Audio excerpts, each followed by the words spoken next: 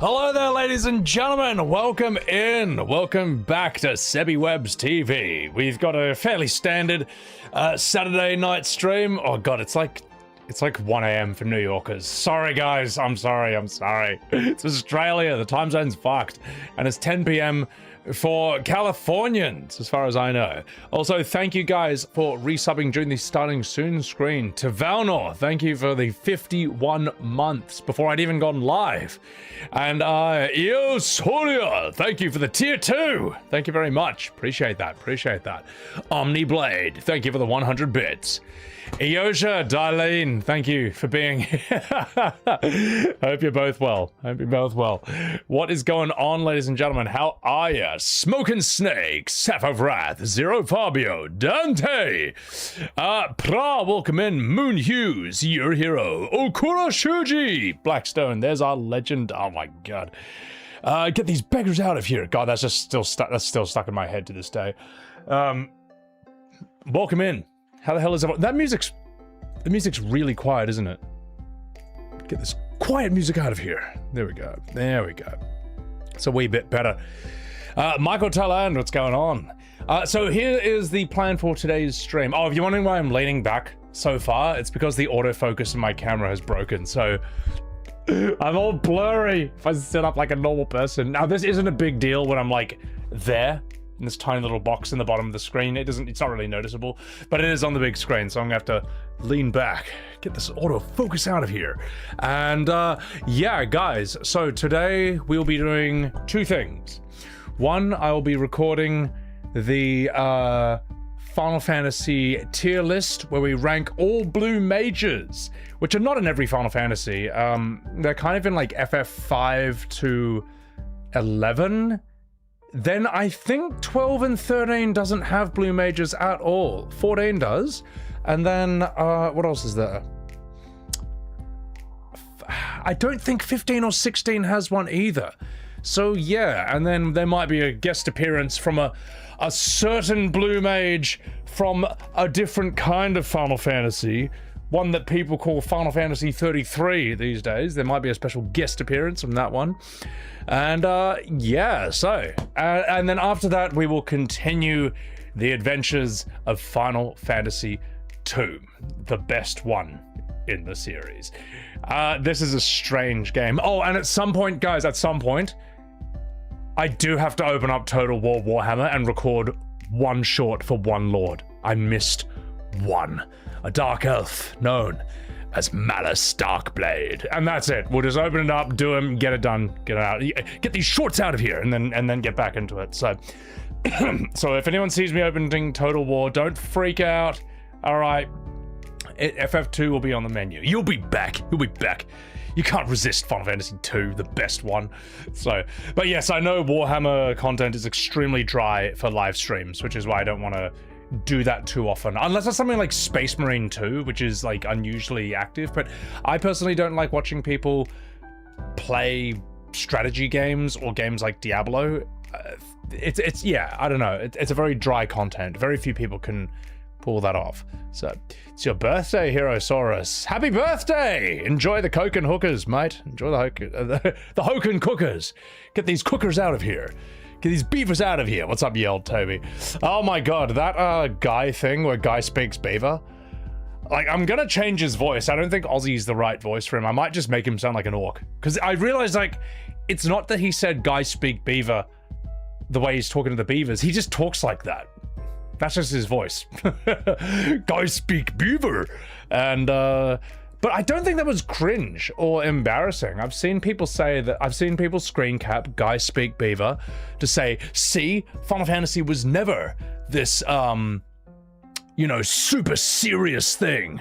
And it's like, no one was ever saying it was like always grim, dark, serious shit. It was, when it was serious, it was serious. When it wanted to be funny, it could be funny. It wasn't embarrassing. And, a certain game, whose name shall not be mentioned, a certain remake, which we need to get out of here, as Robert Pattinson would say, changed things that were serious in the OG to silly in the remake. And we all know it, and everyone knows it. So, Darlene, the music's fine now. Cheers. Thank you very much. Oh, the music was good earlier. Now it's a quieter track. Okay, cool. Existential Bread, what's going on? H.G. Holly, how are ya? Inks Guardian, what's going on? Pablo Joel, how are ya? Bastion, what's happening? Oh, Possum Brothel. I do not want to go to a brothel full of possums, but welcome in. And Andy, welcome in. Anonymous, thank you for the $3.33 Exhibition 33 tip. So I did some math and some estimates based on previous information, and I looked at Square's failures. If only 1 million people buy Resonance and Evercold is accessed via sub, Revelation will have to sell 11 million copies by summer 2027. I don't think Revelation will ever sell 11 million copies. I don't think any of them will. The bulk of the sales come from part 1 because, well, we all know why. I think though, Square's fine financially as long as FF14 is going. I think FF14 is the infinite money printing machine, and so is the Magic the Gathering card crossover. I think those are those are its main moneymakers, you know. Yeah, and the thing is, it's such an interesting double-edged sword because it's removed, how would I say? It means they don't have that constant fear of going bankrupt, but necessity is the mother of all invention. If they don't need their games, if they don't need their single-player games to sell well, it just removes a lot of pressure that a lot of other companies live by. It's like the be careful what you wish for sort of thing. Astrova, welcome in. Dusk Dr. Basco, how's it going? Eyes, thank you for following for 1 year and 12 days. Thorgrim Gaming, I heard people compare it to Persona, Legend of Dragoon. Only old FF heads said this is what we want with our FF Final Fantasy. Well, the thing is, though, they were right, because even people who were not old FF heads tended to prefer E33 to modern Final Fantasy. You know, it's not that you needed to be an old school Final Fantasy fan to enjoy Clair Obscur, to appreciate it. It's that the old school Final Fantasies were simply better made, you know. What did they have? Modern 4K graphics and 60 frames? No, that's not what we're talking about. We're talking about, were they the best you could possibly be in terms of storytelling, technology, and so on and so forth for their time period? Clair Obscur is, whereas, like, you know, if anyone thinks FF16 or Rebirth is efficiently told, I mean, come on, guys. Like, at least Persona 5 fans can be honest about their game. Persona 5 fans love their game, but none of them say that it's well paced. None of them say that it's efficiently written. You know, they're like, oh, I love the game, but I do skip a lot of cutscenes. So yeah, you know, but like 16 Rebirth fans, they can't be honest about that. So, well, they can't accept it. There's an idea some people have that if a game is not perfect, they can't enjoy it. It's not true. No game is perfect. They can get as close to perfect as possible, but that's not the... that's as good as it can get. A game can have flaws and still be fun, still be great, still be a favorite game. Also, Crafty Miscreant, thank you for the $10 super chat. My personal disgust is the fact that they made Eris commit regicide by killing Harbinger. The planet's will made manifest. She's Judas. Character portrayed is a big FU to the OG. Harbinger, that's the god of the fate ghosts, right? Like the ultimate Kingdom Hearts boss you fight at the end of Remake Part 1. I just don't know or care what the hell it is. I don't think there's actually any consistency in it. I think it's like Lost in a lot of ways. The show Lost by J.J. Abrams, where they kind of just put in stuff they think is cool and gets people talking, but they don't really have it all defined or planned out. They don't know what the ending is. They don't know how to explain all this stuff. Like Lost clearly didn't. Lost set itself up to be this crazy science fiction thing, and then the explanation for it all was fantasy. For those of you who don't know, do you remember Lost, right? There was like, they land on this island and there's like, it looks like a cloud of nanomachines that's like flying around, like tearing up trees, whomping shit. And one cool thing, and it roars like a dinosaur, and it sounds like it sounds like a taxi mechanics when it goes by. The fan theories were amazing about this. One fan theory was that it was an escaped cloud of nanomachines that went rogue, and it was built by the DARPA initiative to scare its employees to staying in their hatches and keep doing their work and keep pressing their buttons because, like, you know, if they stop pressing the buttons, the island explodes or the world ends or something. That's a cool explanation. A cloud of nanomachines designed to scare its employees, but then it went rogue and just starts killing everyone. Do you know what the real excuse was? Do you know what the real explanation was? Which we found out in season 6? Here's the real explanation for this cloud of nanomachines that roars like a T-Rex. Ahem. Hundreds of years ago, an ancient goddess out of Xena Warrior the Princess was living on the island, and then one day a ship crashed there, and she took 2 twins, babies that survived, and raised them to be Jacob and a man in black. And then they wanted to fight each other, and then I think she dies for some reason, and then Jacob throws his brother into this golden light tunnel that she says you must never put anyone there. And that golden light tunnel magically transforms him into the black smoke monster that sounds like a cloud of nanomachines and roars like a T-Rex. I was like, are you fucking for real? We sat 6 years! 6 years! And that's your explanation? It was just Xena, warrior, princess, ancient Greek goddesses? Fuck you, man. That's terrible. Trash. You know it's a bad sign when fan theories are more interesting than the official story. That's crazy, man. And that's why Alan Moore, you know, the guy who wrote Watchmen, V for Vendetta, League of Extraordinary Gentlemen, he's like, when you write a story, you need to know what the ending is. You need to know what the ending will be. Yes, I am talking about Lost, he said in his Northampton accent. Adam Light, thank you very much for the Subaru. Thank you for that, tier 1. Get these resubs out of here. Sorry, I can't get that Robert Pattinson quite out of my head. So, all right. Start with the ending and work backwards, Eoja. Yeah, there's different ways of writing. Writers, seems like there's 2 main ways of doing it. One is you build the whole world, then you create the story.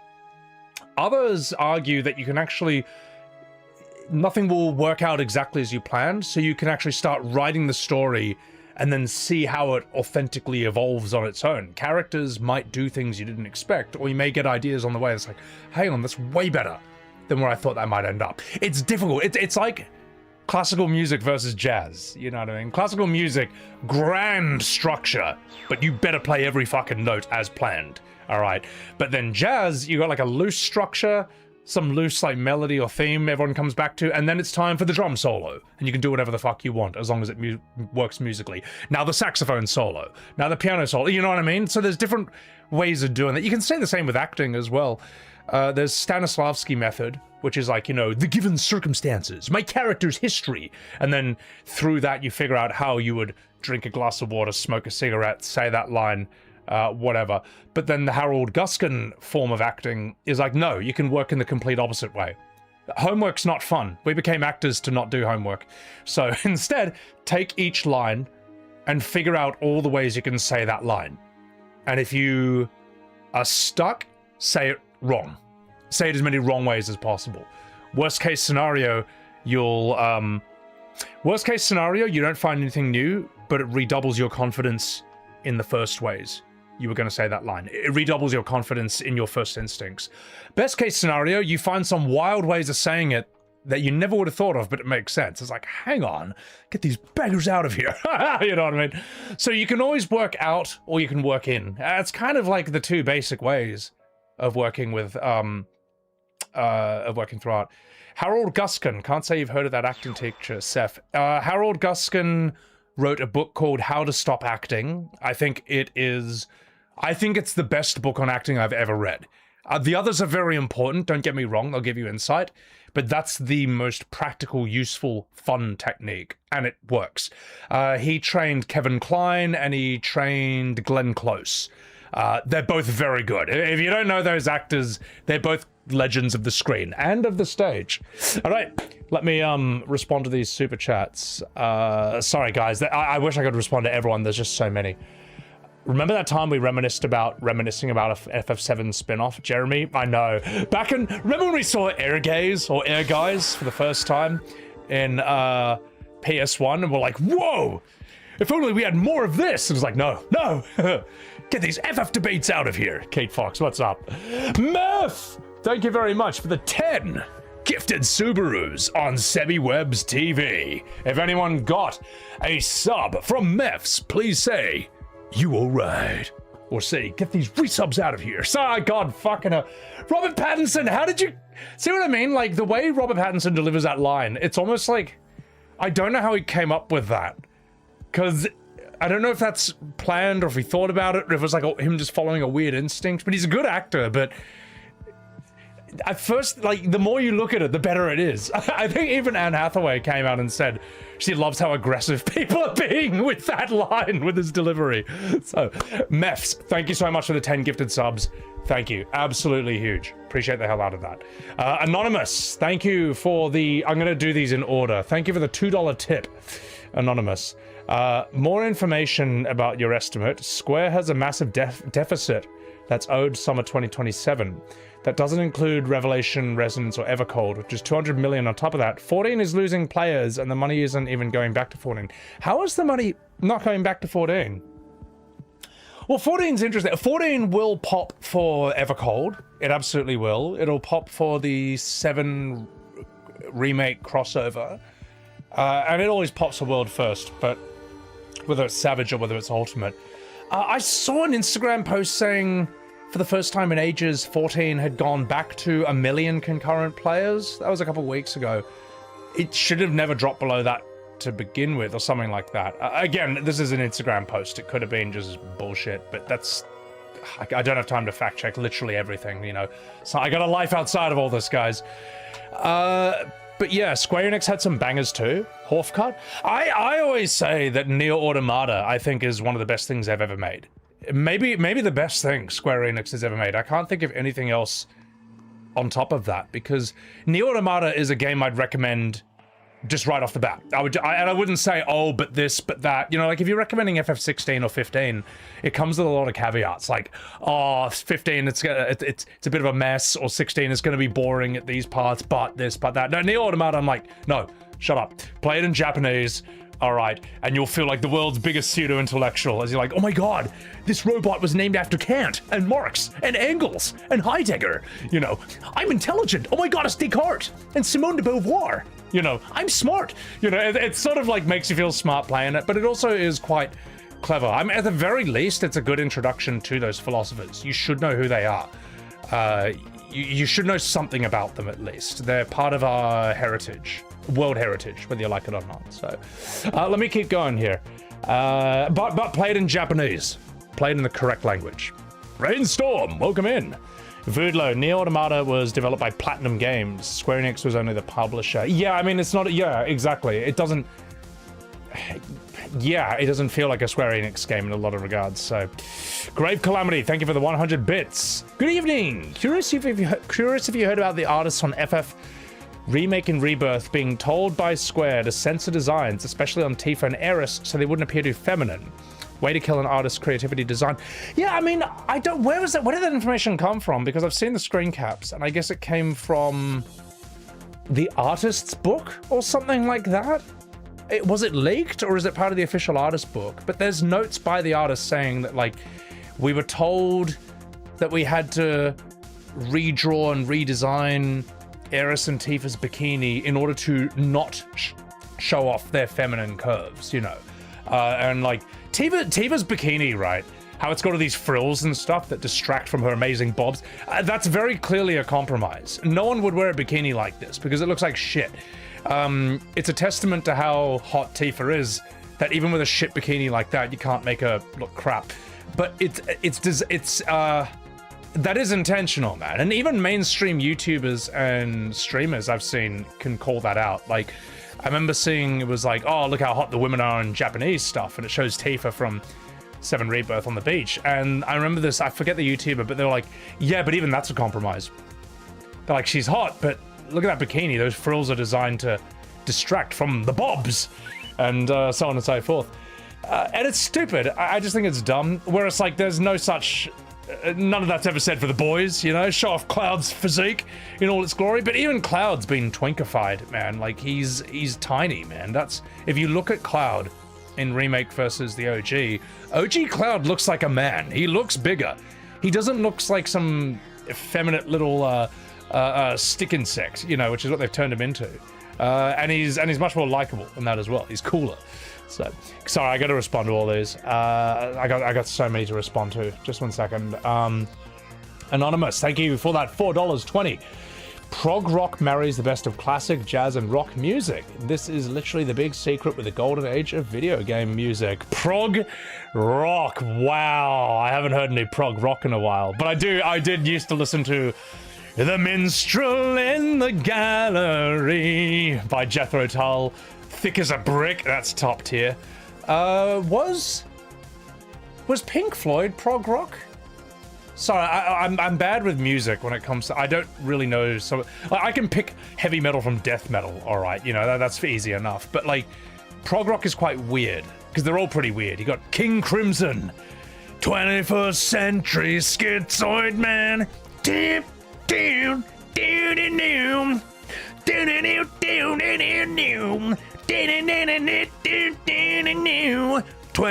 Century Schizoid Man. That's a cool song. If you only ever hear one song by King Crimson, that's the fucking song to do. ELO's fucking sick. Yeah. Kent Ninja, you bloody dog. How are you, mate? Pink Floyd is the prog rock. They're so fucking good. They still sound great to this day, Pink Floyd. They're timeless. They're just kind of perfect for what they are. Yeah, no, prog rock is very interesting. The only prog metal band I know is like, what, Dream Theater? I don't know if they've aged that well. I mean, but yeah, very, very technical with their instruments and stuff. RPG Stoner, thank you for the 100 bits. Mr. Webbs, I remember an interview where Sakaguchi said he made the style of FF9 more authentic to the series, less sci-fi, because he thought 7 and 8 sci-fi would become a gimmick. Yeah, apparently Kitase is the one who is responsible for the... I could be wrong, but apparently FF7 and 8's aesthetic is very Kitase, and 10's as well. Which I think is fine. I think it's great. I think like Squaresoft is a great series of compromises. It's no one person's entire vision. It's kind of the best of all of them put together. And when you lose Sakaguchi, you lose that editorial voice. You lose the guy who's like, these ideas are good. I don't know about these ones. Let's just not use those ones. But these are fantastic. And we'll put these good ones, these good ones, these good ones, the best of all your ideas into the pot. And we're going to leave out all the fake ghosts in the multiverses. So yeah. You wonder if FF10 and then 12 may be thought of time-based was a gimmick. With graphics and other game styles getting popular, you could... Time-based? What do you mean time-based? Do you mean turn-based? I don't think turn-based was ever a gimmick. Turn-based was... Certainly in the PS1 era, you could use turn-based to make games that looked far better than they had any business looking on the PS1. And I'd say PS2 as well. PS3 is where shit gets really... Once you get like Mass Effect on like Xbox, once you get Halo, then it can look that good in real time, in action. So I can understand this, but the idea that turn-based was dead, I don't think that was ever true for Final Fantasy. Because remember, FF13 was turn-based, you know, it's a mess, but it's still technically turn-based, you know, but that came out during the turn-based is dead era of the Xbox and the PS3, and it was the best-selling game in the entire series up until that point. That's apparently a thing. So I don't think that's true. You could argue turn-based may be dead for everything else, but I don't think it was ever dead for Final Fantasy because it was always a part of its identity. It was always part of its charm. It was part of its unique expression. So, Anonymous, thank you for the $2. Take your information with a grain of salt. Not going back to 14 is mainly due to the fact that most money is being used for the single-player FF. Oh, I see what you mean. Yeah, 14 is used... 14 is where all the money comes from. I mean, that's why they could afford to spend hundreds and millions of dollars on, you know, these failed remakes that just get worse and worse, and will not age well. They age worse as time goes by. But yeah, I don't know. Oh, God. I mean, we all know what I think the solution is. You gotta either get better writers or get Ishikawa to write everything. And find someone who can fill the role of Sakaguchi. But I don't know. Yeah. Oh, shit. Crafty Miscreant, thank you. I'm so sorry. That was 4 minutes ago. I'm so sorry. Thank you for the $50 super chat. Sorry, mate. Like, look, as you can see, this is how I'm reading it. I'm scrolling up reading this all the time, and there's a lot going on. But Crafty Miscreant, thank you for the $50 super chat that I was 4 minutes late to responding, 5 minutes late to responding now. Let me do this right now. FF13 trilogy. FF12, 7 remake, 16, all of the same plot. 1, I have the same motive as the villain, freedom. 2, murder God and do what the villain wants. 3, ruin the metaphysics of the game because freedom from God is more important.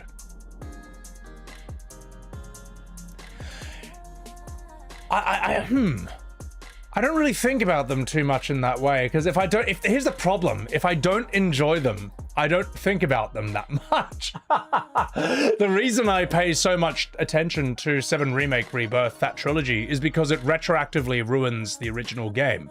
You know what I mean? You don't like Red 13 is like, everyone's a winner. People say, oh yeah, well that's exactly how he was in the original. And you're just crazy. So, okay, so that's why I pay special attention to that. It's not enough for me to just leave it alone, because it won't leave the original game alone.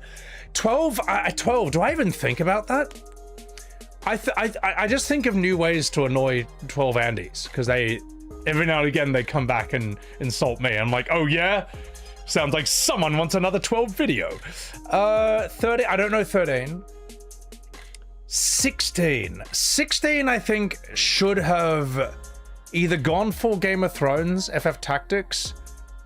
I don't know, like I think it loses the plot with what's his face, Ultima. I think Ultima is very boring and forgettable, very unlikable. Like I remember saying like Titan and Benedicta better, and I just think Benedicta's story is extremely depressing. I think it sucks that Titan never finds out who really sent him her head. He always thought it was Cid. He never learns the truth. I don't know. I feel like he should have learned. There's a lot of unsatisfying loose ends there. People think Dion is a great character because despite being gay, he doesn't make being gay his personality. Now, that's just... You only think he's a good character because of the time we live in, because that's a rather regular trope in the West, but Dion's a very uninteresting character. He's very boring. He doesn't really have any memorable moments or interesting lines. It's just that, like, finally, someone with a bit more subtlety here. His Bahamut design's kind of cool, I guess, but people are saying Dion is a great character, Gav is one of the great characters. No, they're not. No one in FF16 is one of the... I would say Clive, actually... I would argue Clive is actually a cool character. I'd say he's one of the coolest characters they've had in Final Fantasy for a long time. Clive is cooler than anyone in 15 and 13 and 12. Clive is just unfortunately hampered by the fact that it's just, he deserves a better game. So I don't know. And FF16 Cid is so good. He's just cut short way too early. We need Cid for way longer. We like, Cid could have been one of the best characters, but we only saw him for... He should have been around 3 times longer. He should have been in the whole game. He's done in the first third. It's stupid. But Crafty Miscreant, thank you so much for that $50 super chat. I'm sorry I don't think deeply enough about those games to fully comment on that, but I appreciate it. Babsy Khan, thank you for the $2 super chat. You hate that it took until E33 to learn of Sakaguchi. For you? Well, again, you, like, Final Fantasy forces you to, like, learn about behind the scenes and learn each of these people and what they're all good at to figure out why it is the way it is. You know what I mean? Because it's bizarre. After 10, when you see 10-2, that's bizarre. 10-2 is fucking weird. When you look at it after 1 to 10, it's like, this is antithetical to literally everything the first FF10, the first 10 FFs have been building towards. What the fuck is 10-2? Then you look at 12 and you're like, what the fuck have they done to its combat? And it's boring as shit. So, I mean, you know what I mean? You need to learn who these people are to realize why it happened that way. Thank you for that $2. Kate Fox, thank you for the $5 super chat. Squaresoft threw everything against the wall to see what sticks. They made their games unique. I miss those days a lot. Thank you for that $5 super chat. I'll answer that in a second. Ashton Morrow, thank you for the YouTube subscription. Well, the thing is, Kate, Squaresoft threw everything against the wall to see what... Well, there's a difference. Square Enix, I think, throws anything at random at the wall, and it doesn't put the most thought or the best thought into what it should throw against that wall. and I don't think it really learns from what sticks and what doesn't stick. Squaresoft, on the other hand, would very carefully consider what it threw against the wall. Look at it that way. Like, notice how, like, some people say the Golden Age Final Fantasies are perfect. They're not. Especially not 8, and especially not 2. But the Golden Age Final Fantasies have, they have a much more clear vision of what they are. They're much more specific. They understand what they are and what they aren't. And while they reinvent certain wheels with it, they work within a set of parameters, all right? And they reinvent and innovate on certain wheels within those parameters. So they're always turn-based, but sometimes it's turn-based, sometimes it's ATB.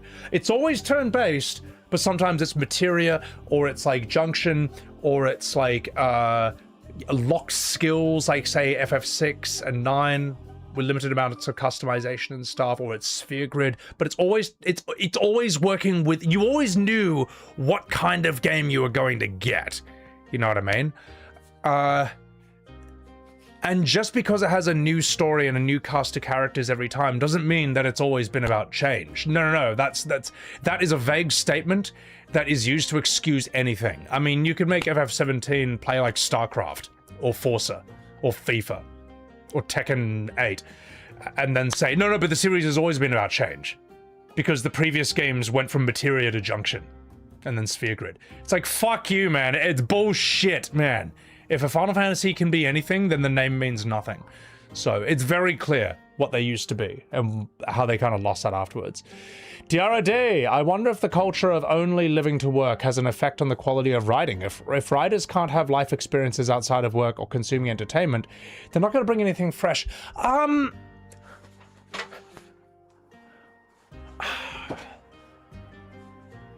Well, we kind of always have had to work to live.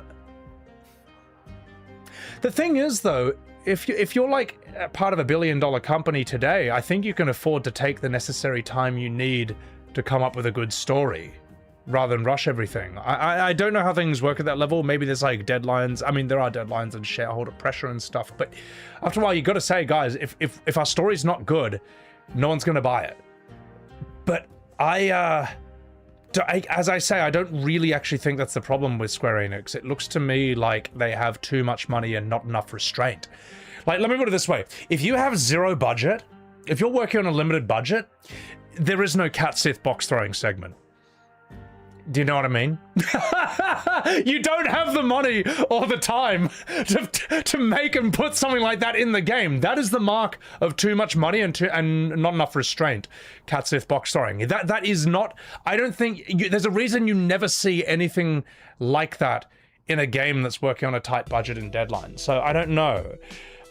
Christoph, welcome in. You heard Gambit's one of my favorite systems. Smoking wrong. So. Asmon made you laugh the other day. He said, what does Blizzard have right now? They don't even know they own StarCraft. Yeah, they don't. I don't really see anything happening with StarCraft these days. You know what? You know what? I think just leave StarCraft. We've just seen modern game design. You're not allowed to do anything cool anymore. Just leave StarCraft where it's at, you know? I remember when people were saying that, like, StarCraft 2 ruined the story and the characters. I don't know, they look pretty good today, man. Like, I would say the entire cast of StarCraft 2, literally every character in that campaign is better than almost every modern Plague character today. Every character in pick any random character in StarCraft 2 and they are better than any character in Concord or Dragon Age Veilguard or Assassin's Creed Shadows or FF7 Rebirth or this and that. Like, I found Sarah Kerrigan to be the most annoying character in StarCraft 2's campaign. I thought you can see the seeds of like girl boss. You can see the seeds of this insufferable sort of bitchy Brie Larson type character there, but not always. Like at times, like she's kind of, it's like half and half, you know. She had this line that I thought was so annoying, where I think she's just become the Queen of Blades, like the primal Queen of Blades. She's like supercharged, and someone says like, oh, you know, they won't accept you, or you won't be able to deal with that. And she's like, oh yeah. It's because they've never dealt with something like me. She has a line like that. I was like, oh, shut up. But then sometimes her anger is quite funny. Like, there's a bit where she's in human form again, and she meets Abathur. For those of you who don't know, Abathur on the Zerg ship is like this spindly spider creature voiced by Steve Bloom, and he is the one who spins sequences of DNA, spin new strands, enhance Zerg, improve. You know, he's that guy. And he made her into the Queen of Blades. And she's like, I feel angry when I see you. Why? Did you work on me? He's like, he's like, affirmative. Transformed you into first Queen of Blades. Broke bone, tore flesh, improved, made better. And she's like, you are so lucky that I need you. And of course, he doesn't use anesthetic. He just literally ripped her apart from her bones and muscles and rebuilt her into the Queen of Blades, man, in the first StarCraft. That would have been fucking painful, man. And she's like, you are so lucky I need you for my campaign, man. I destroy you. And he is really, her interactions with Abathur are quite funny. Because he's so brutal, but he's kind of so autistic. He doesn't understand why why causing people immense amounts of pain is so bad. Like, he'll see her in human form, and he's like, you are Queen of Blades, but not weaker. Here, let me improve. And he like reaches out for her, and her eyes just glow. It's like, stay back. Don't even think about touching me. He's like, he's like, just reaches out to her to rip her apart the first time he sees her. He's a fucking Gronk, man. And there's even a part where she goes into his like evolution chamber, and she hears some like Zerg screaming in pain. She's like, what is that sound? And he's like, failed experiments have put in pit of dissolving acid.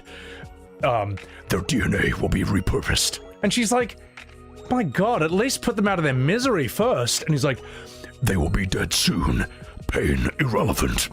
So fuck, man, this guy's so fucking intense. Yeah, I don't know. Abathur is one of my favorite characters. He's not necessarily bad. He just doesn't understand. He's just like absurdly practical and has zero empathy. Yeah, but Abathur, the thing is though, StarCraft 2, even though people might say it was ruined in a lot of ways, it still included some great wisdom, I thought. You know, when Abathur tells you the meaning of perfection, she says something like, you can make these Zerg better, but never perfect. And he says something like, perfection. Perfection is a target that continuously moves.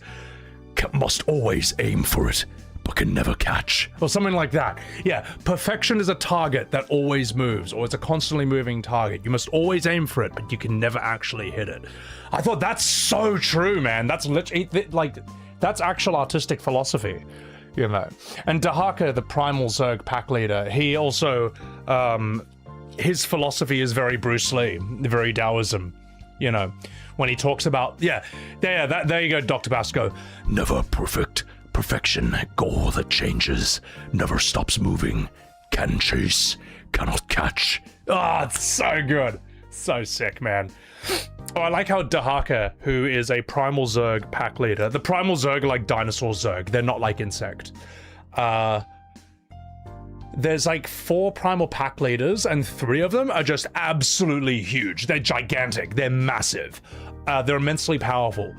But Dahaka is much smaller than all of them, but he's much faster, you know. And you got to take them all out at one point. And Kerrigan asks, okay, well, how do we beat them? And he says something like, he describes their philosophy of power versus his own. And he's like, they are a hill. No, what does he say? Power will be a trap. They are a hill, a rock, a stone. I am a river. I will flow. You know, and then what does he say?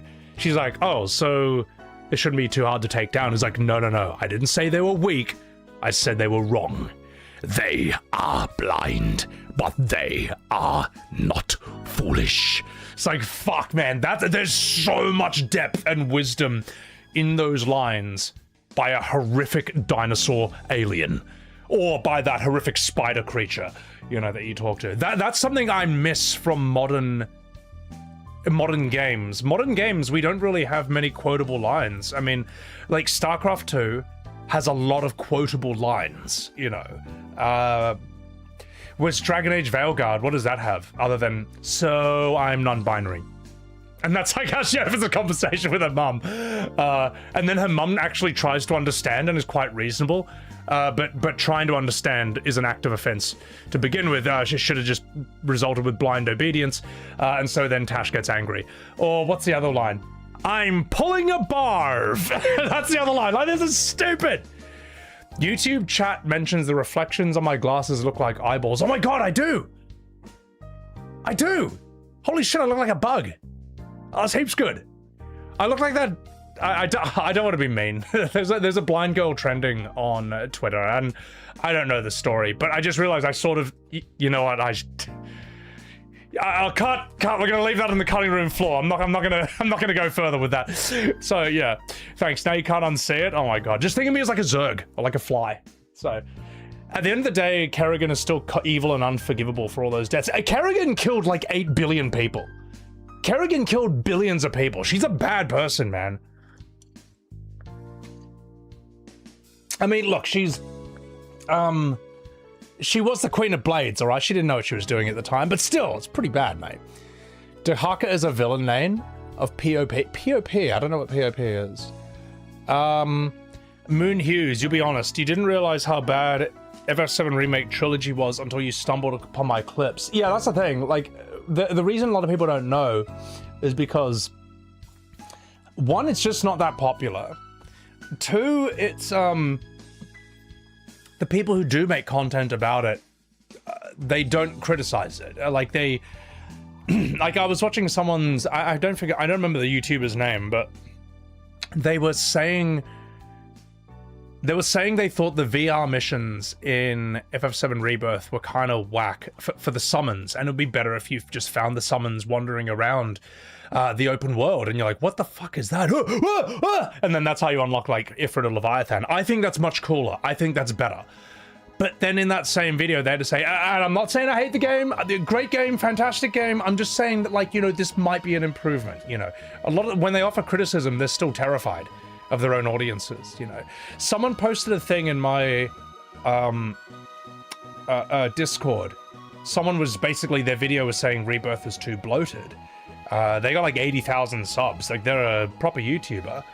And I couldn't help but read the comments and see that even though he was being way nicer than I am with my criticisms, way less harsh, there's still the swarm in the comments, like just insulting him, gaslighting him. Oh no, I got too much for my money. Why don't you play something else? Huh? You know, oh, I'm sorry, too much good? Maybe you should find a new hobby.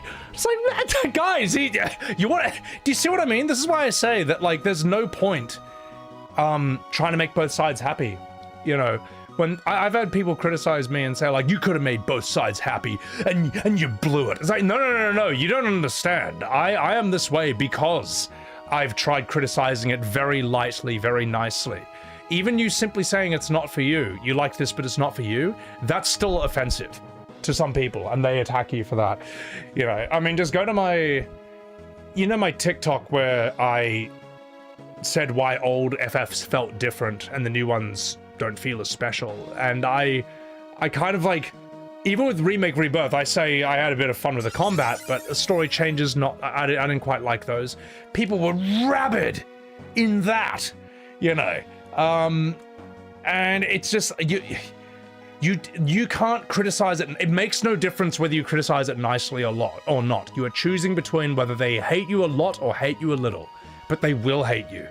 Diego, thank you very much for the 2 months on Zebiwebs TV. Thank you so much. I appreciate that. Matale, you started OGFF7, and you're right. Whenever I try to Google a tutorial or something, you need to specify the original or you get 7 Remake Trilogy. Yeah, some people were offended by that video I made, where I'm saying that whether intentional or not, 7 Remake has the effect of attempting to overwrite the original game and at the very least diluting it. You search FF7 in Google Image or YouTube, half of it's going to be remake. You know, you gotta type OG FF7 now. You gotta type FF7 1997, FF7 Squaresoft. You type FF7, half of it's going to be FF7R. The thing is, though, if you wanted to replace... If you actually wanted to replace OG FF7, I think they've kind of done it wrong. Battletoon, welcome in. Okay, because it just plays so radically differently. Because it's if it was one game and it was turn-based, it actually would be able to replace it. Then you can actually get away with this storytelling bullshit more. But, let me put it this way. 7 Remake's combat is not an upgrade of the original turn-based. It's an alternative playing style. Whereas, say, like Resident Evil 4 or Resident Evil 1 Remake, you know, Resident Evil 4 and Resident Evil 1 Remake basically play the same.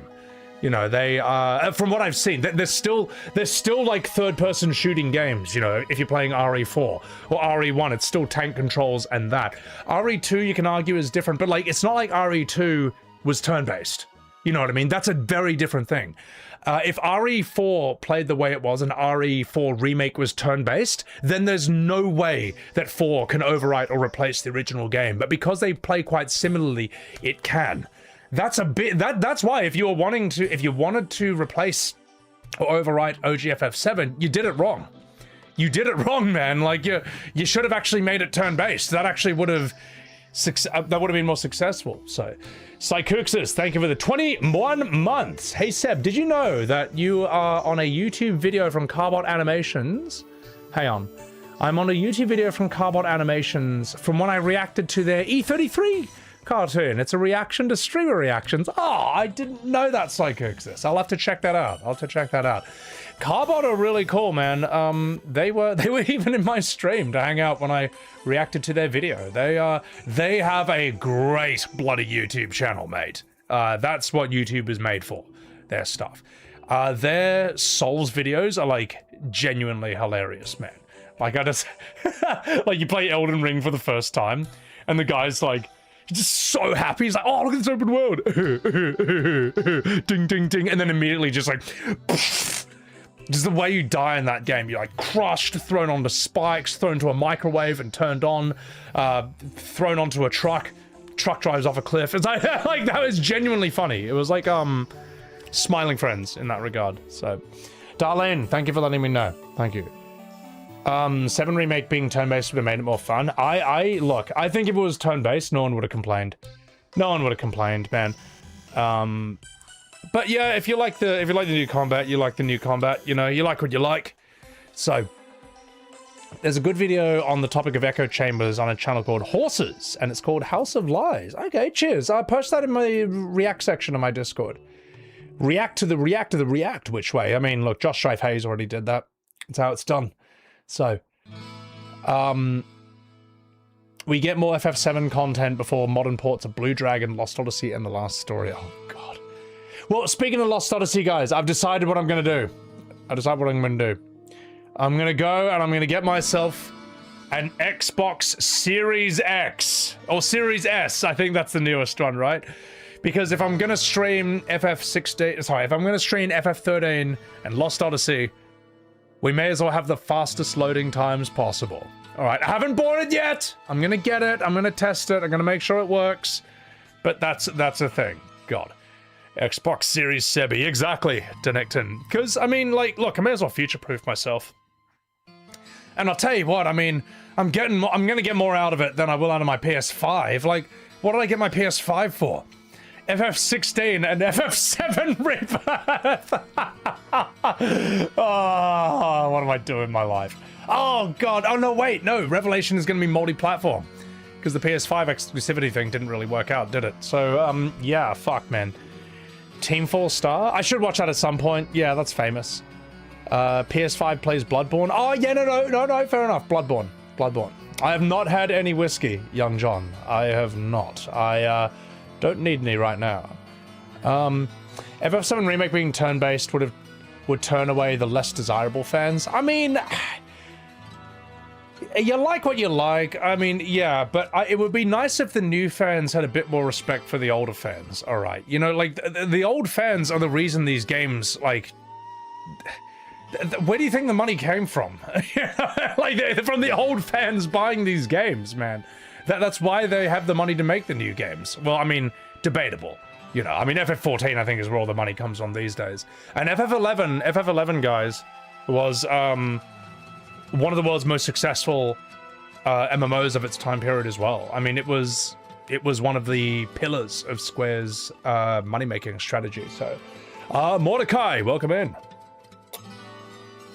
Zeitgeist, you can emulate Bloodborne on PC now? Ah, okay.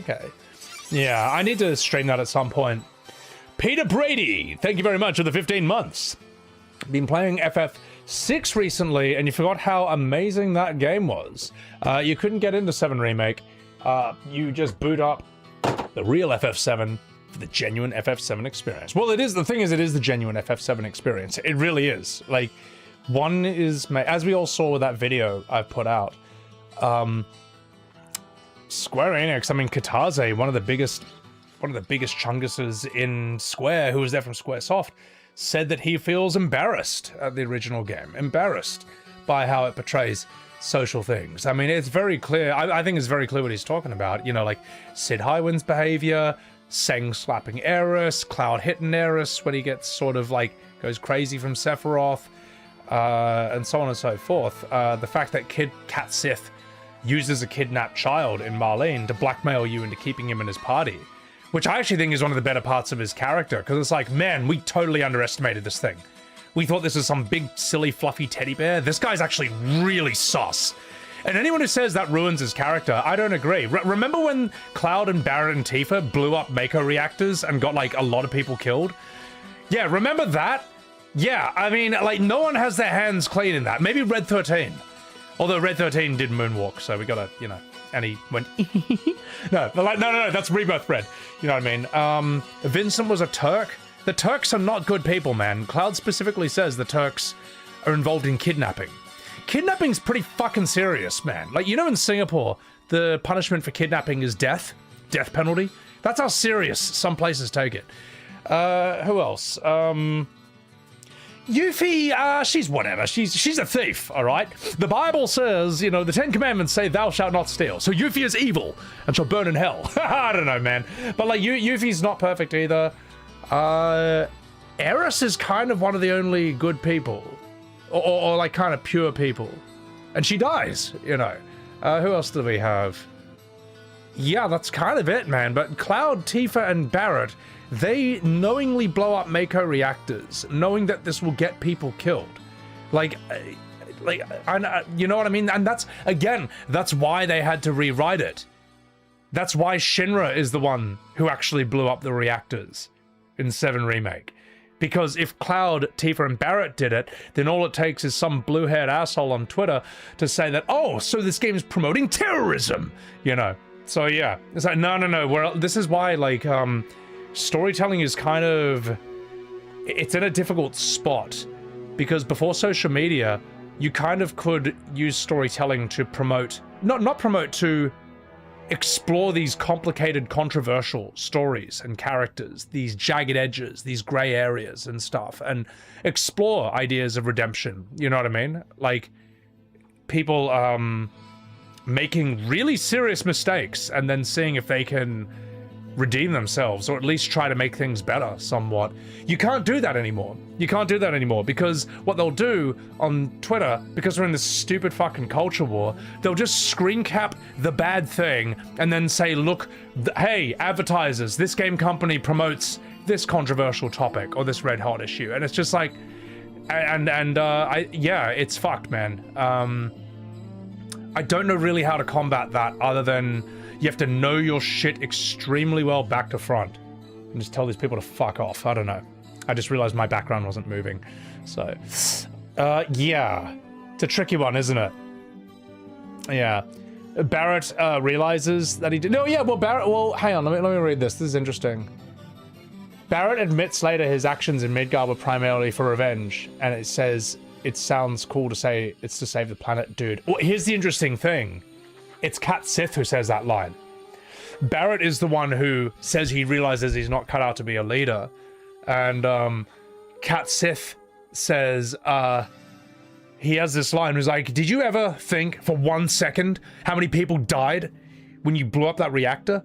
You know? He's like, oh yeah, you're saving the planet. Sounds great if you say, yeah, I'm saving the planet, I'm walking here, because then no one can call you out on it, because you've just framed yourself as the good guy. Like, Cat Sith is calling out virtue signaling in 1997. That's fucking crazy, man. You've never seen anyone shit on Sid, T-Donic? Oh, it's easy. Just criticize how Rebirth Sid is censored, and then the Square Enix Shield Defense Force will come out and say that they'll defend the remakes by attacking the original. Yeah, that's how they do it. They'll go and they'll pick apart. I've seen people say OG Sid was some shoehorned in character at the last second. It's like, no, he's quite clearly a very important character. There's a reason that when Cloud and Tifa are away, Sid is the party leader. Not Red 13, not Barrett, not Cat Sith, and definitely not Yuffie. My god, it's Sid. The characters respect him. You know what I mean? And that's why Rebirth, it makes no sense. Like, why would these characters choose Sid to be the party leader? Why? I mean, he is a shit pilot and he can't even take responsibility for his own actions. In Rebirth, he takes on too many people, more people than his plane can handle, which also makes no sense because even when it's overloaded, there's empty seats. You know, they didn't even think about this when they were making that. And then when the plane crashes because it's overloaded, which was his mistake, he can't even take responsibility for his own actions. He's like, ah, see, told you we'd get us down safe. Oh, gosh. And all the party just looks at him like, you fucking asshole. You nearly got us all killed. And he's like, gosh. Yeah, no, they've butchered his fucking character. It's so stupid. Kiglo, thank you for the 23 months. Is it coming out close to their 14 expansion? Oh, yeah. I mean, like, when people said FF7 Remake was the crossover raid is like the break glass in case of emergency thing, I don't think so. I mean, FF7's kind of the last thing they haven't... FF7's the one thing they haven't really crossed over with yet, other than, like, the Sorrow of Werlit. But that's just the weapons. That's just the weapons. There's no Turks, no Shinra, no Sephiroth or whatever, no FF7 characters. Like, FF15 and 16, they just had Clive and Noctis just show up in the game. Just so stupid to me, but whatever. No, it makes sense to me. It makes sense they'd be holding it off until the release of Revelations. But as I say, the problem is I don't think putting FF7 in FF14 is going to sell that many copies, because I think a lot of 7 Remake fans are 14 players. You know what I mean? Like, I know this because they bring up 14 when they're shitting on me. When they hate my videos. So, yeah, I don't know. I think a lot of modern FF players tend to be 14 players as well. That's why they don't worry about bloated storytelling, because they're just used to it. Which is whatever in an MMO. I mean, more excuses for that there, but not in a single player game. Shmeny, welcome in. Heroic Defender, welcome in. Sebi, how's it going? Hope you've been well. Just want to say I love your content after discovering your channel due to your playthroughs of Expedition 33 and other Final Fantasy games. Stay awesome. Thank you so much. Thank you so much. Voodlo, they hate OG Sid for the way he treated Shinra, yet some of them talk and cuss exactly like him when they argue about OG FF7, the irony. Oh yeah, the people who say OG Sid is a terrible character, they will talk to me and about me far more abusively than Sid ever does to Shira. You know what I mean? They say he's a terrible character because he does this, and then they just like be even worse towards me.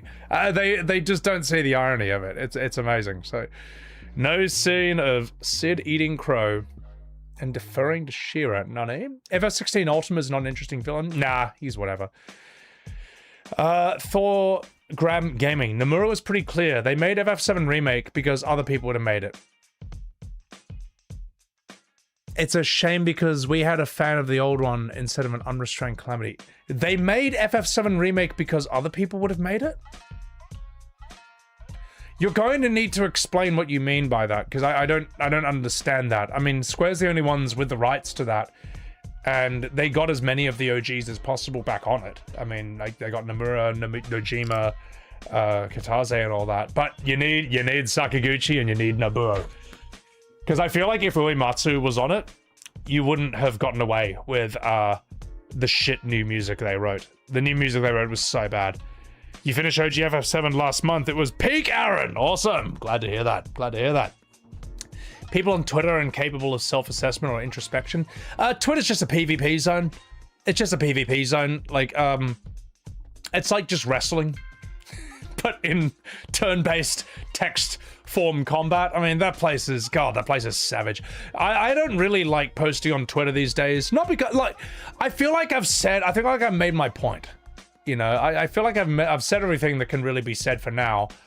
I might respond, like last stream you saw me respond to a bunch of different unrelated, a bunch of different articles. There were so many that built up so quickly, left, right, and center. I was like, all right, everyone's asking me to respond to these. We'll do a video of that. And that was like, you all saw it. It was, Nemdog, good morning from Italy. Ciao. Welcome in. Buongiorno. It was, if they remake FF6, 8, or 9, each game would have to be 4 to 5 parts each. No. If E33 can be one game, then so can FF6, so can FF8. The other was the FF7 remake 14 crossover. Is that break glass in case of emergency? I don't know. I think it just makes sense. Let me put it this way. If I was marketing, that's just how I would have always planned it. What else? Hamaguchi, FF7 Remake's director might be doing FF17. If that's true, it's dead in the water, it's chalked. Sorry, with all due respect, that's just my honest opinion. And what was the other one?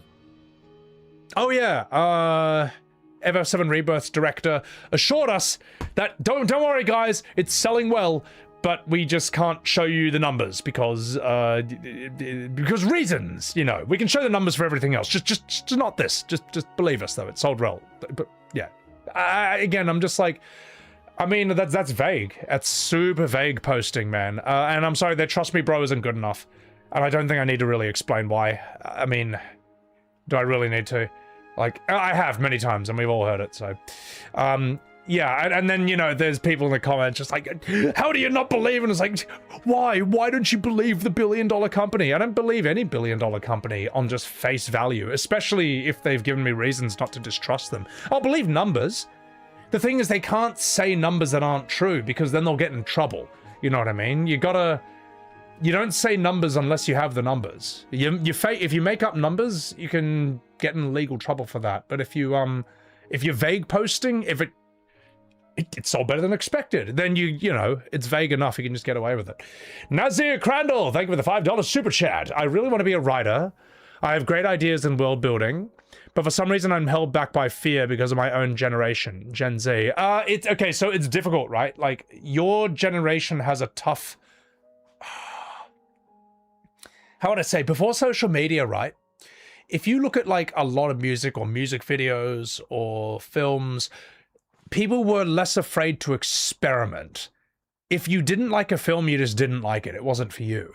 But in this day and age, if something's kind of like weird, it can get clipped into a short and then spread across the internet to be like, look at this fucking weird thing. What an asshole. Ah, ha, ha. I've never made anything in my life. Hey, why doesn't anyone take risks anymore? You know what I mean? Like, the moment someone takes an interesting risk, it's ridiculed, and then people complain that no one takes risk anymore. It's like, why do you think, man? It's like why no one dances anymore. Or like people are afraid to get up and dance now because some asshole is gonna film them and be like, look at this asshole, he danced, he had a good time, you know, and then that person's like, oh, everyone's laughing at me, I will never dance again. And then the person who made that video was like, oh, why does no one dance anymore? You fucking asshole, you're the reason why. So I think what you gotta do, right, whatever you do, I would say don't take risk willy-nilly. Don't treat the public space as your private laboratory, as your experimentation ground. If you're going to take a risk and experiment, there's a difference between a gamble and a risk. A gamble is pure chance, a coin toss, roulette. A risk is something you can control for. A risk is like it could succeed or fail, but you can increase its chances of succeeding. So do your research, do your homework. You want to try something creative, something weird? What are you trying to do with it? What's your intention? Why are you making it? Why is it important? Why is it important in this day and age? What's it about? Why does it have to be that way? Why can't it be another way? You gotta answer all these questions, by the way. If you don't have an answer to those questions, you'll get blindsided in public when you don't know the answer, and then you'll be made to look ridiculous. And whatever it is, you gotta do your research, you know, as I say. Has anyone done this before me? Whatever idea you come up with, look it up. Has someone done this before me? The best idea, right, is to look at all the best shit out there from all time periods and see how they all built on each other. And figure out how you can build on that. Clair Obscur is a good example of that. It's like it builds on the shoulders of giants. It builds on the shoulders of Sakaguchi Final Fantasies, Souls, you know, how it's got the bonfire system, it's got Sekiro parries, it's got the Paper Mario parries and dodges, and then it's built on French culture. There's never been a Final French to see before. Why not? Like, instead of a Final Fantasy that's like sort of Japanese or Americanized, what about a French Final Fantasy? You know what I mean? And there's examples of doing this right and doing this wrong. Like, Clair Obscur is an example of doing that right. FF16 is a great example of doing it wrong. Do you see what I mean? 16 is like, what if Final Fantasy played like Devil May Cry 5, but without any of the systems that make Devil May Cry's combat feel so special? What if instead of summoning Ifrit and instead of summoning Bahamut, it was like Attack on Titan where you turn into the summon? You know what I mean? What if Final Fantasy was like Game of Thrones? These are not, first of all, I don't think these are very good ideas to begin with, and then they weren't even executed that well. I would say Clair Obscur is the example in the modern day and age of how to do it right. FF16 is the example of how to do it wrong. And the tragedy of 16 is that there are cool parts of it. There are like there is good things about it. So something like that. Guacamelee did a good job of that. What is Guacamelee? I don't know that one. What else do we have here? You love the inclusion of baguette outfits in the base games. Yeah, it's sick. Well, the thing is, right now it raises questions like, you could just kind of do a turn-based... You could do E33-like games now and just take the approach they did, but with different cultures. Like, I would love to see an Australian E33, you know. This is Expedition 420, and every time this number goes down, all our cones disappear. Everyone who smoked this many bowls disappear, but no more. It's time for... Oh, I don't know, you know what I mean? Like, I would love to play a fucking turn-based Expedition VB. I would fucking play that, man. That'd be amazing. What's the charge, mate? Having a meal? A succulent Chinese meal? I mean, fucking imagine an E33, but instead of, like, it being French, it's Australian, you know? You'll have, like, your classic Aussie, you know, with this fucking VB long necks. You can have a fucking Aussie stoner. You can have a kangaroo. Or you can have a character who, like Monoko, who just transforms into different Australian animals. You know, you could have all kinds of things, man. And you can use the Australian landscape, because we got some pretty intense shit, man. We got the desert, obviously. We got stuff like Uluru or crazy rock formations. We got crazy valleys. We got Australian types of trees, which are very unusual. A guy transforms into a drop bear? Fuck it. Why not? How's that? How's that, man? A character who can turn into any Australian animal. A box jellyfish. It's like all poison. A fucking spider. A snake. You know, a wombat. And it's like a tank. Yeah, do you see what I mean? Like, a cassowary. Yeah. That's a fucking idea right there, but we're not going to see that. Instead, here's the next fucking... ladies and gentlemen, here's the broadcast for the next set of games you're going to see for the next 10 fucking years, all right? Get ready for this level of originality. It's about an Asian guy with a sword in a Chinese or Japanese setting in the past. And that's it. All right, like that's fucking all we're getting for the next 10 years, all right? Just more Souls-likes where you play as a samurai or an ancient Chinese warrior in a generic Asian background. That's it. I'm half Chinese, so I can say this. So, like, the problem is, you make a game like that, you are competing with Sekiro and Black Myth Wukong. And I'm sorry, but I don't think you're beating... A generic game won't beat those. Those games are that, but they're also hyper-specific. You gotta come up with something more insane than that, or something very different from that, you know. Or you're competing with Ghost of Tsushima, you know. So I just don't know. Wukong was amazing. I gotta stream that. I gotta stream that at some point. So, get some Aussies studying Rufu with the kangaroo as a master. Yeah, fuck it, mate. A Roman E33 would be cool. I mean, you can do that. Yeah, you can do this, man. Oh, that reminds me. I want to show you guys something cool. There's a thing going viral, which is the Carnix war trumpet, which was what the Gauls used back in the day. When they fought against the Romans, and it is the scariest sounding instrument I've ever heard in my entire life. I was like blown away when I heard it. Yeah, I mean, why not? Fucking.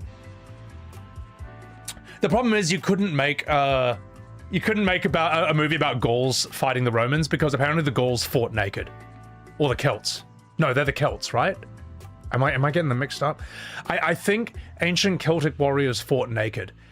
Which is even scarier when you think about it, man, because it's like, oh my god, because I think their philosophy was, if it's your time to die, it's your time to die, and no amount of armor in the world is gonna save you, you know. Now, armor will actually save you, but that is very much it's like Savage Orc. It's like Savage Orcs from Warhammer Fantasy. They have like they don't wear armor, they've just got war paint, and because they believe the paint gives them physical resistance, it does. It gives them like 25% physical resistance, which is quite funny. Make it R-rated? I mean, you're gonna have to, yeah. So, have I heard of a game called Choice of Voice? I don't know that. I don't know that. I should do my own voiceover dubs. I don't know what Choice of Voice is. Let me pull that. That sounds interesting. That sounds like a game where you do your own voiceovers. Let me look at the trailer for this. Choice of Voice.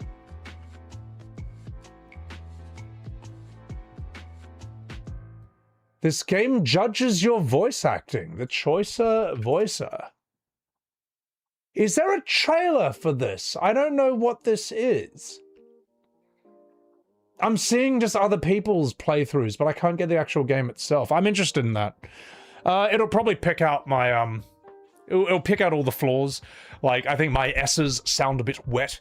That was according to one of my old acting teachers. Or maybe because you need timing and speed as well in that. A Warhammer 40k Souls-like? I guess you got Darktide, but yeah, Space Marine 2, I guess, is as close as you can get to that. Although it's very different. Egypt, massive turn-based RPG. I mean, Total War Egypt could be cool. Does that exist? I mean, the closest you can do is play as the Tomb Kings from Total War Warhammer, which I started again yesterday. I was not happy with my playthrough of Tomb Kings back in the day. Oh my god, Katie, thank you for that super chat. Let me respond to that in a second.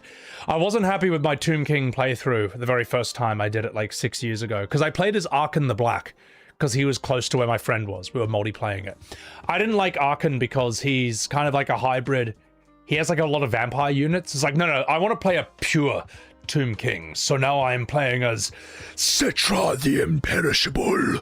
Also, they better be paying their voice actors overtime for that, because they are thrashing their vocal cords. Kate Fox, thank you for the $2. E33 did not nickel and dime cosmetics either. Goats. Yeah, no, their cosmetics are fantastic. You just unlock them in the game. I like that you unlock the swimsuits by just doing the stupid Gestral Beach. Yeah, the Gestral Beach challenges, which, yes, they are...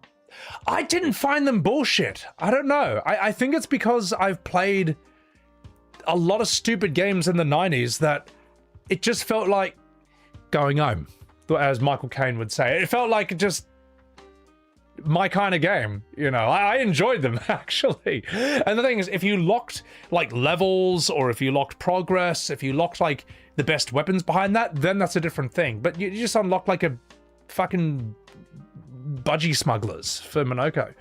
Skylar, thank you for the 2 months. 2 months and many, many more. Appreciate your subs. Thank you. I appreciate that, Skylar. Thank you very much. As a Mexican, you crave for a Mesoamerican influenced Final Fantasy game.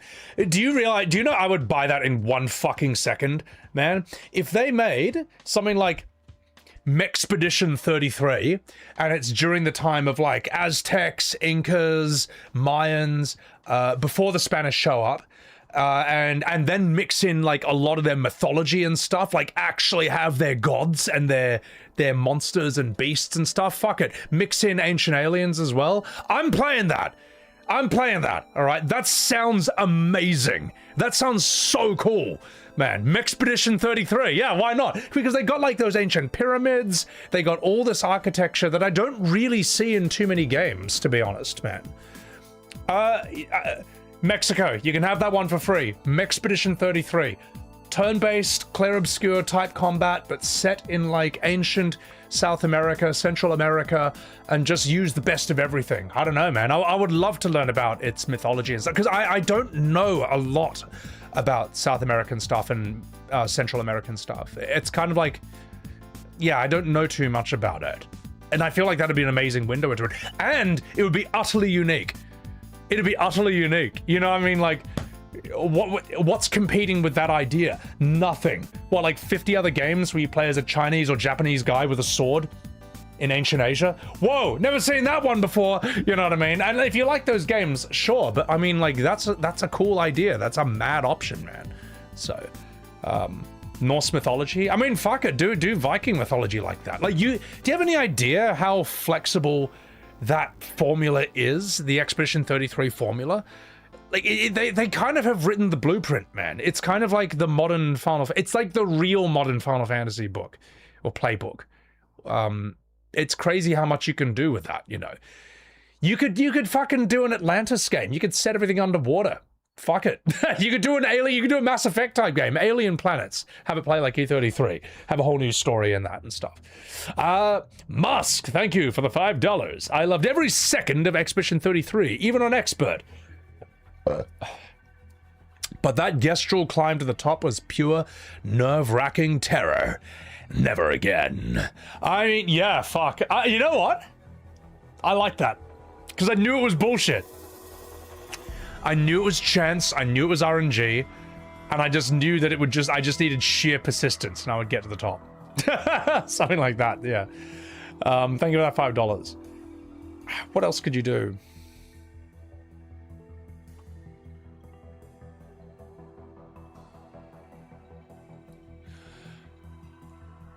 You could do like a Native American one or something. I don't know. I don't know too much about North American, Native American stuff.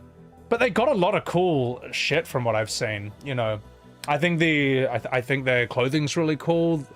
I remember watching a David Attenborough thing where he was talking about like different mythological birds they had, like giant birds.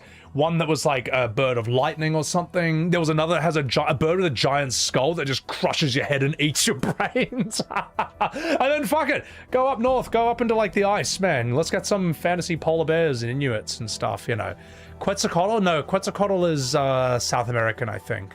Although I can never remember if it's like Aztec or Mayan or Inca and stuff. I'm not sure. That tower's bullshit, Occam's Chainsaw. It was so good. I loved it. I loved every second of it. So, you didn't like the platform parkour sections? The physics are too janky. Here's the thing though, Smoke and Snake.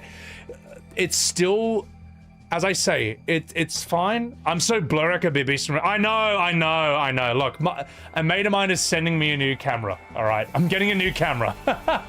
They had a spare, and the autofocus will be fine on that. But for these big things, I have to lean back. Oh God. Oh, this is the only way I'm focused. Angel Roche, welcome in. Devereaux, welcome in. A game based in the Stephen King universe would be great. You could do a horror one. I mean, why does it have to be restricted to fantasy science fiction? Like, look at a game like Look Outside. Take that idea where it's like 80s horror and it's pixel. But it's got like, you know, Lovecraftian horror. It's got like The Thing, Jason Voorhees, so on and so forth. Take that, but now do it in Unreal 5. Have an option. Cave On, welcome in.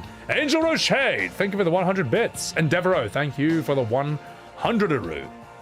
We'd love to see the original idea of We Lost, Steampunk Industrial Revolution. I mean, you could do a game that's sort of set in a Bioshock-ish like universe, but plays like that. The thing is, Steampunk is much more... Steampunk's more overdone, you could say. Like, what other game is Final Fantasy? There's really nothing, as far as I know. Parasite Eve? Yeah, do that. Do you see what I mean? Like, that type of turn-based combat with, like, dodges and parries, you can do that in so many things. And, it does... A lot of the JRPG... Some of the JRPG fandom don't seem to like that, but...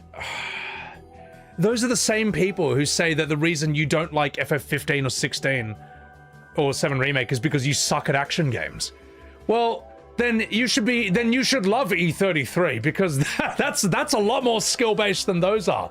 You know what I mean? Then they say that's not a true turn-based or true JRPG or whatever, so... what else is there? JoJo but RPG? I'd play that. So actually, no, I'd rather just watch JoJo. I'd rather just watch anime. I'm trying to think what else there is. I had one just a moment ago. Yeah, oh well, I'll remember. Sorry, I know I'm a bit blurry in the big thing. We just got to deal with it. For those of you who are wondering why I'm a bit blurry, my autofocus died, and I'm getting a new camera. It just needs time to arrive, so. Fear and Hunger? Yeah, something like Fear and Hunger, but imagine that in, like, Unreal 5. Imagine that in, like, 3D. It'd be terrifying, man. Mr. Key Logo! Thank you for that Subaru on SebiWebs TV. Stephen King horror game uses a lot of different books and different chapters in VR. VR is niche as fuck. VR is amazing for horror, though. VR horror makes all other horror feel weak. Like, it's fucking scary, VR. Even bad horror games are scary in VR. Because shit's this close, and it tricks your brain. You know, it tricks your brain into thinking it's right there. Matrix Dog, thank you for the 1,000 bits on SebiWebs TV. Thank you very much for the 1K. You all right?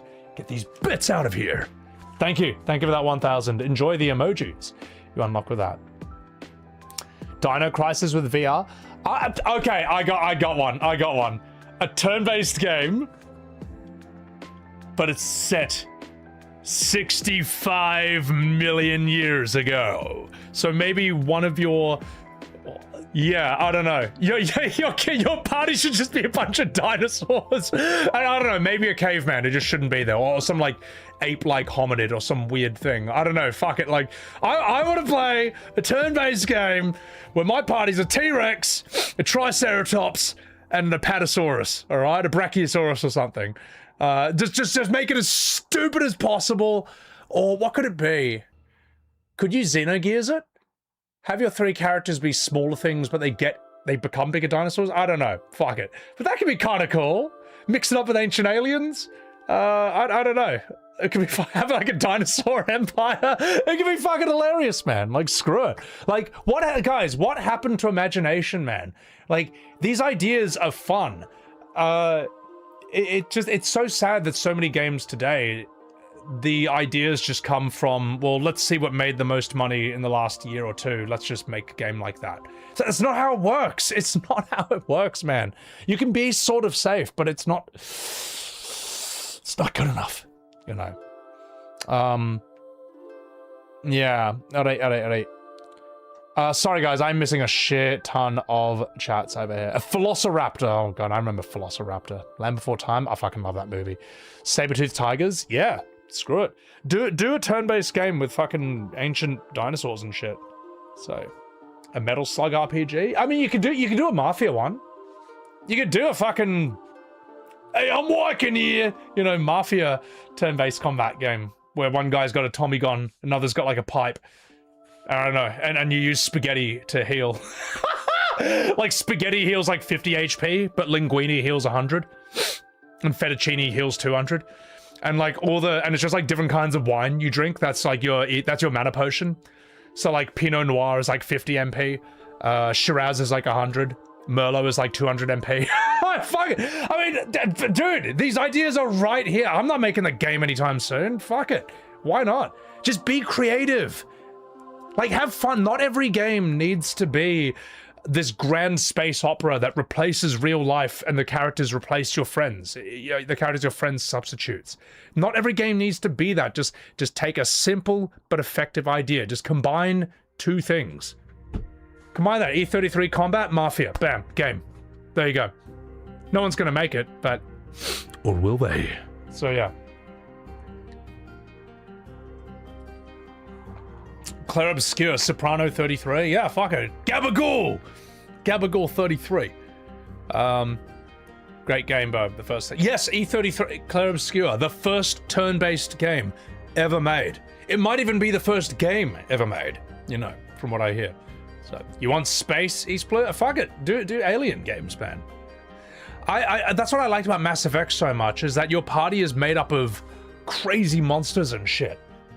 You know. I get people saying that, like, oh no, the reason they got rid of letting you play as weird monsters in Final Fantasy is because no one wants to play as these horrific abominations. It's like, oh yeah, well, how come Mass Effect is so goddamn successful? Most of your party is not human, man. Like Rex, Garrus, you know, the Asari with the blue hair, the Geth. I think you get a Geth in number 2. God, I need to play these games. Like, your party is not. Yeah, you got like you know, the human girl, and you got Tali, who's got dead ass, you know, but that's not like your whole party. Like, give us options. If you want to have a party with, like, just the cute girls, you got the Asari, you got the girl in the pink armor, and you got Tali. You want an army of just the boys? You're fucking Rex. You got a Krogan. You got a what's the other one? Turian. Yeah, why not, man? Why fucking not?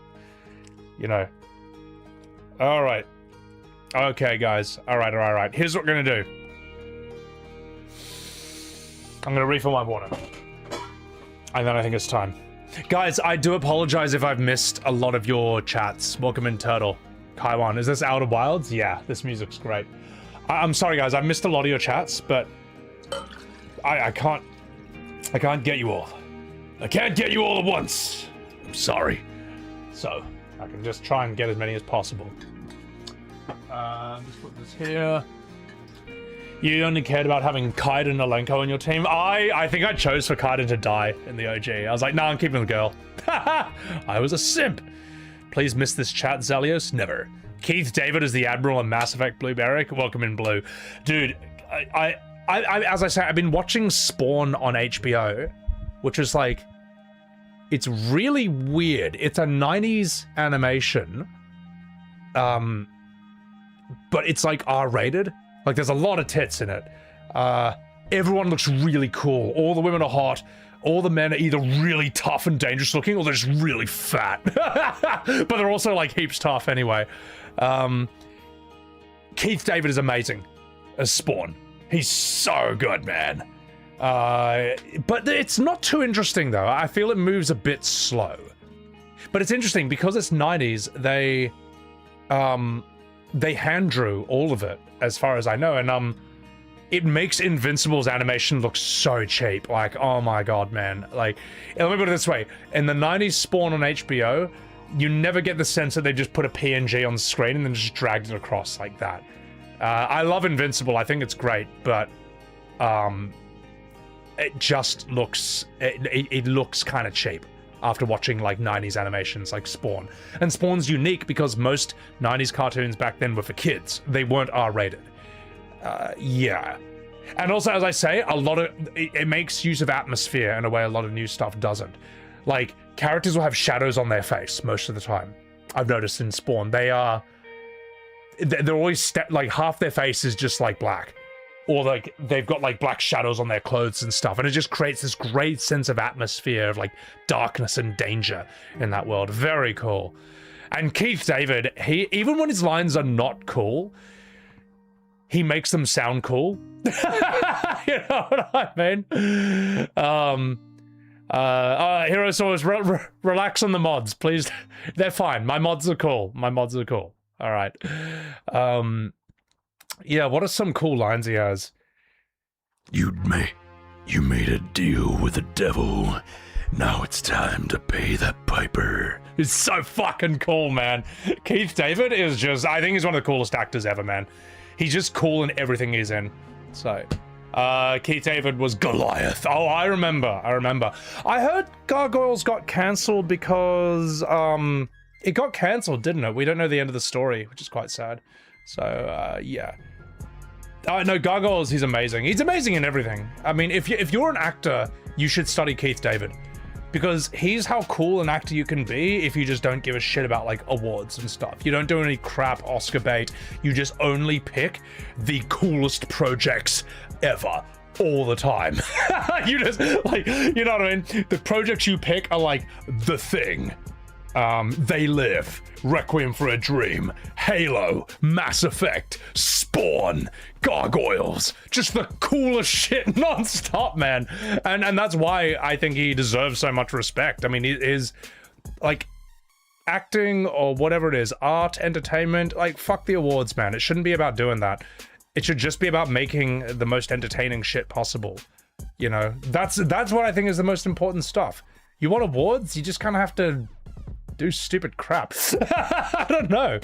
Yeah. Anyway. All right. Enough fucking about. Let's do this.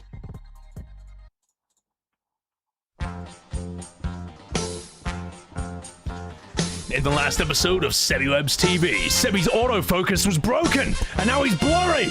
He's blurry if he gets really close to the camera, so he has to lean all the way back here for the starting soon, for the close-up streams, and it sucks, and he hates it, and he's getting a new camera soon. Then, he started Final Fantasy II, and did an FF tier list about, what was it about? Ranking all Bahamut's, and Final Fantasy II.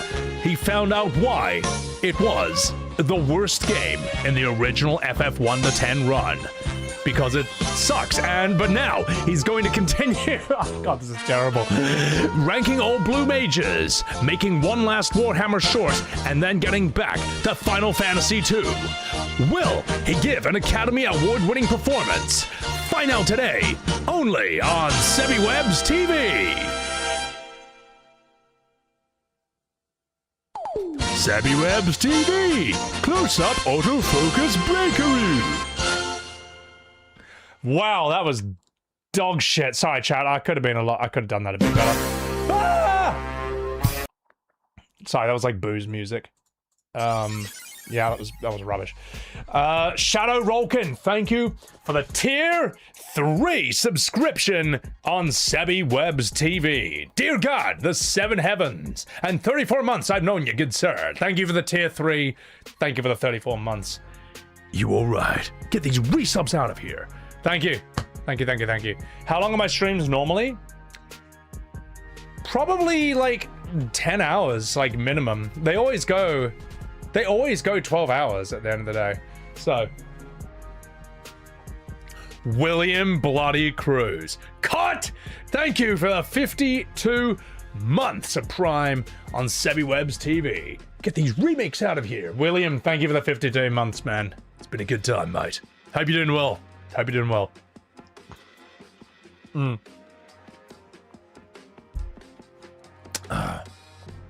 God, my neck. Sebi, when did you start your Resident Evil journey? Hang on, I'm just gonna fixing up my monitor. My first ever Resident Evil game was number 2 on the PS1 when I was about 13. And I had to stop playing it. Because it gave me nightmares. I was scared. Okay, I was scared. These days, though, I'm okay. But yes, I actually couldn't keep playing it. It was too scary. But Resident Evil, I've always respected.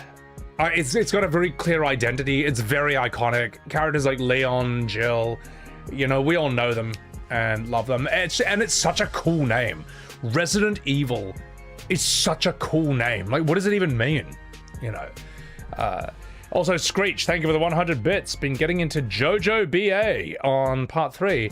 You just seen Mortal Kombat new films. You was thinking you want a JoJo fighting game in the style of Tekken with 3D moving and the gore of Mortal Kombat maybe toned down a bit. Well, JoJo does get very bloody, very gory, very violent. You probably could. Sorry, just adjusting my contact lens. I mean, why not, man? It's such bullshit that in this day and age, we've only got one 3D fighter. We get Tekken 8, that's it. Virtua Fighter, the new one's coming soon. Hopefully it's good. No one plays Soul Calibur anymore. No one plays Dead or Alive. Like, let's be real. That it really just is Tekken, and they've made it go to shit, and they won't fix it. So, JoJo does have fighting games. Yes, the 2D ones, but I don't think it has like one that moves like 3D and stuff. Crippletron, thank you very much for the tier 1. Thank you very much. Turtle, thank you for the 1,000 bits. I didn't care for the parries. You don't have to, but thank you for the 1,000 bits. Enjoy the Sebi S emoji of me smoking a cigar right there. Yeah, as I say with E33, the dodges and the parries are there, but you don't have to be a slave to them, thankfully, which is, if you play on easy, then you can get like hit by 50 times. It doesn't really matter at all. If you play on normal, then it's like a thing, but it's not too punishing. It's only really on expert that you'll die in 1 or 2 hits. But even then, my characters were very strong by the end. They were taking a lot of hits, even on expert. So I think as long as you have an easy, normal, as long as you have a story, normal and hard difficulty, I think you're fine. You know what I mean? Like, story means you don't need to worry about it at all.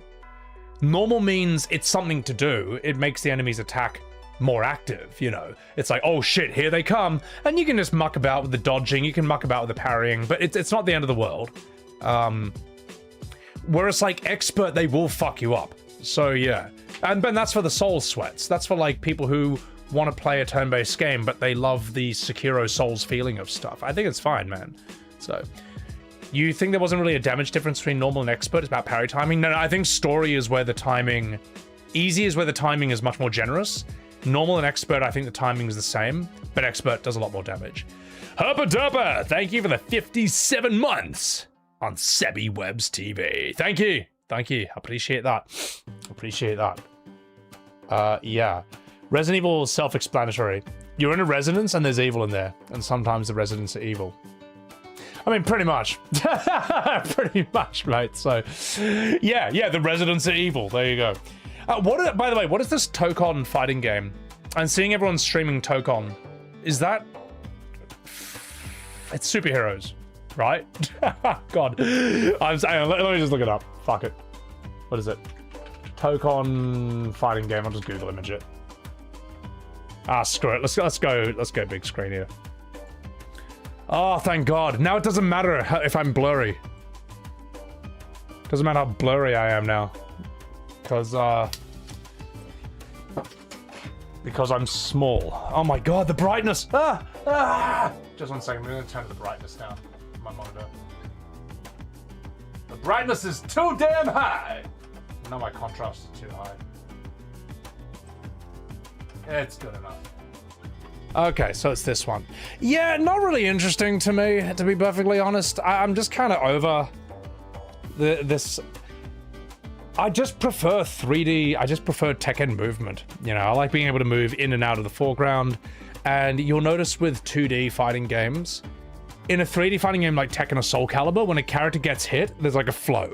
You know what I mean? You move with the hit. 2D fighting games, when you get hit, it's like psh, psh, psh, psh. It always like freeze frames on the moment of contact, and I find it gives like a jerky feel to it. So,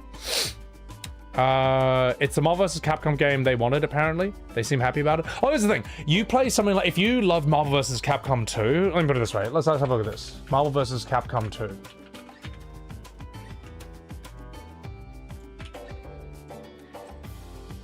Let's say this was your favorite one. And this is the aesthetic you loved. All right? That aesthetic is fucking sick. Actually, let's get Venom. He's my favorite.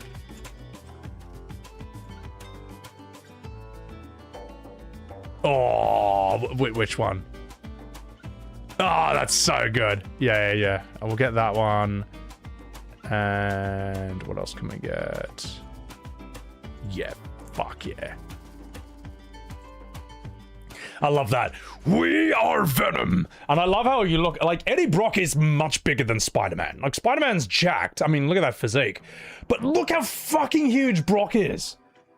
Why the fuck Why the fuck are these photographers so jacked? Do you like how they're just photographers as well for like a newspaper? But this is the average newspaper photographer build. Yeah! I mean, that, in my opinion, to this day, this is the best Venom I've ever seen in video games, period. Like, the way he stands, the way he moves is so fucking sick. So let's say you like this and you miss this. Now look at this.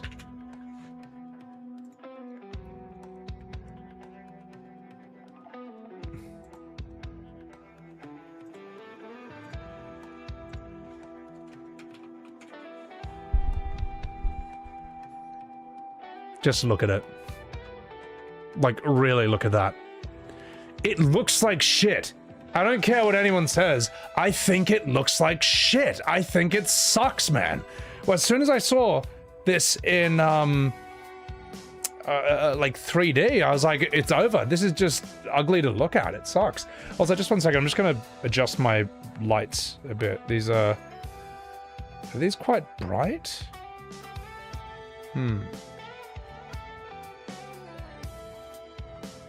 Sorry, I'm just adjusting one thing. Okay, that's too dark. Yeah, it's whatever. Yeah, the lighting isn't just bad; it's wrong. It just looks like shit to me. I don't.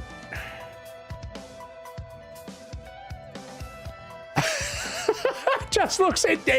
I don't know how to describe it any other way. That it just looks like shit to me. It just looks crap. You know. We are Venom! Yeah! I don't know, man. Yeah. Superhero stuff tends to be tacky. Well, this is why I think the Tokon one is smart, right? So have a look at this. What Tokon has done is it doesn't...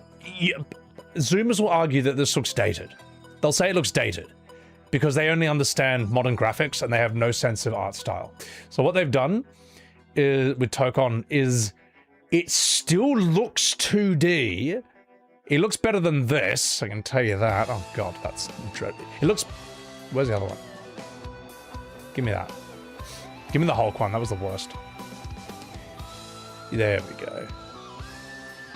Like, it looks better than that, but it looks sort of halfway between 2D and 3D. So it's kind of like best of both worlds, I would say. It's this feeling in modern. But not this. It looks so fucking shit. So,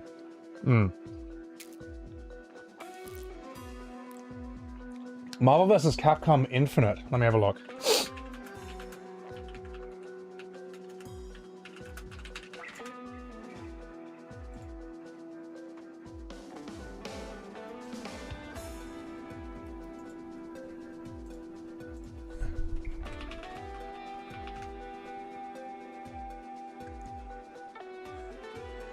It just looks like shit. Like, look at this stupid face the Hulk is making. It just, I mean, what's worse? that feels worse. That's weirdly more eye-catching in a way. Oh god,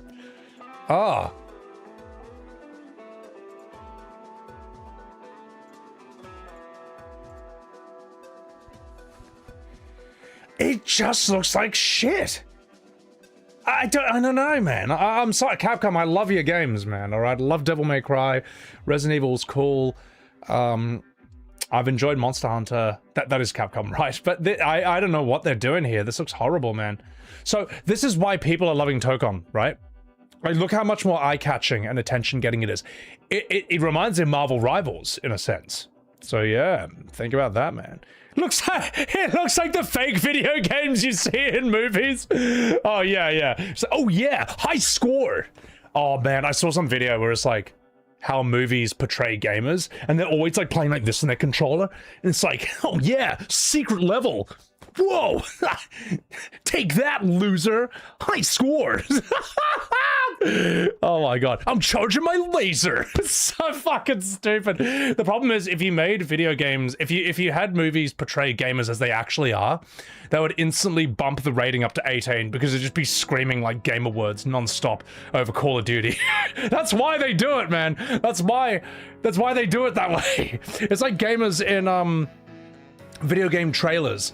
They're like the safest, like most clean looking normal people ever. Just being like, what's up, Fred? Just got off work. All right, let's do this. Whoa, whoa, whoa, whoa, whoa. Brace for PvP. Not today. It's just like, whereas real life gamers are like, you fucker. It's just like, yeah. Actually, one of my favorite gaming clips of all time. I feel so sorry for this kid, but it was so funny that I don't care. I think they're playing like Call of Duty or Counter-Strike or something, and over the group chat, you just hear this kid. He's like, "Did everyone get a lot of what is it? Did everyone get a lot of candy for Halloween?" And some guy's just like, "Man, shut the fuck up!" And then everyone else just dies laughing. I feel sorry for that kid. He got destroyed. But you know what, mate? Welcome to the real world. Welcome to the real world, motherfucker. That's how it is. That's how it is, Sonny Jim. So, yeah. I understand movies and trailers have that impossible challenge of how do you portray gamers? You can't. Because real gamers are just kind of antithetical to all of that. What is the game? What is the game? Choicer Voicer. A fan-made comedy party game developed by Fairweather. We were talking about this earlier. The game challenges players to do live vocal impressions and dub over audio clips into a microphone where an in-game panel of judges scores their delivery. I should try that. I have no idea this existed. I gotta try this sometime. Custom voice packs, visual aesthetics, game popularity through content creators and streamers such as Vines. I've never heard of this. Is this how you play it? Where do I... Is it NeoCities? Is it any... I don't know which one to click on. Choice of voice of games. That one, right? Third one? It's made for me, Bang? That sounds like it. I had no idea this existed till now. Also, guys, follow my man, Bang. TTS. Bang, I'm so sorry about abusing the TTS on your stream, but I can't stop. I can't stop. For those of you who don't know, Bang, for his Metal Gear Solid playthrough, added a Solid Snake TTS, and then he added Tifa from 7 Remake and Cloud from 7 Remake. You can imagine what happened next. As I experiment with trying to make them freak out. It's fucking hilarious, man. Do you have the one... Bang, do you have the clip of the Tifa one I did? Please, I need to show it. It's so funny, man. It's so funny. Yeah, Bang, if you Discord DM me that, I'll play it on stream. Because I was fucking dying to that. Sebi immediately platinums Choice of Voice. I fucking will. I'll fucking platinum this, mate. This looks sick. So, what do we have here? Sebi wasn't sorry. I wasn't. It was too fun. All right, now here's what we're going to do today. We're going to rank all the blue mages. I might record this Total War Warhammer short straight off the bat. And I also want to show you this thing. Before we continue, guys, while Bang finds that clip, I want to show you guys the ancient Celtic Carnyx. For those of you who don't know, this is a war trumpet that was used about 2,000 years ago. Now, imagine that you are a Roman soldier who's probably about like 18, 19, and you're surrounded in this land at night, and there's mist everywhere. And as far as you know, there's probably dragons, giants, and black magic there. And then you hear this.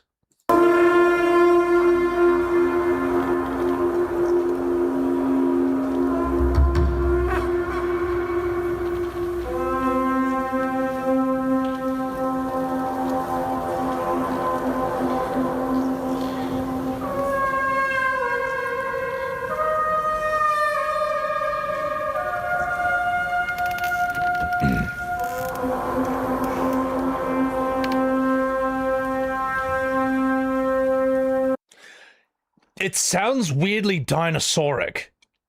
It sounds off, and I don't think it's actually meant to sound musical. I think it's meant to just make scary sounds and stuff, because as a Roman, you're just like, as a foreigner, you're like, what is that? Asher Genesis, thank you very much for the $5. Have I heard of Enderal? No. Figured it might be something you'd like to lay down the line, but it's free with Skyrim if it helps. Thank you for that $5. Chuck it in the game suggestions section of my Discord if you want me to check it out later. Logan, welcome in. And now, this is the fun part. Listen to this part.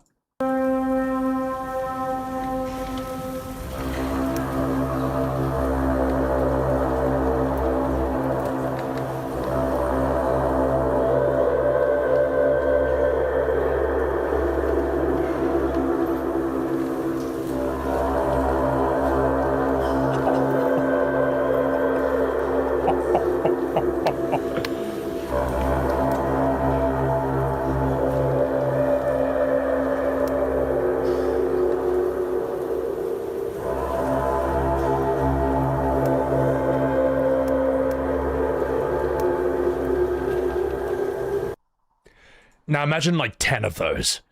Imagine like 20 of those just coming out of the forest. And then like hundreds, or if not thousands of naked dudes just run at you like, because I remember Celts fought naked. Yeah, which is just even scarier. I imagine if you're a Roman, you probably would be expecting a giant or like some kind of like dragon behemoth to come out of the forest at some point too, you know. Now, Hadrian the Roman heard that and was like, you know what, fuck this. I know Attack on Titan isn't happening for another 2,000 years, but I'm not taking any chances. We're gonna build a wall, and we're gonna pay for it, because fuck these people. This is scary. These people are nuts. Keep them out. Keep them out. So yeah, the Carnix War Trumpet is nuts. Man, that is the scariest instrument I've heard. Now, one of you guys said there was an Aztec death whistle. Okay. Oh, hang on. Before we continue. Bang! Thank you for that clip. Thank you. Sorry, I didn't get the notification because I'm on, my stream is on streamer mode. Sorry, my Discord's on streamer mode. Chat, this is... Chat, this is me playing around with TTS in Bang's stream. Oh god, there's a really long TTS coming. Bang, it's me, Tifa Lockhart. Your real girlfriend. Who is that filthy minx in Discord voice chat with you? Are you hitting on gamer girls again? How could you, after our gold saucer date? When you get home, I'm gonna somersault you, followed by a meteor drive. No dolphin blow for you, if you know what I mean. Beat rush. You can rush to beat your meat yourself. Tifa, out.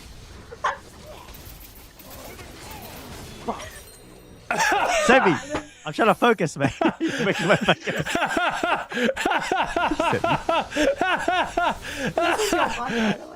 Yeah, fucking Sebi wins.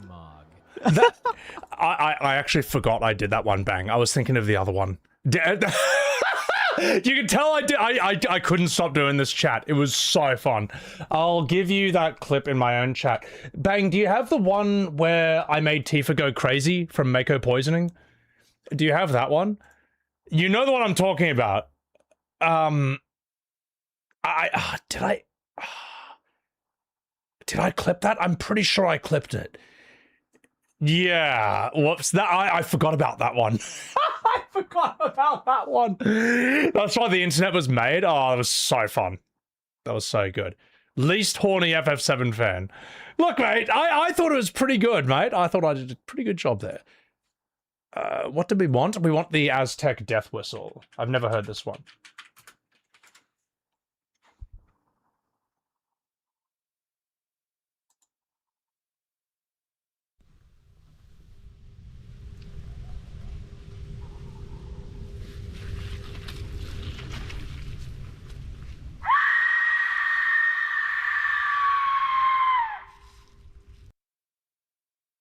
Is that real?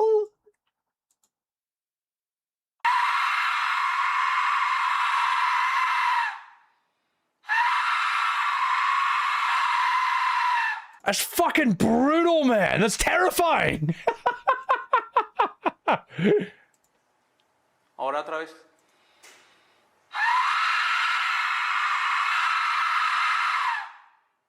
That's so sick. That's so mad. Well, it sounds fake, but then there's like 2 different videos of it, so that kind of corroborates it. The first one was like, why does he turn away from that? The Aztecs went hard. The Aztecs are pretty intense, man. Pretty intense from what I have seen. Yeah, Bang, if you can find the one of Tifa going nuts, please let me know. Yeah. Or the one, I think I made Cloud go nuts from Mako poisoning as well. That should be one too. Anyway, so I really want this one. Otherwise, Australia has a scary sound. But it sounds like this. This is an actual animal.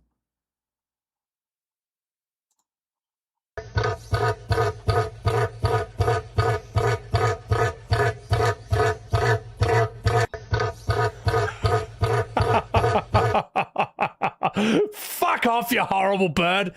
God, Gronks, man. Yeah, what the fuck is that? That's a cassowary.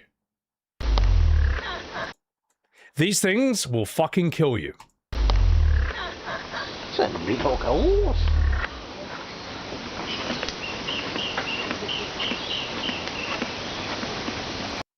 Hang on. Where's the classic one?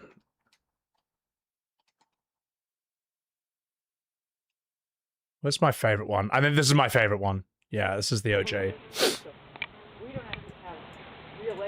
Look at this thing, man. These things will try to kill you. Like, actually. Stay the fuck away from these, if you ever see one.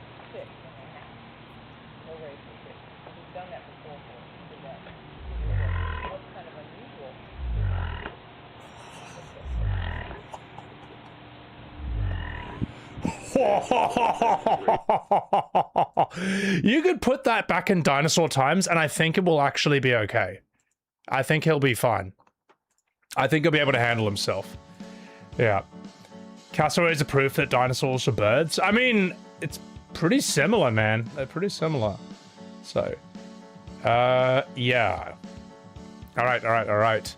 Are they the birds that try and disembowel you with their claws? Yes, they try to kick your intestines out. I'm not even joking. They try to cut you open. They're fucked, man. They're so bad. Raven Rib, what's going on, your dog? Just a second. I just want to adjust my lights. Whoop.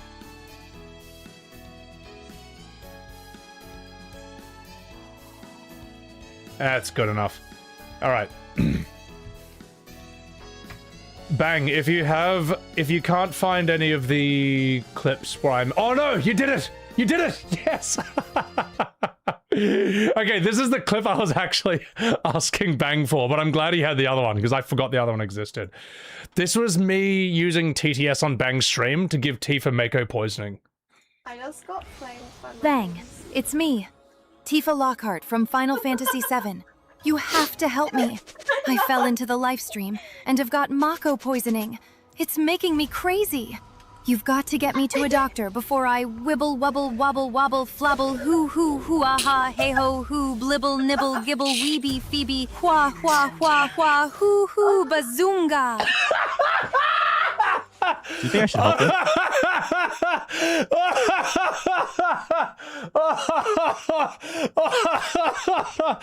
you? Bang, you gotta turn these into shorts, man. They're so funny. They're so funny, man. I'm gonna give these to chat. There you go. Also, guys, follow my man Bang TTS. He's got the patience of a saint to put up with my tomfoolery.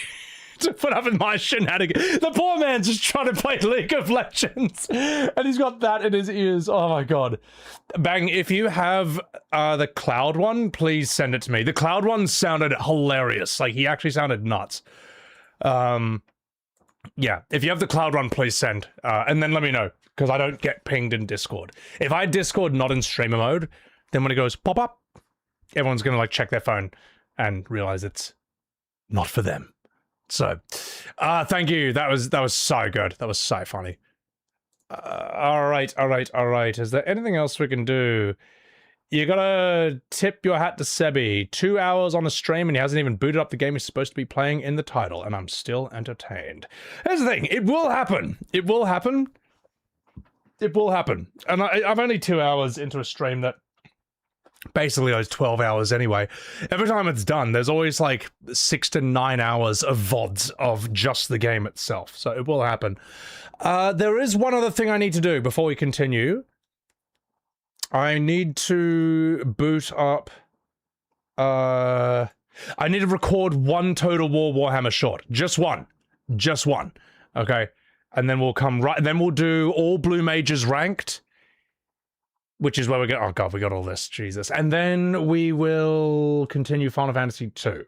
Alright? That's the order. That's the order. Scouter V. Intro is the best part. You're damn straight it is, brother. I hope you're doing well, man. Hope you're doing well. Well, look, at the end of the day, we're making Casablanca, all right? We're streaming here. All right, I'm going to knock this one thing out real quick. I need this short. And then we will go in. Then we'll do the ranked list. So, I know, it's not Final Fantasy. It's close enough. Let me just knock this one out. When am I playing FF13? I'm scared. I'm scared. I'm 13. I will get an Xbox Series S for it, alright? If I'm going to play 13, it's going to have fast loading times, alright? Same for Lost Odyssey. So, bang! Thank you. Appreciate it. Hitting the Titus laugh? Oh my god. Alright, hold the line, chat. Hold the line. It's got to be done. Where's my volume? There it is. Okay. Arianti Dita, welcome in. Alright, chat, I'm gonna do one. Just one. As I hold Galmar, I will have my vengeance. This one. I forgot this guy. Malice Darkblade. Alright, we're gonna record this short and then we're getting out of this game forever. Son of Hag Grief. Malice Darkblade. Alright. Malice Darkblade, the tyrant of Haggrief, was always ambitious. Hang on, let me do that.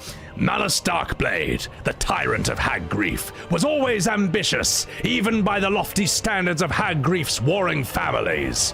For long years, he played the deadly game of politics and assassination, and played it well. But finally, Malice's thirst... Fuck! I popped.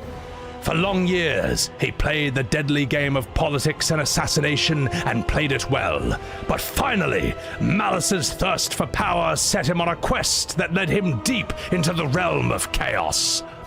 It is a testament to his determination that he not only survived his journey, but at last arrived at the Temple of Kulhadar. Alas, for Darkblade, the great power within the temple was something not easily bent to mortal will. Centuries before, the demon Zarkan had been bound within Kulhadar, and Darkblade now unwittingly allowed it to escape. Blinded by avarice, Malice was possessed by the daemon. In that instant, his life and soul were forfeit. There is but one way to escape his fate: to find the 5 artifacts of power, to fully free Zarkan and restore Darkblade's soul. Failure, of course, would mean remaining in the demon's thrall for eternity. He is the ultimate edgelord. And sane. All right, we're done. Got it. Get me the fuck out of here. Good. Good. All right, we're done. Thank you. Thank you, chat. Bang's thing is here. I'm gonna open that up. Cloud goes crazy. Oh my god. Thank you, Bang. Thank you so much. I appreciate this. I also recommend turning these into shorts because they're so funny. All right. That was 209 Malice Darkblade. When I was looking through, I was starting a new campaign the other day, yesterday, and as I was looking through all the lords, I realized I hadn't done him, and I'm like, whee! All right, ladies and gentlemen, this is my finest work with Bang's TTS. This is Cloud from FF7 Remake. You've got to help me, Barrett. Sephiroth given me Mako poisoning, and I'm going crazy. You've got to help me before I go crabble, cribble, blibble, wibble, fibble, googly, moogly, poogly, wobbly, wabba, baba, dabba, whoa, whoa, whoa, whoa, whoa, whoa, whoa, wobble, lubba, dub, dub. Oh my lord.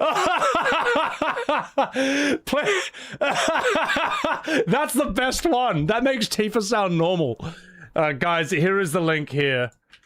Right here. Please follow my man, Bang TDS. Chuck him a follow. Like, look what he has to put up with.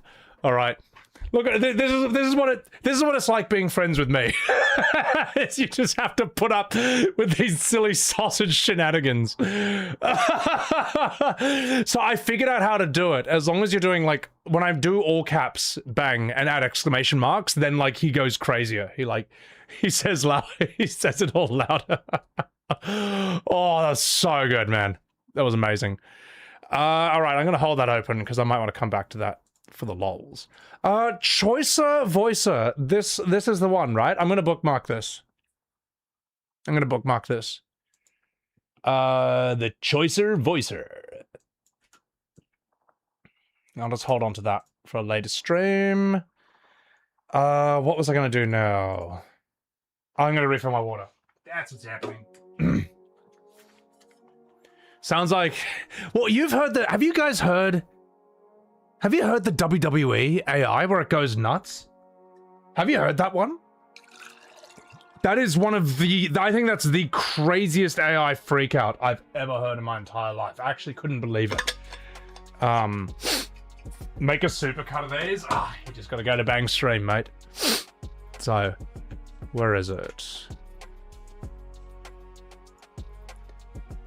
WWE AI goes... Yeah, is it just stroke? I think this is the one. Millions of fans are making right now. Can you afford it? Maybe. Listen to this. But do you feel like you have to be there? That's the question. And for a lot of people, the answer this year seems to be not quite. The show will happen. The stadium will likely fill up one way or another. What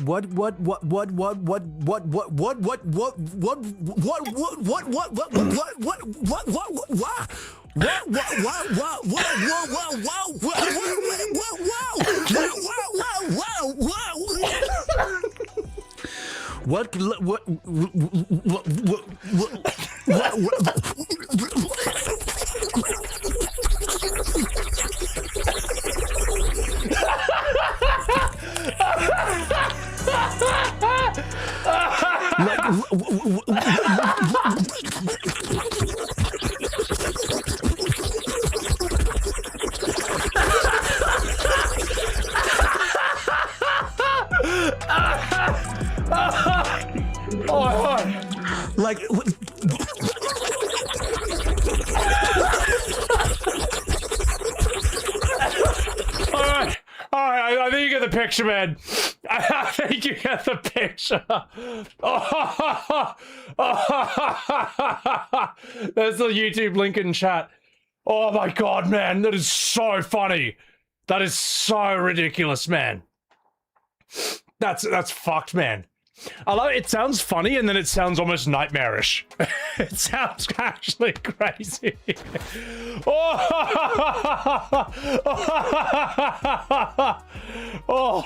Oh, Renegade, thank you so much for the Prime. I appreciate that. It sounds like Donald Duck, yeah. It sounds crazy, man.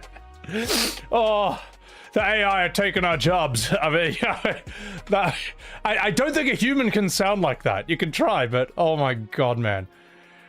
Holy shit, that was amazing. All right, okay.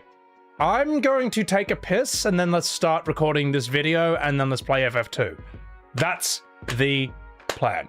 Thanks for the chuckle. Oh, enjoy. You haven't laughed like that in forever, Toby. I was like crying, man, the first time I heard it because I discovered it like 3 a.m. on my phone, just while I was like in bed, and I was just laughing, crying to the whole thing.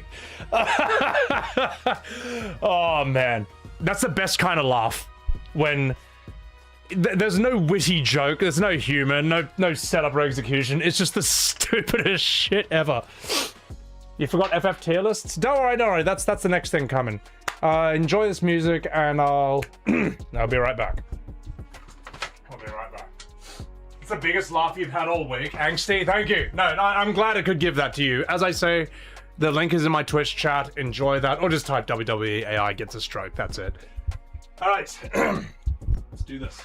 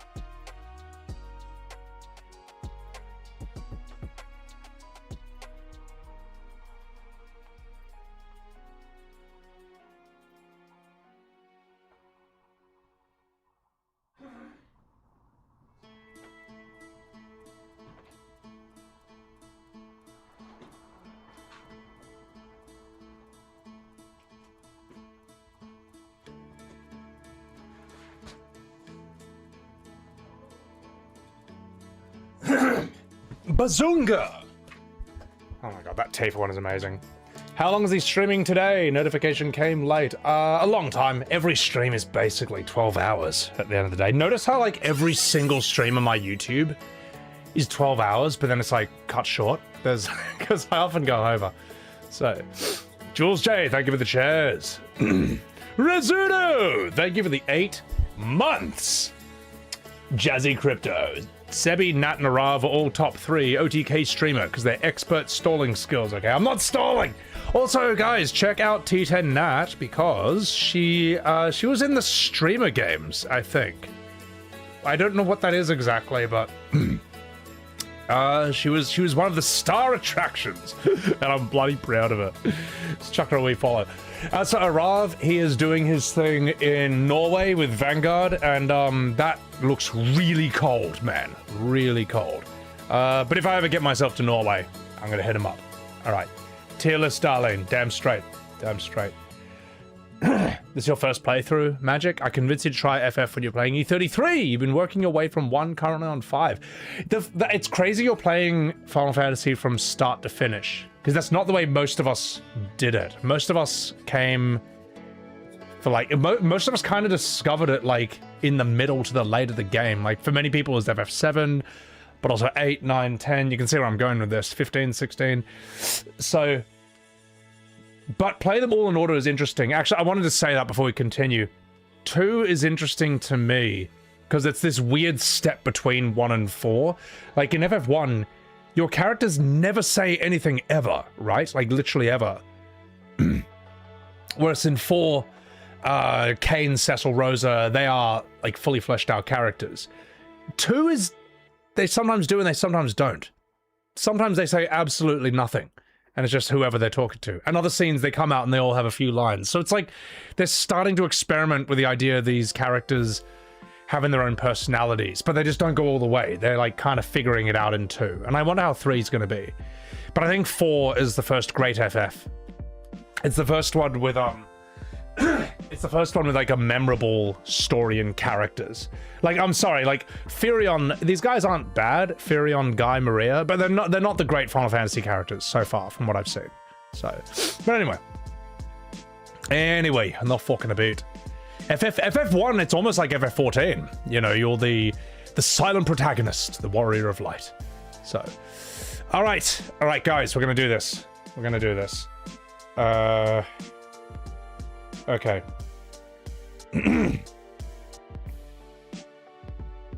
Yeah.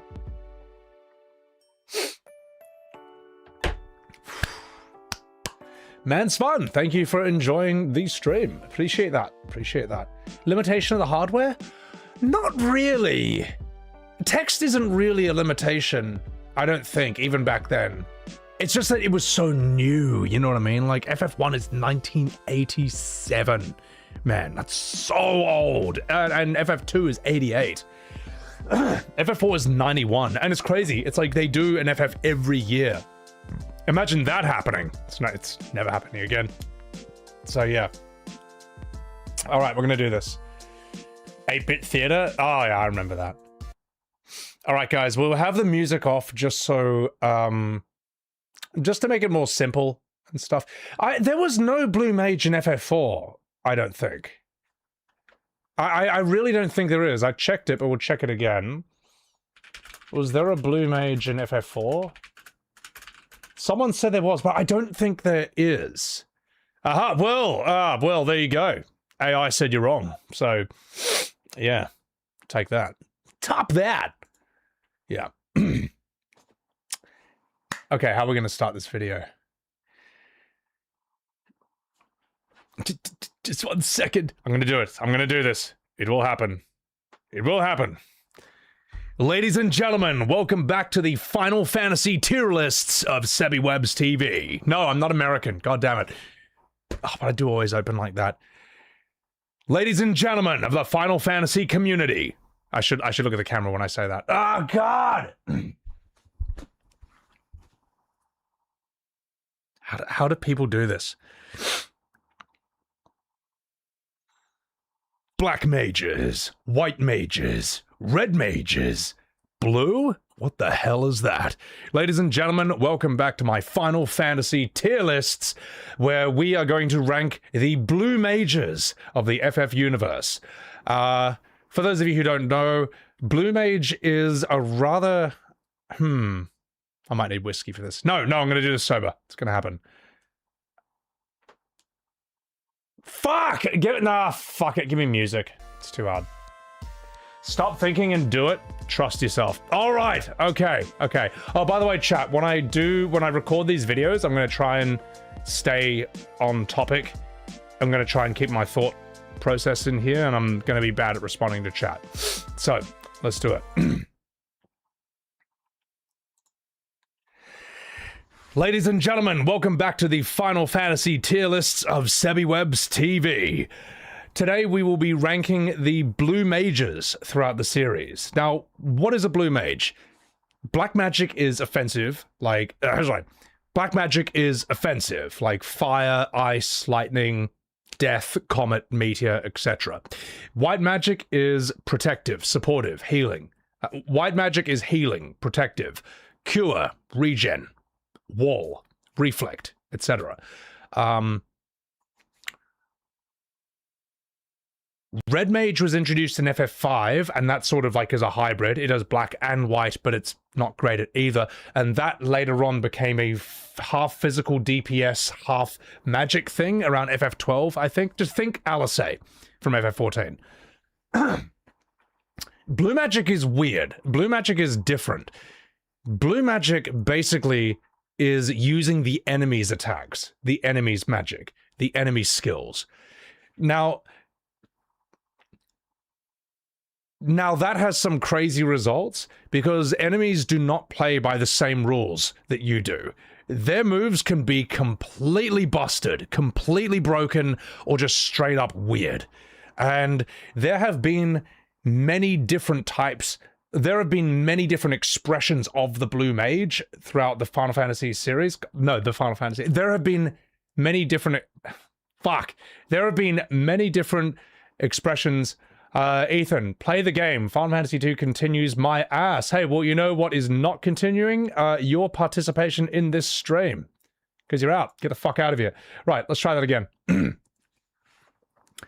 Yeah, and notice how the title says a Blue Mage tier list and then FF2 continues. Anyway, let's keep going. There have been many expressions of the Blue Mage throughout the Final Fantasy series, and not all FFs do it. But we're going to go through them all, and we're going to see how good they are. So FF5 is where FF5 introduced the Blue Mage for the first time. And there's varying degrees of artwork here. Let's have a look at this one.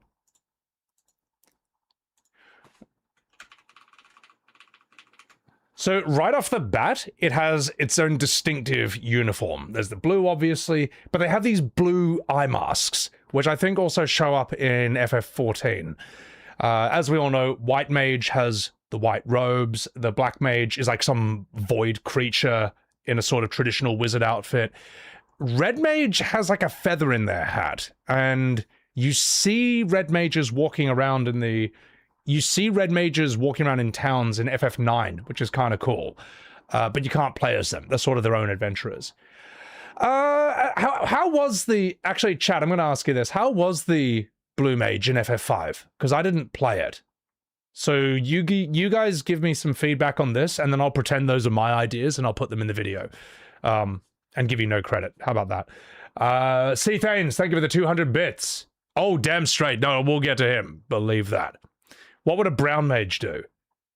That'd be a fecal mancer, all right? He just throws poos at you. FF5 blue mage is broken to hell. Yeah. Has solid spells. Well, this is pretty straightforward. They just use enemy attacks. Since it is the first appearance of the blue mage in Final Fantasy history, and it's a pretty... has a bit of a bold entrance, you know? A pretty brave fashion statement. We are going to give this A tier. This gets an A. Congratulations. All right. That's good enough. Rorgren, welcome in.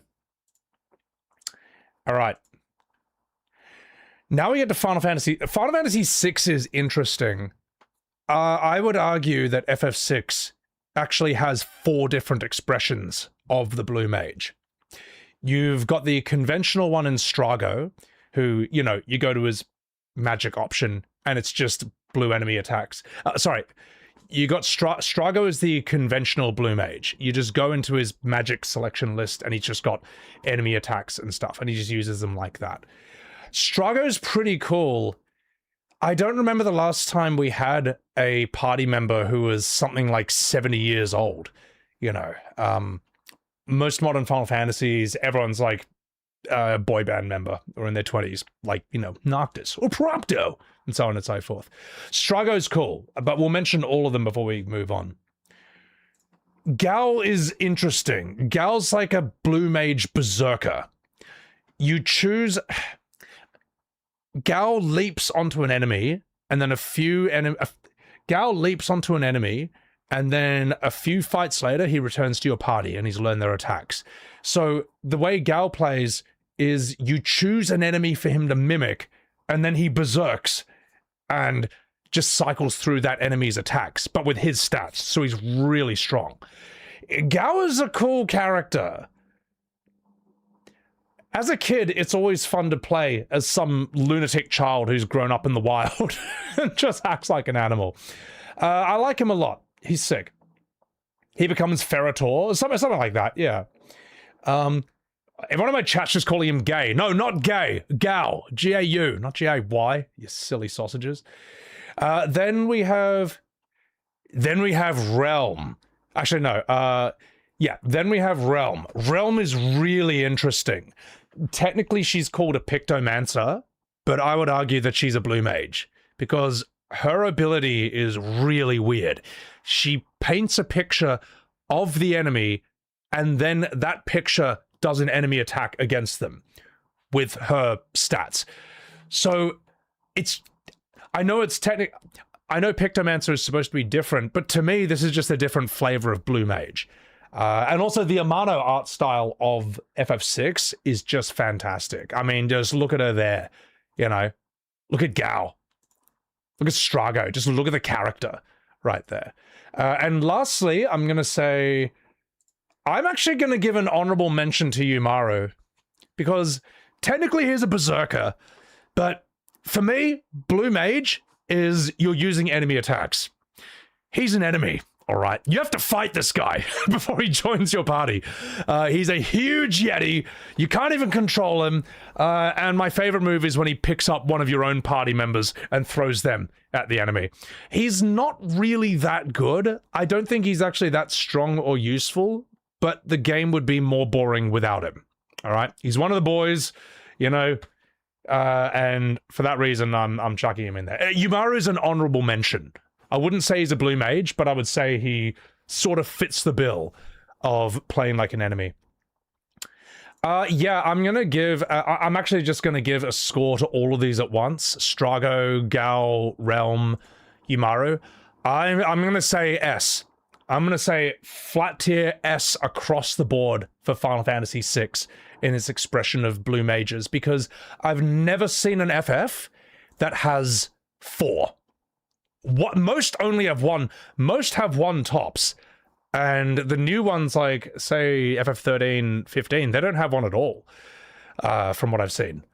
But 6 FF6 was a real Final Fantasy, and that gave you a very strange cast of characters. I mean, just look at them. You don't see modern FFs with, like, this weird little painting child, a lunatic who's grown up, a lunatic who was raised by wolves, someone who's actually old, and by old I don't mean 30, all right, god damn it, and a Yeti, because why not? Why not give you a literal Sasquatch that you can't even control?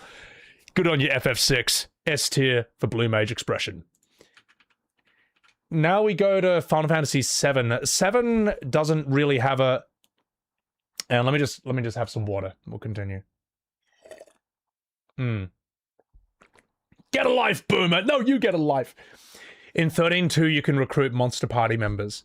I'd say that feels more like Pokemon, in a way, from what I've seen. Which I think Square can get away with, because they've been around since before Pokemon. So, now we get to FF7. 7 has no specific blue mage, it's all through enemy skill, which is a yellow materia, and the way it works is that an enemy uses flamethrower or an attack on you, and you spin around and you learn the move, and now you can do, as you can see, flamethrower, death sentence, goblin punch, so on and so forth. FF7's blue magic is completely busted, absolutely broken. It's really strong early game, and it's busted end game as well, and mid game. It's busted all game, all right? As soon as you get Matra Magic, which you can learn, I think, like, right outside Midgar, that's a very strong AoE. Once you get Cat Sith's Manipulate from Gold Saucer, you can then find these beach plugs. So let me say it again. Once you get Manipulate from Cat Sith and Gold Saucer, you can use that materia to manipulate these beach enemies and have them use a move on you called Big Guard. Big Guard casts Big Guard casts Physical Barrier, Magic Barrier, and Haste on all your party members. It is absolutely busted. You open a boss fight with that, you're winning. You can also use Manipulate to... You can also manipulate these things called, I think, Zemzealots, and they do a thing called White Wind on you. White Wind is an amazing healing spell. It heals all party members for the current HP that the caster has, or something like that. You have 700 HP, everyone gets 700 HP. Sorry, you have 700 HP, everyone gets 700 HP. It's busted. You go back to the Midgar Zolom, that asshole who you couldn't beat earlier, you learn Beta off him. And this is not Soy Boy Beta, all right? This Beta is an alpha move. This is a fire move that looks like a nuclear mushroom, and it will kill almost everything. It's insane. Trine is amazing. Aqualung, which you can learn from Chimeras in the desert, is very strong as well. You can do a lot with this. And then later on, you get moves like Shadow Flare, which you can learn from Ultima Weapon and some other enemies in Disc 3. Very, very cool. Magic Hammer is also busted as hell. You can find these little grass things around Wutai, Yuffie's area, and you can learn Magic Hammer from them. Magic Hammer costs 3 MP. Magic Hammer costs 3 MP. It kills 100 MP from your enemy, and it gives you that 100 MP. And let me rephrase that. I said that really bad. Magic Hammer costs 3 MP. It wipes 100 HP. HP, fuck you! Magic Hammer costs 3 MP.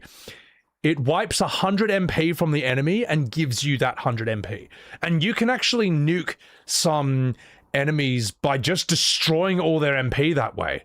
And they can't cast magic on you anymore. You can, but yeah, it's really strong.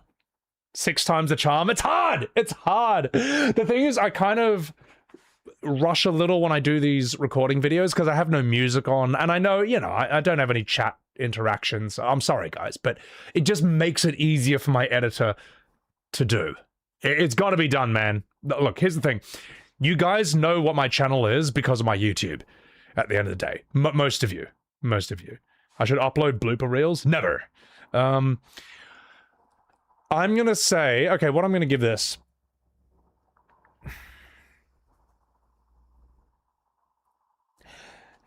What score do you give FF7's Blue Magic, though? It's tricky, because there's no specific Blue Mage character, and in that regard, it's kind of more boring than the games that do have someone like Quina, Kimahri, Quistis, and so on and so forth. But it's so unbelievably strong and functional that I am going to give it S tier. I'm going to give FF7's Blue Magic S tier. FF7's Blue Magic...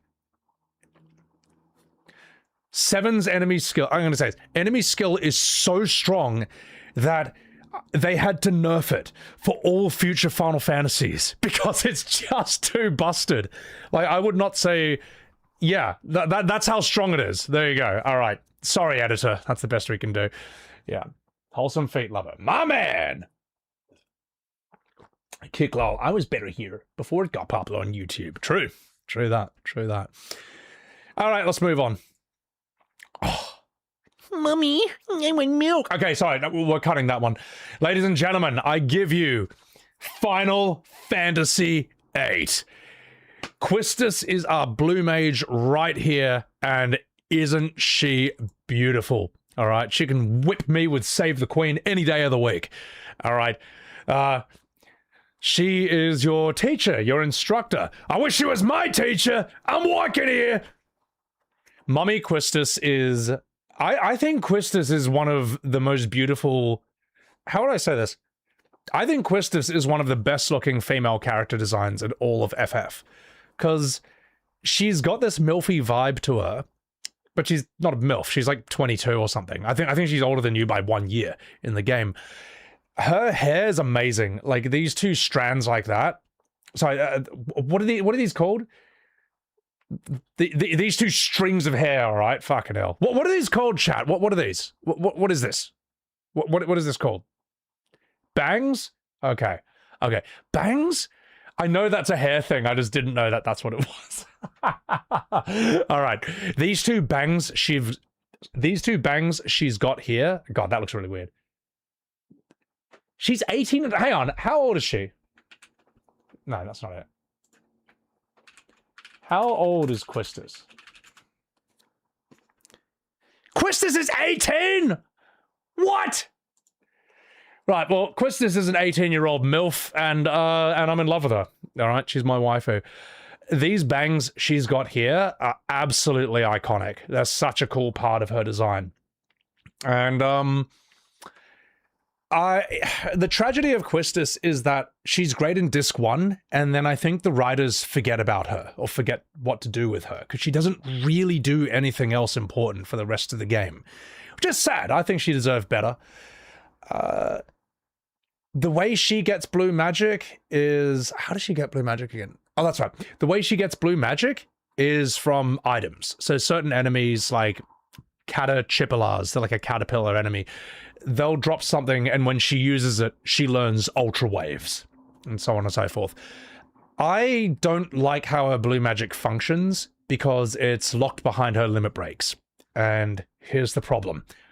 It just isn't good enough. It just doesn't warrant it. All right. No one is competing with Squall's Renzokuken, Zell's ridiculous damage, Irvine using a shotgun like a machine gun, Selphie who can just kill everyone, you know, or just give you insane buffs, literally make you immortal. It feels like they tried to nerf Blue Magic in FF8 because of how OP it was in FF7. But I gotta say, though, the idea of Quistis doing these moves looks really cool. Like her doing Laser Eye, literally like shooting beams out of her eyes. Or the one I don't like, though, is what's the other one? I think she shoots missiles out of her own body as well. That's micro missile. That one's sick. I don't know about bad breath though. As much as I love Quistis, I don't want her to use bad breath on me. But yes, she will actually do that on her enemies. And FF8's bad breath is lethal. Like, I think FF7's bad breath only hits you with 8 status effects. 8's bad breath hits you with a lot more. It hits you with, like, everything, man. It's a wipe. It's a party wipe if you get hit with that and you don't have the appropriate countermeasures or resistances. So, she looks cool, so that's that. Yeah, I'll tell you what. Degenerator is an amazing move as well. She sucks you into a black hole. Tesaya, welcome in. Quistis backshots would be phenomenal. Elmer, I've got to read these chats. So I've got to vet these chats in my head before I read them out loud. Yeah. So what I'm going to say is... I'm giving her a grade. I don't like how Quistis' blue magic works. I think it's too restrictive.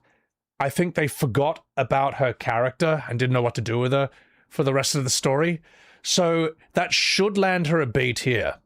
However, because she's looks maxing and she's one of the hottest characters they've ever made, Quistis gets S tier blue mage. All right, she can spank me. Oh, sorry. I should have said that. All right, I'll be a Quistis. What are they called? The Treepies? She has a fan club in game. All right, she can whip me with those bangs anytime she wants. All right, Quistis S tier, looks maxing for the win. Let's move on. This fucking idiot. All right, let's do this one. Jeez Louise, where do we even start with this one? Oh, I love this one. Let's just give you... Oh my god. I'm just gonna have a sip before I continue.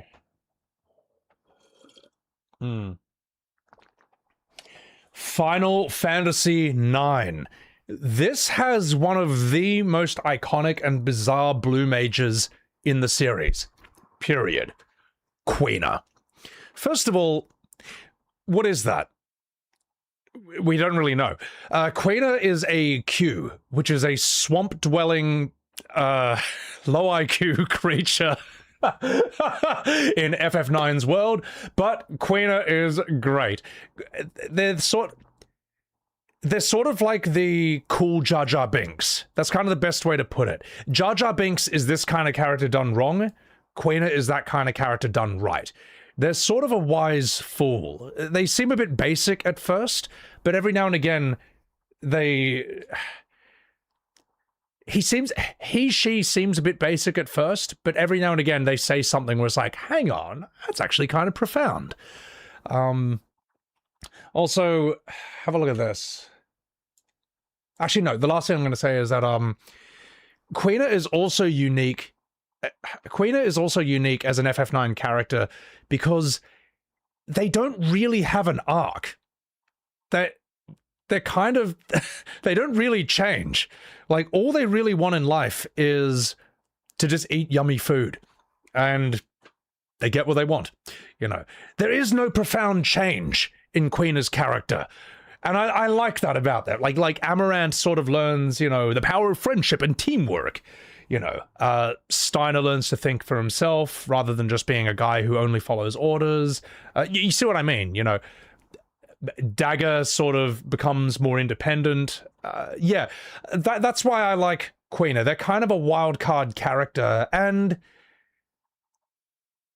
can you remind me of this, chat? Because I actually don't know if I'm right about this, but Quina is optional for certain sections, but not entirely optional, or am I just wrong here? Can you entirely miss Quina?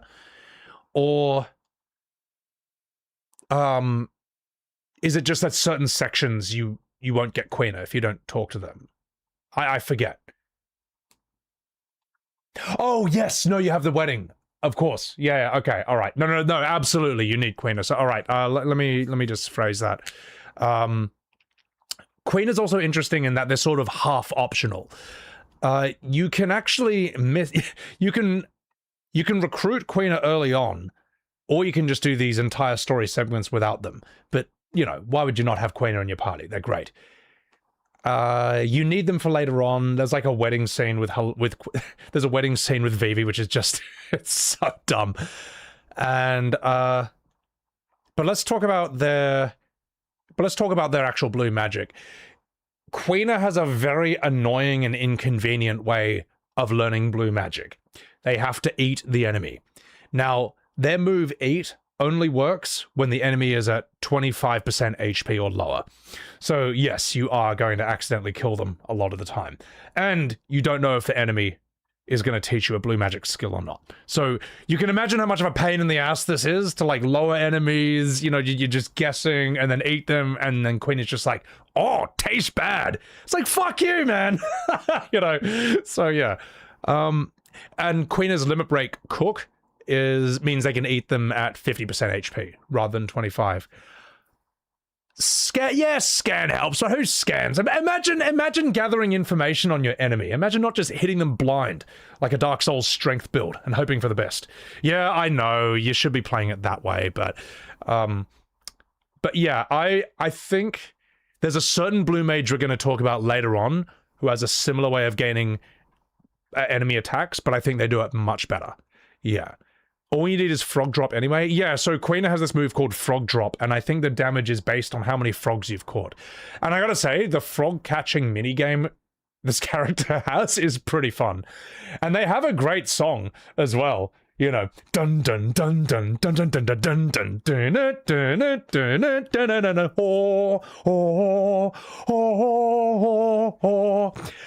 If you know the FF content creator Harpsyboard, I think it's Harpsyboard, she actually just put out an all-harp version of that song on her YouTube and on her Twitter. She's fantastic. Very unique content creator. It's a banger. So check that out. Also, like, I remember when I first saw Quina as a kid, I was like, what is that? I'm like, should I be scared of this? Quina's design is quite interesting in that it does look a bit scary. If you saw them in real life, you'd be like, ugh. But then they're kind of weird and silly looking enough that you kind of know it's not too dangerous either. This design walks the fine line of being scary and cute, or scary but funny. I don't know. And here's another interesting thing. How old is Quina? No, not Senna. No! I like Senna. She's great. But that's not who we're talking about. Hang on. Let's... That's not... No, wrong. Okay. Oh, wait, hang on. That's because I put two Qs there. Oh, my God. How old is Quina? Quina is 89 years old. That's how you know this is a very different species. This thing is very weird. Because Quina, I think, is maybe considered young or immature by their tribe, by their species. Because when you recruit Quina, there's like an older Q who's like, you know, please take Quina out into the world and have them experience new things. You know, you can't only eat frogs, Sonny Jim. So, all right. Okay, Miss Deer. Like Aragorn? Yeah, no, Quina's like Aragorn. I never even thought about that until you guys pointed it out. For those of you who don't know, Aragorn from Lord of the Rings is 87 years old, because I think his race of men lived to something like 300, the Dunedain. So, is there anything else I can say? I would say Quina's best scene, I'm trying to think. My favorite scene with Quina is when Aiko is trying to cook for you and the rest of the party, and it's so cute, and then Quina shows up, and they're just full of all this great advice for cooking and stuff, you know, like how much water you should use, always cook for too many people, because you never know, guests might be hungry, maybe more people show up, and I thought that's kind of cool. You get to see Quina sort of in their element, you know. They would be an amazing chef. Now, what would I rank Quina? As for their blue magic themselves, it's kind of okay.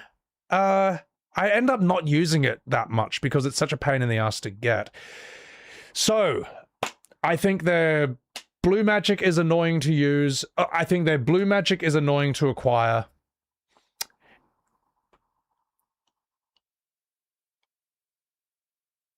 But this character design, I think the character design is so bizarre, iconic, and memorable. And I love the fact that they're the only party member who doesn't have a character arc.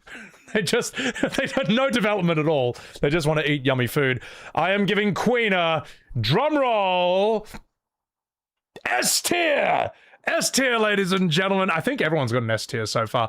But yes, Quina is one of the best blue mages, in my opinion. I don't necessarily like playing as them, but I just love them. I just think FF9 would be so much poorer without this character. I think they add such a great flavor and spice to its world and to your party. And the game also knows not to have Quina sort of be the main character. This kind of character works best as like the Steve Carell from Anchorman. Sort of like there, occasionally says or does something funny, but the whole thing's not about them. It just wouldn't work that way.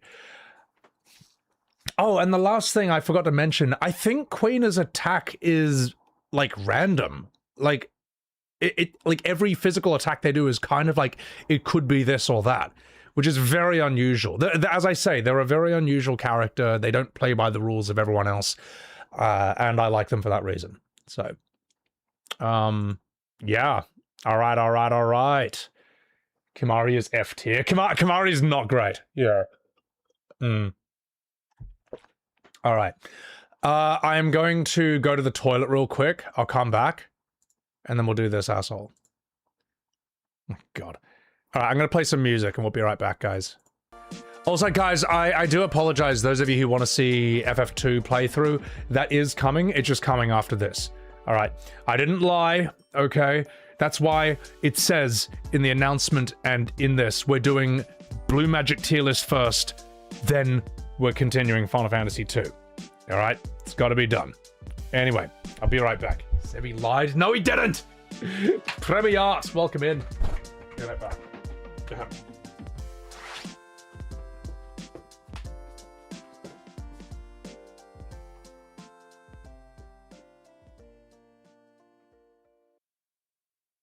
The enemy to play Rebirth until they... I'm not going to read the end of that. He deserves an A for raising Yuna. True Dragoon. I don't know, man. I don't know. Reading is D tier. Oh my god. You're all good, bro, Falcon. Thank you. Well, the thing is like, you know... well, the thing is, that guy's just hidden from the channel now. I'll never see any of their chats again. Quan's dwelling was weird at the time.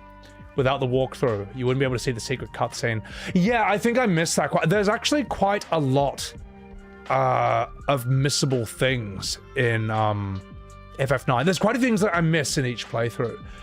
The last thing I was going to say, guys, is those who are watching me on YouTube, I have been a Twitch streamer for the first 5 years. Damn it, Jules, you suck. I've been a Twitch streamer for the last 5 years, and Twitch streaming culture is different from YouTube. YouTube streaming culture is you're kind of just doing the thing, and you're doing it all the time. Minimal chat interaction. Every half hour, you pause to read the super chats. That's not how I do things. Twitch is more like a hangout. Like, there's times when you focus and you just do the thing. It's just done differently. Twitch live streaming is just kind of more of a casual, loose affair. But, that's why, like, for this, you know, we'll edit all this out of the video, and for my VODs, I always pick the very beginning of when I start playing the game, and I end it as soon as the game's not happening anymore. I try, but I'm not editing 6 to 9 hours of VODs. I'm not editing 9 hours of VODs after every stream. I'm not. It's just not worth it. It's just too hard. Old Schoolers, thank you for that $5. Remember when Titus and Yuna got it on that river, and Kimahri just watched the entire... Oh yeah! Titus and Yuna were banging in the water, and Kimahri was just sitting there in the bushes, stroking his little blue peen, dressed as Batman. Or Superman, it's one of those things. Yeah, so Kimahri was watching from the closet. Kate Fox, thank you for that $2. Threads of Fate, Rue is the best blue man. Oh, Ryu's very cool in Threads of Fate. He's fantastic. Tiara, it's like a community event. Yeah, it's different. It's just different. Twitch streaming to YouTubing. So we're all disappointed that you Twitch stream, Kaidovic. Well, you'll just have to get over it. All right, the entire stream has been entertaining. Oh, you Metaloid, get out of here. All right, okay, I'm gonna do this. Kent Ninja, YouTubers just play the game whereas Twitch is community focused. Yeah, it's just, you can't do them the same way. It just doesn't work. I appreciate that, Falcon. All right, we're gonna do this. It's gonna happen. Now we get to Final Fantasy X. Kimahri. Now, Kimahri sort of looks maxing, all right? Let's look at how he is.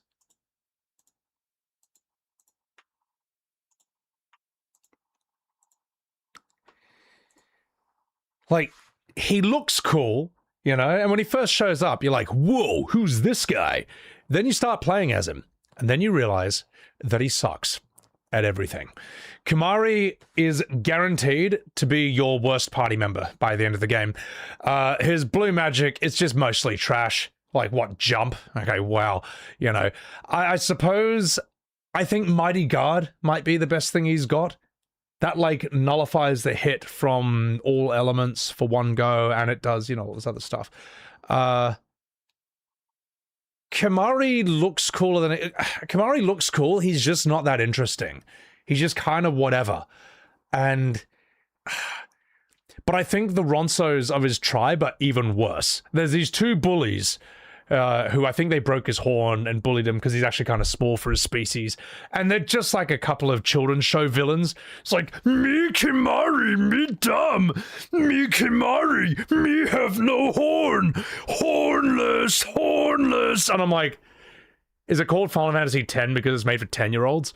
Because that's how old I feel watching this scene, all right? It's stupid, you know. They're like orcs, but shit. Yeah. Biran and Yankee. Yeah. There is a hilarious Ronso scene where you're walking through like this icy area and they all stand and sing with the voices of angels.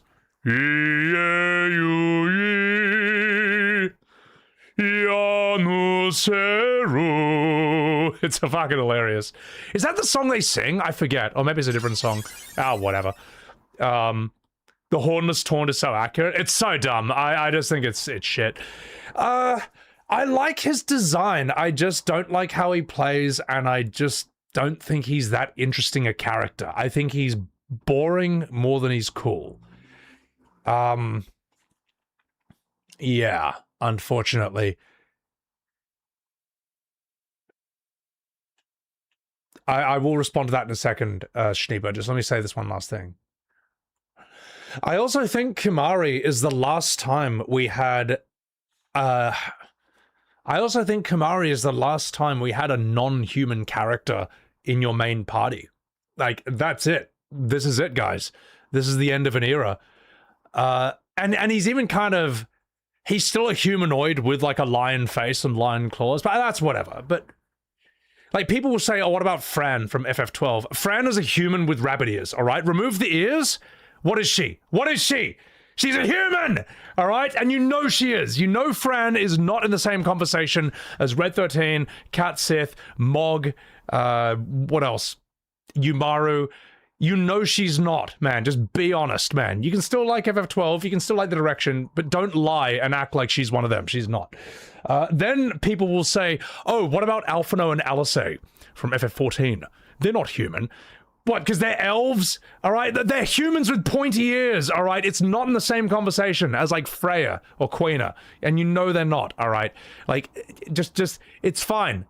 You can accept, like, I'm not saying the games are bad, I'm saying that is a fact. He predicted it? Oh, yeah. I've been arguing this for a long time, Dungeon, that's why I predicted it. So, yeah, so it's a pity that the last non-human creature we had as our main party member was kind of, you know, he was kind of whatever. Oh, yeah, I know. Human, humanoid. Let me tell you something. If you get hung up on the difference between human and humanoid, it's because you never go outside, okay? Everyone knows what you mean when you say human, non-human, all right? Stop playing these word games. And I want my editor to keep all of this in, this whole rant in, all right? Because these people deserve it, all right? They did this. Okay, Screech, thank you for the 100 bits. Kimari is the definition of FF7 Remake. Looks cool, but has no substance and is boring. Yeah, well, at least he's not cringe. You know what I mean? All the cringe. Biran and Yankee carry all the cringe in that. Me, Kimari, me have no horn. Hornless, hornless. So dumb. Schneepa, thank you for that prime. Kimari is a great character development, but the monster attacks are shit in FF10. They're locked behind the overdrive. Auron is the best character? You're damn straight he is, brother. His sphere grid is awful and he's weak behind everyone else. But he's blue for blue mage, that makes him S tier or brown tier. You just put him in the toilet during the break. Kimari is toilet tier, yeah. So, he's, yeah. We'll get to that in a second. Thank you for that prime. What we're gonna say here... So the way Kimari's blue magic works is that, like Quistis, it's locked behind his limit breaks, his overdrive. So you can't really just use it at will, or the way you want it to. And the way he learns it is, I would say, less annoying than Quina, because he uses a thing called Lancet. It basically sucks some HP and MP out of the enemy, and if they have an enemy skill, he'll learn it, and it will fill his overdrive bar to max. That's really good when he has to fight these two Ronsos later on, who each have a lot of enemy skills. You just lance it, bam, full overdrive, use an enemy skill, and just keep doing that, and you will destroy them. It only feels good for that one fight, though. That's the problem. Again, I find Kimari annoying because I run in, use Lancet. No, the enemy doesn't have a skill again. That was a waste of a turn. And then when he has his overdrive, I mean, Mighty Guard? Nothing else is really coming to mind in terms of great blue magic attacks he has. And his attacks are weak as piss compared to real characters. Sorry, his attacks are weak as piss. Fuck, I'm gonna sorry, I got distracted by that. I'm gonna respond to these. Chaos, thank you for the 100 bits. Is Hornless the same as Dinner? I think it's pretty bad. I think Dinner's funnier. Hornless is more annoying. Hornless is like real cringe. Like Final Fantasy X is the first game that had real cringe. It didn't exist before that.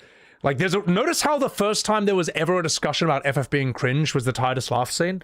Anyone who says that the golden age of FF was always cringe, you're just wrong and you're lying. All right? Either you can't tell the difference between funny, whimsical, and embarrassing to watch, or you are fucking lying because you're trying to rewrite history. And knowing a lot of these fans is probably both. So, but yeah, what was I going to say? Kimari's blue magic attacks are pretty weak, especially when you compare his overdrives to like Tidus, Auron, Walker, and so on and so forth. And I think you get a lot more mileage from Riku with her mix ability. Riku's overdrive can create insane buffs, man. I think he's just kind of buried by everyone, to be honest. I think he's the worst character in your party. So, Old Schoolist, thank you for the $5 super chat. In FF13-2, you can recruit monsters to fight in your party, but they aren't really characters and they only exist in combat, so it doesnesn't count. I wouldn't include FF13-2. I would say that feels to me more like Pokemon or like Monster Rancher or something. That doesn't. I wouldn't class that as Blue Mage. It's like I wouldn't class Clive as Blue Mage. It's something else. You know, it's like he's becoming his summon or some shit like that. So. He should be stronger? Yeah, no, Kimari should be, like, fucking strong, man. He shouldn't be outperformed by guys like Walker and Tidus. So, yeah. Riku is nuts, man. A Beastmaster? Yeah, it's kind of like a Beastmaster or something, FF13 too. Alright, okay, we're gonna do this. What rank are we giving Kimari as a blue mage? All right, ladies and gentlemen, the judges have voted. The results are in, and it's time to rank Kimari as a blue mage. And he gets, drum roll, here it comes, C tier. C tier, and even that's too good for him half the time. He is mid, he's a mixed bag, he's boring, and he's weak, and he's rubbish, and he's crap, and he's useless. All right? Kimari is nothing more than a bold entrance.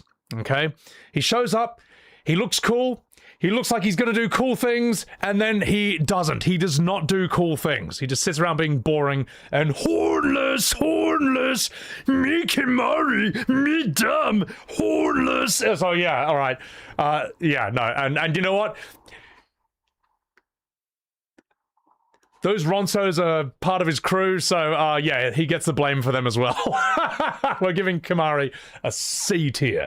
I think C works. I don't think he's, I wouldn't say he's F. That just feels mean. It feels wrong. But he's definitely a C. He's not, I wouldn't even say he's a B. I would say he's just disappointing. And you don't want a character to be disappointing. So, yeah. Nina, all horns regrow, ironically. Do they? I didn't know that. Kimari, speak beaver. Thank you, Musk. Thank you. Good work, Kimari. Now get the fuck off my screen.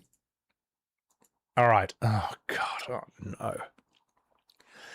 All right, here we go. Final Fantasy XI, the game that inspired Square Enix to put MMO design in all their single-player games from now on. Yay! FF11 apparently has a blue mage. I have never played this game, though, and I never will, because life is too short to start playing FF11 in 2026, or whatever it is, or whatever year it is while you're watching this video. It's too old. Life's already too old to start FF14, A Realm Reborn. So life's already too short to start FF14, A Realm Reborn in the current year. There's no way I'm playing this. I'm not saying FF11 is bad. It's impressive that it was before World of Warcraft Classic, believe it or not. And it was very successful for its time. So, and the people who played it growing up, it seems to hold a special spot in their heart. So I'm not going to rip on 11, despite the fact that all single-player Final Fantasies have MMO design in them from now on. Ooh, wait a minute. Is this in the game? Oh, I smell an S tier. That's got to be a mod. There's no way that's real. So, I was watching Preach play Final Fantasy XI, and my god, you could not pay me to play that. It looks like watching paint dry, that game. So, can anyone tell me about FF11 Blue Mage? Can anyone, tell me about it? Like, sell me on it. Sell me on this. We'll play some music while you're doing this, okay? Growfile, what's up? Mods in FF11? No? Oh, okay. MMOs are gay now. I guess they probably are. I mean, I don't really have an opinion on that. I don't really play them anymore. What can you do as Blue Mage? Is it just like normal? Is it busted or is it limited like FF14? Like, what is it? 11 was a masterpiece of its time, but if you ask me to play it again now, you won't do it. Yeah, I imagine it's dated immensely.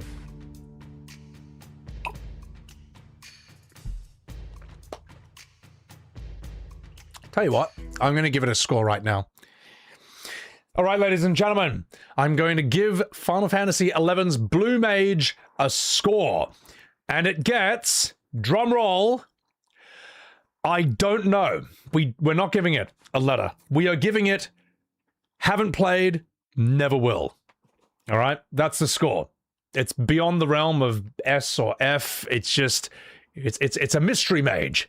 I am not qualified to speak on this, and I will never be qualified to speak on this because I will never play FF11. Life's too short. So, you got away with it this time. Now let's move on. Final Fantasy XIV, ladies and gentlemen. Let's have a look at this one.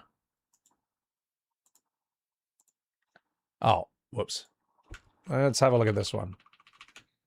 So FF14, they bring back the FF5 design, you know, having like the blue mask, which I quite like. I think that does differentiate it. That does separate it.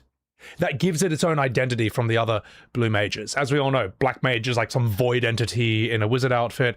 White mage has the white blue hoodie priest robes.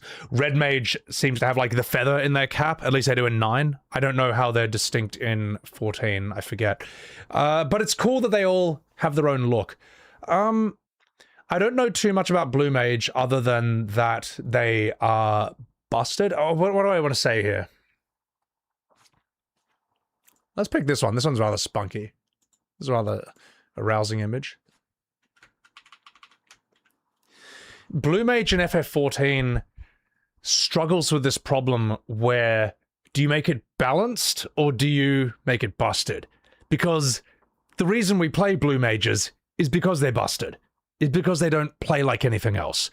The problem is, if it's busted in an MMO, then it's too strong, it's OP. But if you make it balanced, then it's no longer fun, you know what I mean? You want the Blue Mage, you want Blue Magic to be the wild card, to be this crazy set of unexpected skills, this bag of tricks. So 14 seems to have gone with the latter. It made Blue Mage busted, but the problem with that is you can't use Blue Mage for like world firsts, like Savages or Ultimates. And that makes me sad, you know, because then what's the point of playing it, you know? I guess the reason you play Blue Mage is because it's just like fun. You just want to do crazy stuff. I think one of the things they can do, I might be wrong about this, but can you teleport to a friend or something? I might be wrong. No, that might be if you're married. So if someone climbs to the top of Kugani Tower, you can teleport to them. Is that a Blue Mage skill or is that a marriage skill? What is that? That's marriage. Okay, well, that's not even Blue Mage. All right, we won't use that to my editor. Blue Mages can self-destruct, though, right? They're good for fates? Ah, Blue Mages are good for fates. Ah, there you go. Okay. You don't like their hat? They got like a pirate hat, don't they? Let's look at this one. This is kind of cool outfit. Yeah.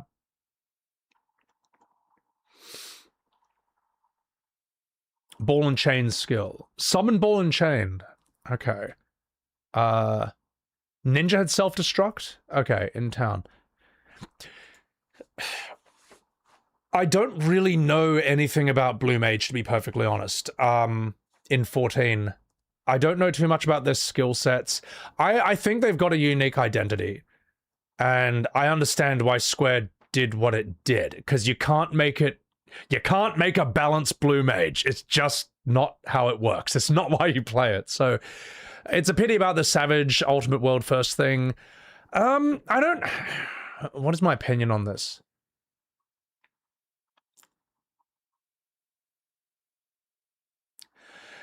I'm going to do something different for how I rank this. Because I don't know it well enough, I'm going to say that I think it's an A. I think it's a B. I think it's an A-. I think it's a B+. The thing that perma keeps it out of S is the fact you can't world first with it. It's just like, you can't really play competitively with it. It's just this for fun class you play on the side. But I like its design. I like that it's using the FF5 eye mask. I'm just going to say, I think it's a B-A. Somewhere between that. So, all right, 14 Andes. Hope you're happy. I think that's fair. Let's move on. Now... Oh, we got to put this in as well. Fuck. To my editor, let's just put this in before this. Actually, no. We'll begin this now. All right. Other Final Fantasies. So, the sad thing is, not all Final Fantasies have Blue Mages. We don't have one in 12. 13-2, you can catch enemies and use them as Pokemon. It's not the same thing. That's like a Beastmaster Pokemon style gameplay. I wouldn't count that as blue. 15, I don't think has a Blue Mage either. That's just kind of whatever. 16 is probably the closest they got, but I don't think Clive is a Blue Mage. Like, Clive...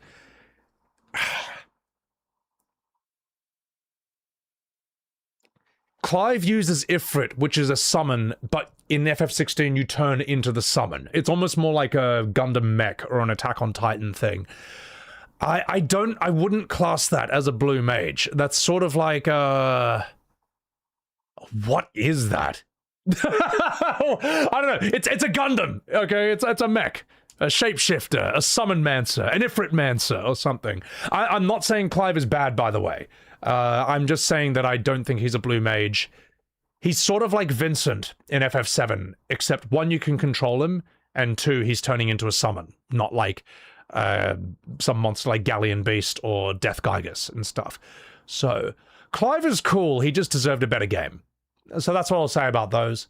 Yeah. Old Schoolist, thank you, hang on. Let me just thank you for that super chat. Old Schoolist, thank you for the $5 super chat. Final Fantasy 15 has Blue Mage Prompto. He learns the cringe skill from modern fans and uses it to attack the person playing the game. Triple F tier. I mean, that's great. I like that. That is so dumb. Oh my god. Yeah, Prompto's a cringe mancer. All right. Prompto's a soy mancer. All right. He's the God Emperor of soy. He's a soy mage. Okay. His outfit is a big old bottle of soy milk. So, yeah. Is he wrong? He's not wrong. Thank you for that $5, Old Schoolist. I appreciate that. Okay. All right, let's keep going. Let's keep going, ladies and gentlemen. Last one, and then we do Final Fantasy 2. Okay? Here we go. Ladies and gentlemen, that's it. That's all. Actually, I'm just going to refresh this real quick. Oh, sorry. You know what it is, but we're going to do this for the video. All right. Hold the line. Hold the line. Okay. There we go. There we go. And ladies and gentlemen, that's it for all the blue mages. Wait a minute. Hang on. I'm getting a message from... Oh, fuck. I thought of that on the spot and I couldn't think of anything funny. Now, you'd think that's the end of the blue mage legacy. They don't do it anymore. FF12, 13, 15, 16, it's all done. Or is it? Because a certain other company, a certain special company... Oh, fuck. Is that how you say it in French? Oh, fuck. How do I do this? How do I do this? Sorry, chat. I know there's a lot of, like, outtakes and, like, flubs, but that's why we have editors, all right? I'm sorry you have to see this, but it will be there. Now, there's one last blue mage we're going to talk about. He's an honorary mention, but he embodies the spirit of the golden age of Final Fantasy. He is from Sandfall, the French company Clair Obscur Expedition 33, and his name is Monoko. Rated M for mature. When I saw this, I had the biggest soy face. I know I shouldn't grow attached to humans. They are ephemeral creatures. They come and go. But when they go, they never come back. Yet, I share their sadness. Monoko. I share their joy. You mentioned traveling with other expeditions. Quite a few. Now, first of all, what is that? Like, that's the character. He looks like a Super Saiyan monkey made of wood. How many? What happened to them? Ladies, could I... Ow! Definitely a Destro. interest you in a duel? Okay, I'm in. Style away. No distractions, son. I'm really busy beating up strangers. Imagine you're a Nevron, and you see me. And then I transform into one of them. Ha! Brandishing the well-polished and gleaming leg of one of your brethren. Think of the intimidation. That's a boss. When I saw this, I was like, I know for a fact that's a boss in the game. What do you mean you can transform into a boss? Why aren't you using gradient attacks?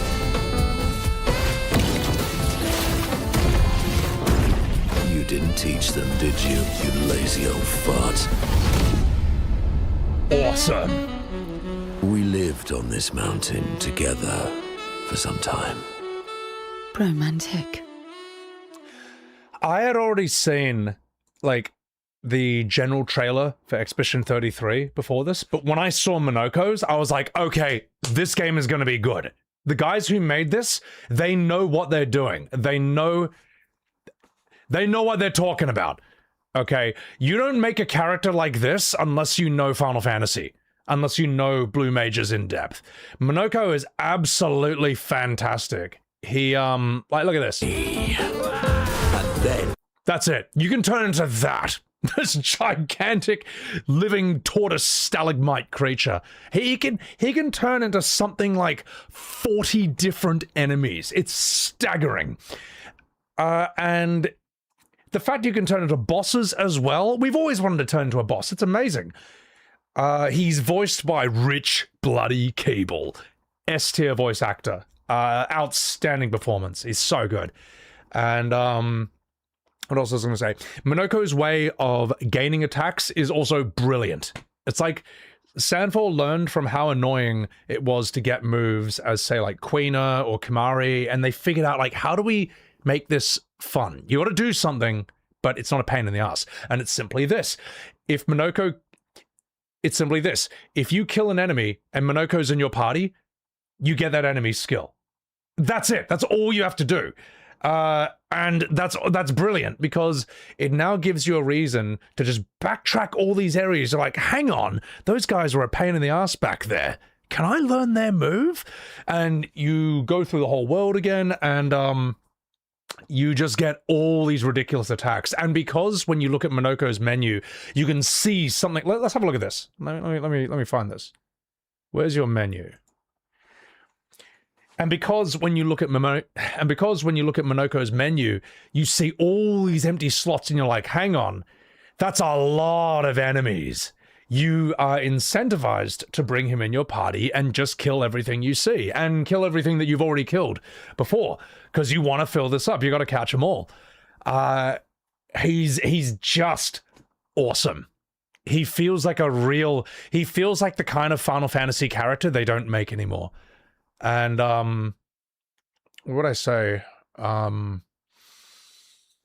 wouldn't say he's that strong DPS wise late game, but his function, his utility is unreal. It's amazing, all the stuff he can do. You'll just have to find out what those are for yourself. I remember, man, oh my god. I remember when I first watched this is a bit harsh what I'm about to say. Where's the move? Yeah. I remember when I first watched this trailer, and when I saw him transform into a boss, like this move, I just instinctively said out loud, that's it, Final Fantasy's dead. Like, I couldn't help myself, because why is Square Enix not doing this? This is their thing. This is their corner they were working. They dominated this genre. Why did they abandon this to do Devil May Clive, or Prompto, God Emperor of Soy? Or Red 13 Moonwalking. What? Like, they should be crushing it at this.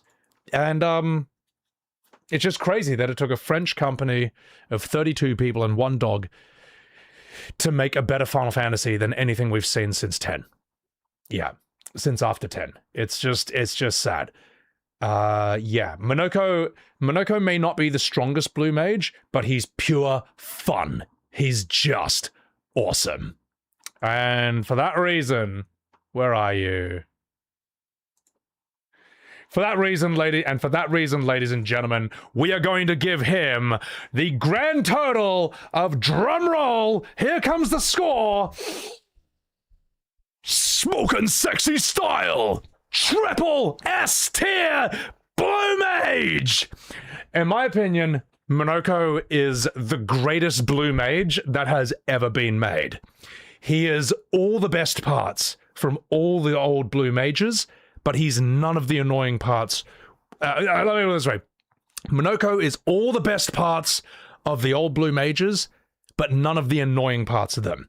It's not annoying to gain skills. It's not annoying to use skills. He looks sick. He looks like a truly unique invention.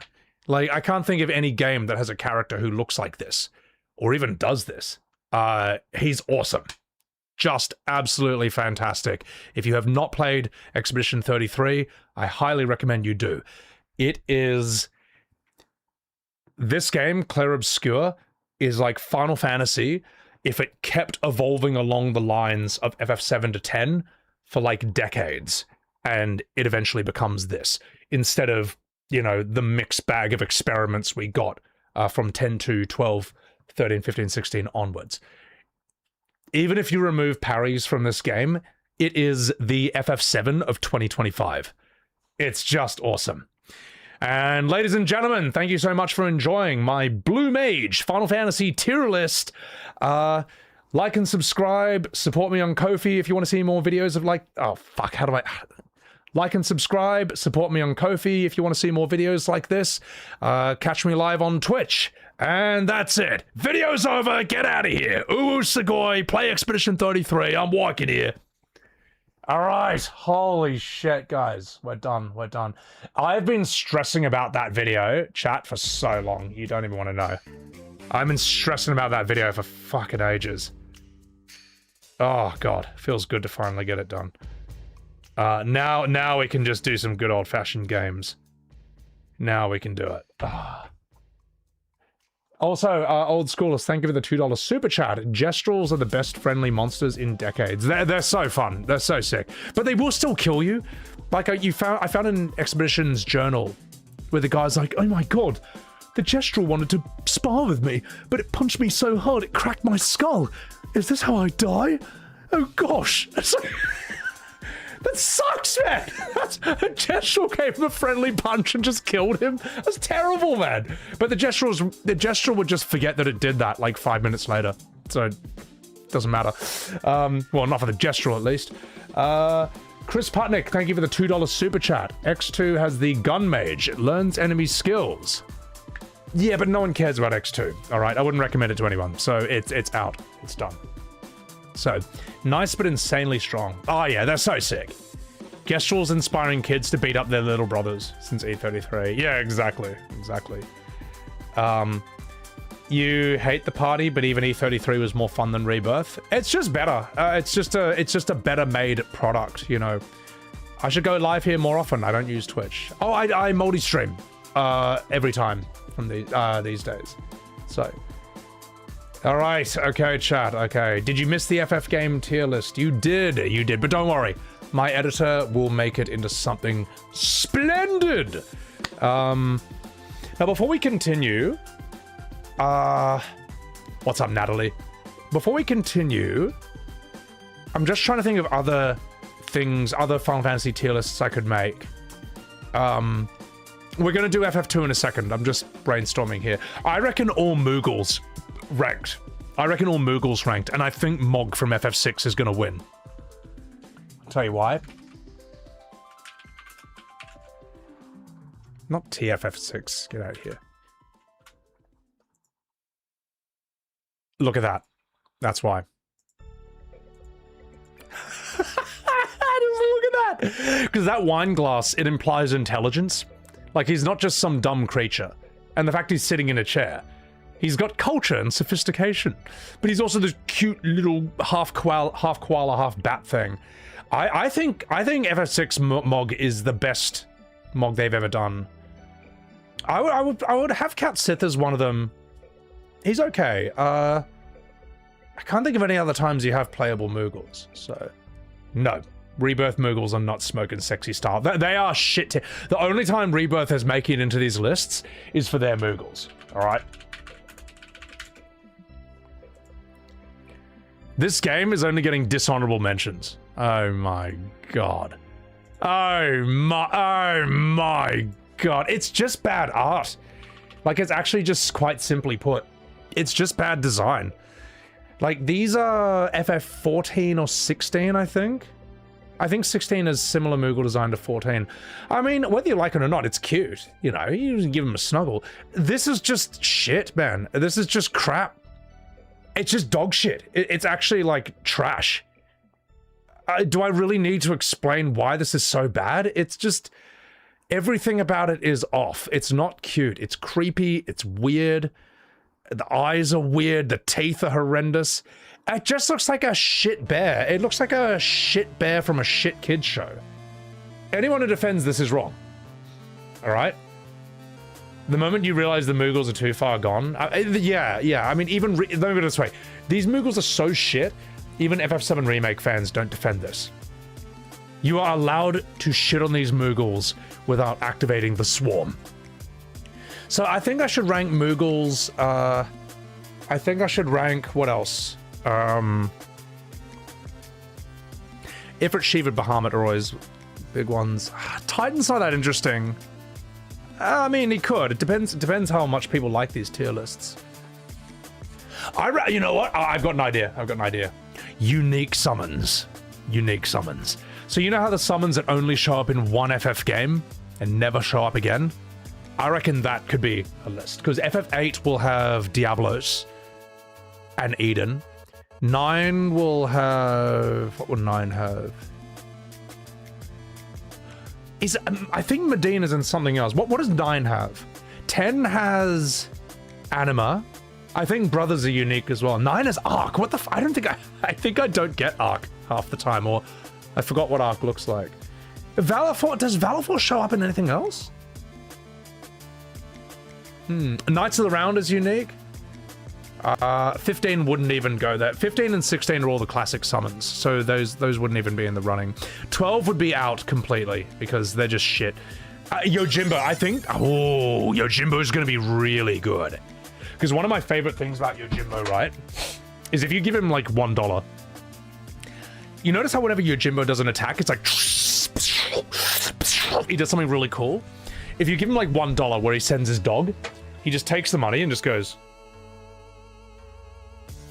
Like his hand gesture, just like, yeah, just whatever, and then the dog runs and attacks them. And I love the smallness and the subtlety of that gesture. It's like I've never felt like I've insulted a summon until then. I've never felt like a summon didn't like me until that moment. I was like, ooh, okay, yeah, he didn't like that. He's offended that I would pay him so little. I don't know. I thought that was a good use of body language. That he's just like,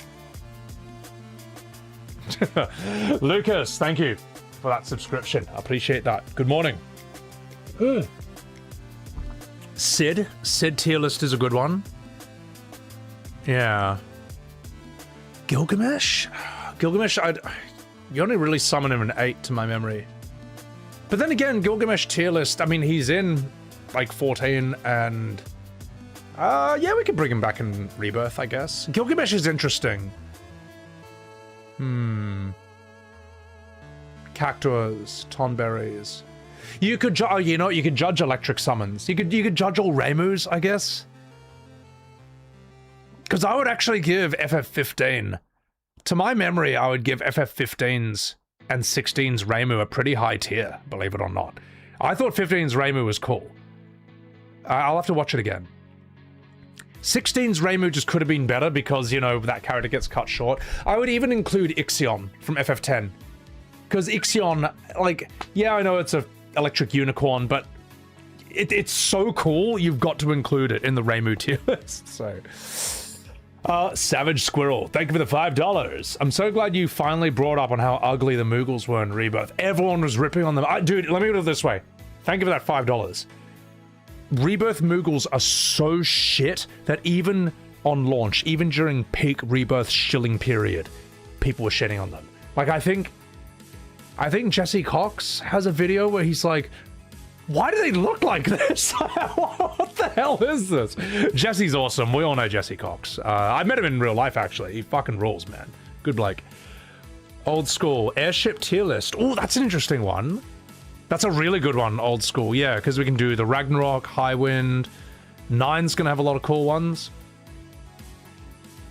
Yeah, that's a cool idea. I mean, even the Regalia would count in FF15. I mean, it technically is, sort of. Yeah. FF waifu tier list. Oh, you know the sad thing is, chat. I already know that's going to have the highest view count. I already know for a fact that ranking all Final Fantasy waifus, hottest ladies, that's going to have the most views. Period. It's going to smash Ifrit, smash Shiva, smash Bahamut, because all of you, each and every single one of you, are a bunch of goon lords.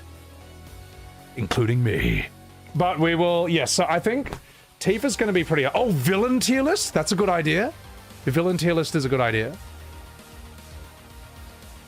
Ninjas? Because you got to get Shadow and Yuffie and Edge in there. Monks? No, we can do this. We can do this. I think I've got a list of this.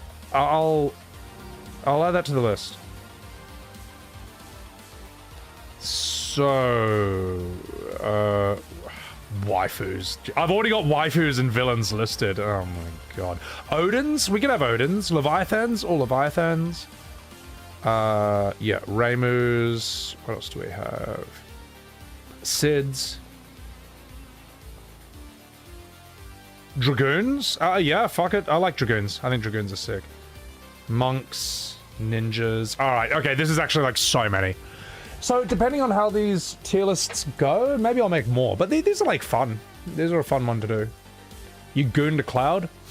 Well, do I have a remake for you? Because that's apparently you're the target audience, mate. Oh, I'm just messing about. Oh, Dragoon. Nice. That was a big lore moment right there. An Al Bhed tier list. What? They're in one game. Gameplay tier list? That would be really funny. I'll just put like turn-based at the top and I'll put like everything else in shit tier. Oh, Black Mages. Yeah, because we got to get Lulu. Yeah. I'd say Black Mages is one as well. White Mages? I'd say Black Mages. I don't know if White Mages are that big enough to have their own one. Story tier list, that's gonna piss off everyone. Everyone, do you understand? I'm gonna put 7 Rebirth. I'm gonna have like shit tier, and then I'm gonna have a tier called beneath shit tier, and I'm gonna put FF7 Rebirth in that one for the story list. Oh my god. Yeah, don't worry, Dragoon Knight. I've got a Dragoon tier list because you got Cid, you got Kain, you got Estinian. I would actually put Estinian very high. I think Estinian is Estinian's probably one of my favorite new main characters in Modern FF. I mean, he's not new, but you know what I mean. He's a Modern FF character. Estinian, whenever Estinian shows up, it's fun. Like, I'm always happy. I'm like, okay, what's this guy gonna do? You know, he's gonna do something cool or funny or interesting. Yeah. Bugs era. I unfortunately, like, I don't know how to do music because the problem with music is it just gets like DMCA'd. So I don't know how some people get away with it. I don't know. Maybe I'm on a list, but I don't think I'm on a list because music for other games gets copyright as well. Like my whole Devil May Cry 2 VOD got DMCA'd for one song in it. You know what I mean? I don't think Capcom is pissed off at me. Main character tier list. I mean, fuck it. Why not? Why not? Vaughn is going in beneath shit tier. He's going very low, mate. Whereas like Clive would actually get quite high. I would even say Clive, right?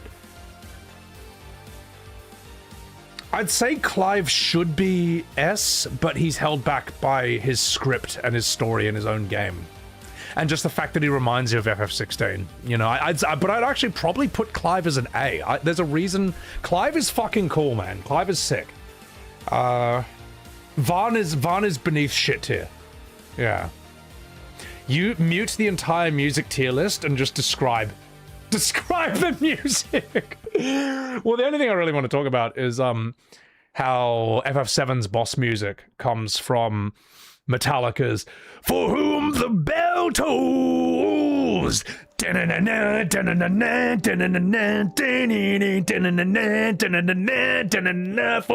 the bell tolls, which is sick. That's such a cool idea to have Metallica inspire Final Fantasy song. All right, enough fucking about. We're gonna do this. I am going to chat. Musin, beneath shit tier is dug their own grave tier. Oh god. Final boss tier list? Yeah, why not? No, that's a good one. That's a great one. Because the final boss isn't necessarily the villain, you could argue. Oh, are they? No, villain should be final boss. Well, not really. I would say the villain of FF10 is Seymour. Or he feels much more villainish than Jecht does.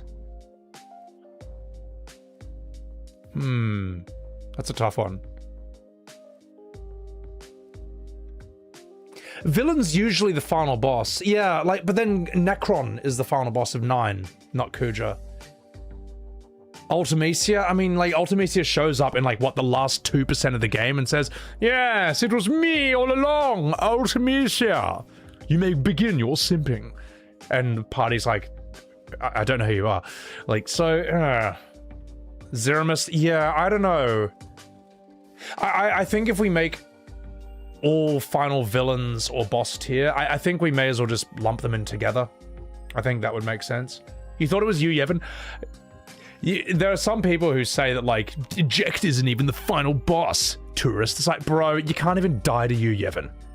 You can't even die to the main boss after Eject. It's like a storytelling boss. Man, you can only die if you deliberately, intelligently sabotage yourself. You have to, like, cast zombie on yourself or something. I don't know. It's like a really stupid way to do it. You can't accidentally do it. You wish I was the one remaking FF7, Josh? You know what? I just think it shouldn't be remade anymore. I think it's done. I think let's just leave it in the past, mate. So, yeah. FF final bosses aren't always the main villain. I would say just make a video about both and discuss them both, because Hojo is absolutely a villain, but he's not the final boss. That's a tricky one. But if you're making a villain tier list, you're going to be talking about Sephiroth, not Hojo. Unless...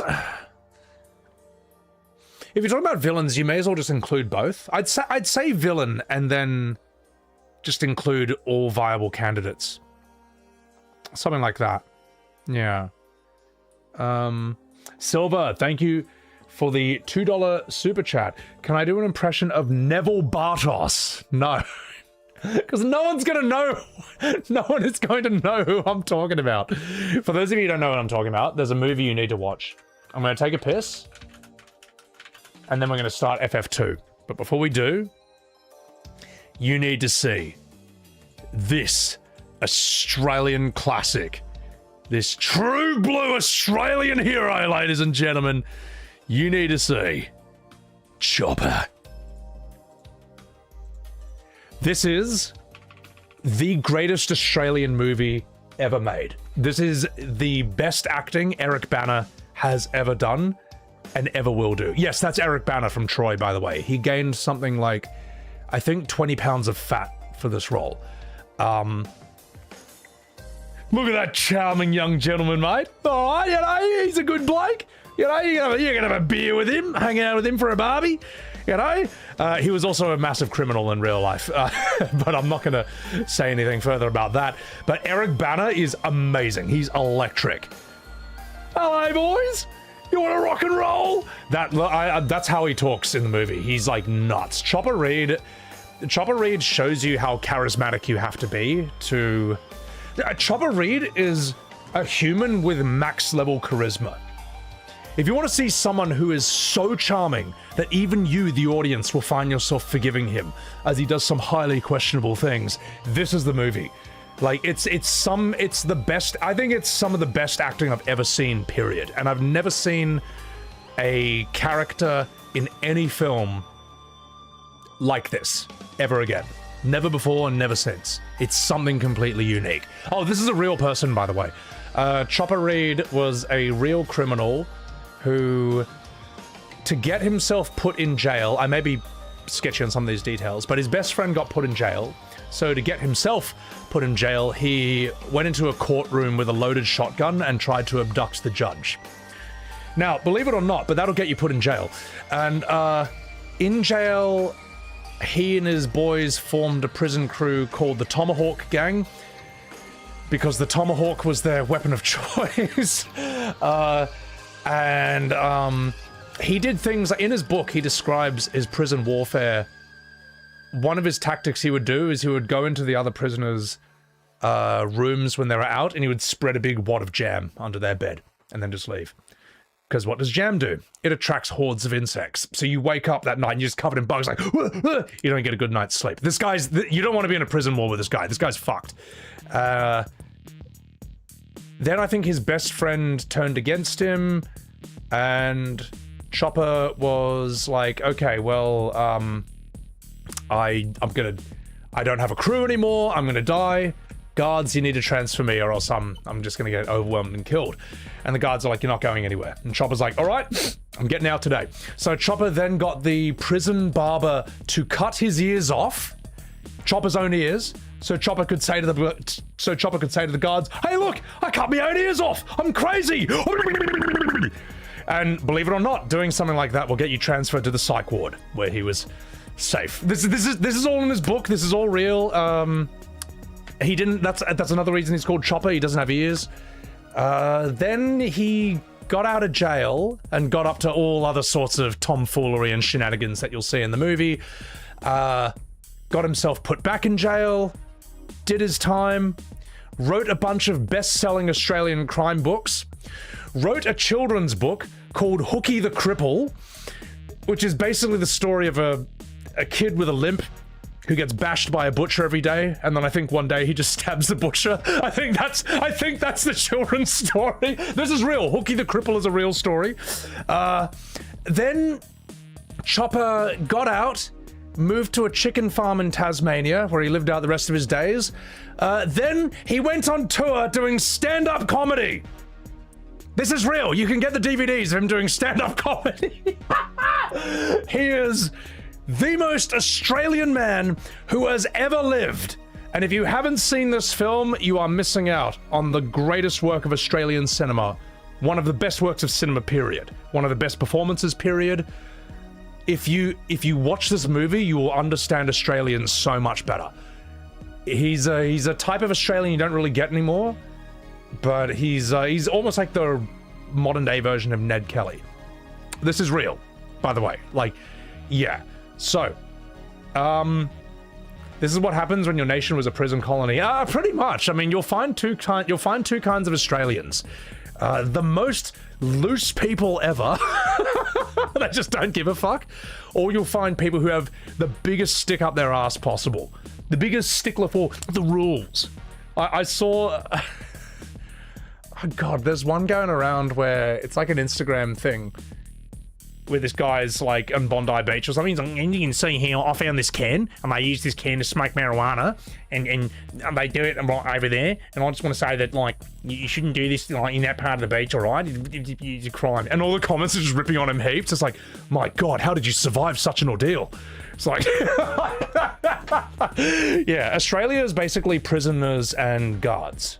You'll kind of see those two psychologies at play there.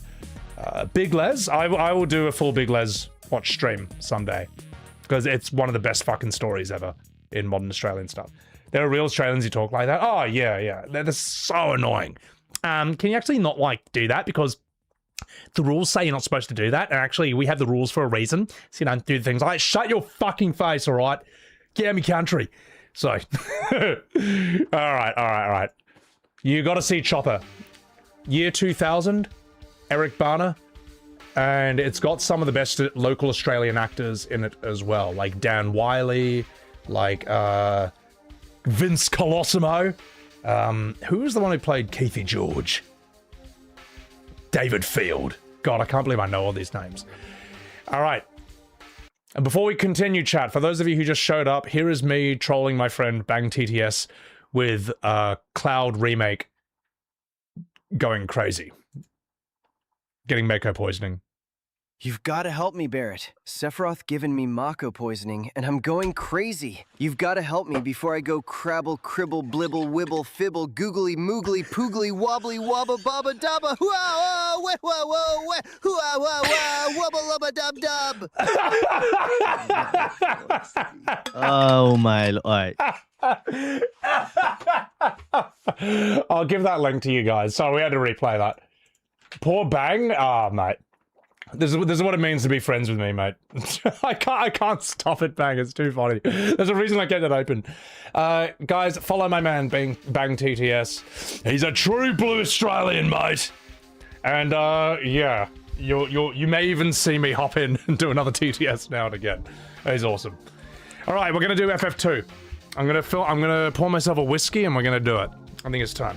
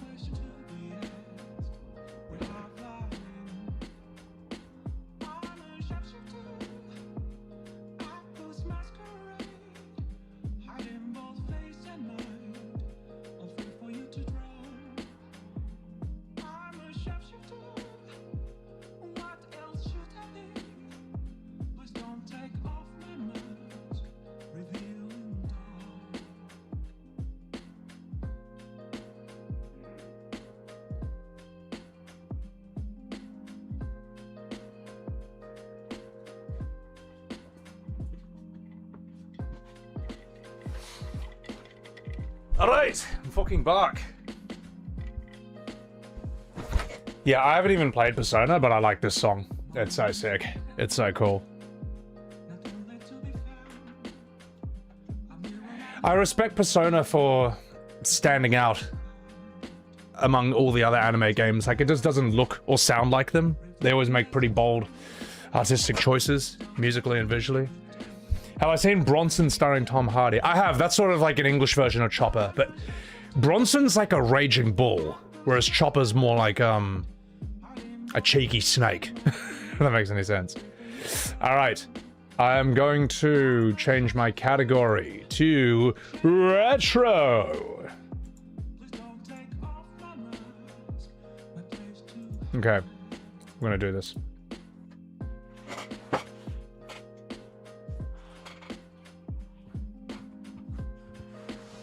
Yeah, that was an amazing performance from Tom Hardy in Bronson. You reckon you're pretty tough, don't you? He was an amazing film, but he was too unpredictable. Oh, bro, he's just, like, how do you deal with that guy? Like, all he wants to do is fight the guards. Plataris, thank you for that $7 super chat. Thanks to your FF7 Rebirth videos, I reconnected with a childhood friend over our shared disappointment of the remakes. Thank you, Seb. Oh, you know what, Plataris? You all right. Thank you. Thank you, I appreciate that. I had no idea my videos could do that. Tell you what, mate. Cheers to you and your mate. Cheers. All right. Okay. That's some good old-fashioned Scotch whiskey. That's not all whiskey, by the way. There's water in it. Okay, we're diluting it. YouTube is a happy bunch now. The game begins. Yeah, I mean, look, I know it's taking me 4 hours to start, but that's how Twitch streams work. And I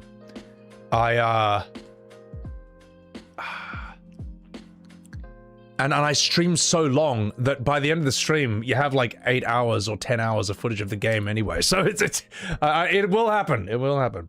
At what point do I read and not read chat? Like making a video or short, Moon Hughes?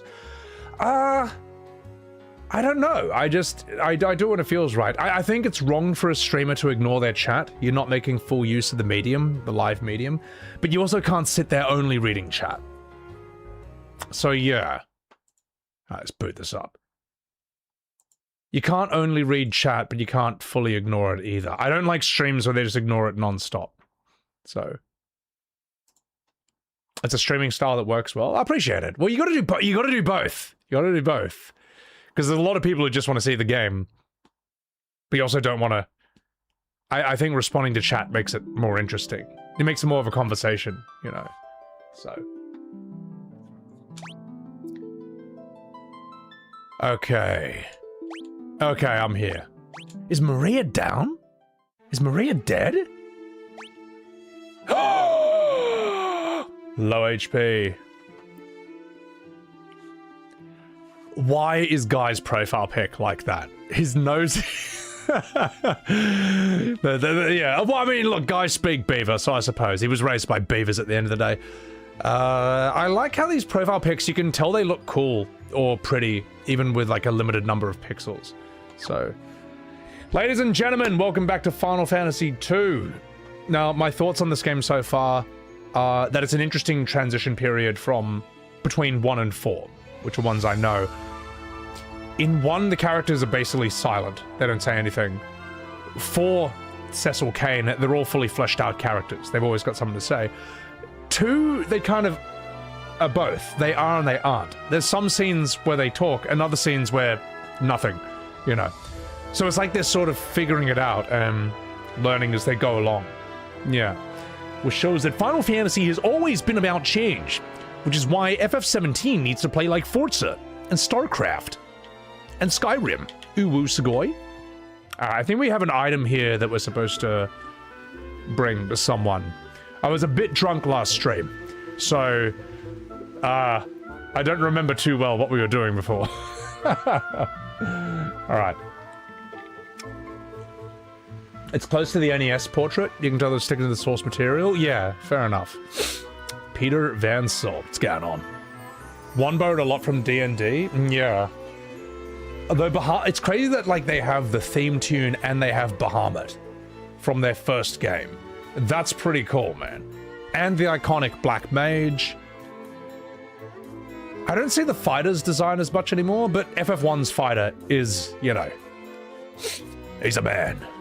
Bahamut was in D&D? I did not know Bahamut was in D&D. Is Bahamut like a dragon from D&D, or am I just tripping? All right, let's have a chat with these boys. The wyvern's right in there. It's sound asleep right now. My mummy says it's gonna die soon, but that's not true, is it? Oh, I need another cigarette. Uwu Sugoi, I've heard that the lowermost chambers of the cavern hold the life spring, the place that the wyverns use as a hatchery. Gorge. All right, let's have a chat with this wyvern. Bahamut is the good dragon from D&D. I didn't know that. That's actually crazy. Oh, okay. Apologies if I get stuff wrong about D&D. My introduction was Baldur's Gate 3. And that's when I was like, holy shit, this world is amazing. The shit you can do here. All right. The egg. The last of the wyverns. Take it to the life spring. I beg you. Oh, did I kill him? Oh no. Just kidding. I didn't die. I just went, eh. Wow, I didn't even do the thing I was supposed to do. All right. It's all right, chat. That's why we can turn off encounters in this game. Wait, where am I? How do I get out of here? No, is this where I came? Uh-oh. Oh, fuck, I'm lost. Wait, I can cast teleport to get out of here, right? Ah! I'm lost. Help. Help, Uwu Sugoi. Is it this way? It's this way, right?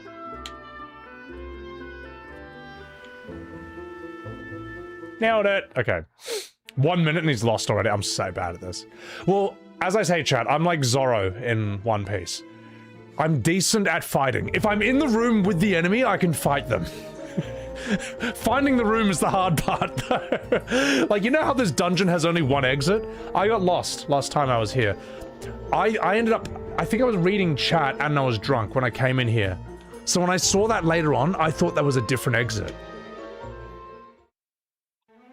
And I didn't remember that this was the entrance, so I thought I'd come out the wrong part, and I got lost in here for like, for quite a bit of the last stream. So, yeah. I think in Devil May Cry 5, there was an area that was a hallway. It was a straight line, and I somehow got turned around and came back to the beginning. I got lost in a straight line. Oh, like, it's that bad. It's actually that bad. I have Zorro direction. It's not good. It's not great. It's not good, chat. Drink more whiskey and I'll find my way? Correct. Ladies and gentlemen, when you're lost, when your thinking is just not up to snuff, have a drink. It'll fix everything. Remember, it's not a drug, it's a drink.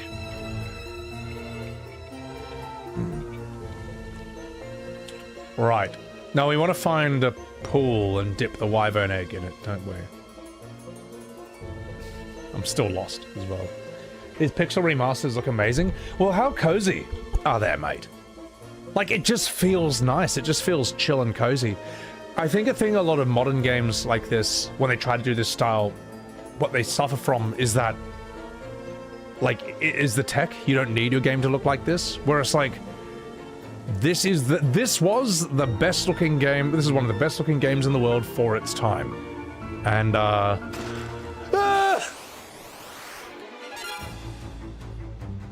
Alright, let's fucking do this. But then you get games like Sea of Stars, Chained Echoes. They seem to do okay. Stardew Valley. Alright. Let's cure yourself, you silly sausage. Ooh. Well, let's just normally attack you. Oh. Uh-oh.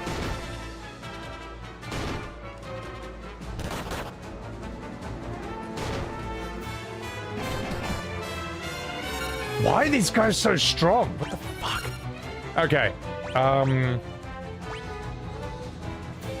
What would work against these guys? Maybe fire? The water. That should work. All right. Layla! Got me on my knees! Thunder! Oh, fuck. That's better. These guys are really strong. Why do they have so much HP? Bro, this is gonna take forever. The music's fine. Octopath, it looks cool, but it loses the charm. Well, it seems Octopath would do better if it had a better story, from what I hear. Better voice acting as well. I actually think a game like Octopath shouldn't have voice acting. I know this is going to piss a lot of people off, but it doesn't quite feel right there. I don't know. Like when I saw the Dragon Quest remake. Oh, I should have used Ice, I'm an idiot. When I saw the Dragon Quest remake, it looked nice, and then characters started talking. And I was just like, It could also be the quality of the voice acting. I mean, it's just like, ooh, Sugoi, he's here, the Dragon Warrior. I'm a fairy. I was like, oh, fuck off. Like, I don't know, man.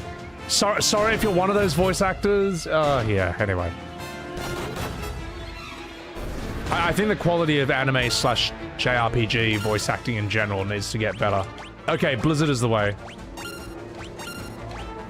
Like, I gotta... Do you remember when I did all those Total War Warhammer shorts and we heard all the legendary lords speak? I got a comment in my VOD for that saying that, like, man, listening to all the VA in Total War Warhammer made me realize, like, actually how truly bad most JRPG and English anime dubs are. How bad the voice acting is in most JRPGs, English anime dubs and stuff. Because, you know, it's like, nice one, Daisaburu. But then you play like Warhammer and it's like, make it quick, or I'll rip out your throat.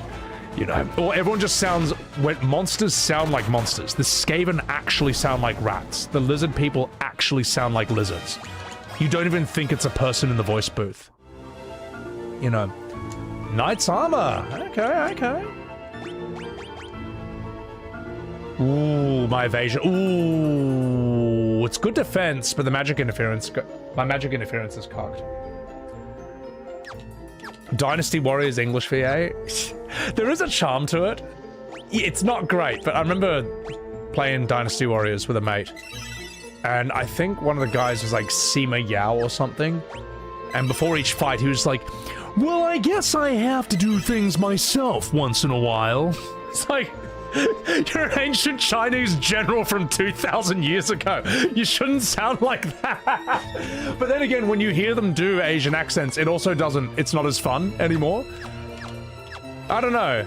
I think ancient Chinese stuff should just sound Chinese. It sounds weird in English. So, yeah. But yeah, you listen to Lizard Men, they're like,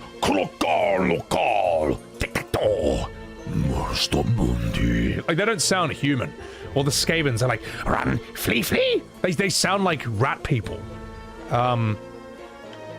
Yeah. Flamebow. Ooh, Sage's Wisdom. Saint's Spirit. What are those?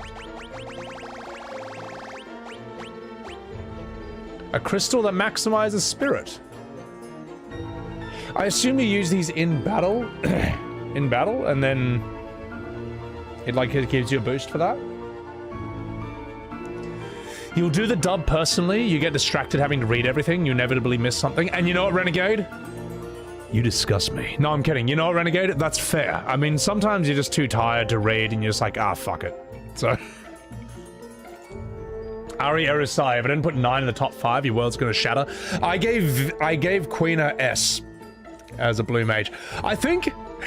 what do we do? I think Queen, Quistis, and all of FF6 got S tier. Kimari got C.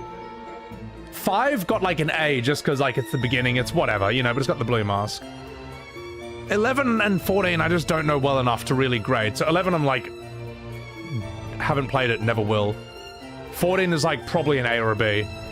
And then Monoko got like triple S tier. So everyone did well except Kimahri. Oh my god. Reading is too hard. Reading, here's the thing. There's a trade-off, right? Reading is a bit harder at first when you're watching like anime or like anything subtitled. But the payoff is that you hear how it's supposed to sound. You hear like better acting, in my opinion, because the Japanese game or the Japanese anime, it's born out of that culture and out of that history.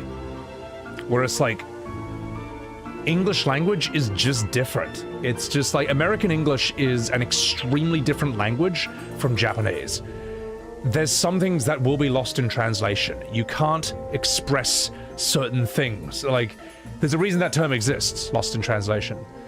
And also, as we know, like, it's not... watching the English dub, it's not as simple as you're getting the exact same show just in English. No. The quality of the voice acting changes. Like, Japanese usually aim it at...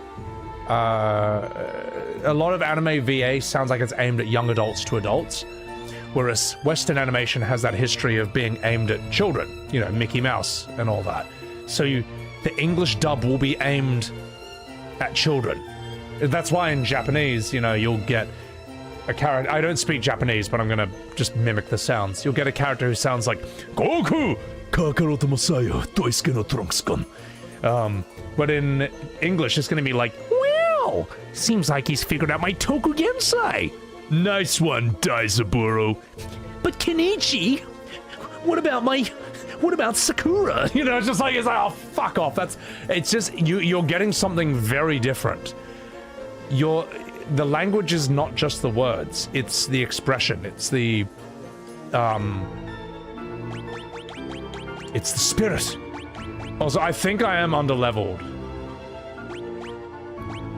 But I can fix that in a hurry. Oh wait, that's 0. No, 0! I can fix that in a hurry. With journalist mode. Alright, let's get encounters on, because I'm pretty weak at this point. Alright. This is why we have journalist mode. Yeah. No! Oh! Thanks a lot, mate. Alright. Ogre Chief. Let's give you... Surely fire should do some damage. Let's see what's strong. Let's see if thunder does anything. Cloudy, thank you for the prime. Cruggy, I'm sad.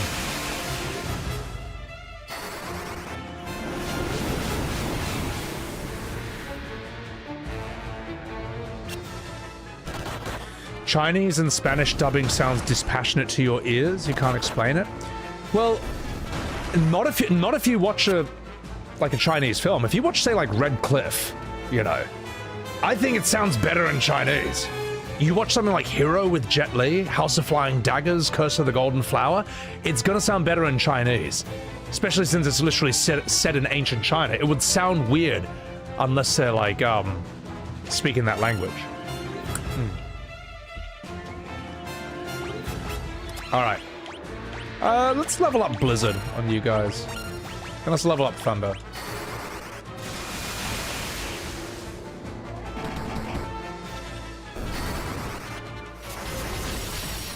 If you were a native Japanese speaker, would the Japanese VA sound more silly? You could argue that to them it sounds stylized as well. But let me put it this way. There's two things you want to aim for in acting that Japanese VAs tend to do better. You want to make specific choices, and you want emotional commitment. So, let's take Riku from Dragon Ball Z. Riku is one of the Ginyu Force. He fights Vegeta. In English, the dub actor, I think, just looked at this big muscle guy and thought he was dumb. And that's how he voices him. He voices Riku like he's an idiot, like he's stupid. That's not actually what Riku is. If you hear him in Japanese and you read his subtitles, he's extremely flamboyant. He's almost like more gay, but he's not stupid. And that's why you'll get, in English, he sounds like an idiot who, for whatever reason, is just really strong. But in Japanese, you know, Vegeta will, like, shoot a million energy beams at him, and as the dust clears, Riku's just, like, standing like this, with his, like, legs crossed and his arms out, like a dancer, and he's just like, hi! Hi! You know, he's like, oh! Rikum elbow! Rikum boom! You know, it sounds weirder, it sounds more alien, it sounds like crazier in a way. He's overconfident in Japanese due to his insane strength. Yeah, you can argue that. So that's an example. In English, he's dumb. In Japanese, he's fruity. He's gay. And I think the Japanese just works a lot better. The English sounds more generic. I'm trying to think of another example of that. I mean, listen to Baki in the English dub. I've heard it in on my Instagram. I don't know if it's AI dubbing it or if it's the real, but it's not good. Don't watch Baki in English. My God, watch it in Japanese. What's another good example? Okay, let me put it this way. I went to acting school, okay? So I was with theater kids. Now, theater kids in that day and age, around like the mid-2000s, they didn't know anime, they didn't know video games, all right? But even they, when they heard Japanese voice acting, they were like, hang on, that's really good.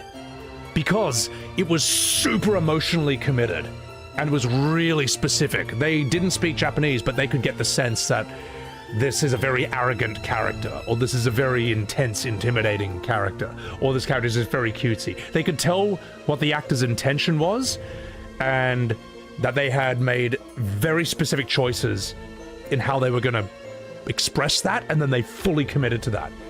That's the difference, man. So the fact that theater kids in the early 2000s who didn't give a fuck about anime still thought Japanese voice acting was good, that kind of shows where it's at.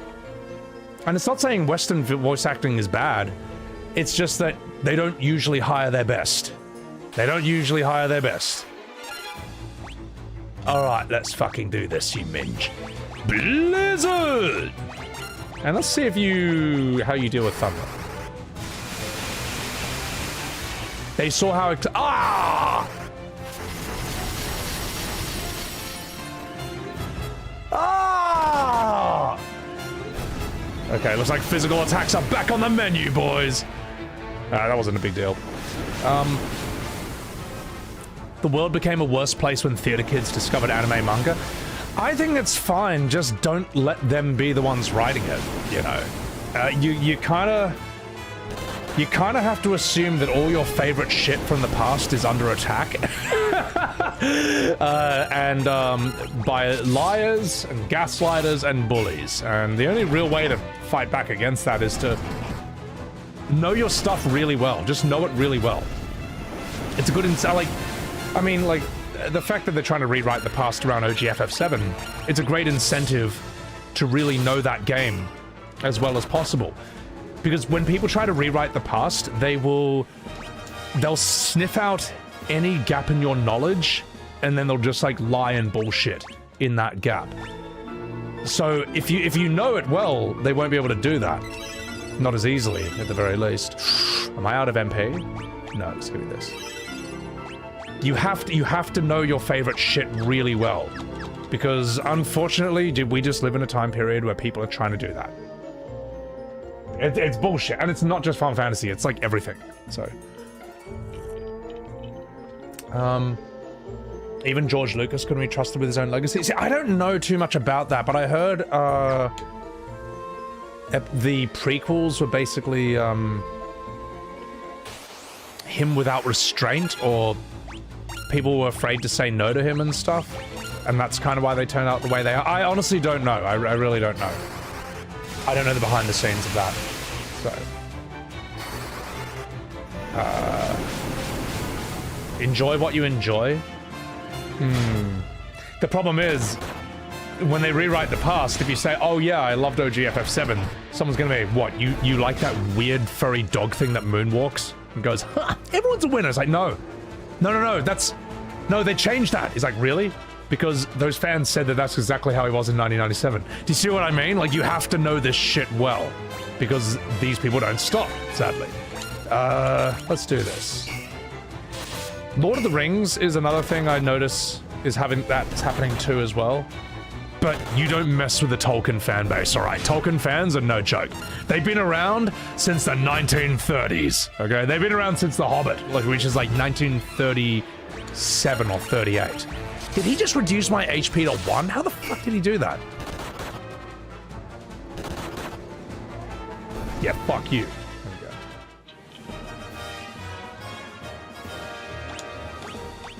The Doom Marauder sounds dope with a Japanese voice. I haven't even heard that. That sounds sick.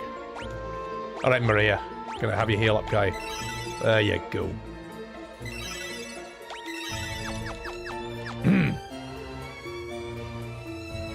It's 95% the same. Oh, darling, did I get a super chat? Thank you. Silent Observer. Good morning. It's coffee and kippers time. Kippers! That's very British. Thank you. Thank you for that super chat. He had nothing but yes men around him. And even when previewing the theater, he said, I think I put in too much. Yeah, you need... How do you do it? Do I fall off if I walk off the edge? Oh, no. Oh, fuck these guys, man. I might have everyone unarmed, man. I don't think even having weapons at all is a good idea with these characters. I might unequip everyone. Yeah. Slashing is just useless. It's dog shit. So. Everyone needs a Sakaguchi in their life? Yeah, well, you know what? This is a difficulty a lot of streamers have when hiring an editor. Is they worry the editor's gonna cut too much. Because this is a common, like, mental trap many creatives fall into.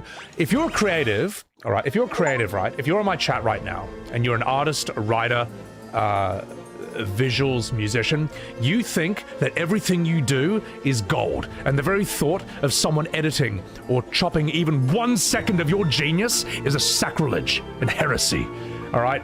That's what you think as a creative. We all think that. That's why we're creatives. But we are wrong. Not everything we do is gold. We need editors. We need an impartial outside voice to be like, that's good, but that needs to be more this, that, chop that, it's just boring, slowing it down, chop this, keep that, improve that, add more to this, chop that. You need editors who do that, all right? You need them. You need directors. You need someone who has the balls to say no to you. Even if you're rich, even if you're like Mr. Big Chunkus, even if you're a Gygus like this guy. Thank you for saying that, Eels for Reals. Eels, welcome in. Guys, chuck out where you follow. I mean, look, that's the thing. I had difficulty hiring editors because I was like, what if they don't edit my style? I was like, listen, mate, you may learn editing yourself and you can get from like level 1 to 10. Editors are like level 80. You will never be better than them, okay? That's their specialty. They went to fucking school for this shit. An editor is like a fucking wizard.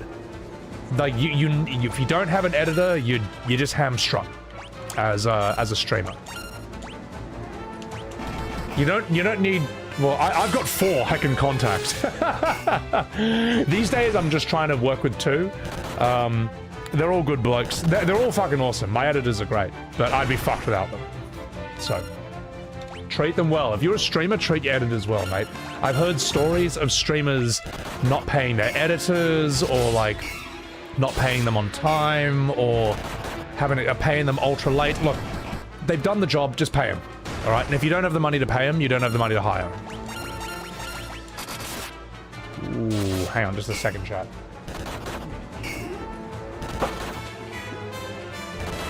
Oh, Mr. Fluffy Poodles. What are you doing here? Dun, dun, dun. Dun, dun, dun, dun, dun, dun, dun, dun, dun, dun, dun. Dun, dun, dun, dun, dun, dun, dun, dun, dun, dun. Wanna get a big screen? Oh, there's no one hanging out with you. Dun, dun, dun, dun, dun, dun, dun, dun, dun, dun. Billy, Billy, Billy, Billy, Billy, Billy, Billy, Billy. Oh, Billy's the best blue mage. Oh, come on, Billy. I think it's time. Russell Crowe bashing his editor in South Park Rules. Oh, that was so good. Like, what does he say? You edited me poetry. You don't edit Russell Crowe's poetry, you testicle. And he just beats the shit out of him. All right, Billy. Time to give chat a smile, Billy. Here it comes.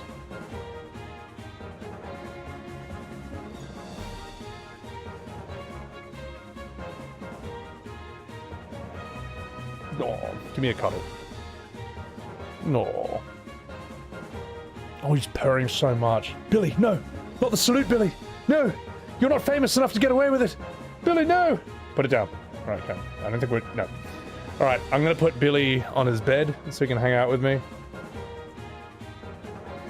You love him? He's so cute. Oh, don't kick me, Billy. I'm putting you on your bed. Up you go. Up you go, Billy boy. Oh, fat boy. There you go. What a handsome cat. He's so handsome, isn't he, mate? Such a handsome young man. I'm just giving him some pats to let him know that he's loved.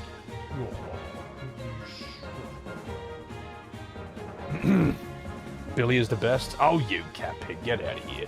Billy's not impressed. He never is. So, not as handsome as you. Get out of here. All right. Give Billy a laptop. I'll sub if you give him a treat. I don't have any food on me right now, but that's the best I can do. The best I can do is a little squish. All right, let's get back in the game, boys. Let's fucking do this. Where am I? I'm lost. All right, I'm turning off encounters after this. This game is trolling me. It's trolling me with its encounters. Oh, fuck. Hang on. There you go. I gotta unequip these idiots with their weapons. So. Can I do a Welsh accent? That's way too hard. Way too hard.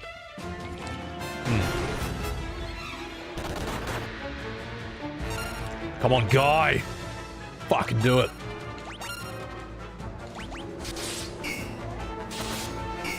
What is even the point of having a sword in this game? What is even the point? Fucking point. That's it. Get that. Yeah, no. Off. Rubbish. Are you not even wearing armor, you silly goose? Wow. Should have equipped her with something.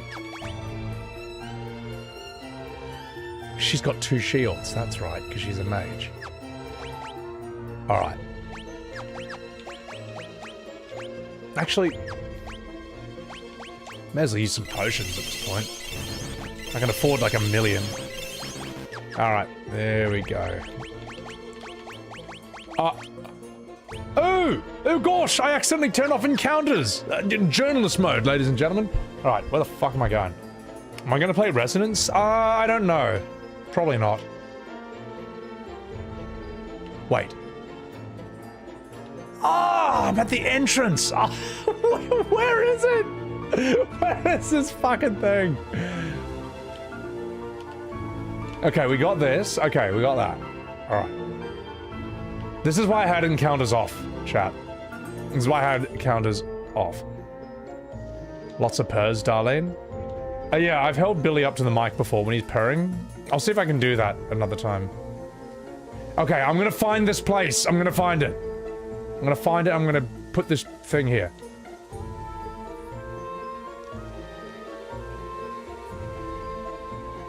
I don't know anything about that, Mega, but...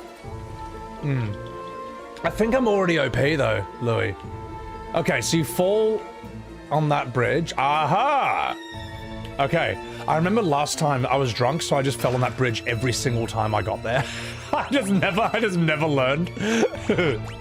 We'll give you mithril gloves. Yeah, let's make you strong. Actually, yeah, whatever. Well, I've seen some streamers say they pay their editors in... They only pay them in, like, the ad revenue the video makes. I think that's just bullshit, man, because I know for a fact that some videos just aren't going to do that well. Like, I know that my Warhammer videos, the top 10 Imperium jobs, I know that the Barkey tier list video, I knew those were going to do badly. They're just not, like, the meta in the way that like modern FF critique is for me. But I mean, I wanted to do them anyway. But I just think that's bullshit, man. I think you pay them for the job. You pay them for the job. Also, Mega, thank you for the 100 bits. I didn't even realize that was a thing. Like, they have a rate, you pay them. If the video does well, or if it doesn't do well, that's a whole different thing, you know? Because at the end of the day, it's the streamer picking the subject, you know? You pick a subject that's not interesting, that's why no one's gonna do the thing. How do I get... Am I in the right spot? Oh, fuck. Oh, fuck. Okay, I'm not gonna walk on the bridge. That sets me back to the beginning. We're gonna try and get there a different way. Don't chase the meta? Well, you gotta do it to an extent. Well, the smart thing to do, right? You gotta enjoy it. But it's also gotta be something people actually want to click on. You know what I mean? Yes, nailed it. If no one clicks on it, what's the point? But if you do stuff you hate, that's the meta, then that's not much fun. You ideally want to find both. I'm still here, Game Freak. Yes, don't look at me. It's too hard. This game's too hard. This game's too hard. It's the streamer's fault if the theme sucks. Yeah, well, here's the thing. I'll tell you what I know does well for me on YouTube in long-form content. Usually E33 stuff or modern FF critique, you know. And I'm experimenting with these Final Fantasy tier lists. Will those do as well? Or the drama stuff, but it's drama. I mean, it could be about anything, and people would want to watch that, so. Yeah, exactly, Kent. Well, some people will get angry that that's the only kind of content or the main type of content you make. But it's like, man, I do other stuff which you don't watch. It's there. But, you know, and second of all, I spent 5 years trying to find, like, metas that work for me on YouTube. Why would I find one that... I finally found ones that work. Why would I stop doing them? Just because you want to see something else. And then I make something else and you don't watch it. Like, that's the thing, I do. I make like, Warhammer, Baki, this has nothing to do with Final Fantasy. No, I'm not a human. What else have I done? Stanley Parable, the JoJo tier list I did. I've done so much stuff that has nothing to do with FF or E33. Yeah, but you know, the usual suspects. Oh, you made your whole personality this. This is the only kind of video you make. No, this is the only kind of video you watch. So, Professor Ludwig said. Ludwig's advice was really good. No, Ludwig. Oh.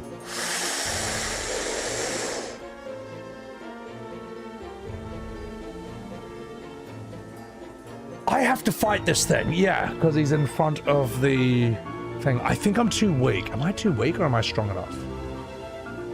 I got bashed by him last time. I might need to grind. Dispatch.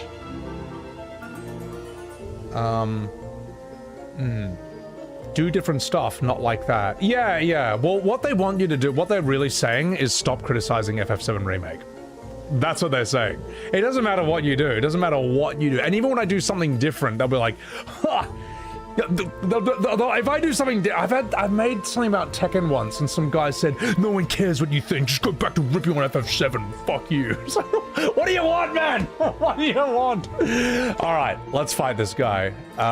Let's sort this. Items. I can afford ethers, I'm pretty sure.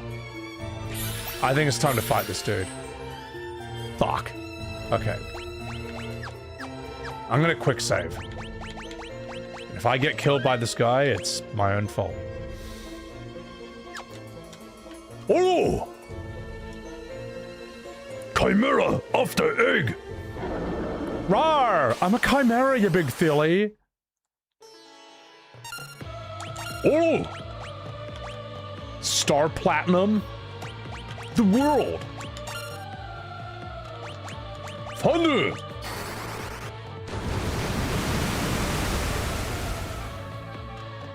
Maybe Blizzard next time.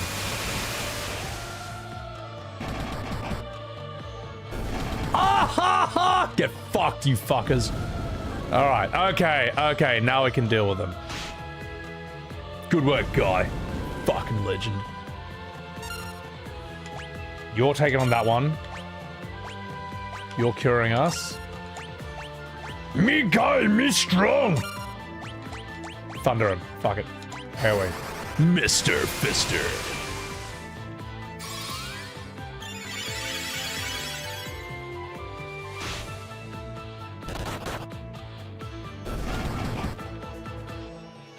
Me guy, me kill a man with one hand.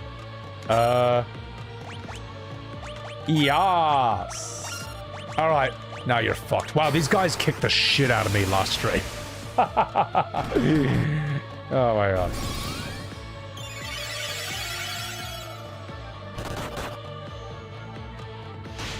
Oh no! Stop hitting him! Nailed it. The Yas took you out. Guy is peak Unga Bunga, mate. Their magic defense is high, yeah. I was struggling with them last stream. See, I hadn't been playing on journalist mode enough, so... You should make more anime content, Deku. The thing is, though, it's you gotta do it in the right order. Like, long-form anime content, no one in that world even knows who I am, so they're not gonna search for me and they're not gonna click on me.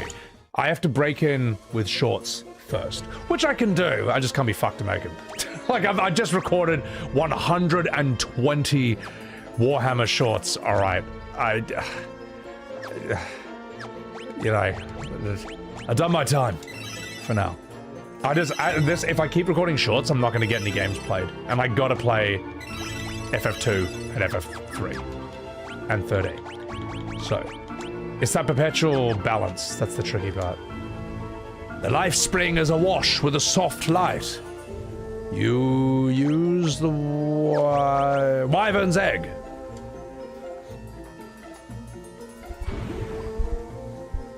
The wyvern egg sinks gently to the bottom of the spring.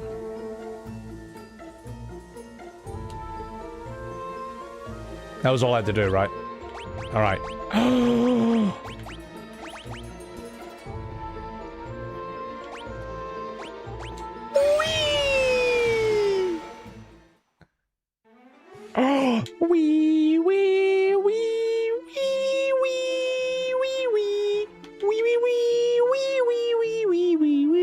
Wrong game, but close enough. All right, nailed it. Do I have a tent? Oh, a cottage. That's so cute.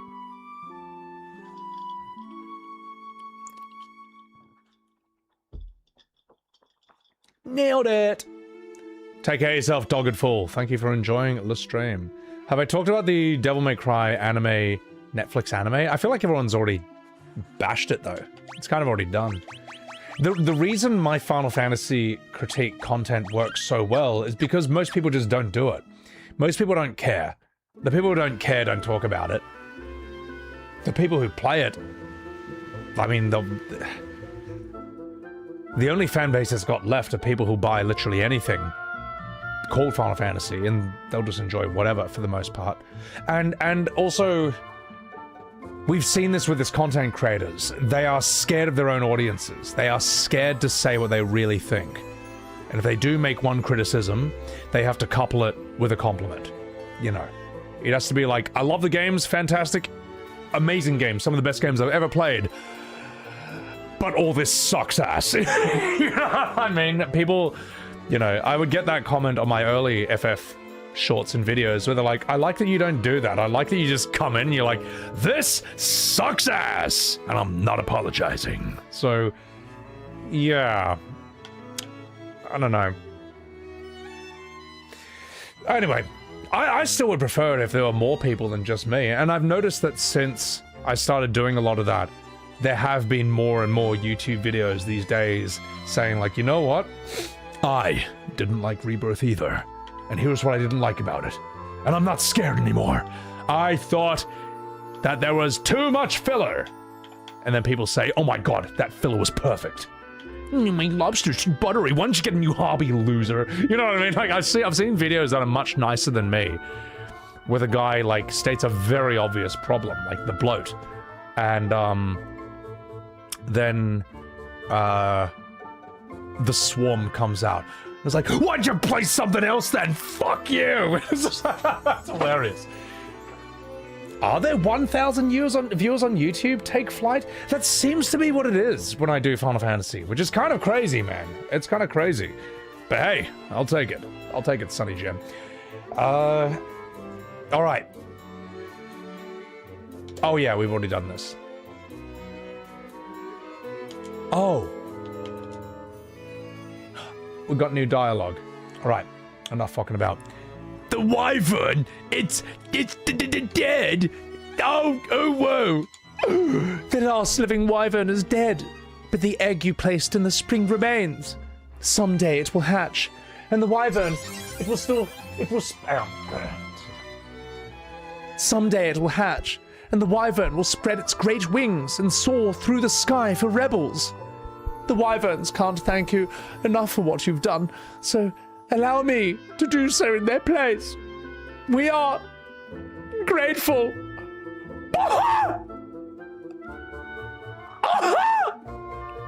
And scene. That was some free acting, ladies and gentlemen. Normally for acting that good, you'd have to pay $22.99 to the cinema. But here on SebiWebs, we give that away for free. Alright, Mugen, thank you for that Prime. I appreciate that, And that's a wrap. You know, I might even turn that into a short. That is so stupid. That is so fucking dumb. Alright. What is that? I may as well make one FF2 short.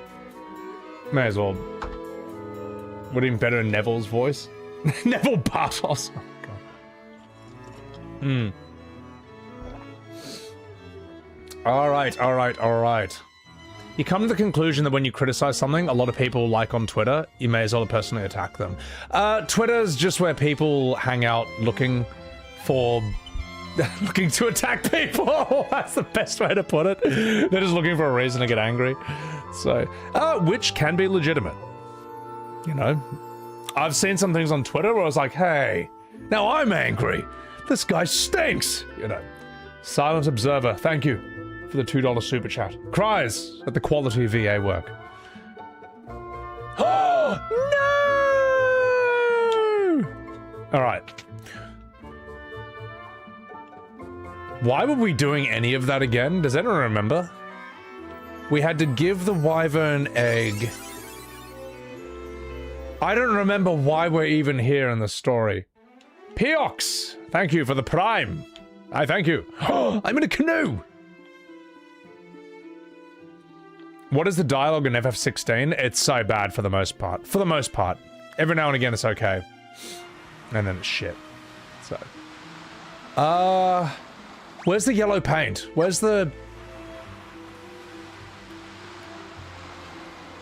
yellow paint? I don't know where to go next. Where's the quest log? Mom, play the game for me. Revised Plum. I played 4 hours of 16 and gave up. The crazy thing is, that's kind of the best part of the game as well. You saw it when it had actual stakes. And now it just gets very boring. So, go back to Altair, talk to Hilda and Gordon. Magna Dragon, you alright. Thank you. Where is that again? How do I... Oh, there we go. Okay. Alright. Altair. Altair's the original town, isn't it? 2 is the worst for directions. It's pretty brutal, man. It's pretty rough. I think I can get there this way. Oh! Whee! I think it's very convenient, this boat and this canoe stuff. I just want to test something. Chat. I got the shit kicked out of me here. Can I beat them now? Wee. Oh, goblins! These guys are whatever. No, give me the tortoise. The best part of 16 was the motion blur. Oh, you will see me complain about the motion blur a lot if you watch my FF16 streams. And people keep making like excuses for it. Oh, it's not that bad. It's like, yes, it is that bad. It turns into paint the second you move the camera. It's horrible, man. And it took like 2 weeks or something for them to release like a motion blur toggle to allow you to turn it off. It was so bad. It was so bad. Just 1 second. Hang on. Come here. So all the people all the most loyal fans who bought it on day 1, you all get a nice big old bowl of motion blur. Oh, Billy. You're so squishy. Hey, listen to this purring. Billy. Billy, you want to share your purrs with chat?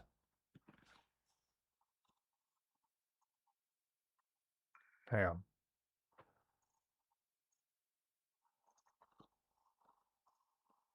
Can you hear that? I don't know if you can hear that. Billy, give chat a purr.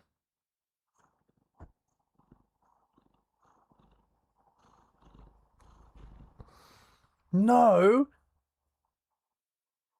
What do I have to do? Do I have to put your body up to the mic? Hang on.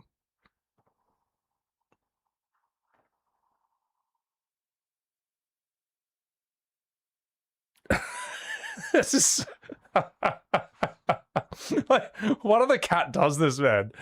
Billy, I don't know how long you would have lasted in the wild.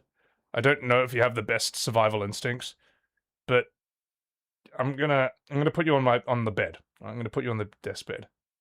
Off you go. Up you go. Go up you. Oh, is that fucking Noble? My stream. Guys, chuck a wee follow to my man Noble right there. Oh shit! What? What? What? Why? Why am I... What? What? Hey! Hey! Hang on, chat. Something's fucked. Stop! Are you fucking for real? Fuck you! That's it. Thanks a lot, Noble. So, alright, let's just reopen that. It'll be fine, it'll be fine, it'll be fine. It'll be fine. I'm not sure why that happened. That was heaps weird. His survival instincts are being cute.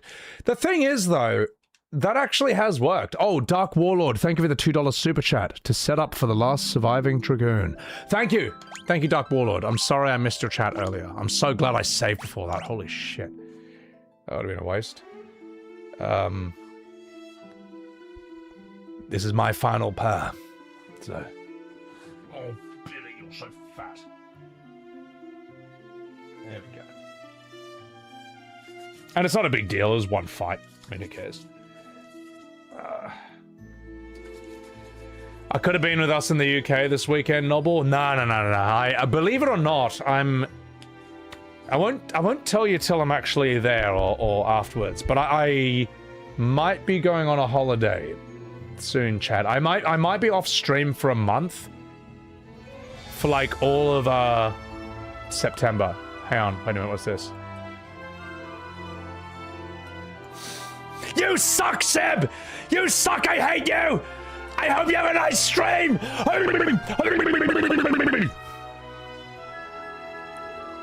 The loving and tolerant Final Fantasy VII Remake community, ladies and gentlemen. No, what I was saying is, I will be going on holiday for probably all of September, but I'll let you know. I'll let you know when and if and, you know, the details on that and stuff. Alright, will I make a vlog? Not... Hang on, no, stop. No, you click... Oh my god, you click on the screen once and... You click on the screen once and it forgets your controller forever. Oh, that's fucking bullshit. Okay, I know how to deal with it now. Let me just set that up again. Okay, now I get why it's doing that. Don't tell anyone where you're on social media. Well, yeah, It's not, the thing is, it's not for work. It is actually just for a holiday. It is literally to unplug from everything. That's why I'm not going to IRL stream there. I'm not going to say where it is, or I'll take photos. Yeah, sure, you know, and videos and stuff, but I'll show it afterwards. It'll be a fun little return stream. So, yeah. All right. Banned from the EU of his remake. The EU doesn't care. I don't think they really care that much. I don't think they're upset about this. Like, I've had, like, I'll have Russian, German, viewers say that this whole remake fan insane thing, that's actually an American thing. They don't really think much of it in, like, say, Germany or Russia or whatever. Poland sounds cool. Well, okay, so if I go to, say, like, Norway with Arav, I mean, fuck, you're gonna know, because I'll be on his stream. That's a whole different thing. So, I'm gonna turn off this. I don't need this.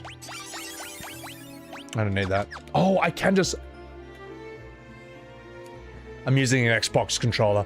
The PS1, the PlayStation one was fucked, so I'm just doing this instead. Oh, that's so good.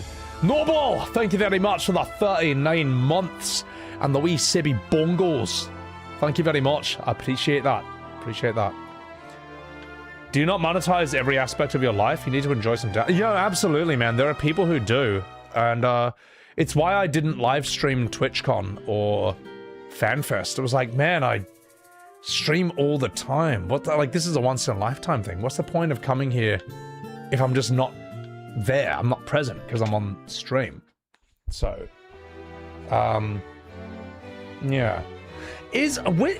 Poland did The Witcher 3. It was... Who did Fear and Hunger? That's Finland, right? And I think Noita is Finland as well? I think. I could be wrong. So, yeah. That's cool. I would love to do The Witcher 3 at some point. And Hellish Court. Oh, chat. I gotta show you this game. I gotta show you this game. This is a very cool looking Polish game. I'm pretty sure Hellish Court is Polish. Think like Bushido Blade. Only real boomers are going to know what I'm talking about. But, like, imagine, like, a 3D sword fighting game with extremely realistic sort of combat, you could say. Well, these are new ones. But it's set in, like, the 1500s in Poland, and it looks fucking sick, man. Give me... Yeah, maybe this one. I might stream this. I might actually just want to do the whole story. I want to see it. I want to feel... And the thing is, it feels immersive. Like, it's trying to be as historically accurate as possible to, like, 1500s Poland at that time. So, and Poland is not like the UK. It's not like France or Germany. It's kind of its own thing. And the clothes and the architecture are really unique. It's really sick. This father, old man, is walking... No. Get your English out of here, all right? Polish or nothing. Give me the gameplay trailer. I want gameplay. Game could play. This one?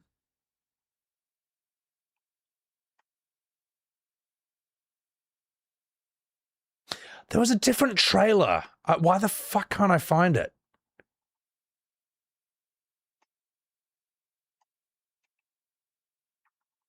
Ah, screw it. We'll just do this one.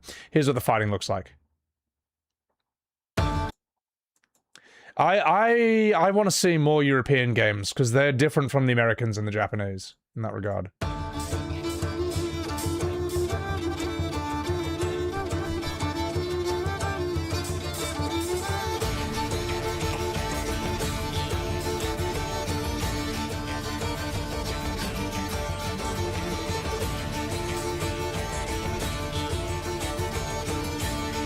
Welcome in, Red Rain.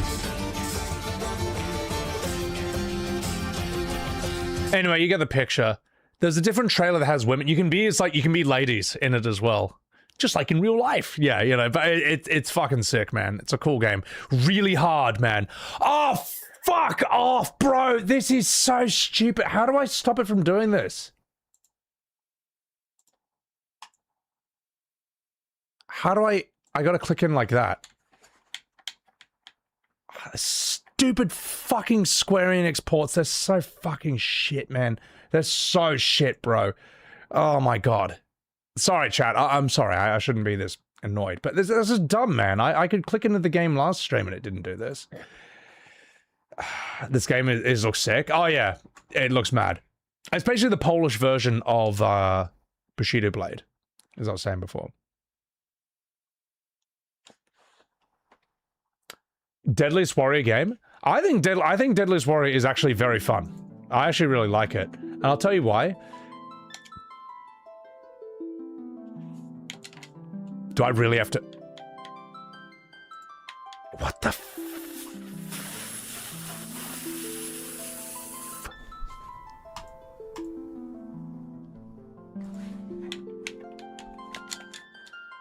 I'm fucking pissed off, mate.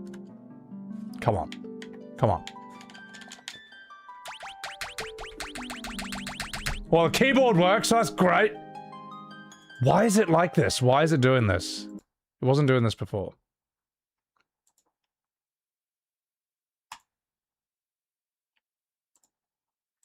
Hold the line, chat. I'm just gonna...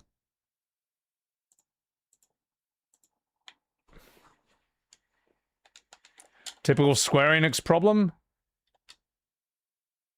What the f...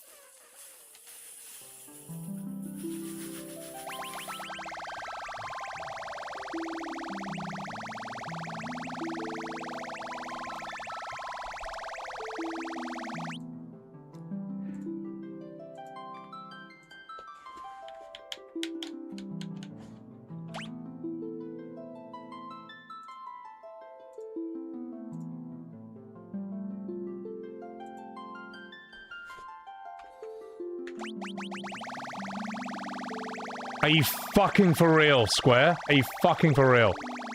Press W? W just did that. I think I gotta reboot Steam. I actually don't think it's necessarily Square. Even though it's funny to blame Square. Even though it's funny to blame Square, I don't think, it could just be a Steam bullshit thing. Because it was fine before. It was fine before. Okay, I've ended task. Let's get you back in. Please work, for fuck's sake. Come on. I think this will be fine now. I think it's actually a Steam thing.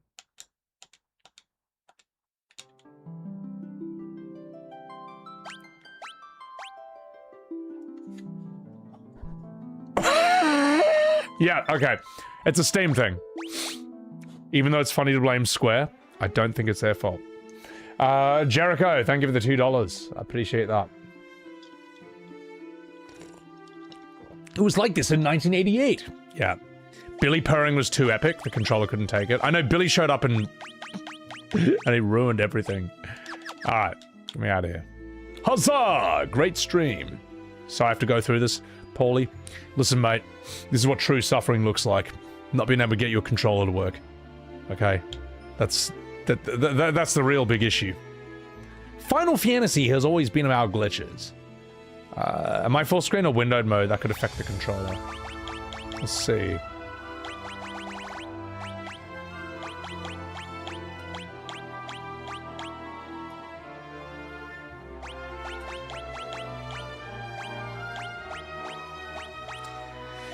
It's not the thing, but it's working, so it's fine. It's working, so it's fine. I'm gonna save here, so we don't have to do all that over again. What does Steam have to do with game menus? No, it's to do with Steam and how it connects the controllers with the game. I actually think that was a Steam issue, not a Square Enix issue. Square Enix is off the hook for this one. They are all right. They got away with it. They didn't do anything bad that time. You just got Nier Automata. Was it a good buy? Nier Automata, yeah, no, it's great. I recommend playing it in Japanese. The correct language. So, right, let's have a chat with this bloke. Oh jeez, Hilda's been acting very strange lately.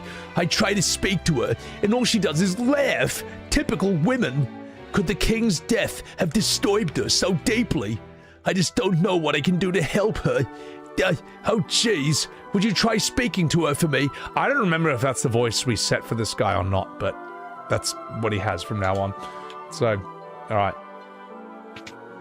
Do I understand Japanese or do I just prefer the voice acting? I prefer the voice acting. I think it's simply better in Japanese. Let me put it this way. If someone, let's say you've got a friend who's like Japanese or Chinese and they want to watch Game of Thrones or Lord of the Rings, do you tell them to watch it in the Chinese dub? Or do you say, no, you gotta watch in English, just subtitles? Like what do you do? It's very, we all know what the answer is. We all know that, like, well, let's say Breaking Bad, okay? I am the one who knocks. Who do you think you're talking to?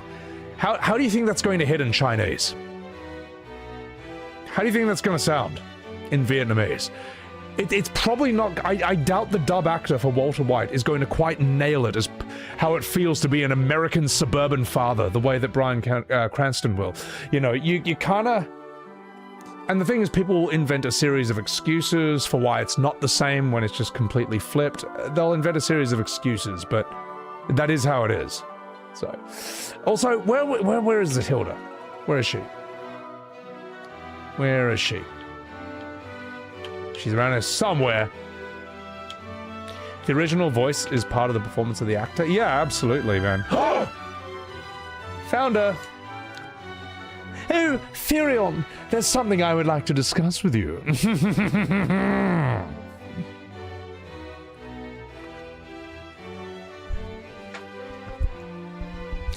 We'll be waiting outside. Ooh la la. I think...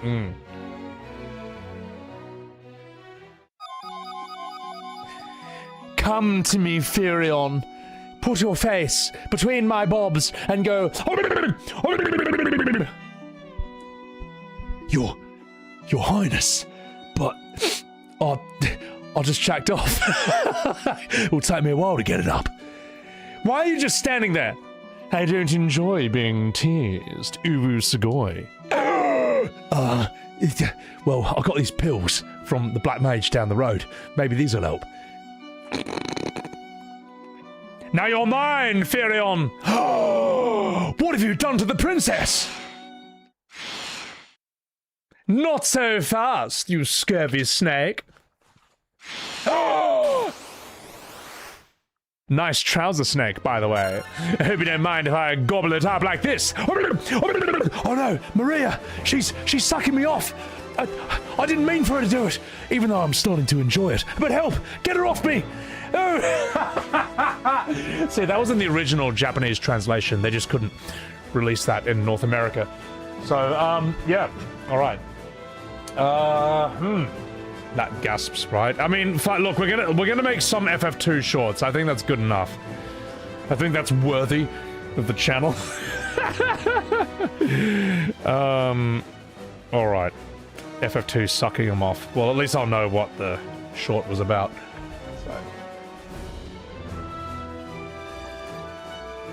All right, that was a wild sentence to join in on, Alejandro. You knew what you signed up for with my stream.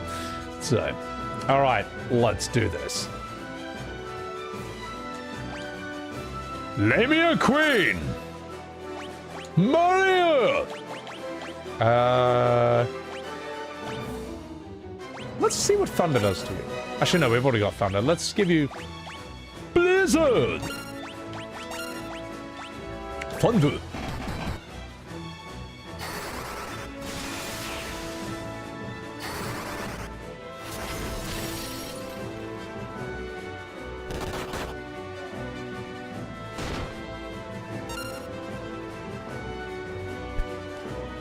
That was a big hit. I mean, it was only half his HP. I think I'm too strong.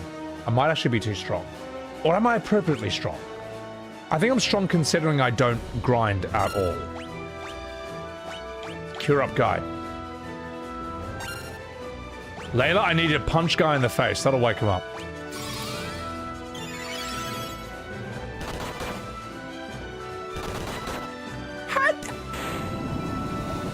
Okay, I am too strong. I am too strong. We're going to turn off 4 times XP. I'm sure she had more attacks up her sleeve than that, but it's only 1988, so no one really cares.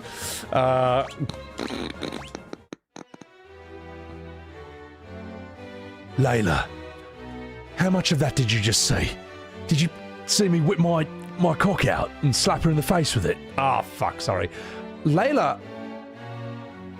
Oh, Layla's the pirate girl. Arr, enough to know you shouldn't be letting your guard down around fetching young ladies, I'd say. Unless that lady be me. Honka honka! Me guy, where real princess? Oh, geez, I've got terrible news. We've just heard a tournament is being held in Palamecia, and Princess Hilda is the prize. Oh, crumbs. Oh, jeez, I'm coming with you. I want to help you rescue Hilda. Arr, don't worry. Don't worry. I know just how you feel, Captain, and I'll be feeling you up later on. Arr, because I'm a pirate and that's what we do. Me and me boys will manage your army. I run a tight ship. No need to fret over us. And later on, me and me boys will be in your tight ship. Arr. Don't gosh. Gordon joined the party. And scene.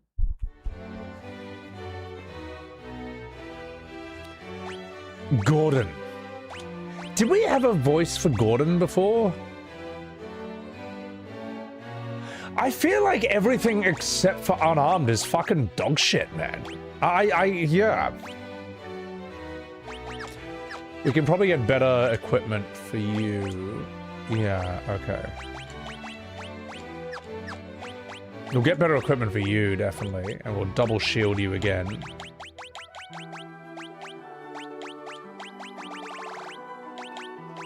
That's good enough. And Guy, let's optimal you. Oh, you don't need anything. You're already peak performance, mate. So, nervous nerd voice? I guess that's what we gotta do. Grafada. Maybe buy some since I have a lot of gil. What do you mean Okay, I do have 99,000 gil. Is that normal at this point of the game? Or is that journalist mode? What's up, Bianca? His lance is pretty good. Gordon is as useless as Edward. Well, that's just great. Revised Plum, thank you for the 330 bits. Terribly sorry to veer off topic, old sport, but might you happen to possess any refined wisdom on how one might avoid being most unceremoniously bitch-slapped by Simon on expert mode? That fellow has been treating me with all the grace of a disgruntled peasant. With Simon, here's a really easy thing to do. Oh, here's a way to learn his attacks. Once you know his attacks, he's much easier to deal with. Put the game on normal mode, so he hits a lot less hard, but the timing's the same. Have everyone just like max HP, max defense, and just learn those fucking attacks. Once you know them, you can kick the shit out of him much more easily. And then, you know, go up to max DPS glass cannon build and just go like ridiculous. How do I have that much already? Ah, well, the Pixel Remasters were so kind to grace us with journalist mode, which I don't need at the moment. Because I'm absolutely... we'll keep 4 times skill. We'll just put it back to normal. Because I did kill that boss way too easily. So we're going to... not do that. You reckon his... Ah, fuck it. No, just everyone's bare-fisted. Screw this. Revised Plum, I hope that helps. I even made a short about that, but you know what? I'll just say it again. What's up, Chase Sarp? Welcome in. Yeah. Well, Simon in story... If you put Simon in story mode, then the timing changes. I think. On his attacks. The timing's more generous. Like, what's the point of practicing on easy mode? You may as well play on normal so you can deal with that. Palamecia. But beat him on expert. Because when you fight him on expert, he's still going to whip out some crazy shit, man. Attribute boost. That's why I'm OP. Okay, cool. The Fisting Party. Mr. Fister. Fuck leveling weapons skill. I'll level my fists. Maybe we get better stuff here now. What can I do for you? Bam, bam, bam, bam. Okay, nothing good here. Arr, thank you. Let's go get... Let's get items. We miss you, Sakaguchi-san. I know, mate. It's just not the same without him. It's just not the fucking same. Alright, let's get some items here. May as well have a few of these. Considering my money, we should have a few of these. You just never know. You never know. Alright?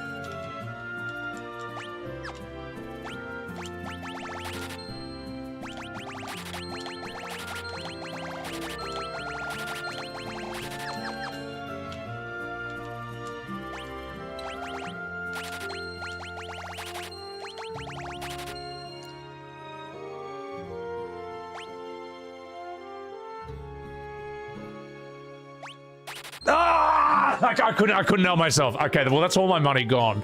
That might be useful at some point, but I don't think I can afford any good armor now. But it's okay. It's okay. We've got journalist mode, and it's fine. 50,000 kill. Look, see, that we can use journalist mode, but we can also nerf ourselves, all right? We can find interesting ways to nerf ourselves just to make it fair. Worth it. And now I'm poor. I'm a fucking poor once again. Oh, God help me. So we want to go to Paramecia. You're playing OGFF7 as you watch my stream. This is your second playthrough and you're loving playing it. I'd say OGFF7 is one of those games it's worth playing at least twice. Get these beggars out of here. Because the first time you're like wondering what the fuck is going on here. The second time, it's like, how did they do this? How did they pull this off? And you realize that all the clues were there right in front of your nose all along. It's so cool. It's such a brilliant twist. Where am I going again, guys? Then you're not playing another 10 times? Oh, yeah. It's so sick. What do we want? We wanted to go somewhere. Paramecia? Where's Paramecia? How do I view all this again? No. No, no! No!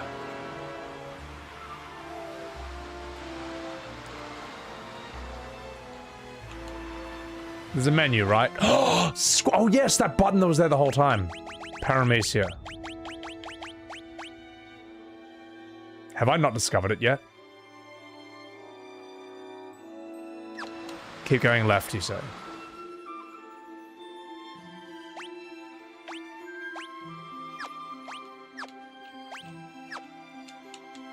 How do I change? Ah, there we go. Whee! I want to be the girl. I want to be a girl. Here, maybe. YouTube chat delay? It can't be fixed. It actually can't be fixed. It's just how it is, unfortunately. So for those of you who don't know, YouTube chat is like 20 seconds behind Twitch chatters. That's... I'm not ignoring YouTube chats.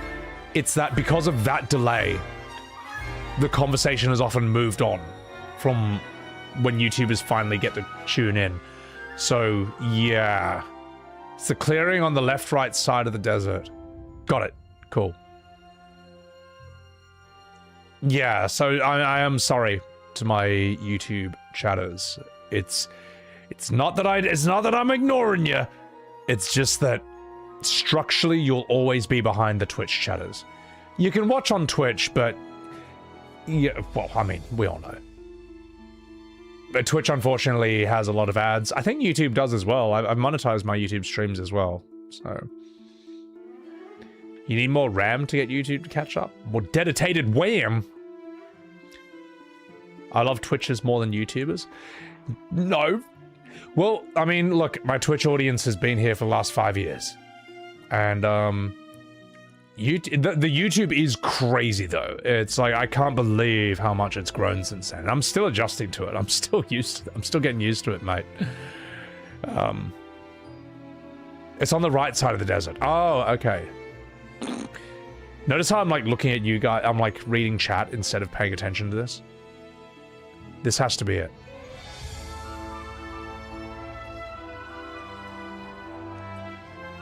Oh, hang on. Am I just on the other side of the world again? Ah!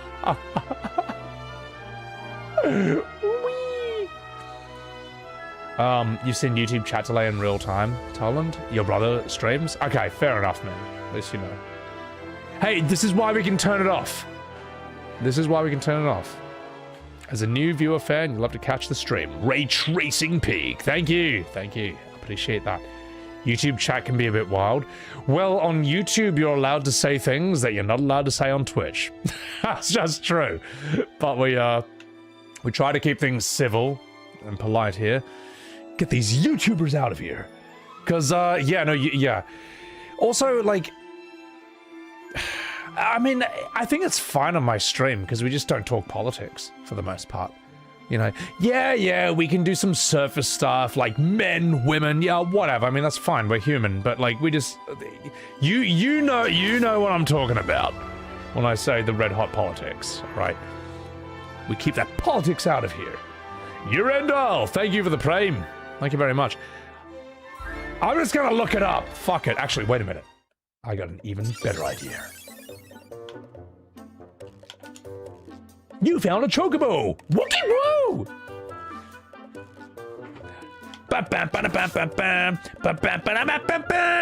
I wanna play my PS4 all day. Okay, so we gotta. I don't know where we're supposed to go. Spriggan! Thank you for the prime. Bianca, thank you for finding me on YouTube and supporting me on Twitch. The mountain range on the eastern border of the Big Desert.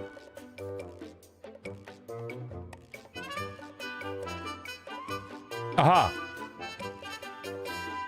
Aha!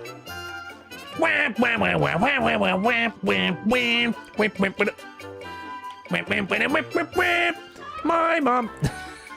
I'll stop. Okay, let's keep going. Let's keep going.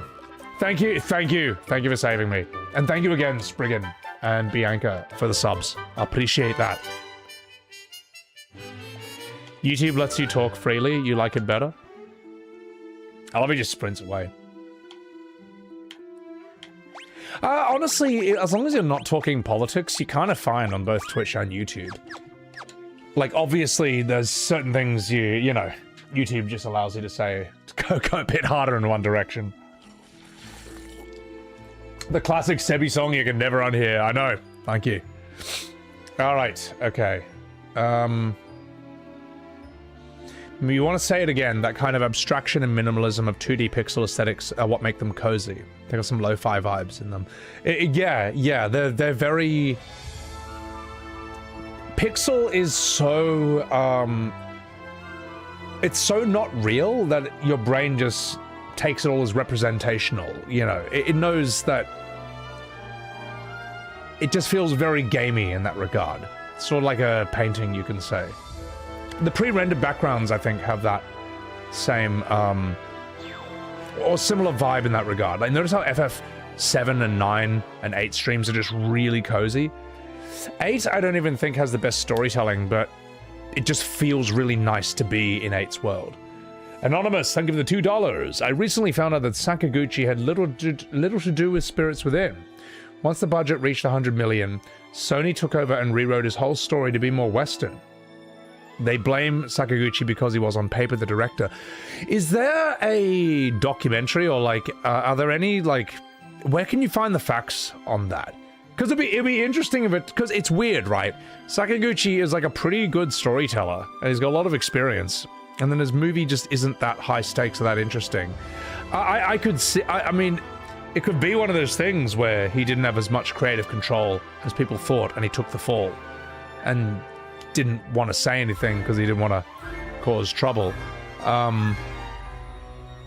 Like how Sakaguchi is an executive producer on FF10 too, but everyone knows that this is like an honorary title. It's like a, let's just put his name on it. It's like a, it's kind of like a title only in ceremony, you know. And it's like when a university gives you an honorary degree. Like, I think Bill Gates has something like 8 honorary degrees. Now, he didn't do 8 degrees in 8 universities. They just give you that as, like, a thank you, or they just want your name attached to their uni. You know. Now, of course, the modern fans then say, well, if Sakaguchi's so good, how come he was an executive producer on FF10 too, huh? And it's like, no, because everyone knows it's a ceremonial thing. It's like widely known to be that. He had no hands-on stuff at all. It's like, oh, so pick and choosing the facts. And it's like, no. You, like, look at the drop-off in quality after FF10. Like, immediately. It's pretty clear it had nothing to do with that. So, there's a YouTuber who made a documentary on it, or there's interviews. It's a mystery worth investigating, I'd say. What boggles your mind, Spriggan? A JRPG resurgence has been happening. Sony is sitting on Legend Dragoon and Wild Arms, doing nothing with them. Well, I wouldn't give Legend Dragoon to Square Enix. I would give that to Sandfall. I think if Sandfall wanted to remake Legend Dragoon, and if they got the rights, they'd be the only people in the world who could do it properly. They'd be the best ones for the job. So, yeah. Thing is, I can also, with Sakaguchi and Spirits Within, I can also see it as him being a good storyteller in the video game world, but being a fish out of water in cinema. I can see that as well. He's the glue that held these games together, but that doesn't mean he's perfect or that everything he touches turns to gold. That's another way people will strawman you. When you say that, like, Final Fantasy without Sakaguchi doesn't work, they'll then act like you were saying he was perfect and he was single-handedly making all these games by himself. No one ever said that. It's like he's an important part of the puzzle. He's an important part of the equation. You know. Japanese creators being made to westernize their titles is always the reason for their downfall. Look at Square Enix. If Capcom ever falls, it'll be because of that reason. Here's the thing, though. Capcom understands how to do it. Like, when you look at, say, Devil May Cry, the characters don't look Asian, alright? They look Western. They look, you know, like, European indigenously. And then they have Western names. It's Dante. It's Nero. It's Trish. I nearly said Clive. You know, it's Virgil. Devil May Cry, has a Western look to it. If you didn't know that Devil May Cry was a Japanese game, someone might think it was a Western game. You know, it's kind of the best of all the worlds put into one. Capcom knows what the fuck they're doing. Resident Evil, these characters are not Asian. They're all Western. So it's not that they're westernizing it in a... You can westernize it in a bad way, you can westernize it in a good way. Let me put it this way, alright? The good way to westernize a game is to have Dante eating pizza with Trish in her, like, sexy clothes, rides a motorbike in, and is like, whatever, Devil May Cry, jackpot, alright? That's the good way to westernize a game. The wrong way to do a Western game is, so I'm non-binary. I'm pulling above! I mean, I know Dragon Age, I know they're Western to begin with, but, like, that's the bad type of Western game, and then there's the cool type of Western game. Or Westernization, whatever the fuck you want to call it. So, alright, let's get out of here. Get these remakes out of here. The idea of westernizing a game automatically makes it bad is factually incorrect. It's wrong. It's just wrong. Like, OGFF7 looks Western as fuck in a lot of ways, and that's... but in, like, the cool way. Metal Gear Solid looks Western as fuck, and it's all like, you know, America, Mr. President, Mother Russia, and yet it's fucking awesome. It ultimately comes down to, like, just how entertaining is it? How cool is it? How interesting is it? How memorable is it? How moving is it? That's kind of everything. So... The Colosseum! Behold!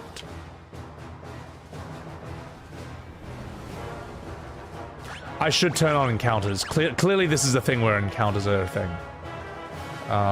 Let's see how strong these guys are. Bravo! Welcome in.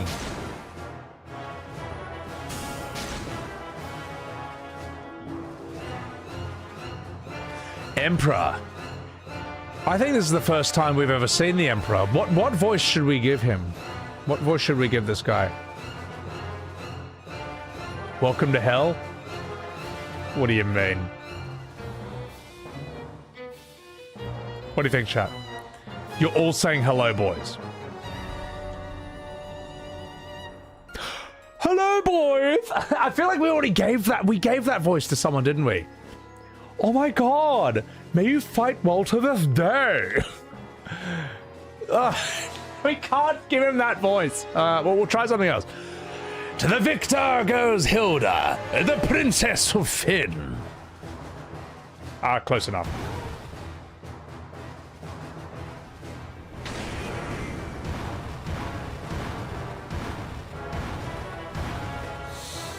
Roar! I'm a scary behemoth. Roar!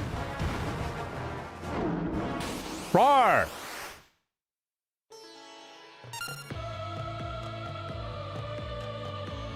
The boss music is kind of cool in this. Make the Emperor Kiwi? No. David fucking Bowie. You were 6 minutes behind, Cage? No way.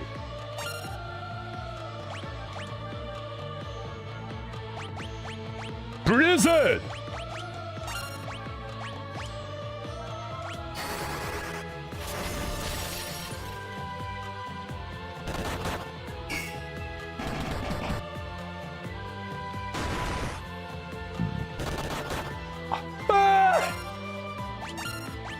Get him back up.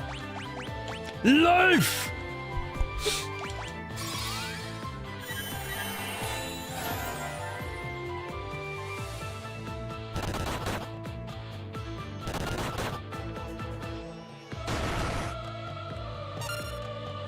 Everyone's strong enough except Gordon. Gordon sucks. Go for David Bowie. I have a bad David Bowie voice. Since when I get 1,000 health, Kupo.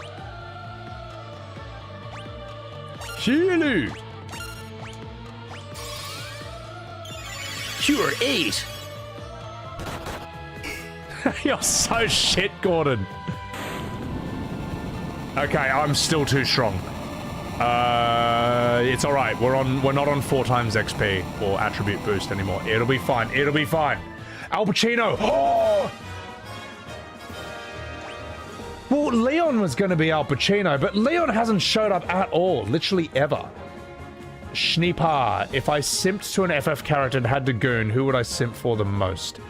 You'll probably have the happiest life with Tifa, but it's going to be spicier with Lulu. That's my answer. Alright, yeah, that's all I got. Hands leveled up. Hooah! Nobly fought, you fairy! Now, let us give you your just reward, you fucking child. This is your chance to slay the Emperor.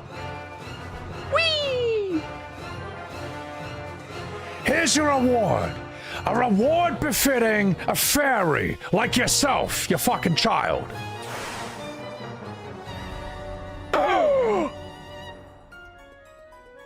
Stop right there, criminal scum. Oh my god, throw him in a foul. Oh, sorry. All his knights are gay for some reason, but it's whatever. Oh! Oh no! Bonus dungeon? Shit. What a line to walk into. A sturdy iron gate blocks the doorway. Nani? Huh? What was that noise? Must be the wind. Stop right there, criminal scum! Lights. Who is Paul again? Oh, fuck, which character is Paul? Is Paul the thief? Oh, whatever. Lights out, por favor. Soyo!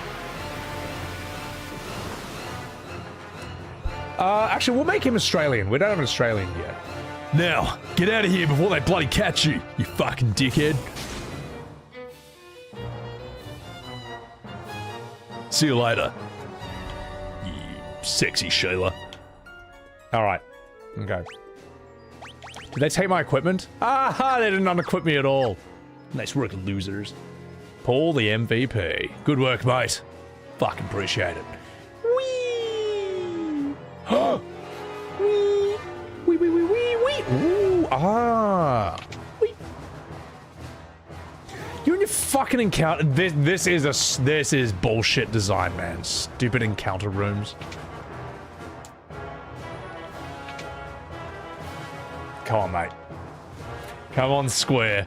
Come on, Square Soft. Alright, I think I can take these guys. Let's see how they handle fire.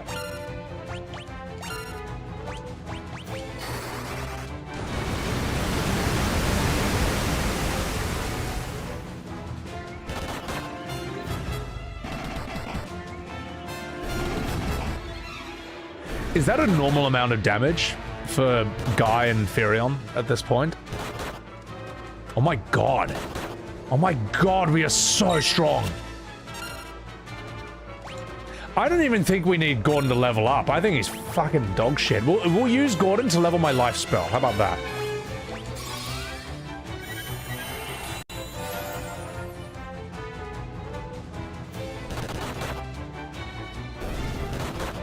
Monks have always been strong. Yeah. That Aussie accent was hilarious. Thank you. Paul will be Australian from now on. 4 damage. 4 damage to Guy. We are 100% too strong. Like, we are shockingly strong right now. Yeah, that's Oh well. Well, Gordon, good luck trying to catch up. Someone's gonna be the jobber? I know. God, it's like taking the kid out with you. Take your kids to work day with Gordon.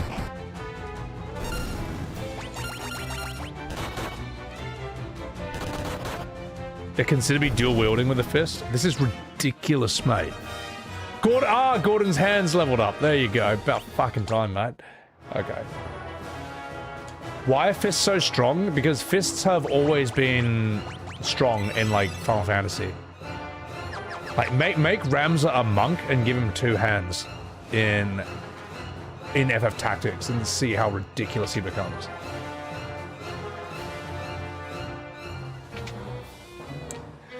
I can see why no one tells you to play FF2.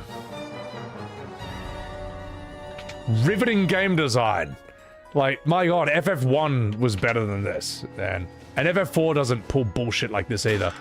Ether! Elixir! Cottage! An elixir for 50... Oh, god, I spent $50,000 on that. You know what? Okay, my guild's still at 4 times. Good. You want like 2, but you never finished it? At the end of the day, right, if you don't enjoy a game, you're under no obligation to finish it. Anyone who says that you can't dislike it unless you finish the whole thing, it's bullshit, man.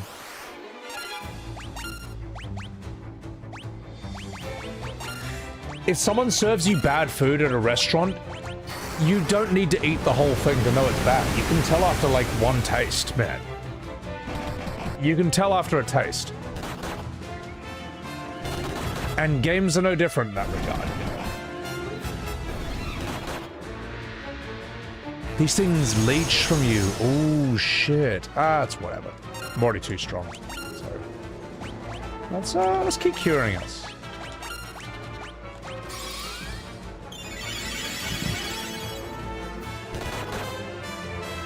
The whole thing of, like, the game gets better after 40 hours. Notice how that's not an excuse in the Sega, Nintendo, PS1, PS2, even the PS3 era. That's like a very modern thing, and it's bullshit. It's stupid. This does not bode well for FF13. That's gonna be a brutal set of streams, isn't it, mate? That's gonna be rough. Holy moly, catching Sebby. What's going on, Raging? This game needs some spicy dialogue. I know. Well, don't worry, I got that covered, mate. I've got that part covered. I think we're okay experience-wise. I think we're too strong already. Oh my god, it's Hilda! It's Hilda! I've saved her! Whee! Whee! Hilda, hold on! We'll get you out of there, and then you can give me that blowy Joey you promised me.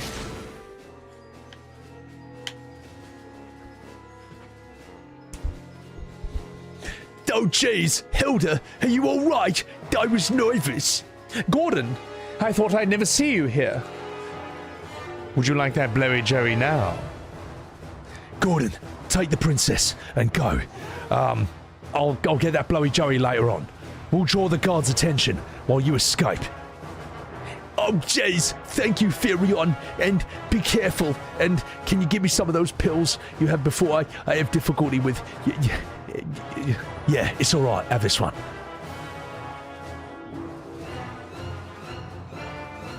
Oh, You're supposed to have some dialogue, Maria, guy. Oh, they left me hanging. They left me hanging. Oh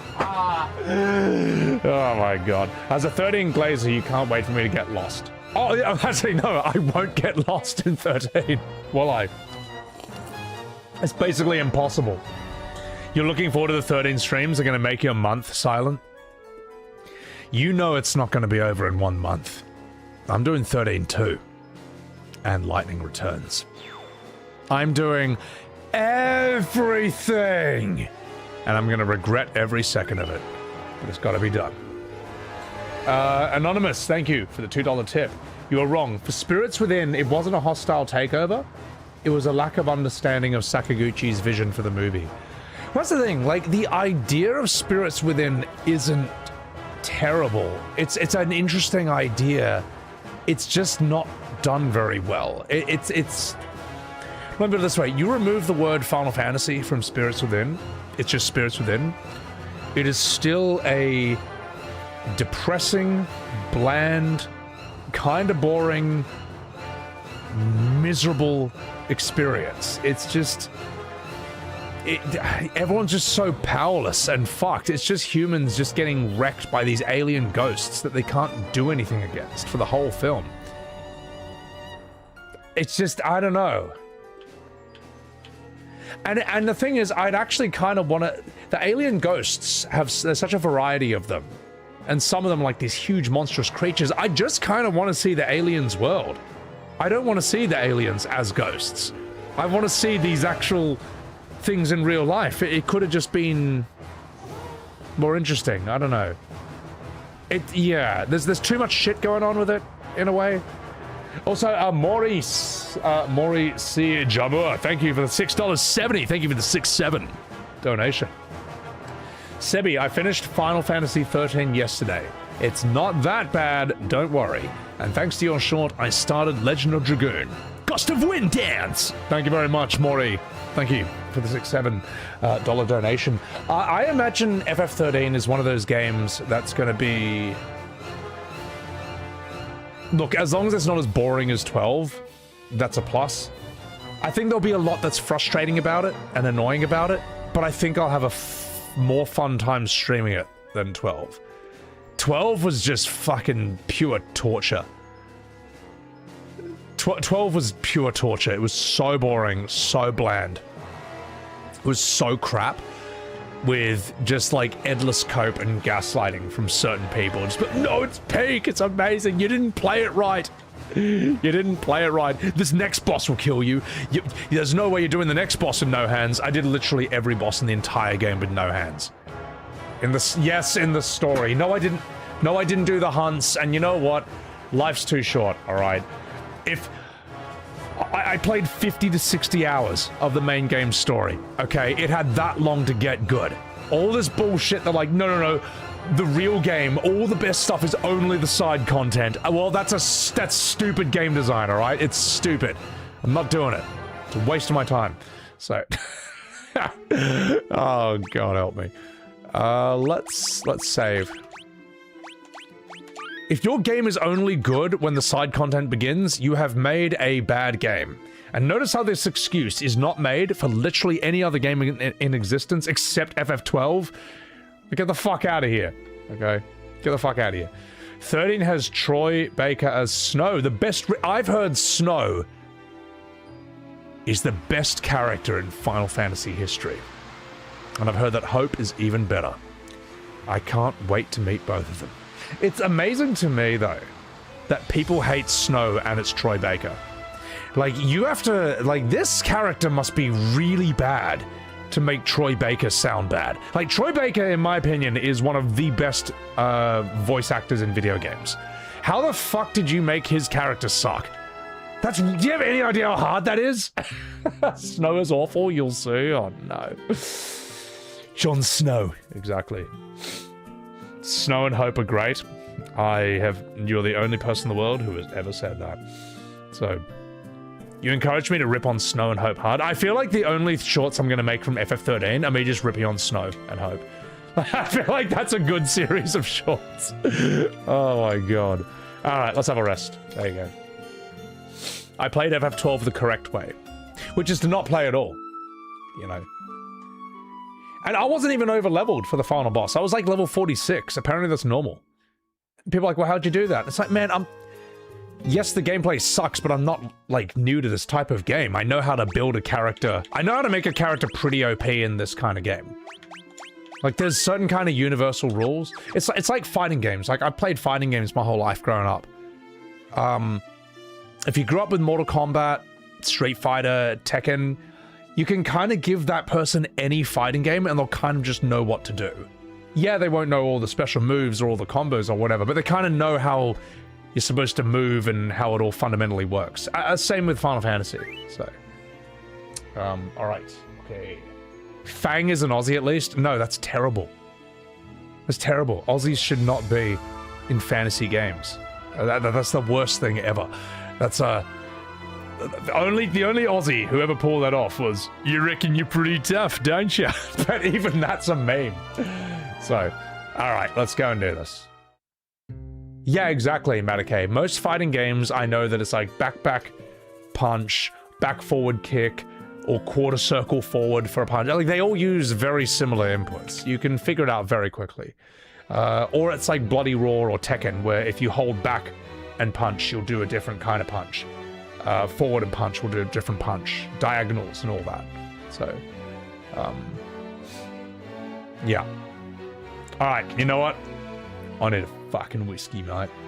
Bloody Roar, that's a throwback. Bloody Roar is fucking sick. Oh, God, just look at the cover art for this game.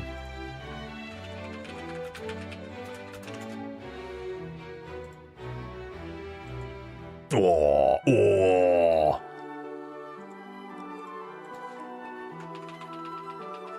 Bloody Roar. You go. This game was, it was such a brilliant premise. You got a punch button, a kick button, and a button that turns you into a beast. So Yugo would turn to a wolf, Alice turns into a rabbit, a really sexy rabbit. There's a woman who can turn to a fox, a huge dude who can turn to a gorilla. Bakryu could turn to a mole, which was sick. And in beast form, Triangle would then make you move super fast, but the meter burns very quickly. So you can turn to a beast, then be really quick and you're really hard to deal with. Fucking amazing game. Just it's a tragedy this game doesn't exist today. It's a tragedy there is no Bloody Roar in this day and age, you know. Women were allowed to be hot in this, which was, that's kind of, we don't do that anymore. And then what do we have here? But then, and here's the thing, not all the women were, there was one woman, what's her name? Who was the warthog? I was good with her. Bloody Roar warthog character. What was her name? Mitsuko! There you are. So back in the 90s PS1 era, you had her, Mitsuko. Now, I don't want to profile anyone, but she looks like quite the rug muncher, you know what I mean? Sorry, that sounds really bad, but like, I liked playing as this character. She was a big, tough, hello ladies type girl, and she would kick the shit out of you. Her transformation was a warthog, and that thing was fucking strong. So, looks like a JoJo character? Yeah, now, no one when they played Bloody Roar, no one who played Bloody Roar was like, uh-oh, DEI alert! No one thought that, because the character was fucking cool. She was just strong. She was sick. And let's look at this shot here. You know, she wasn't like a certain other character who was like, nice work, Spartan. I'm starting to believe the propaganda. You know, alright? She wasn't like that. Mitsuko did not feel like an insufferable girl boss. She felt like true diversity, you know, in this sort of game. Where else do we have her? Her profile pic's so good, man. See, that's the side eye she's giving me after I, you know, may have said a thing or two. We don't mind strong women, just not the propaganda. Oh yeah, no, it's always bullshit. It's always bullshit. It's like, they didn't have women protagonists in movies before. Yes, they fucking did. Aliens. What about Ridley Scott's Aliens? You know, that extremely successful... Fuck!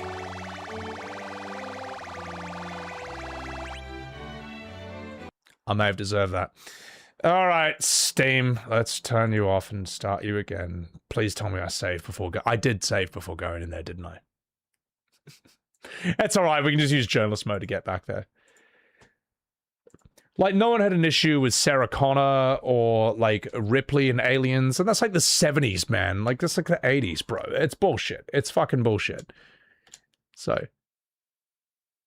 Fox? Who could transform into a fox? I know. I like Fox. Shoot. Are you fucking for real, man? Seriously. Like actually, seriously. Come on. I might just use my PS5 controller. I don't know, man. This is actually, like, pissing me off. This is really stupid. Sorry, guys. I'll be right back. I'll be right back. This was not a problem last stream. I'm gonna put the music on, and I'll be... Actually, while I'm gone, enjoy me doing Cloud's TTS on Bang stream. Onomicho, thank you for the $5 super chat. I'll be right back in a second. Hang on. Enjoy this. You've got to help me, Barrett. Sephiroth given me Mako poisoning, and I'm going crazy. You've got to help me before I go crabble, cribble, blibble, wibble, fibble, googly, moogly, poogly, wobbly, wobba, baba, dabba, hoo-ah, wah, wah, wah, wah, hoo-ah, wah, wah, wobble, lubba, dub, dub. Oh my god, Sebi. Oh my...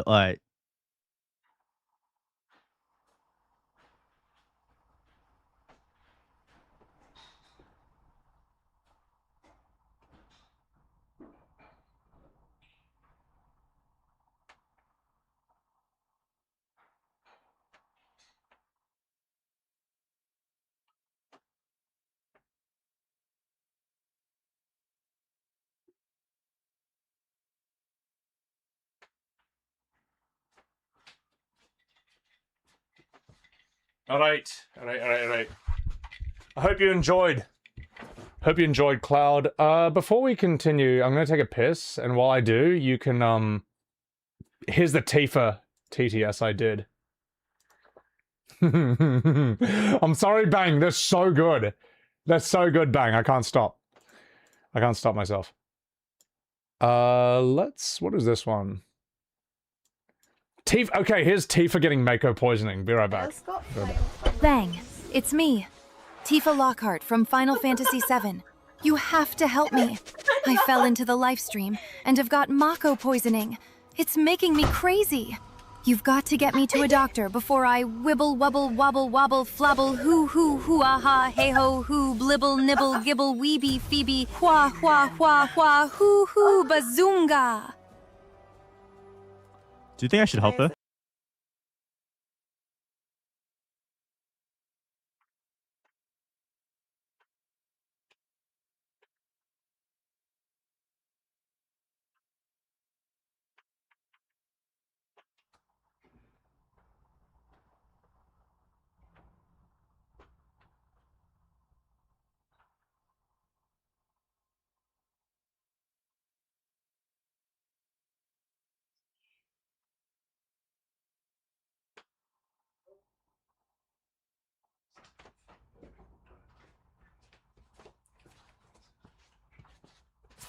All right. Fuck. All right, while I get myself back in, enjoy Tifa. This is getting caught red-handed by Tifa. Really long TTS coming. Bang, it's me, Tifa Lockhart. Your real girlfriend. Who is that filthy minx in Discord voice chat with you? Are you hitting on gamer girls again? How could you, after our gold saucer date? When you get home, I'm gonna somersault you, followed by a meteor drive.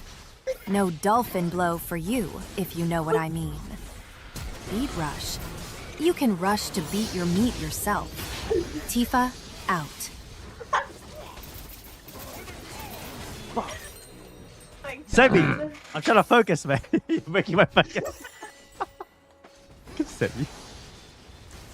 This is your mod, by the way. Yeah. Sebi wins.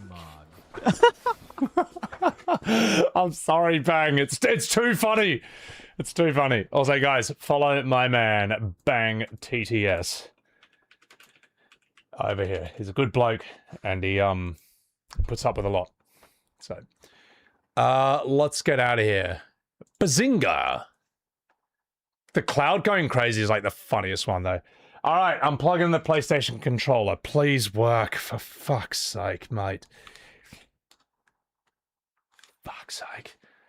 Alright, Steam, you fucking minge. Closing you. I'm reopening you.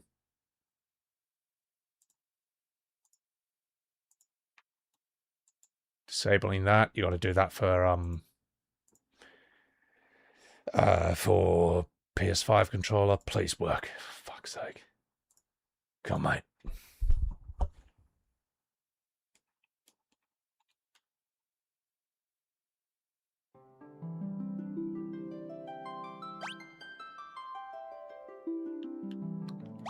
Oh! Oh! Oh no! And now I have to do all the controls. Okay.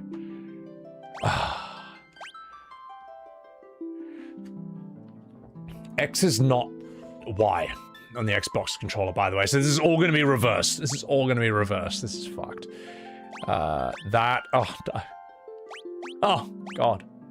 Okay. Well, whatever.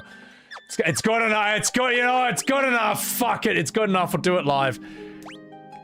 Get these remakes out of here. The infamous pretzel motion in fighting games. I don't know. Italian Parliament? Oh yes. I still can't believe that's real.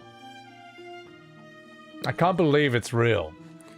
That in the middle of an Italian government meeting, someone was watching Prawn of Tifa's Bazongas. The fact that it's real is amazing. I told you, Final Fantasy VII there's something magic about this game. There's something special about it. This doesn't happen with other FFs. No other FF makes people go crazy. FF7 has a unique hold over people's brains, for better or for worse. Oh my god. Tifa is just that popular. Tifa is fantastic. She's great. And here's the thing, I'm not a goon, right? I don't goon to Tifa. I mean, well, I do goon, but like, I don't goon to her. But I don't think they needed to change her outfit. I think that was like a stupid idea. It was unnecessary. I think her base outfit was good enough, you know? A equals X, yeah. Do I goon to her or not? Not to her! No. Where? Hang on. Where are they? Did they say they were coming back here? Parliament having a bazooka moment with her? Oh! When suddenly, nothing happened. Where am I supposed to go? Well, that's the thing. They talk about realism, but only when it suits, you know, the agenda. So yeah, they don't care about realism at all. Let's... North to Castle Finn. Thank you, Werewolf. Is that Ashnek Koi? Welcome in, welcome in. Thank you for that Sibby cat. That's still my favorite. That's still one of my favorite emojis. How you been? Guys, also chuck her a wee follow. Or you're banned for life. Castle to the north. North Finn. North Finn.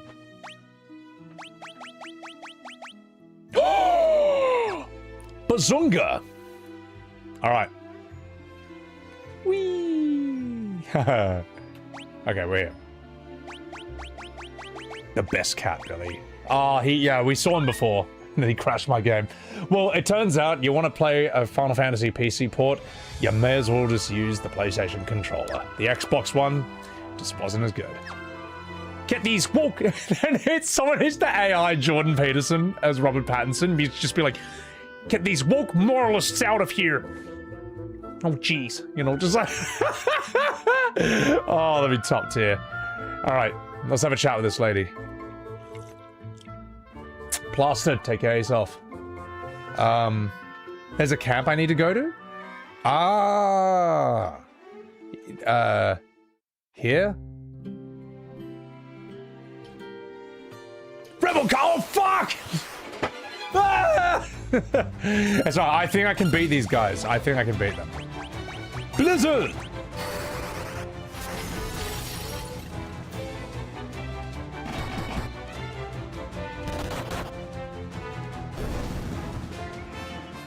Remember when they totally killed me before? Holy shit.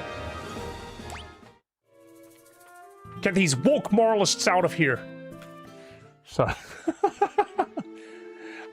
There's a camp.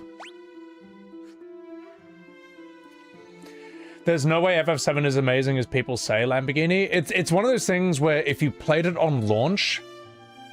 Let me put it this way. It's like, imagine seeing Star Wars. Like, imagine seeing Star Wars in 1977 for the first time ever.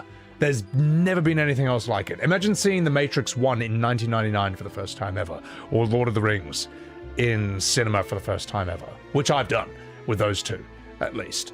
It's like that. Like, they're still great movies today, but they won't hit the same unless you saw them live. The only way you can make those movies hit the same today is if you smoke a lot of reefer, okay, if it's legal where you are. All right, some grade A kush, and then watch them. Then I guarantee you will have the best time ever. You'll probably need to rewatch it though, because you won't remember it. But yeah, that's kind of how it is. So now we want to go to a camp. You said, where is a camp? The FF World maps are cool. Oh, they're fantastic. They're so good. They look like tents in the overworld. A camp. Why do I need to go to this camp? Won't remember it? That's the best part. Yeah, I mean, look, if it's legal in your country and, you know, it doesn't make your life fall apart, why not? You know? It'll make it fun the second time round because you won't remember it. Oh, there we are. Of course. Let's go. Mega, thank you for the 100 bits. I'm gonna stay in here for the moment just because I need to get FF2 finished at some point. Kush Pashen, hello, just wanted to say thank you for recommending Final Fantasy Tactics. You're 28 hours in, it's a fantastic game. It's so fun, isn't it? Tactics is one of those games where once you play it, you just can't stop. You're like, that's it. This is all I'm doing for like the rest of my day and tomorrow. So that short was worthy, it's hilarious. I don't want to make, look, here's the thing. I don't want to make shorts about drugs or promote it. I don't think weed should have ever been illegal, you know? It's like making alcohol illegal. It's just a stupid idea. But there's a difference between me just saying that I don't think that, and I don't even do it myself. I don't touch this stuff. But there's a difference between that and me making a video about it. So anyway, let's have a chat with these boys. We're taking back the castle. We're taking back the castle. Oh yeah, we're taking back the castle and I am a Swedish. Anyway, Mars, welcome in. There's moderation. You're just like, look, if it works, look, life is hard and you do what you can to get by. I don't judge people. Unless your name is Ponto. All right, get out of my stream. Guys, also follow my man Ponto over here. If I do the, you know what? If I do the FF7 crossover raid with 14, you should be in my party, mate. Ponto, unlike me, is actually good at the game. I just learned my rotation for Dancer, and my rotation's already probably outdated. So, probably just completely retooled at this point. Oh, alright. But yeah, he knows his shit around FF14 way better than me. Alright. FF2's world map design is weird when you compare it to other FFs. It's strange, isn't it? Netfly, thank you for that, Billy. Your PS1 came with FF7 and Tekken 3. They were like among the best games for PS1 as well. It was insane. Alright. Having only played the bad FFs, Mr. Man, you feel for us guys when you learn how good Classic used to be. If they want to make a hack and slash open world games, make FF Versus. The problem is the only games that Square Enix makes that the mainstream cares about in any degree at all are the numbered FFs. No one cares. No one outside the modern FF fandom cares about Octopath Traveler, Bravely Default, Dragon Quest, or even knows what they are. They're just, you know, the only thing that's going to get like a ball and gun gamer or a normal gamer's attention is something like FF15 or 16 or 7 Remake. But the problem is they just don't compare to games that actually, like, after playing Devil May Cry 5, you can't play 16. It's just a joke, you know. They sell well. Well, not 16, not Rebirth. Oh, you're talking about... No, you're talking about like Octopath and stuff. Yeah, no, Dragon Quest and Octopath sell well because they know what they are. Like, yes, they only appeal to the modern FF fandom, but they know what they are. Let me put it this way. There's no Octopath May Cry. There's no Bravely May Cry. Okay, there's no Devil May Quest, Devil May Dragon Quest. You know what I mean? They know what the fuck they are. That's why even though they're more niche, they're more specific in their vision. Pez, why am I playing this? Because I was too happy, alright? Because I was enjoying life too much, and I thought I'd solve that problem by playing Final Fantasy II. No, I'm actually enjoying streaming this, guys. Also, follow my man Pez. Pez is a bloody legend. He knows his shit very well when it comes to the classic Final Fantasies, and just in general about it. And he knows, he thinks FF2 is complete dog shit. I'll tell you what, it's very cozy and it's fun to stream. The characters are kind of whatever so far. But the way I solve the gameplay issue is by going into Boost, right here, turning off encounters, or when I do have a fight, doing 4 times weapon skill boost, 4 times attribute boost, 4 times everything. See, I made it playable. I made FF2 good. Edward Hulse, thank you for the $6.70. Congratulations on being featured in Carbot Animation's reaction video. You recognize quite a few people, including me. Oh, all right, I'll check it out. I'll check it out. That's really cool that they, I appreciate them. So, if he thinks 2 is dog shit, he knows what he's talking about. Oh, I would never recommend this game to anyone, but I enjoy streaming it. So, as I say, like, these games are just really cozy vibes. Like, how just, like, chill does this look and sound? Octopath is not an identity crisis. Yeah, it's not, man. It's actually not. So, alright, let's do this. This game seems fine, but because it's a remaster, imagine playing this, like, on launch. It would have been brutal. Oh, jeez! You're to be the heart of our attack. While we hold the bulk of the Imperial forces at bay, you'll slip in and kill the Castellan. Oh, Therian, Maria, and Guy. I owe you my life, and a blowy Joey. It would appear that you also deserve credit for destroying the Dreadnought.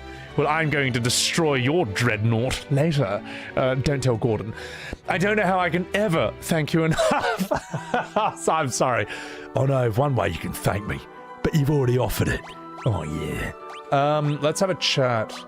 Let's ask about the Wild Rose. Do not fear. I am the true princess, and I will prove it with my... Okay, alright. Nani? Nani? Nani? Nani? Nani? Nani? Learn? There are no key terms to learn, you sausage. Is there anything else I'm supposed to do? With her? Oh, you go to the camp just for spice, that was it. And now I go to the castle. Alright. Whee! Okay, now we're going here. Now let's save.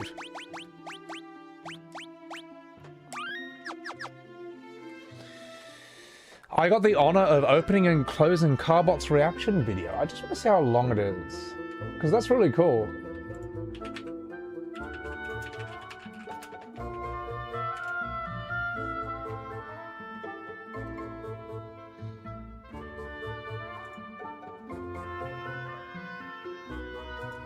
I'm just checking my channel. Your reactions. Watching you, watching us, Expedition 35. Oh god, I'm wearing my glasses in that. Oh, that's age funny. Nerd. Oh.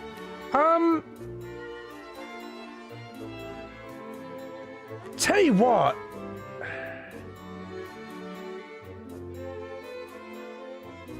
I don't want to do a reaction video right now. I really don't, but I might do it another stream. I'm just kind of YouTubed out, if that makes any sense, in terms of like just recording YouTube videos over playing games on stream. I'll do it another stream. I appreciate that though. I'll check it out. So, all right, let's do this. Rebirthing. You reckon Star Ocean's better than FF6? Well, see, I can tell by your username which game you prefer. Mr. Star Ocean Galaxy? How much do they pay you to say that? I'm just messing. Well, judging by your name, I can tell which is your favorite series out of the two, you know. And I'm wondering when Final Fantasy Galaxy is gonna come in and say, hey, don't you ever talk that way about FF2. Well, FF6 is a classic. Again, I actually... Nah, 6 is great. I'll stream it one day. Alright, let's fucking do this. Darn! You don't want to be hacking your way deep into enemy territory without me! Arr!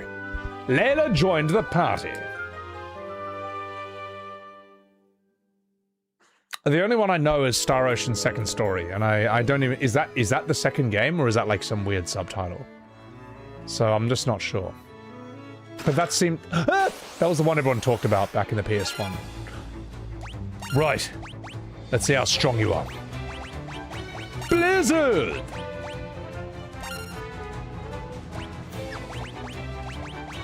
Thunder. It's the second one, okay.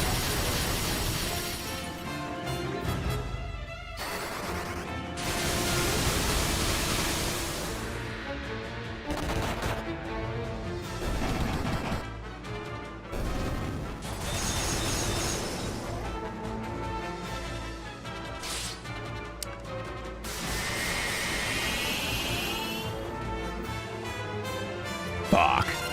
Okay, Sonny Jim. I see how it is. It's probably a waste of time to like... let's give you a fire. Whatever. Alright, Guy, you're our man. Guy and Furion are our big boys.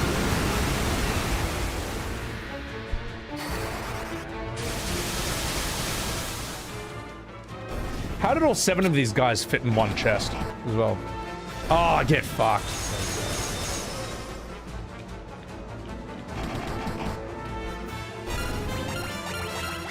This is an interesting question. Do you think the times affect the art? Yes, absolutely. You read about Japan in the 90s. Apparently they had a really gnarly recession, or a term. Really gnarly recession that affected the country and changed it culturally. That's why the art was so dark and why FF7 explored class systems and poverty in such a brutal way. Modern games are a reflection of how they've relaxed things now in Japan compared to the past. Well, modern Japan still produces some extremely brutal, intense art. Some very strong, confronting stuff. I think it's actually a Square Enix problem. Aura. As I say, like, the Golden Age Final Fantasy games were taking influence from other things that were cool at that time. Like, you know, The Thing, Metallica, death metal, for like, you know, FF10's Otherworld song. Whereas, like, modern FFs seem to just reference old FFs. You know what I mean? Like, it's an inbreeding of ideas. Or, when they do take influence from other things... Let's say FF16, for example. It took influence from Game of Thrones. That was a bad idea. But when they had that idea, it was probably when Game of Thrones was peaking. And they had no idea that Game of Thrones would end so badly that everyone would forget it on purpose as a self-defense mechanism. So when you... Like, in 2023, we'd all moved on from Game of Thrones. You're like, that's the last thing I want to hear about. Now you're making a Final Fantasy based on it? You know what I mean? It takes too long to do that. And also, it's like kind of a bit Attack on Titan, a bit Gundam. I don't think Final Fantasy should take influence from that. That felt weird and off. All they have to do is just make a modern FF, make a classic FF with modern graphics, and that would just be news, you know? Wouldn't have to be the best story or the best characters in the world. It would just have to be turn-based but like AAA. That alone would be news. Would it be any good? I don't know, because I don't think they can write good stories or good characters for the most part anymore. They gotta sort their music out too. I mean, my god, man. I think it's chalked, to be honest. I don't think there's any fixing it. I don't think there's any fixing it. I know that sounds a bit bleak, but there's just so many problems, and the modern fandom doesn't want it to be fixed. There's so many problems that when you start deep diving one problem, like say it's combat, someone then brings up the writing and derails the entire conversation. You address the storytelling. Well, you get deep enough on that, someone brings up the combat and derails that conversation. There's so many different problems. Every problem with modern FF is used to derail discussion of the other problems. And you're discussing it with an extremely dishonest fan base, all right? You start talking about, like, whatever the hell the combat in FF16 or 15 is, people then bring and say it's got to be turn-based. People then say, well, actually, only FF1 to 3 and 10 were turn-based. The rest were ATB, as if ATB is some wildly different genre. They know it's not. They know it's not. They're just saying that to derail the conversation, so you stop talking about it. It's fucking unfixable. I don't think the company knows what they're doing wrong, and the fan base, or the people left who'll buy anything with the FF label on it, they will do everything they can. They will do everything they can in their power to prevent it from ever being fixed. They kind of want it this way. It's like their own little thing that no one else can enjoy. I don't know, it's bizarre, man. Dragonborn, thank you for the 25 months. Appreciate that. Netfly, thank you for the 7 months. I am looking forward to playing Metal Gear Solid 4. On stream. And what else? After that, Revengeance and Death Stranding. Don't have a counter argument? Move the goalposts, Torsten. Yeah, exactly. Well, if they can't counter your argument, one, they'll just insult you. Or two, they'll just be like, oh my god, you've made your whole life this. Why don't you stop talking about it? It's the whole thing of like, what? Just stop talking about it. It's not a big deal. Except me. I'm going to talk about it all the time because I really, really, really want to get my way on this. So the thing is, the people who tell you to stop talking about it, that's all they talk about. They just don't. They want to get their way on it. You know. Anyway, that's just stupid. You'll enjoy Revengeance. Our Revengeance is going to be really sick. What are we playing, Jake Star? Final Fantasy II. Scale it back. Kill the voice acting. Give you the pre-rendered backgrounds. I think voice acting can work, it just often doesn't. Look, at the end of the day, just look at Claire Obscure. Just look at Expedition 33, that kind of tells you, that's the blueprint, man. That's the blueprint. That'll show you how to make it work. What is this? I'm gonna quick save here. Not a ripple of imperfection mars the surface of this mirror.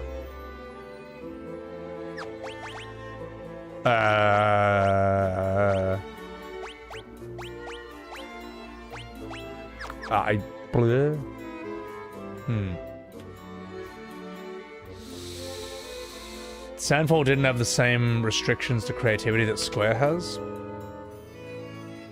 Square shouldn't have any restrictions. I mean, well, the restrictions are pretty simple. Just make a Final Fantasy. I don't know. You thought Ben Starr was Monoko? I thought that was Andy Serkis. If I like DMC5, Revengeance is gonna be great. Fuck yeah. No Voodoo. No more of that kind of voice acting. You're surprised that Pokemon thrives on nostalgia and is more profitable than modern FF? And the next game in the series looks like it'll fix the problem of recent games. I haven't played Pokemon since Red or Blue, so I can't really comment on that. But I know Pokemon makes a shit ton of money. Death Tome. Toad Tome. Break Tome. Pokemon knows its formula? Well, it clearly does, because people still love it and it's still, as I say, still prints money. Pokemon fans are like SAO fans. The next one will fix the issues. Trust me, bro. I don't know. What is SAO? Power World? I haven't played Power World, but it seems like it seems like that game is killing it, man. People seem to fucking love that game. Okay. Oh, Sword Art. I haven't seen Sword Art Online, so I can't really comment on that. Is this? Aha!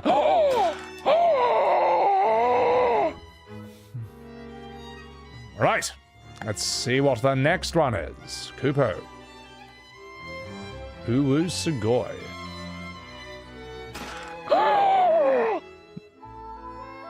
Game Freak tried to move on to different games but didn't get much traction. They're stuck with that franchise. Well, you can't make... It's like... You know what I mean? There's like some actors who just want to play every single role. It's like, well... Not everyone can be Robin Williams, okay? Who could do comedy and then drama at an exceptional level. Sometimes you're just better at drama or better at comedy. And that's fine. That's fine. The fact that, like, you get paid to be an actor at all is amazing. The fact you get paid to make games at all is amazing. Why do you have to make every type of game? You know, like... In a way, that limitation is like, okay, well, we do this kind of game the best. Let's just see what we can do with that. Let's go to town with it. Let's go nuts. A Werebuster. What the fuck is that? Oh, it's a spell thing. Okay. I heard Sword Art Online, like, started great, and then, yeah, I heard it started great, then it just went downhill. Your channel is getting destroyed after Revelation. Well, after Revelation, I get to do all the stuff that I've been putting off in order to cover that. For example, I get to do, The Witcher 3, I get to do Mass Effect, I get to do... That's like 3 games. What else do we have? Let me get back in here. Oh, I lost myself. My game, woo. The Walking Dead Telltale games, the Batman Telltale games, The Wolf Within, or what is it, The Wolf Among Us? Various variety games. Well, we're also doing, what else is there coming? GTA 6 is going to be interesting. Like, a lot of people think that I've got nothing to do after Revelation. It's like, no, I got plenty to do. It's just this is the priority. This is time sensitive. So... Mass Effect will be legendary. That's going to be a lot of fun. Yeah. Space Marine 2 is going to be really cool as well. Sonic games. I would unironically do, like, Sonic 2 and 3. Because I grew up on those and I fucking love them, mate. I didn't realize Sonic has become a giant furry game, though. I didn't realize that fandom produces some extremely disturbing and weird memes. Now, I heard a theory for that. Where the fuck do I go? I saw a video explaining why Sonic memes are so ridiculous and outrageous. Apparently... I personally blame Rouge the Bat. Alright, I think everyone... That's when people want to start banging these characters. And then people started making the most... like ridiculous memes ever. And then people who hated that tried to make terrible memes on purpose as a form of trolling, as a fuck you to them. To which the genuinely unhinged people just made stuff that was even worse. And you can see how this rebounds and snowballs, and eventually we can no longer tell which are the intentionally bad Sonic memes and which are the real ones. It's just kind of like, it's the most bizarre explanation ever, but it works. Benny, thank you for that, Prime. I appreciate that. Appreciate that. Witcher 3, 60 hours and still a lot to do. Dude, Witcher 3 is going to be a fun set of streams. Not only that, it's not just games. I can react. There's a ton of videos I can just react to as well that I want to share with you guys. Like, yeah. But, you know, you can have the wishful thinking that it's all going to be over after Revelation. All right. Do we remember when Square had an ethics department? Oh, I don't know about that. I don't know. I don't think anything should have an ethics department. It never is a good thing. Alex the Kid in Miracle World? That game is fucking... That game's way too hard. I think this is the boss. I think we made it. All right, chat. It's time. Sonic has the same issue of Final Fantasy, weird fanbase? No. Like, I think the Final Fantasy fanbase is quite unique. It's got its own brand of toxicity. The Sonic fanbase is very different. The Sonic fanbase is its own thing. Okay, that is a Lovecraftian eldritch horror. Okay, that thing is no longer recognizable. I don't know what's happened to Sonic, but it is a source of the most horrifying visuals and memes I've ever seen in my entire life. Man, modern Final Fantasy at least doesn't do that. They kind of like, it's just gooning over their characters and ripping on the old heads. You know, Sonic on the other hand is like something out of another dimension at this point. So it's fucked. So, all right, okay, let's do this. Let's do this.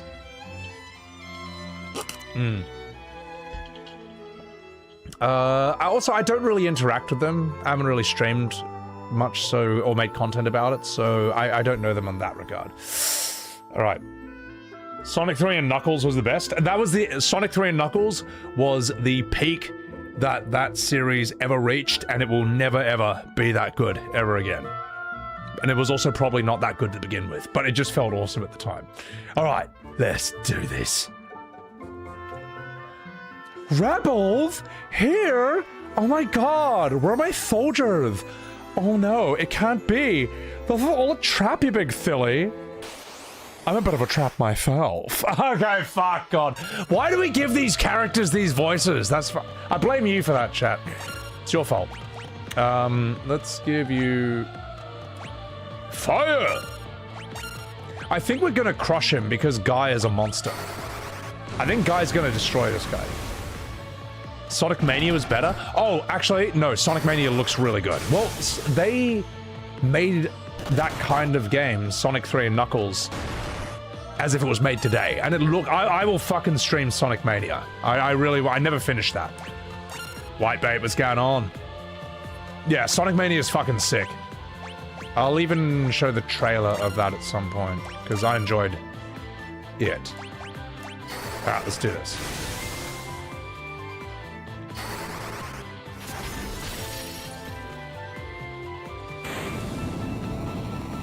Okay, we are too strong. I have not...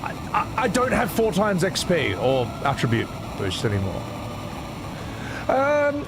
Look, it is possible / likely that after FF7 Revelations and all the drama dies down, that you... Well, here's the thing.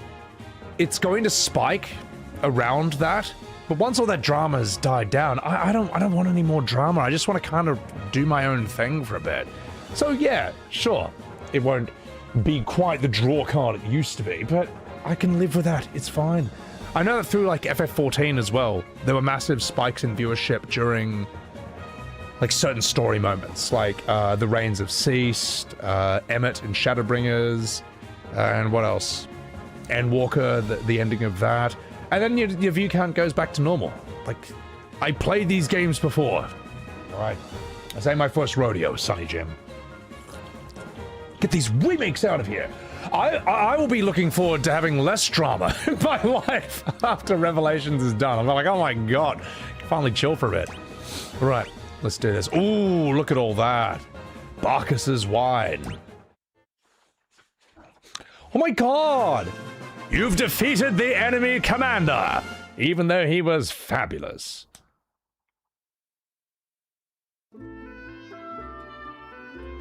Oh gosh, it's so good to finally be back. This would never have been possible had we not worked together. I thank you all. It's so good to finally be back. Oh, I've already done these lines. Oh fuck, no. What? Hang on. Wait. It's so good to finally be back. Well, but one thing still troubles me. Minwu left for Mysidia, but we have not heard from him since. Mysidia? That's a continent in FF14, isn't it? That's the Australia one, theorized. It pains me to ask this of you so soon after winning back our castle, but will you go there? Yes.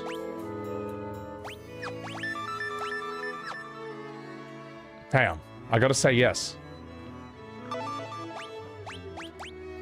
Mysidia is a land of mages and Australians. Without the aid of their magic and their VB longnecks, defeating the Emperor will not be easy.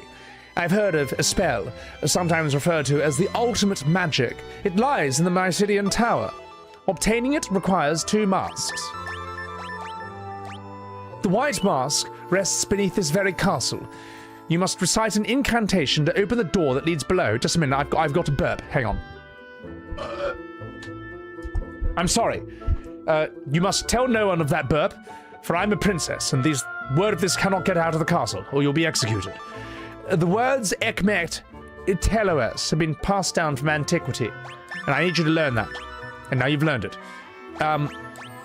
Forgive me. I'm afraid I don't know the door's location. Well, you're bloody useless, mate. There's a place within this castle called the Mirror Chamber. It has the power to call wyverns, but the wyvern has yet to hatch. Oh, crumbs. The valiant dragoons of Deist are no more. But you are with us now. Our hope rests with you. Okay, we've done all this. All right. Okay. Get these beggars out of here. You like that the editor puts music from Legend Dragoon in the videos? Oh, I asked him to do that. That's the shit. Ian Hunter, thank you for the $5. Have I played Parasite Eve? You damn straight I have. Will they ever remake it? No. Because, it seems that's too tied up with, like, rights and shit. They can't even, like, sell it on Steam or PlayStation because the rights are just fucked. I don't know why the author wasn't happy with it. I thought it was pretty cool. But, yeah. I mean, you know, he wrote the story, so it is what it is. Final Fantasy Remake gives you the same vibes as the Star Wars remake? Yeah.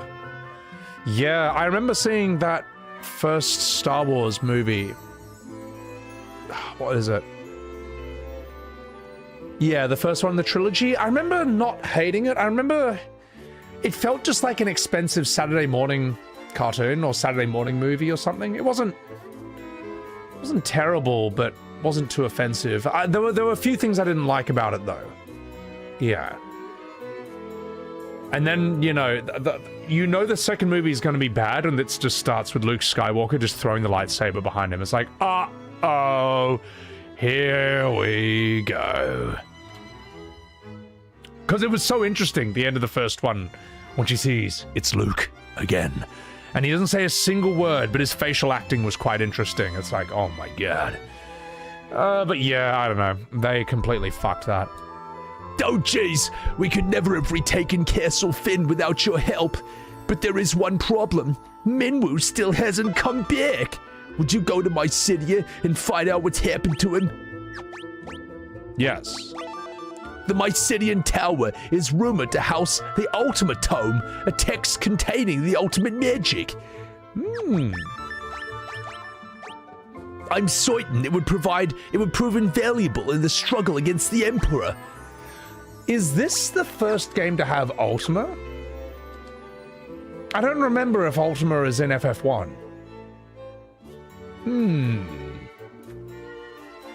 Yeah. Soy coffee? Your niece broke your Vita and you're very upset? Well, you can always get a new Vita, but you can't get a new niece. So, the squall voice?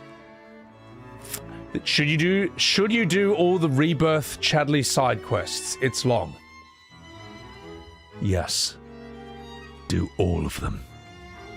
The Rebirth community has staked their reputation on those Chadley quests, alright? You don't want to argue with them, do you? Do your Chadley quests. And if you don't love them, then you didn't do them. Alright, then you never played the game. So, that's how it works. Alright, so now we gotta go to Mysidia. Sebi will walk into the sunset after destroying FF7 Revelation and will be talked about for centuries of the hero who, when OG FFs, when their darkest hour, appeared and defeated the FF Hawks. I mean, that makes me sound 10 times cooler than I actually am. It's not. Look, as I say, you want to enjoy them, enjoy them. Just don't lie that they're the same thing, alright? You like the color blue? Sure, you love the color blue. Fantastic. But don't tell me it's red. It's fucking simple, man. It's fucking simple. You're an evil man, Goliath. Yeah, don't, I mean, look. No one likes the Chadley quests. Not even the Rebirth fandom. Alright, so we want to go to Mysidia. Mysidia. Fuck. Well, let's go there then. Let's get in the wee boat and go there.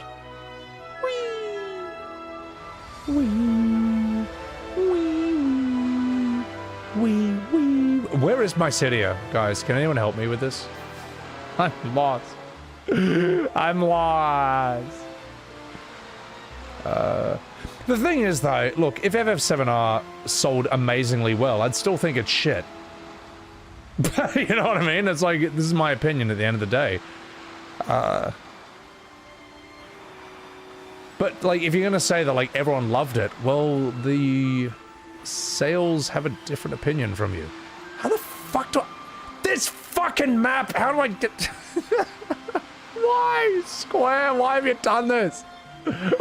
Why would you make a map like this? This is horrible. Okay. Was there a mini-map in the... There was no mini-map in the original game. What am I saying? How the fuck did you people find your way around this? And you had random encounters in the ocean as well? How did you people find your way around this game? How did anyone beat this back in the day? This is horrible. Is this Mysidia? Hannah, welcome in. How sick is how nice does the water look? Jan, hello from the Czech Republic. What do I think about hard mode in Remake Rebirth? I don't really have an opinion about it. I mean, if you enjoy the combat and you want to play it in hard mode, by all means, but I don't know. I don't hate the combat, but I don't love it enough that I want to do challenge modes in it. And I just kind of, you know what? When I beat Rebirth, I didn't want to spend any more time with that game. I wanted to get this Rebirth out of here, as Robert Pattinson would say. Okay, that's it. That's it. I'm going to look this up. Oh, I'm so dumb. One of the masks is beneath the castle. But we know we need to go to Mysidia first, don't we? Where is Mysidia FF2?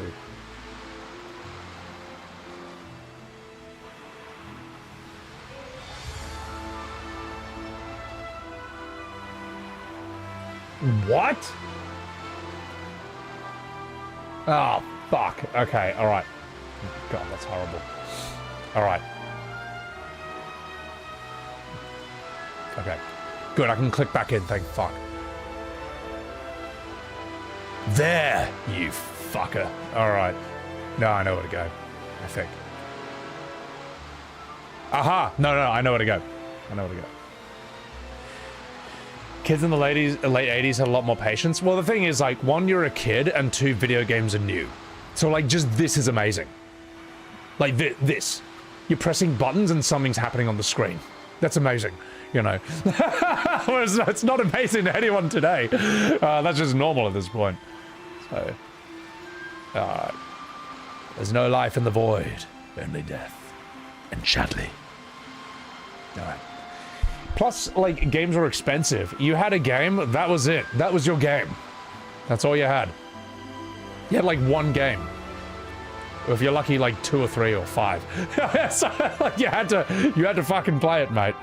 This is it, right? The Mysidian Tower? This has to be it. Multi, what's going on? I think this is it. I'm just perpetually lost. Oh. We did not have patience in the 80s, we had fewer options. Well, the thing is, once you've seen the new option, it's almost impossible to go back, you know. Like, when you've seen... Let me put it this way. This is a thing that doesn't happen anymore, but this is a thing that happened maybe like 10 years ago. Someone sends you a video, like a YouTube video, and like, bro, you gotta watch this. It's so funny. And the video is 8 minutes long. In this day and age, you're gonna watch that? No, you're not. No, you're not. They would have to strap you down and force you to watch it with them. In this day and age, you send a reel that's like 20 seconds. If it doesn't make you laugh in 20 seconds or less, it's failed. It's bad. That's just how, that's how it goes. Oh, nothing happened. Oh, fuck. Do I need the mask under the castle, don't I?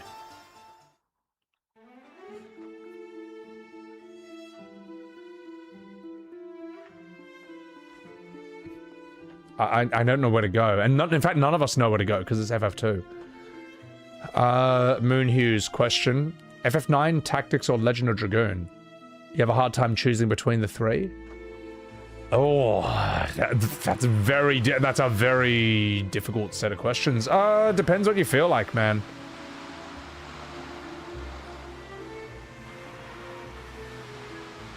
Just pick whatever just trust your instinct. Trust your instinct. Pick whatever feels the most fun to you. We've got to go to the castle, don't we? Fuck, where was that castle? Oh, the castle's up here. There we go. Okay, cool. People have low attention spans nowadays. No, people are not going... Once you've seen a better option, you're not going to go back to the shitter one. You know. People's attention span is fine. People can listen to a 3-hour Joe Rogan podcast. If people had no attention span, then a YouTube channel that does 3-hour podcasts would not be one of the biggest YouTube channels of all time, or be that successful, that influential. You know, the thing is, his podcast talks about shit that you won't see on TV or movies. It won't talk about that stuff. People, you don't... They'll say you don't have the attention span to watch a 90-minute movie, but then you'll sit down and you'll watch like 5 to 10 episodes of a show. You know, you can sit down and when people discover, say, like The Boys or something, or Game of Thrones, they'll watch like 6 hours in a single day. Invincible. So it's not the attention span, it's just that, like, there's different options. So. Like, I'll tell you a moment when I realized things were changing a bit in movies. It was actually in Lord of the Rings Helm's Deep. It was in Lord of the Rings The Two Towers. Alright?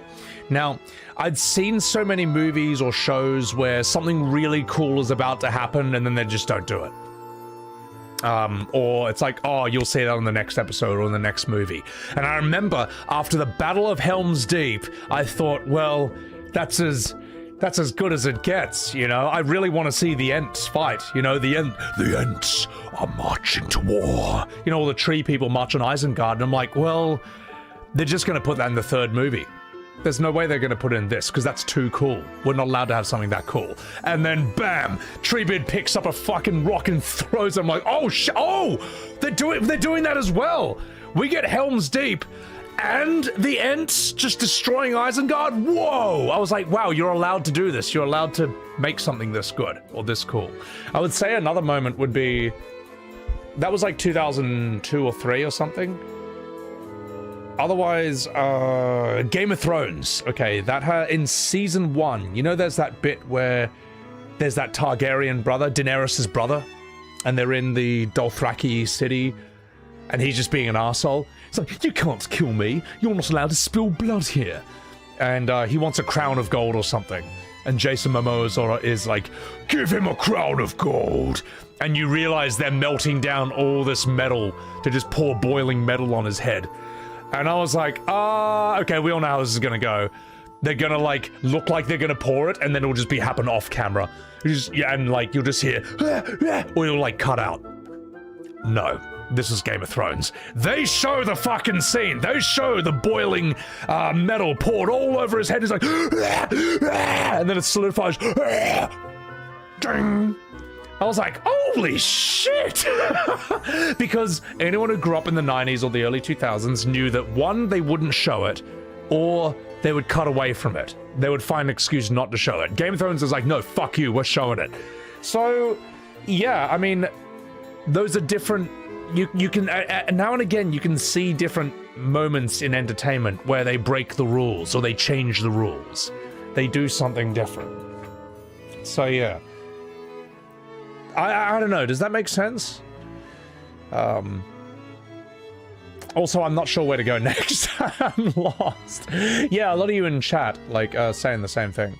The end putting itself out of the fire always gets you, Mozzie. Oh yeah. I do love that part where I think they break the dam and all the water rushes in and just floods Isengard, and all the Ents are like, they can just stand there and tank the entire flood.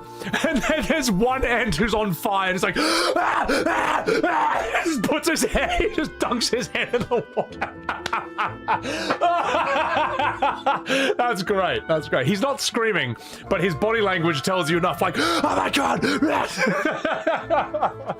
Oh, Lord of the Rings. Oh, it's so fucking good. Those movies are superb, man. Some of the best things ever made.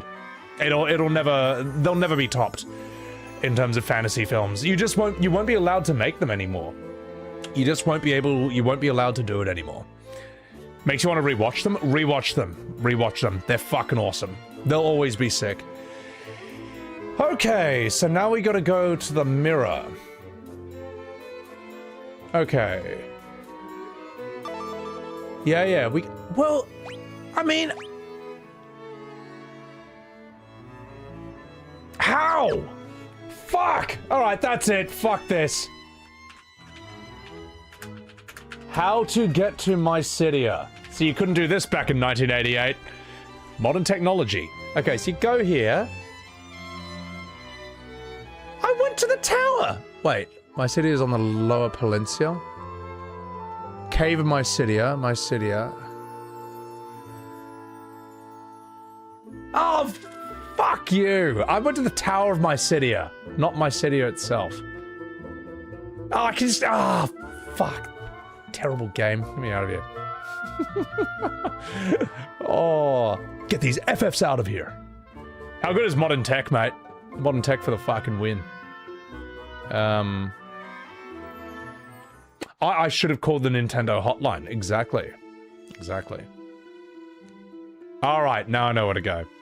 God, this game is torture. Get these remakes out of here. It's down.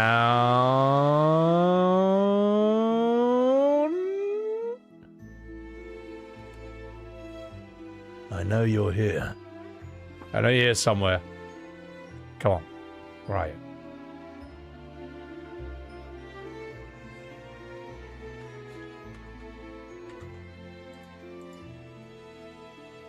Oh.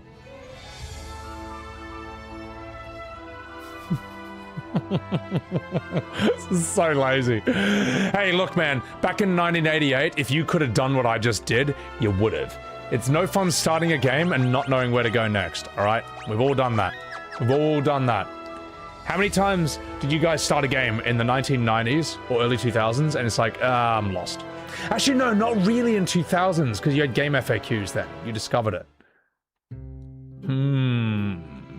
Okay. It was a very 90s thing. The 90s were plagued by this. Final Fantasy has always been about Googling. This is Mysidia, Kingdom of Mages. You've certainly come a long way to be here. I don't know, that's my Black Mage voice. I believe it's as you say. The time to break the tower's seal is upon us. I'm not a snake, by the way. That's just everyone else. These artifacts, they protect the seal on the tower.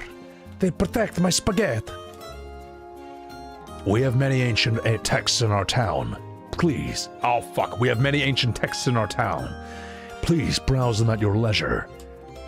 Then get this leisure out of here. Okay, alright. Fuck it. Let's get some of this. Red Lions, thank you for the salute. A city of Pez? Oh!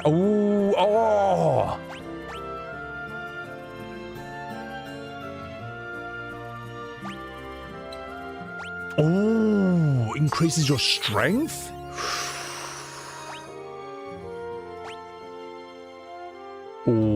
getting 2 of these. Yeah, we're getting 2 of these, mate.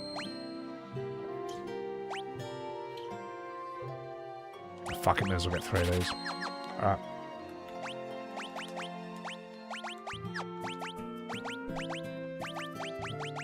Giant's gloves. Oh, look at that attack. Oh, hell yeah, brother. Here we go. There we go. Now we're mid-maxing. So, Ravenite, thank you for the 14 months on SebiWebs TV. So let's get these beggars out of here and give you a diamond shield. And a nice shield. Layla, got me on my knees. We'll just have you barehanded. Fuck it. It's just better. It's just better than everything else. Or on D's nuts. Welcome in. You want to play this game so bad? Well, you're in luck because it's on Steam. Have I played Onimusha? I did the first one, but I got stuck in the water puzzle, which is I think that's the worst puzzle in video game history. Because it happened before YouTube existed, so you couldn't even watch someone figure it out. And the description, you couldn't even describe how to do it. It was so fucking stupid. Oh, and you can't finish the game unless you beat it on a timer. Tiny B, welcome back. You didn't have regular access to the internet. As soon as you got it, you would use game FAQs 100% of the time. Well, the thing is, right, like, you're not made of time. You've tried everything that makes sense. And, you paid good money for that game. So, why not, man? There's some people who are just like, oh, you have to figure it all out on yourself or else you didn't do it. It's like, yeah, okay, sure. Like, you know. You don't have to play games according to how other people think you should. Ooh, actually, no, we're good.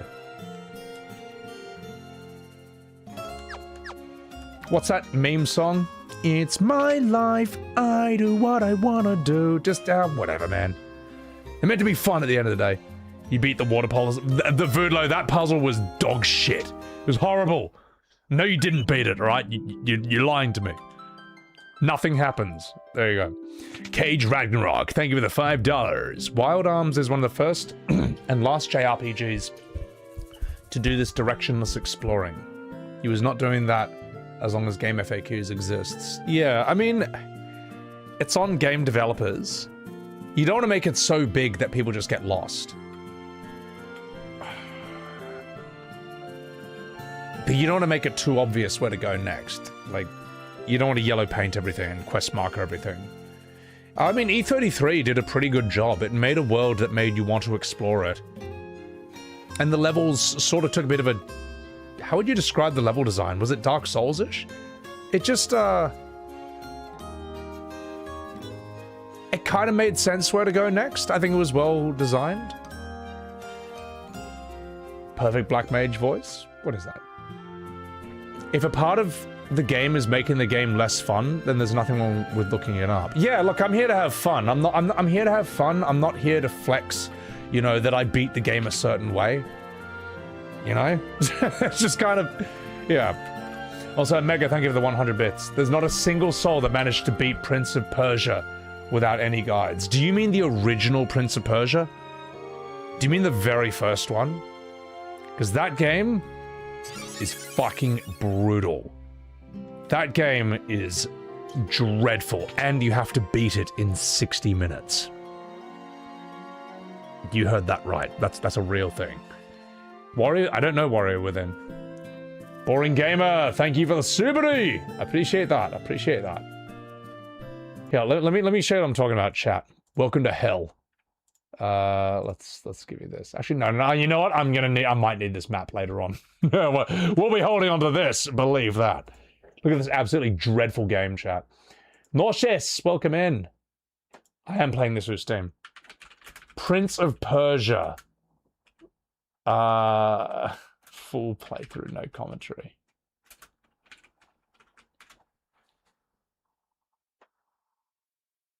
Oh, 1989. Oh. Welcome to hell.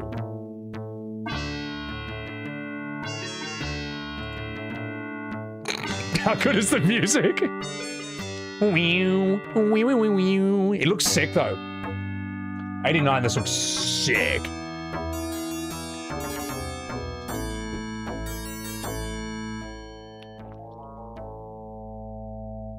Now, here you go. In the Sultan's absence, the Grand Vizier Jafar rules with the iron fist of tyranny. Only one obstacle remains between Jafar and the throne, the Sultan's beautiful young daughter. Get ready for a very early form of a cutscene.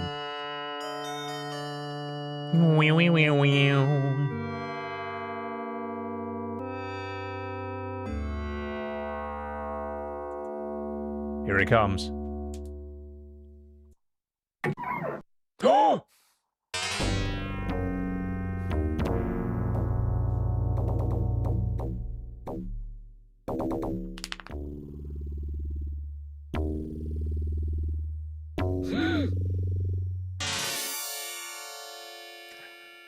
The 1 hour timer that you have to beat the game. That's horrible.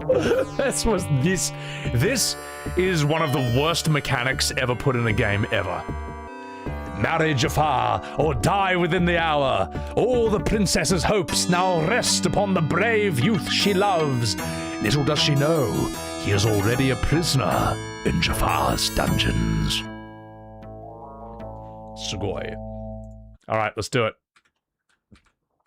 Ladies and gentlemen, welcome to hell.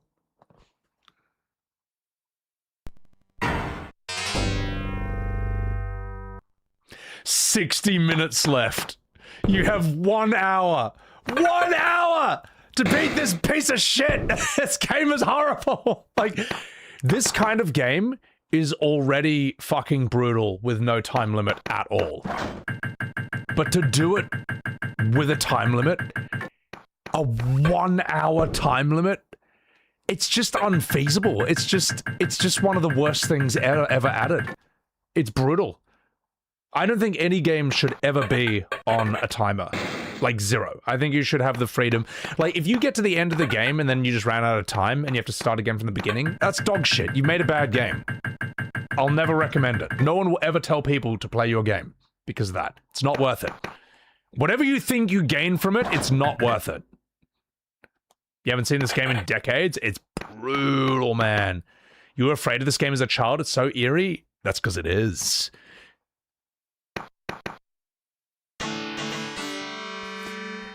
There's remasters of this game that greatly improve the graphics for 1 and 2, which are pretty sick. They're actually kind of mad in how they look, but they, at the end of the day, they're fucking brutal. They're just unplayable. Well, not unplayable, they're just too hard. They're just too hard, man. Life's too short. You don't have to beat them. But they are very important stepping stones as games. Like, if you play Abe's Odyssey or Abe's Exodus, those are basically Prince of Persia on steroids, you know. Like, think about like what Slipknot was to Kiss, Marilyn Manson was to Alice Cooper.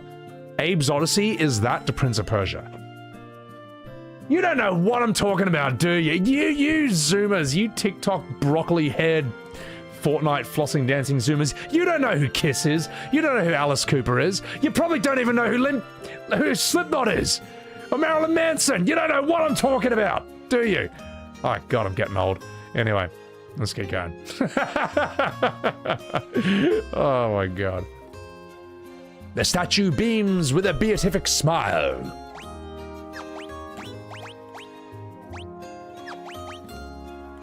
I have no idea what to do.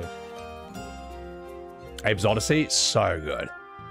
Slipknot, fuck so hard. Slipknot's really intense. But again, if you look at Slipknot and you look at Marilyn Manson, you can see that they are just, not just, but they're the same idea as Alice Cooper and Kiss from that time period, but then souped up for like the 90s and the early 2000s. You know, like it's a similar formula, just very heavily updated for the modern era. So that's kind of the creative process in a nutshell, in a lot of ways. Oh God, I keep getting these things where people have used AI to make Slipknot sound gay. So just like, I push my fingers into my ass. It's the only thing that makes me feel gay. It's like, oh, fuck off. That's my whole fucking thing is just wrecked. They do this with Limp Bizkit as well.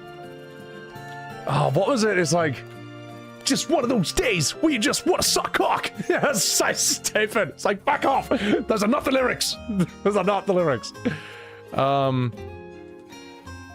Ooh, do we have an Izuna? Did we teach Izuna? I think you need Izuna at the very least. Bazuna. What the fuck is Bazuna? Oh, well. Anyway. Someone clip that out of context? No. No. Life's... yeah, we got all this.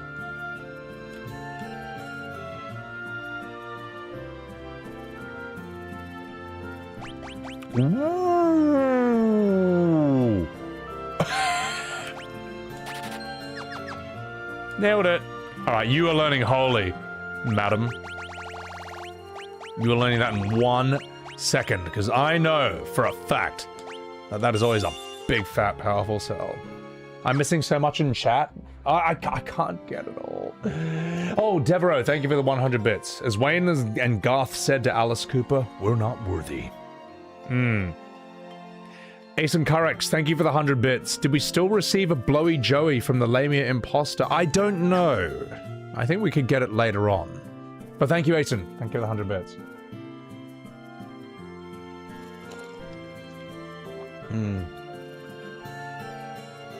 Holy is worth it. Holy is always strong. Holy is always really powerful. Slipknot's reggae versions. I don't know those. I do remember Richard Cheese. He did like lounge versions of all these famous songs. And the most famous one was in Dawn of the Dead, where he's like, get up, you're coming down with the sickness. You fucker, get up, you're coming down with the sickness. Your mother, get up, you're coming down with the sickness. Open up your head and let it flow into me. He's so dumb. He's got an album called Lounge Against the Machine. Alright. Alright. Only those of you who've seen Dawn of the Dead know what the fuck I'm talking about, don't you? What am I supposed to do here? Why can't this game just tell... Fucking hell! Hang on.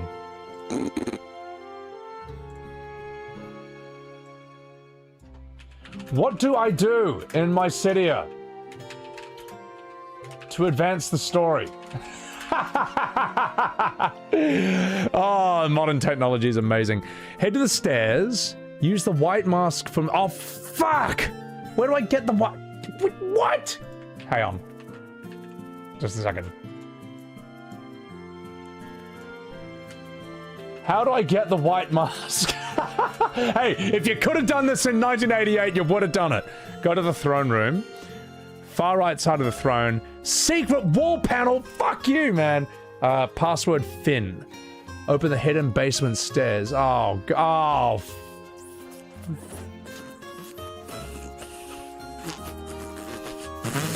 Alright, I've seen enough. Bring back the yellow paint. I'm done with this. Get out of here.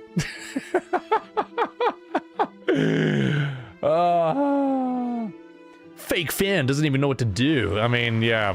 There you go. There you go, chat. That proves I've never played FF7. Alright. Let's get out of here. Watch some video on YouTube. Better yet, just AI it. Just fuck it. Just AI it.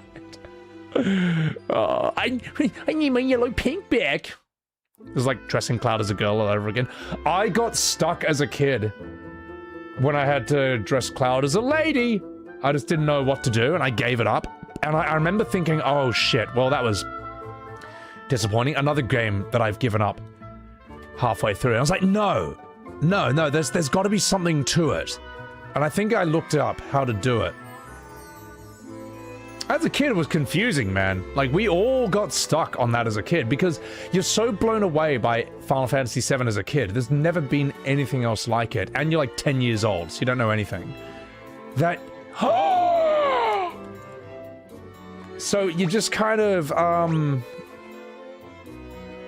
you're like, oh, fuck, again. But FF7's different. to everything else. So you kind of come back to it, and you're like, no, I need to see this. I need to know. A small gap appears in the wall. It's a secret door. All right, let's do this. I remember doing that for Legend Dragoon as well. I was like, no. I need to know where this goes. I'm finding out what to do next. No, that's why Game FAQs saved so many people. Like, Game FAQs has a lot of unsung heroes of the internet. Gold Chocobo breeding without a guide. I don't know how anyone figured that out. I guess what's his name? The Chocobo Sage, he does give you hints periodically, but man, God, it's like getting blood from a stone from that asshole. All right. Like, it's very hard to figure out how to do Chocobo breeding without a guide. Just fucking super sadistic to lock the story behind a secret door. Yeah, I mean, it was too hard, man. It's just too old, you know. This is why Dark Souls happened. So, well, Dark Souls is a reaction to games becoming too easy, because everyone got sick to fucking death of buying these games, enjoying it, and then just getting stuck, getting lost. So then they made games too easy. And then it's just like, every time you run into a ladder, it's like, press square to climb the ladder. And you're like, oh, okay, great. And then Dark Souls comes along, and it's kind of like the best of both worlds. So, yeah.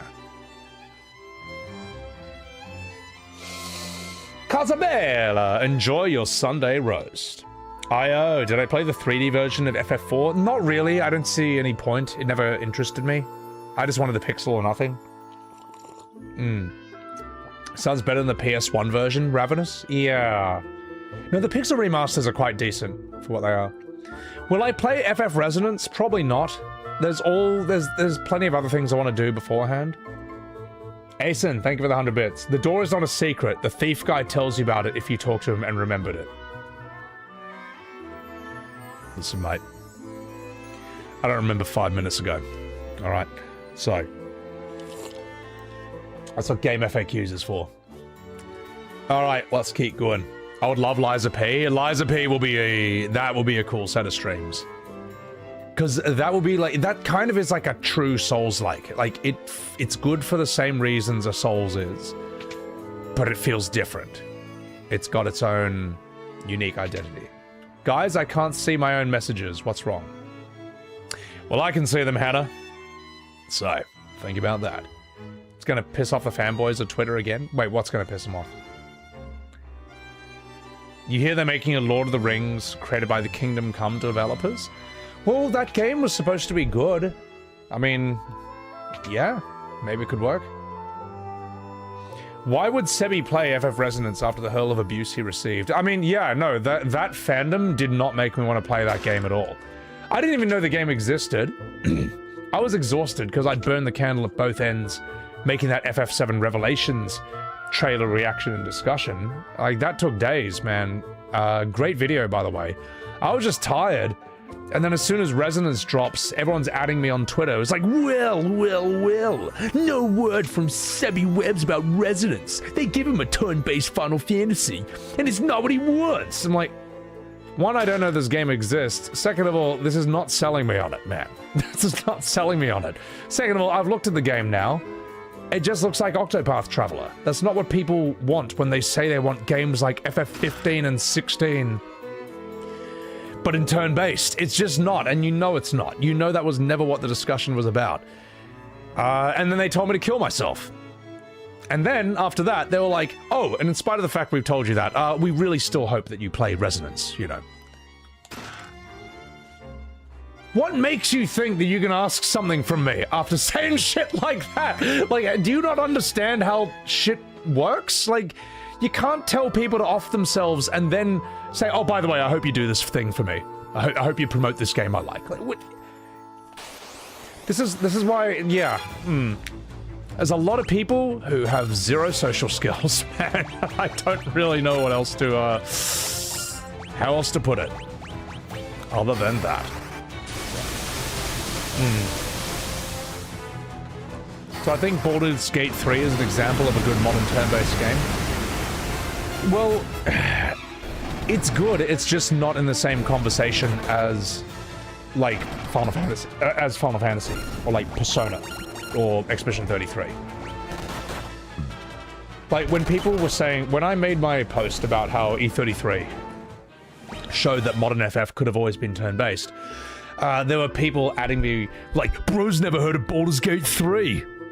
If you think that Baldur's Gate 3 has any influence on the modern Final Fantasy discussion at all, you don't know shit about games. You know nothing, all right? There's a reason Square didn't bat an eye about that, but they invited Claire Obscure's devs to like meet them and have a chat about them. But there's a reason people call E33 Final Fantasy 33, but they don't say shit like that about Baldur's Gate 3. Thinking Baldur's Gate 3 is like a turn-based FF, that's like thinking that Call of Duty and Subnautica are the same kind of game because they're both first person. All right? If you think that, you don't know shit. You're just wrong. You're just wrong. You don't know anything, man. So yeah. What else do we have here? Baldur's Gate is more of a classic RPG. It's like a CRPG. What is it like? It's like a Dungeons and Dragons fucking game or something. It's just, you just wouldn't think of it in like the same conversation as Persona. It's just not there, and you know it's not. So yeah. It all goes back to D&D, but those diverged a long time ago. Yeah, it's just stupid, man. It's like saying Tekken 8 and Smash Brothers are the same kind of game, because they're both fighting. It's like, bro, they are radically different games, man. Yes, they're both technically fighting games, but like, you can't have 4-player Tekken matches and you win by knocking them off the edge while a spaceship flies in and shoots the ground and then Pokemon erupt out of the ground. You're just wrong, man. Yes, technically they're both fighting games, but you wouldn't even compare, you wouldn't even talk about those two in the same conversation. They're just very, very different. So, all right, here we go. What else do we have? Ah!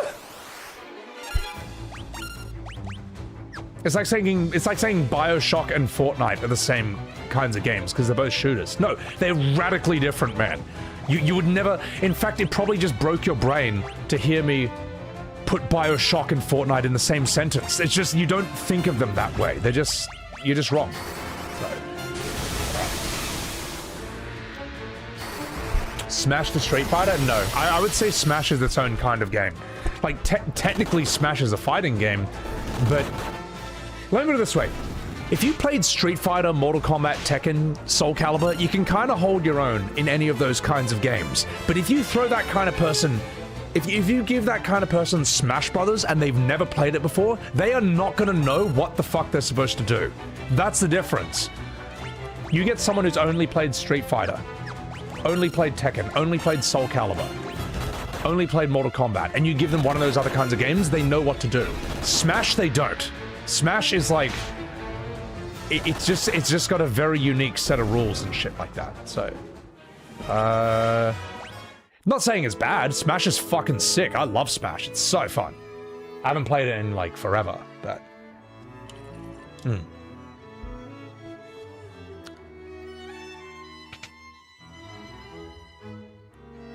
I'm lost.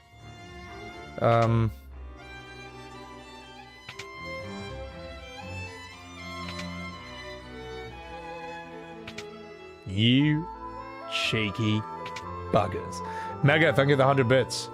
You wish Resonance looked as good as Bravely Default. You reckon you're pretty tough, don't you?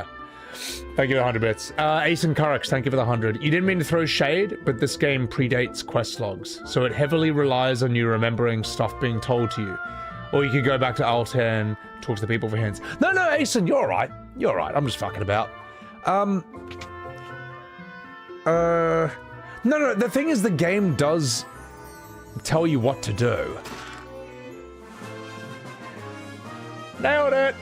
Like, any of these games where you get lost, characters do tell you what to do. They do tell you where to go next, and they'll even highlight it, like, important shit.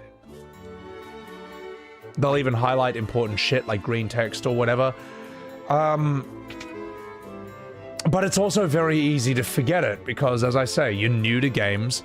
It's all just like, you're kind of like looking at everything. You get sidetracked, you run off, you talk to NPCs, you explore for a bit, you grind for a bit, and then you completely forget. You grind for a few hours and you forget what the last sentence was that you heard, and then you don't know where to go. And you forget to go back to talk to them, to have them tell you again. So I mean, it is. That's how it goes. The streamer brain is too strong with this one. I know, I've got streamer brain. I'm sorry. What are my thoughts on Resonance? I mean, it looks good for what it is. If you just enjoy that kind of game, sure. But when I think of FF Resonance, I just think of like thousands of people on Twitter telling me to kill myself. I'm like, yeah, great job, guys. Fantastic advertisement for that game.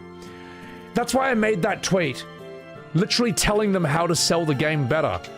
I was like, dear FF Resonance fans, like, if you want people to play this game, don't tell them to kill themselves, all right? That doesn't sell people on it. Instead, try to sell them on its vibe, its graphics, its art style, its gameplay, its music, whatever. Like pick things good about it. Like, but when you tell people to kill themselves, it doesn't make them like you. It doesn't make them want to do what you just said, all right? I can't believe I have to spell this out. I can't believe I have to spell this out for these people. But there you go. Fury on you, old devil, you fucking minge. How you been?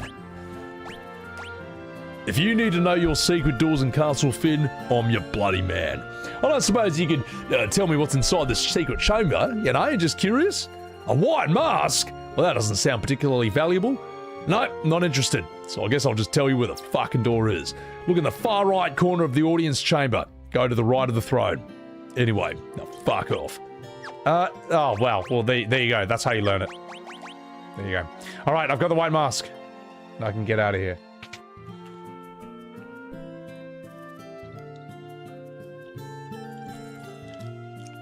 Evan Bullock, you're grinding through Final Fantasy 12? I'm so sorry to hear that. I'm so sorry. My condolences that you're playing Final Fantasy 12. You didn't deserve that. No one does. I'm sorry. Right, now we need to go to... Now we got the white mask, we can go to Mycedia. You never understand those toxic people who are to recommend... who will do such an evil deed. Well, I mean... I don't think they understand the seriousness of their words. I mean, there's a reason you don't do that. There's a reason you don't wish death upon people. There's a reason there's like laws against that. Like, even freedom of speech doesn't really cover doesn't cover death threats. You can't just say, "Oh, I'm gonna do this." You know, it's just, it's fucked, man. They don't get it. Old talk, no trousers. The real ones appreciate you, Sebi. Oh, you Bianchi, get out of here. The amount of Twitter hate is stronger than Sebi's bottle of Johnny Walker. Yeah, damn straight it is, brother. Yugino. Oh no! That name's Bosch. James Bosch. Yeah.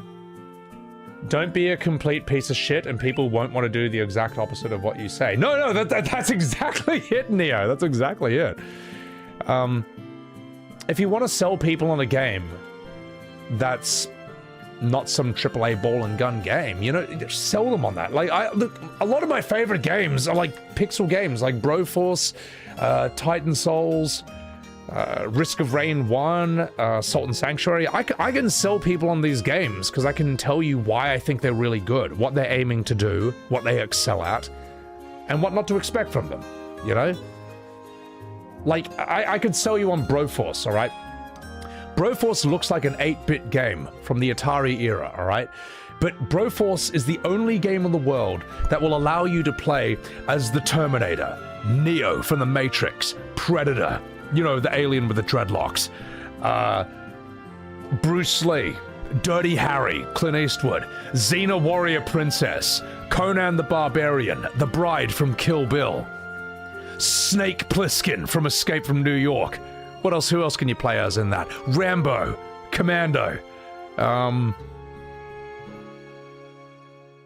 Time Cop, Jean-Claude Van Damme, Universal Soldier. You know what I mean? I could go on. And the enemies are terrorists, then xenomorphs, then Satan. Okay? What other game lets you do that? That's right, none. RoboCop. You want a game? Judge Dredd. There we go, it's all coming back to me now. You want to play a game that lets you play as those characters? Broforce is the only game in the world that will let you do that. It's 4-player, you can play up to 4-player co-op. There's a button that lets you flex. It serves no purpose. Your character just goes, and then they just keep holding it until you do the next option. It's the most fucking awesome game ever, man. Demolition Man, Chuck Norris, all right? What other games let you play as that? Okay, there. Yes, it's 8-bit, but what game is this? Broforce. You can play as John McClane from Die Hard. Yippee-ki-yay, motherfucker. Let's get you this. Broforce. You can play as MacGyver. Oh, look at that. Whoa, there's all the boys together hanging out. And it's the gameplay is actually really, really fun. So you always have your standard fire, you have your special weapon, and then some characters have some unique things. So that's Rambo up there. Everything is destructible. All of this is destructible. It's like Minecraft in that regard, except for like the base of this, you know, thing he's ziplining on and stuff. There are unique things like Predator, for example. After Predator kills an enemy, if you press triangle, which is melee, Predator's melee will flay them and hang them upside down on like a wire, on like a rope. And any enemies that see that will be scared away. They'll run away. Only Predator can do that. Oh yeah, and when Predator dies, if he gets shot,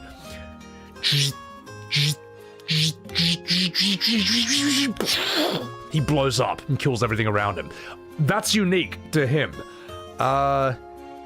It's fucking sick what these characters can do. The people who made this clearly knew. They clearly knew this. They clearly knew their 80s action stars. Oh, Machete. You can also be Raiden. You can be Raiden from the Mortal Kombat movie. You can be Ash from the Evil Dead. He's got a chainsaw arm. It's fucking nuts. You can be Leon, the professional. He's sick. You can be Mr. T, Indiana Jones. You can be Ripley from Aliens. You can be Bond, James Bond. You can be the Boondock Saints. Like, you can be Braveheart. Literally every fucking character from this time period. You can be Highlander. There can only be one. Every amazing character from this time period you can be. It's fucking top tier, mate. It'll probably cost you like $10 or $15, but it's a very enjoyable game. It's a great time. You can be Blade. Yes, you can be Blade. Yeah, that's so dope, man. Now, yes, is this competing with Unreal 5? No, but it is what it is. It knows it's only trying to do a few things specifically, and then it just goes all the way in. It just goes balls to the wall. It's some of the most fun I've ever had playing video games. Broforce, I'll do another stream of it sometime. You can find me streaming it back on in my VODs channel, but I'd love to stream it again sometime. It's hilarious. WeQuert, thank you very much for the $10 super chat. I've heard people confuse you with Markiplier, but have you heard that someone says I look similar to the Sleeping Dogs protagonist? Let's have a look.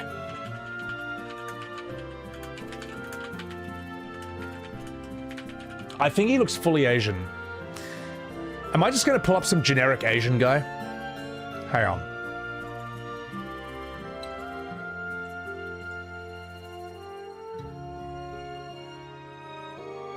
I mean, he looks more Asian than me because he is. He's full, I'm half. But, I can sort of see it, like a sort of a tad. I did not look this cool at all. Hang on.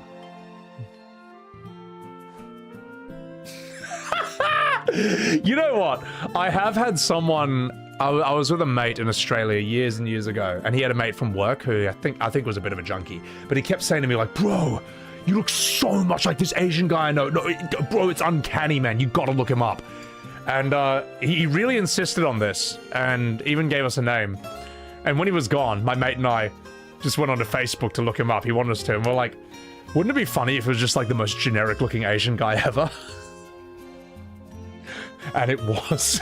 He didn't look anything like me. He just like the most stock. He looked like the most stock standard Chinese guy you've ever seen. Well, he looks nothing like me, man. And my mate and I, we were fucking dying laughing, man. We were like crying. We're like, what is this guy on, man? Because it's true. I do look. If there's any famous person I look like, it's Markiplier. I looked more like this guy than the guy this random guy pulled up. But I love how he was so insistent. Bro, you have to look him up. You look exactly the same. Just the most generic, stock standard Chinese guy you've ever seen. Like if you Googled typical Asian, that's the face you would find. So, oh my god. WeQuert, thank you for the $10 super chat. Not you. You're fine. You're fine. I think that guy looks cool. So, Mega, thank you for the 100 bits. You have to try Katana Zero? I haven't heard of that. Oh my god. Zima Duvante. I am 7 minutes late on this super chat. I'm so sorry. I got stuck on the push block puzzles in Mystic Quest. Had to call the hotline. I've only played Mystic Quest for like a little bit and I was like, no, this sucks. And I stopped playing it. But the opening is a banger. Zima Duvant, I'm so sorry I missed your $5 super chat. That was like 8 minutes ago. I'm sorry. I was too busy laughing at some guy thinking I looked like a generic Asian. So, oh my god, you're Jackie Chan, Reaper. Yeah. I don't mind. Look, at the end of the day, there's worse things in this world than that happening, you know. Just look at, I don't know, literally any period in history. There's worse things than that. You're handsome. Oh, you get out of here. 2D katana-like indie game, focusing on stealthily and silently killing people. I've heard of Katana Zero. It's like 2D, right? Liquid Markiplier. Oh my god. Kyle Heffernan, welcome in. Welcome in from the UK. Sheila, time to make Sebi's face the first thing to show up in Google when you search generic Asian. I mean, if that happened, I wouldn't be offended. As I say, there's worse things that can happen. Alright, let's do this.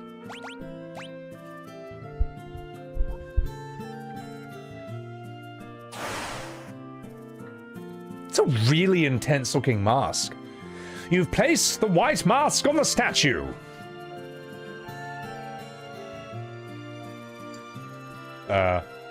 What do we do now?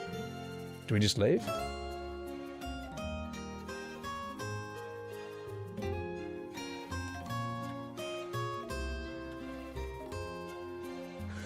Some time ago, a wizard named Minwu passed through this town on his way to the tower. You'd best hurry after him. I'm assuming I go to the tower now, right? Yeah. And now I'm stuck. I'm gonna save, so I don't have to do that again.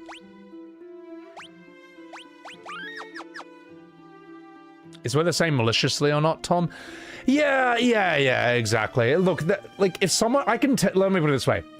I can tell if someone's being hateful or just kind of curious, like innocent about it. I just don't have the best words for it. I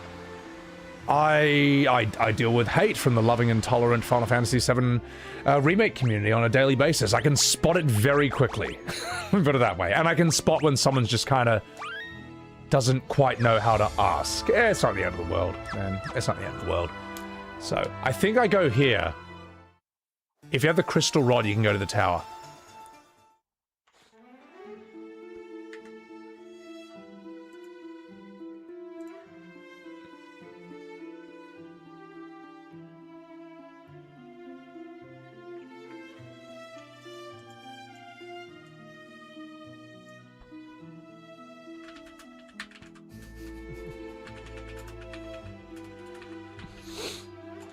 I was genuinely mad at that one guy during the Madness Combat reaction, Moon. No, I was. Well, they blindsided me with that. Like, they just brought up this stupid shit.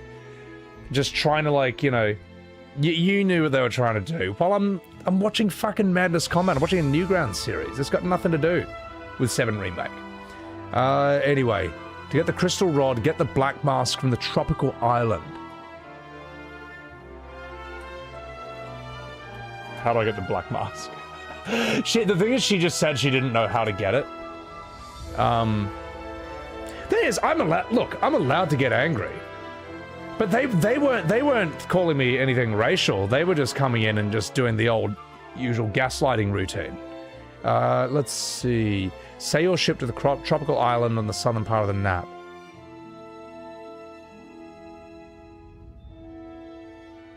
Ah, I say. Behold. Let's do this. Whee! Stupid. Whee!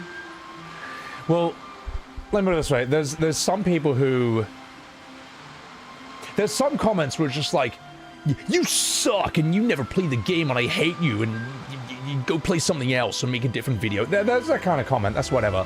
But there's another kind of comment you'll get from fans. And I think this is quite specific to modern FF, especially 7 Remake. It's like a very cruel and calculated message. It's sort of like they open with it trying to be friendly or be your friend, but it's specifically designed to like undermine your confidence, make you doubt yourself. It's like a very malicious thing. And they'll act like they're the good guy. And I think that's kind of the worst message you can get. You probably experience that from like relationships or like bad friends. They might say something that's like, sounds like they're your friend, but it's actually like really cruel. It's really off. It's really... It's untrue as well. They're kind of phrasing stuff that's normal in the worst way possible, mixing it with lies. I don't know. You know what I mean? It's something like that. I kind of have no patience for that, for like manipulating and gaslighting. And you can, once you know what it is, and once you've lived long enough, you can spot it in 1 second, and you're just like, all right, get out of here. Ooh, the tropical island. All right, I'm going to fight. I'm going to see what the enemies are here. So we're going to... Oh, I can just do this like this, right? Oh, fuck. No, I can't. Ah, shit. All right, I'll just turn off I'll turn on encounters. Let's just see what... Let's see what they got. Let's see what they got. Backhanded shit. You feel most people online have never been challenged since infancy. They have the tolerance of a toddler of things not going their way. You gotta live in the real world. You gotta live in the real world, man, and do some real jobs just to know the go. You know what I mean? Yeah. You gotta know how real people behave or are. Otherwise, it's just... Oh, hang on. What do I have with you? The thing is, it doesn't do you any favors in the end, you know? Like, if you're a very unpleasant, unlikable person, no one's gonna want to know you. No one's gonna want to help you. No one's gonna want to hire you. No one's gonna want to date you. Or even have a one-night stand with you. You know, it's, ultimately, they're just owning themselves in the end. So...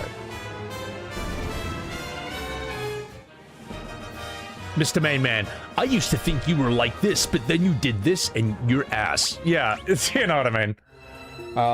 Yeah. Life needs meaningful hardship and friction, otherwise you don't grow. Yeah, you gotta face some adversity, mate. You gotta know what it's like to not always get what you want. And be able to deal with that, man. Kupo. Zima, I'm not 7 minutes behind responding to your chat this time. Thank you for that $10 super chat. For FF7 Remake, when you notice people never shut up, you can't unknow that. Also, the house fight halfway through the game pulls you out of the game to watch the pretty thing. The house fight halfway through the game pulls you from the game to watch the pretty thing. But I agree, yeah, I know what you mean by when you notice people can't shut up, you can't unnotice it. That's what I mean, like, you can't just, you can no longer talk about OG FF7 or stream it or really do anything with it without this endless stream of people bringing it up. They won't stop bringing it up. And if you ever say like, it's not really for me, they can't take no for an answer. They have to convert you. And they won't stop. You know what I mean? Like, I have that commenter who said that they were at a party and that happened. And even after these people heard that she didn't like the remakes. And so they hunted her down and tried to convert her. And then they concluded that she just doesn't like remakes. Even though she said she loved RE2 and 4 and 1. The remakes of that. And then they came back for round 2. They came back to try again. And she said she didn't even have time to hang out with her. Well, it just kept interrupting her trying to hang out with her friends. And she said it was the most frustrating conversation she's ever had. More frustrating than, like, political convos and stuff. It's ridiculous, man. What a bunch of psychos? That's... I wouldn't say it's the average remake fan, but it's... A lot of them are like that, man. It's a big fucking problem. It's like just relentless, man. So... Ooh, let's thunder you up. There we go. So... Yeah.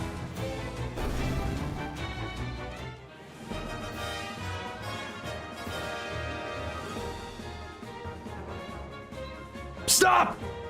Stop criticizing FF7R! It's critically and commercially successful! It's a real FF7 and you're fat and you're ugly and you're stupid and you smell bad and I hate you! Now, I know you're memeing because I recognize your name in chat. But I think that's really funny. I mean, you've seen me. I get these people live sometimes. It's like, relax, you silly sausages. Go away. So, like, there's literally 60 million channels on YouTube that post every month. No one's making you watch mine. All right? You can watch one of those. As for live streams, I don't know how many live streams there are in the world at any given time. But there's more than just mine. You don't have to watch this one. So, stop right there, criminal scum. So, yeah. The thing is, though, that behavior is so outrageous that it's just funny to meme on at this point. So... Final Fantasy has always been about psychosis. Oh my god. You reckon you're pretty tough, don't you, Jenkins? Mikey Dikey Doo. Thank you for the 100 bits. I just finished Final Fantasy IX. Great game. Ending was excellent. But I couldn't get over that Necron quote. Yeah, no. I actually don't think that's great writing. That Necron basically quotes, "Fear leads to hate. Anger leads to hate. Hate leads to the dark side. Me, Necron." I don't think they needed to put that line. It's just too recognizable. It's just too famous. So, the final boss of unemployed behavior. Oh, God. Huge FF7 remake fan. Blaze one up. You were a kid when the original came out. Me too. Tried playing remake. Play for 4 hours. Couldn't take any more. Not for you. Yeah, see, the thing is, it's not enough to say not for you.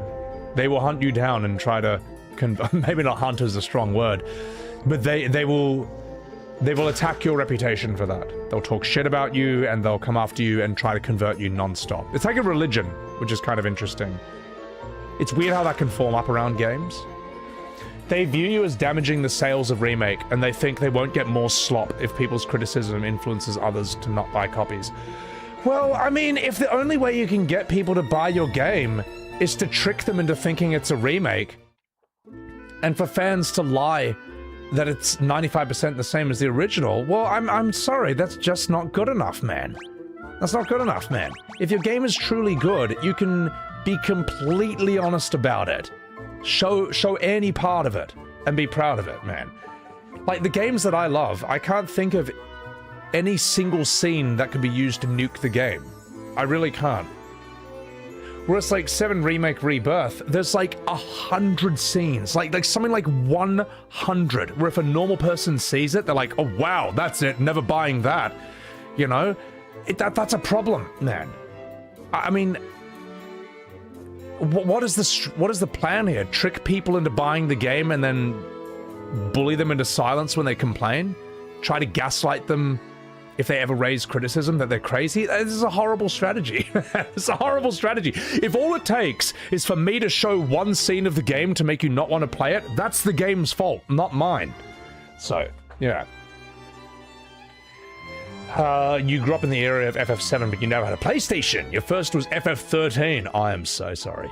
You got in the comment and like, wait, this isn't turn-based? I thought FF13... I don't know what the fuck 13's combat is. It's bizarre. It's like turn-based, but it's not. I have no idea what the fuck it is. You're an avid gamer who will research the ins and outs of laws and platinum the games you play, but you'll never understand why people put so much weight and identity into others liking the same game as them. Yeah, I mean, fuck, there's... We all know I know FF7 fairly well, but if it doesn't interest you, you don't want to play it, that's fine. It's just, you know, you don't have to. I would say at the very least, if you're a gamer or game designer, it's worth playing it as a piece of history. It's like part of education. Doesn't mean you have to love it. I don't like Great Expectations by Charles Dickens. I think that's an incredible... I think there's too many words. Because he was paid per word. So what do you think? He's gonna take forever he's gonna take 4 pages to describe a swamp. I don't like Great Expectations, but I do acknowledge that it's a very important part of literature. You know. Jankin, thank you for the $6.70 super chat. Keep calling on things that companies ruin. Hang on. Keep calling out things that companies ruin about stuff we know should be better. Sib, you bloody legend. Oh, you get out of here. Thank you. Thank you for that. Well,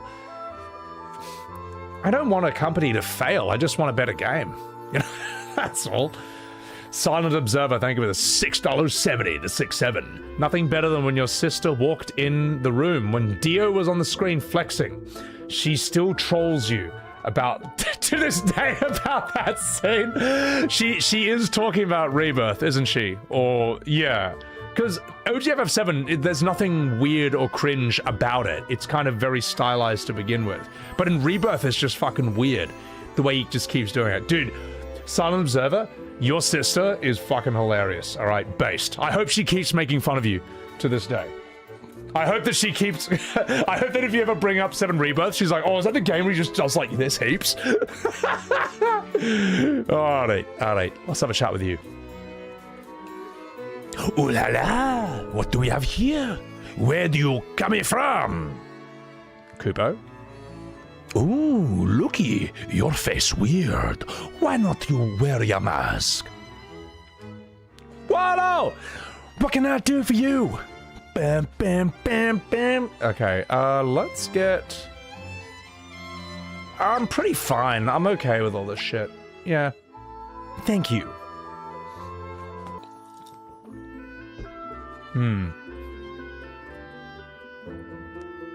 Anonymity made people on the internet go all out. Look, anonymity is important, though.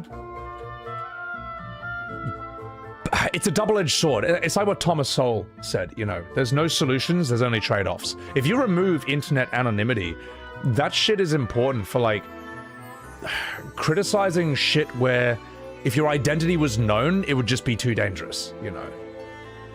The problem is, anonymity then is that people tell me to off myself because I didn't want to play a certain game. Wallow! Your face so weird lah! Why you not wearing a mask already? Oh, they're just saying the same shit. Okay, never mind. What about you? What can I do for you? Oh!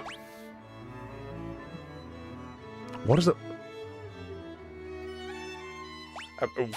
Whatever, we'll get one of these. Demon Axe. Nah.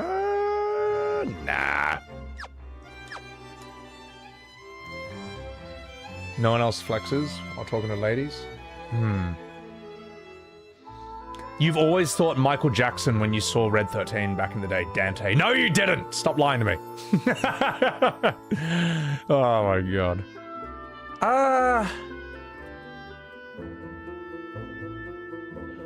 Why am I here? I'm lost. Sorry, chat. I got so distracted in this conversation, I got lost. I don't know where to go. That was a Singapore accent. Okay. That's just that part? Okay. Okay. Whee!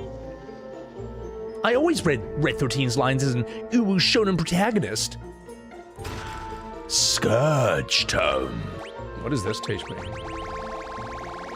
They look like they're wearing Ascian masks. I've heard FF2 actually has some influence on FF14.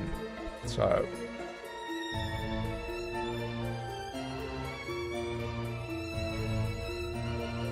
Did Zack really dodge Destiny or get dragged into the DLC? Poor Zack Fair. Isn't it interesting, chat? I don't think he ever should have been expanded upon. I think expanding upon that character has just completely ruined him. Like, Zack is a looks maxer, alright? Zack, I think Zack actually sucks as a character. I don't think I've ever seen him say or do one cool thing. But in Rebirth Crisis Core, all he does is be cringe. All he is Prompto. He's just fucking Prompto, man. He's like Prompto, Titus, Zidane, but he just looks cooler than all of them, so he sort of gets away with it. I think women just think he's hot. I really think that's kind of his entire appeal. I can't name a single cool thing he's done. He's just an idiot, man. I think it would have been better if they never expanded upon him, and we always just think, oh man, what if? If they ever expanded upon him, that'd be cool. Because instead, we got what we got, and it's just so shit. I think he's one of the worst. I think Zack is one of the worst characters in Final Fantasy. I'm just fucking saying that now, mate. Every scene he has sucks in Rebirth and Crisis Core. I don't know, man. Massive L take? No, it's not, man. It's not. He's just relentlessly annoying. Boo? Yeah, boo. Yeah, whatever. No, he looks cool. Let me put it this way. If Zack didn't look cool, you wouldn't think he's cool. Simple as that. Simple as that. Worse than Leslie? Well, Leslie kind of exists in his own sphere. He doesn't ruin Final Fantasy. He doesn't ruin FF7 retroactively the way Zack does. Here come the tomatoes. You hate Laguna? Nah, Laguna's fine. I mean, Laguna's a goofball. He's basically Goofy if he was a human, but... Like, just... Do you really want me to pull up Zack's scenes and prove this point beyond a shadow of a doubt? Did you not see my entire Crisis Core playthrough? I mean, when I had, through that entire Crisis Core stream and throughout the comments of all the VODs, it's people relentlessly being like, man, I don't remember Crisis Core being this shit. I actually don't remember Zack sucking this hard. Now, sure, yeah, you know, I'll tell you what. Maybe the OG voice actor sounded better. But I have not seen, I don't know, I haven't heard him. He's so dope, though? Why? Like, what does he do? He does nothing. Like, here, do you want me, I'll tell you, I will roleplay Zack for the rest of this stream, alright? And you ask for it. Okay, here we go. Whoa, I'm in a dungeon. I wonder what's inside this chest. Sleep grass? Reminds me of the grass back home in Gongaga. I wonder what's in this chest now. Monsters! Oh no!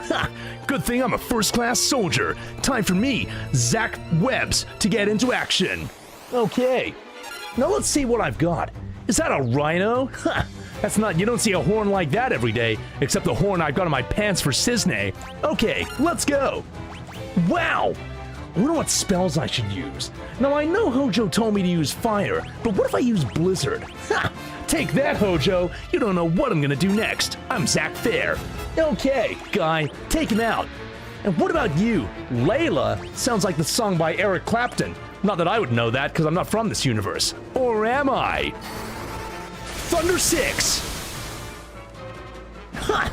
Not a lot of damage, but you know what? It's the thought that counts. I'm Zack, Mr. Positive. That blizzard did a lot more damage. Okay, let's go. What now? This is painful? Yeah. Zack, isn't it fucking painful to watch? It's no, seriously, that is Zack for all of Crisis Core and all of Rebirth. Oh no, I'm poisoned. But it's okay, because I've got the power of friendship.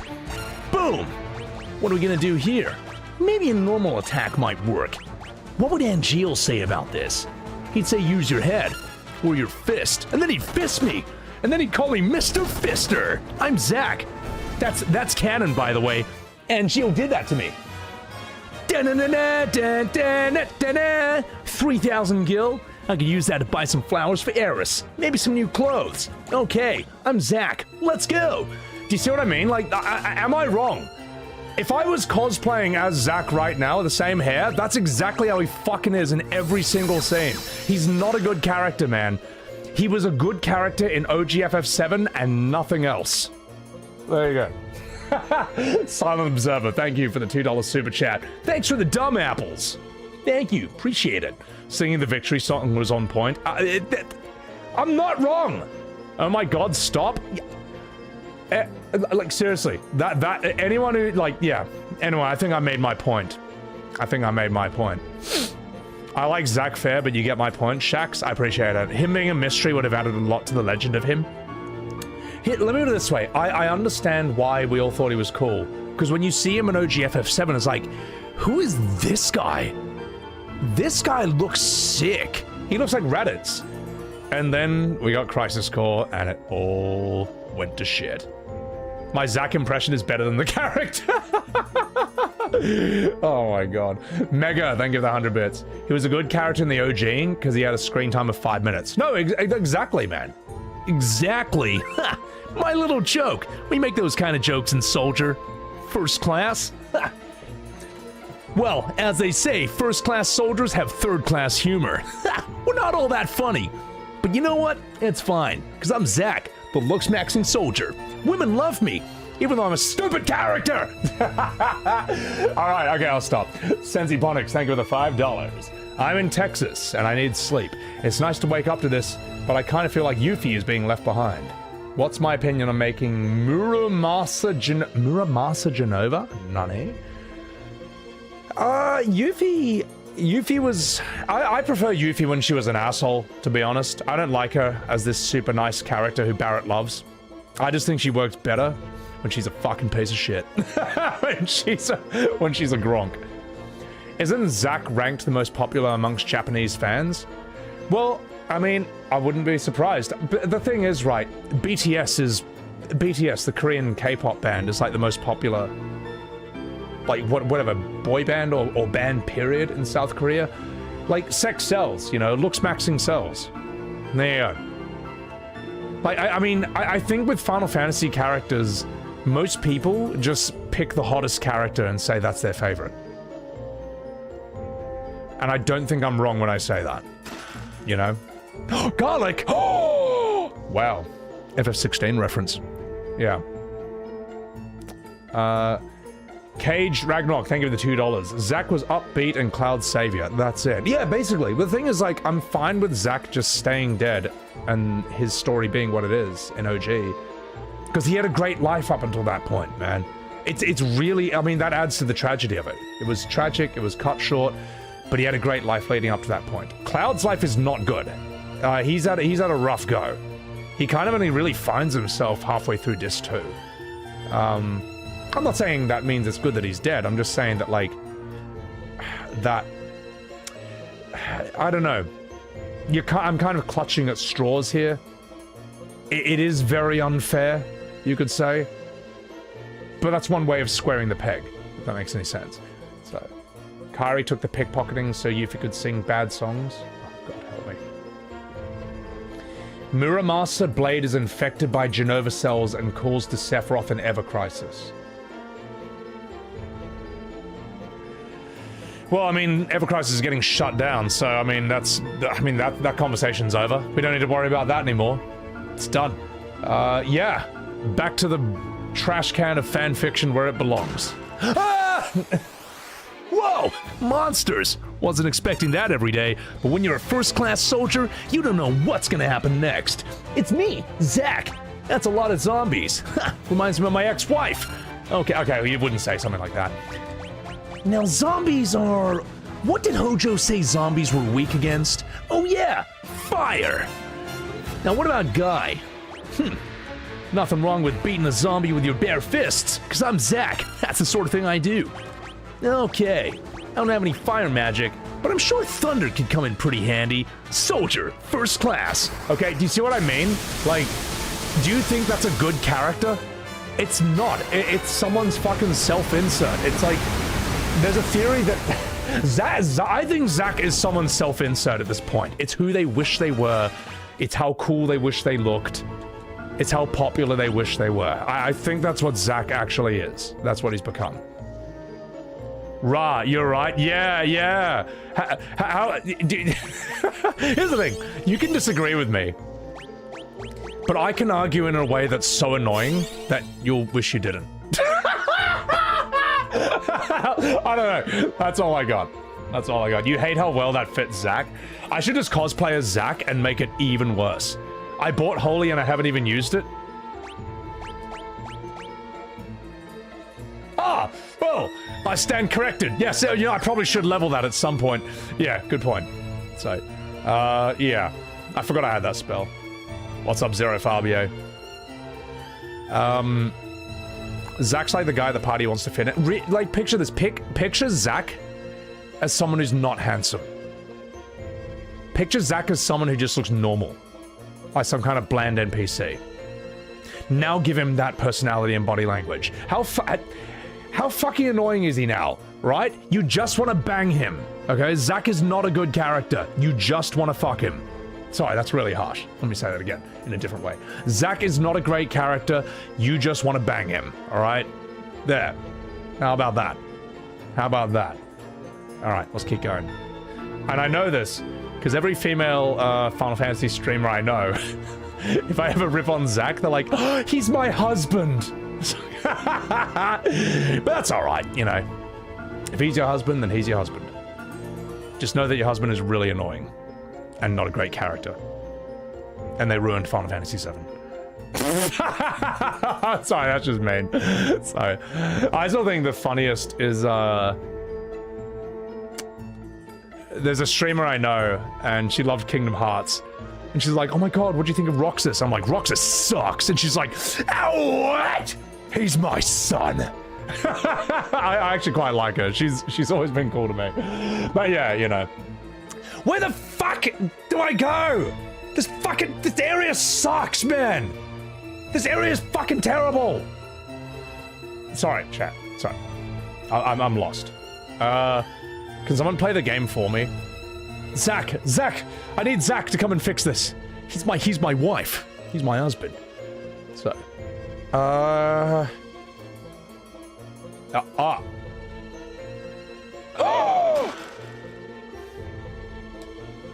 What is this? Death Idol? This game is terrible. This game is terrible. This makes enemies flare. Okay, flare. Where's the yellow paint? All right. This is art. This is dreadful. You know what? I'm glad I streamed FF2 because this is where I discovered my Zack impression. And anytime someone's gonna come in and tell me he's the best character ever, I'm just gonna turn it on until they retreat in shame, until they change their opinion in shame, until they realize what they've done. Is this new part? What the fuck is this fucking shit? What the fuck is this? That's it. Fuck this.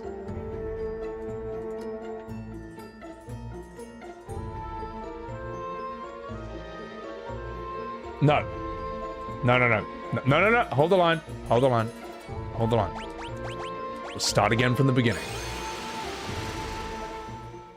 And you have random encounters on the whole time as well. Let me just save out here first. Okay. Zack could be a self-insert of Sebi. Oh, hey man. Hey man. Them's fighting words. This is peak. Zoro! This is the worst Final Fantasy stream in the world. Why would anyone watch this? This is dreadful. Just me cheating. It's me cheating with encounters off. Running around just getting lost in the same horrible dungeon forever.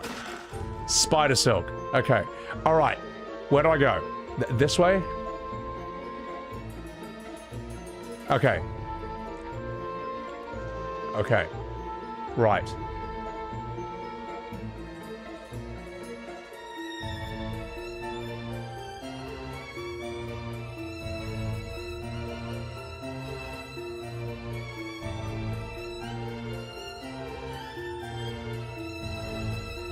I will do this. It's gonna happen.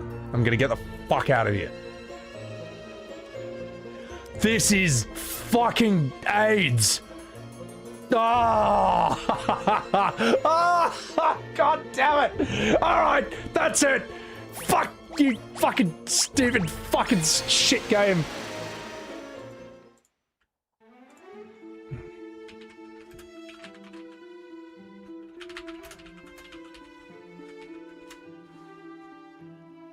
Okay. fuck. Just give me the full game. Come here.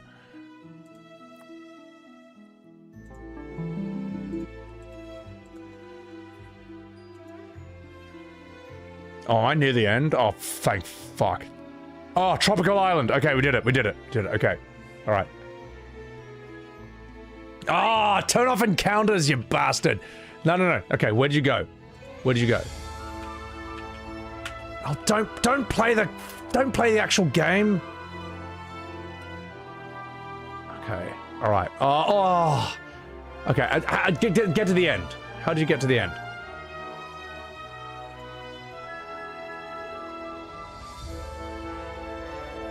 This is horrible, man. Cheaty webs? You're damn straight I'm cheating. I have no regrets about cheating at all. This encounter rate is fucking bullshit. Aha. Okay, how to get there? How to get there? How to get there? How to get there? How did you get there? How? Look at a dungeon map. Why would I do that when I can just copy someone else's gameplay? With zero shame. Oh, that's taking too long. Screw it. FF2 dungeon map. What is it? Tropical Island. This is fucking AIDS. Okay, alright, Sonny Jim.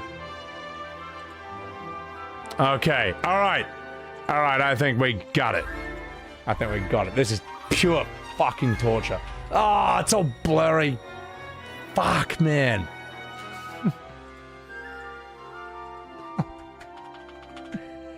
This doesn't help me at all. This doesn't help me at all, man. What are these horrible maps?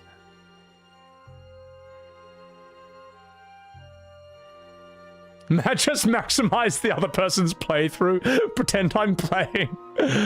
Oh, that's so funny.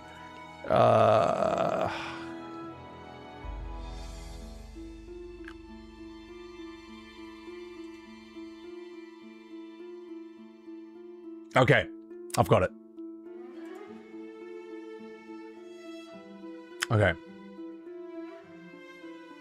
Okay, I'm just gonna put this on my second monitor and I'm just gonna follow this. I don't give a shit. I don't care, chat. This has wasted enough of my time. I'm over it. Miguel Silva, thank you for the $5 super chat. Final Fantasy games pose an underlying philosophical question that unravels slowly. 7 Remake reveals the questions too early and spends 200 hours to get to the point. Pretty much, Miguel. Yeah, it has the subtlety of a sledgehammer. Thank you for the $5. Sensiponics, Sephiroth will be a puppet because the Genova Cell, by the Genova Cells, just like Cloud. They probably will. They'll probably try and make Sephiroth have like some face turn. He's just too popular. People want to fuck him, so that seems to be their business strategy. Thank you for the $2. All right, we're gonna do this. The streamer debuff is real. It's so bad. Well, at least I won't get lost in FF13. All right. Okay, here we go. First floor. Main path leads to B2. All right, we're doing this. I will do this, chat. It's gonna fucking happen. B2. Head east. Okay. Hold on, chat. Hold on. I'll get to that in a bit. That, super chat in a bit. I think this is it.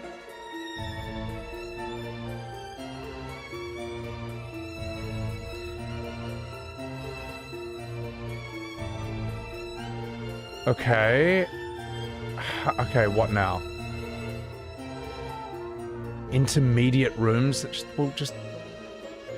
Okay. B4. Okay, how do I get to B5? Is this it? No, it's B3.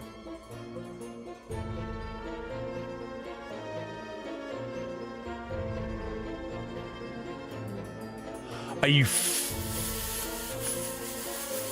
I'm gonna read this chat and I'll continue. Using a guide in a poorly designed area? Filthy tourist! Thank you, Panthers. Thank you for the $10. I appreciate that. Thank you. Thank you. I gotta get back. I need to look at my map again. Okay, so somewhere here, I can't believe this B4 leads you back up to B3 again. This is horrible. This is a horrible game design. B2, oh, come on. How am I lost again? How? I was just here. I'm gonna go back to B4. This is fucking torture, chat. This is really bad. This is really, really bad game design. No, there you go. There's B5. Oh, fuck you and your fucking penis! I'm on B5. Just not in the right B5. Okay, so... How the fuck do you get here? It's AIDS? This is AIDS. This is fucking AIDS, man. This is so shit. So bad. Okay, there's another... behold! Yes, no, I found it! Oh, I'm so happy!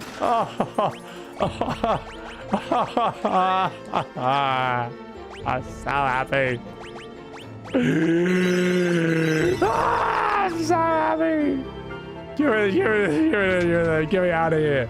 Get me out of here. Golden mask, me guy, me dumb. Rawr, I'm a rhino, you big filly. Oh, I'm so happy I'm just fighting. Oh, time to try out Holy.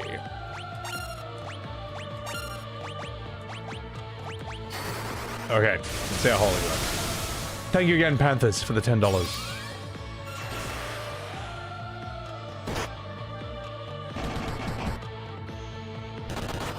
That was a piece of shit.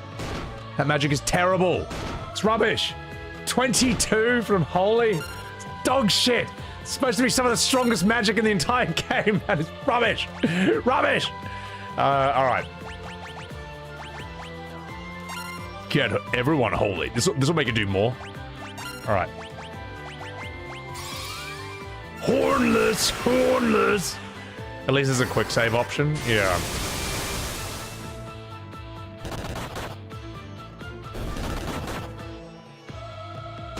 Wow. Is Furion doing more damage than Guy?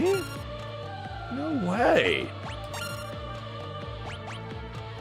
Well, we may as well level our Holy. What an absolute joke.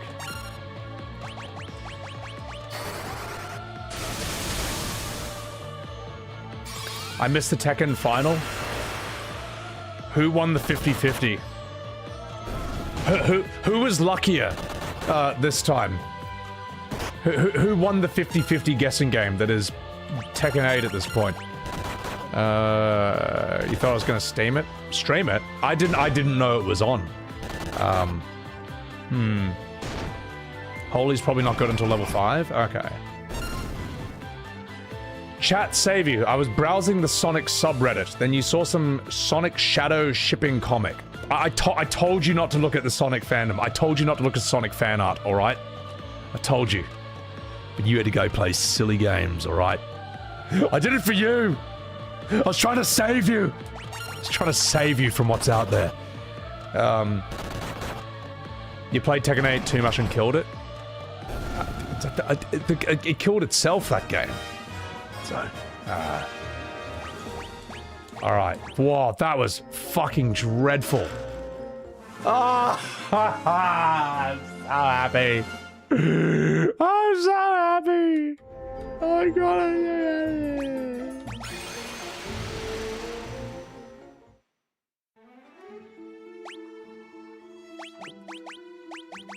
That's absolute fucking torture. I'm absolutely saving. Get me the fuck out of here.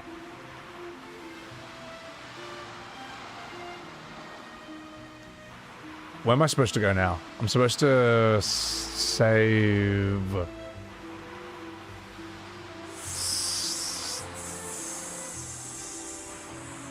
I don't know where to go next. Odysseus, Telemachus, Penelope, Antonius. Is this purge almost over? Yeah, okay.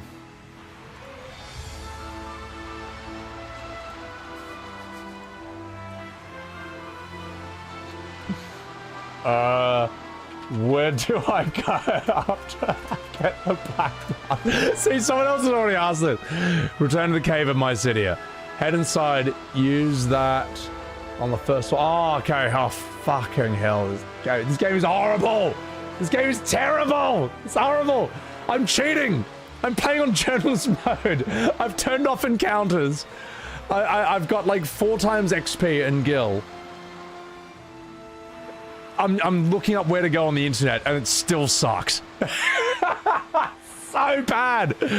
Oh, this game is horrible. Dreadful. Dreadful. This is easily the worst Final Fantasy of the Golden Age period that I'm aware of. It's the worst one. It's so bad. I got Holy and it does 20 damage. Holy is supposed to be an N-tier spell. This is ridiculous. This is shocking. Ah. FF13 is straightforward to compensate for this. Yeah, something tells me I'm not going to get lost in FF13. Anyway.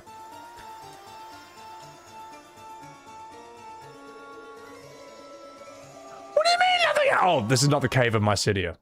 It's not the cave. No, that's the tower of Mysidia.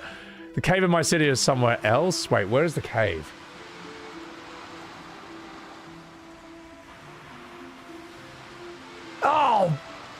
Oh, fuck you. Oh.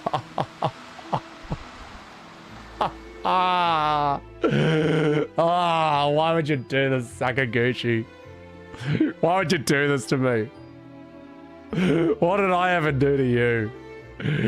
Oh, well, I mean, at least it's just here. You know what? Maybe I was too harsh on yellow paint. Maybe the yellow paint was the friends we made all along. So, Sebi needs therapy after this. You're damn straight I do. Alright, I'm going to go to the toilet. So I'll leave the music on because it's quite nice. Enjoy the cozy vibes. And I will be right back. It's not that bad, Scott. It's that bad. It's dreadful. Here's the thing, like, FF2 it's 1988, alright? It's whatever. It's not a big deal. It's them just figuring shit out. FF1 is where it all starts. 4 is the first great Final Fantasy, in my opinion. 3, it sounds like they had a fun job system. They're allowed to fuck up with this. It's not a big deal. But you shouldn't be making... You shouldn't be fucking things up in 2026. Alright. I'll be right back, boys and girls. Let's get out of here. Enjoy the overworld music. Actually, I'll tell you what. I'll give you a nice view. I'll give you a nice view of the ocean. How about that?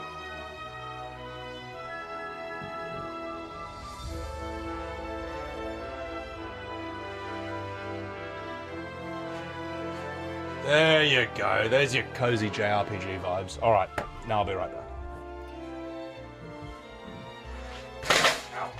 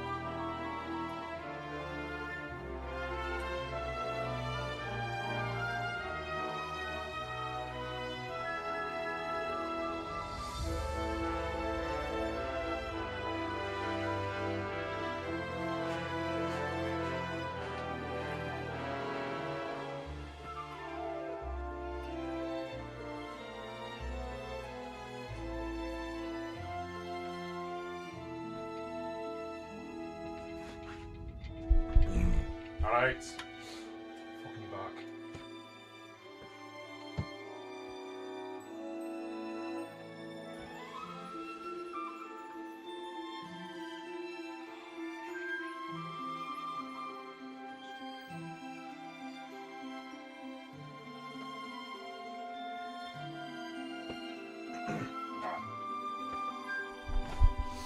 Thought I'd lost Billy for a second, but he was just snuggled up under my blankets because it's kind of cold here. So he comes to my room to hide because it's warm. So I give him a hot water bottle at night though, which makes him happy. You played this game long after beating the first game, except it was way before they came out with special editions and you couldn't speed up and turn off the encounters. You did not finish it. Finishing this game back then, fuck. Oh my god, man. How's Billy doing, the little scamp? He's doing good. He's just chilling out. He's just having a good time. He's such a little bit. I'm gonna let him sleep though. I won't bring him out. He'll come out when he wants to hang. But something he likes to do, he noted, like, if I'm streaming and I just can't give him the attention, he kind of just wants to sleep under the blankets so he's around me. So, he's cute. Players are built different then? Well, this was amazing for its time. This is like... let me put it this way, like Dragon Quest 1 and 2 would have been amazing for their time. They were called Dragon Warrior in the States, but this cockset, man, Final Fantasy overshadowed Dragon Warrior for like 15 years. It's insane. So, you get defensive about FF2 because you think the criticisms are often dumb groupthink, you don't need to hit yourself, but you can't defend the horrible dungeon design and magic implementation. Yeah, I mean, look, I don't have too much of it. I'm playing on journalist mode. I don't think the Skyrim leveling method is great for a Final Fantasy. That's not really what's bothering me. But that dungeon design was brutal. That was fucked. That was fucked. I don't have a major issue with any of the characters or the story so far. Like, it's still clearly finding its feet. It's not until FF4 you get the first, like, great one. And as I say, I played Dragon Quest 1 and 2 on NES, and their stories were kind of whatevs, too. So, alright, let's get out of here. Billy just casually being a legend. He's a good bloke, mate. He's a good bloke. That said, I wouldn't recommend this to anyone. Like, the only reason I'd recommend, like, Final Fantasy 1 to someone is as a museum piece. I don't think 1 is a bad game. I'm just saying I'm not going to tell anyone to rush out and play 1. I'm going to say you should play it to understand your history. So, especially as a Final Fantasy fan. Alright. Good riddance to random encounters. Fuck random encounters. I don't like him, mate. I don't like him. I think the Chrono Cross method is better, and I think it's good. I'm glad Expedition 33 used the Chrono Cross method, and not random encounters. Peanut. Thank you, that's Sibby W. Let's give you... You've got a golden hairpin. You need a golden hairpin. Oh, that's heaps good. Okay. Why would you play it when you can watch me suffer through it? Well, that's the beauty of streamers and YouTube these days. No, sometimes you can watch someone else play a game and be like, whoa, that game sucked. Glad I didn't play that. So... what did Chrono Cross do? It did what Expedition 33 did. The enemies are on the map.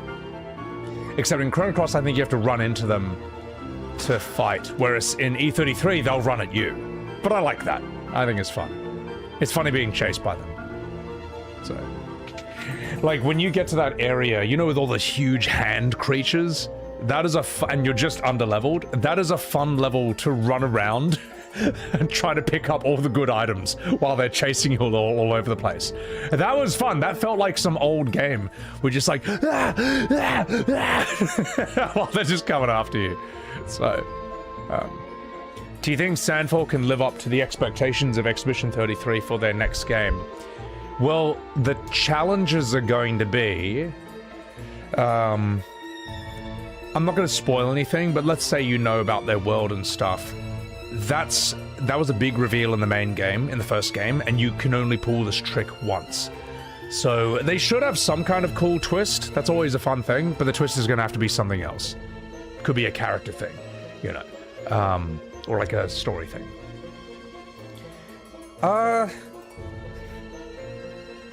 Whatever, if they, I don't think they should do a sequel. I think the entire story of E33 is fine.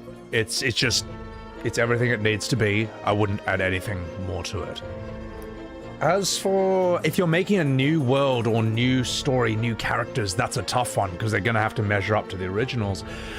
You know what? I don't even think about it, to be perfectly honest. I don't even think about a sequel to E33 or what their next game is gonna be. Whatever they want to make, they make it, you know?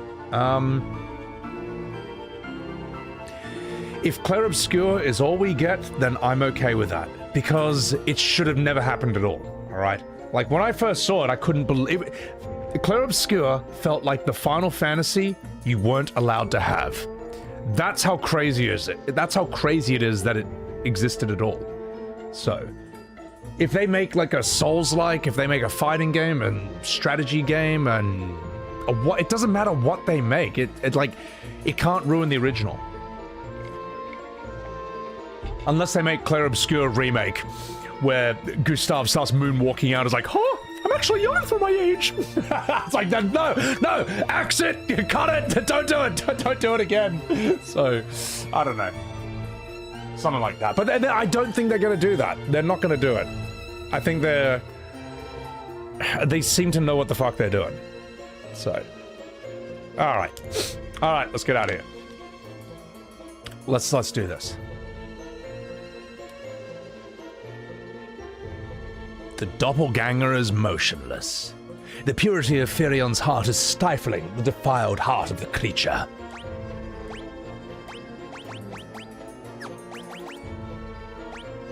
You place the black mask on the doppelganger.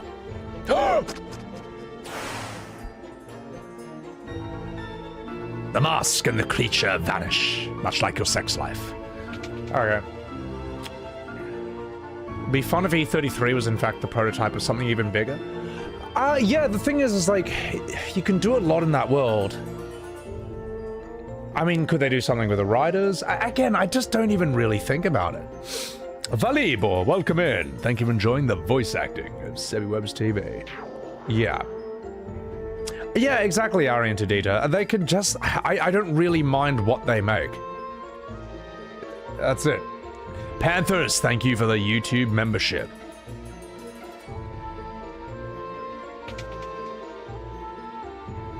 That's a kind of cool idea, Lawliet. Is that... Do they do that with the Alan Wake games, or... It's David Cage games that kind of all take place in the same universe? Like Alan Wake, Control, Heavy Rain, Detroit Become Human. Am I getting that right? Are they all sort of loosely connected? I mean, that's kind of a cool idea. That Auron gif tastes good. Yeah, Golgoth. I mean, if they do a writer's story and it's really fucking good, I'm intrigued. But I hope that whatever we learn about the writers doesn't ruin the characters of the Dysandra family. I hope it doesn't... It's tricky. Maybe it could reframe things in a way that makes them more complex and interesting. I don't know.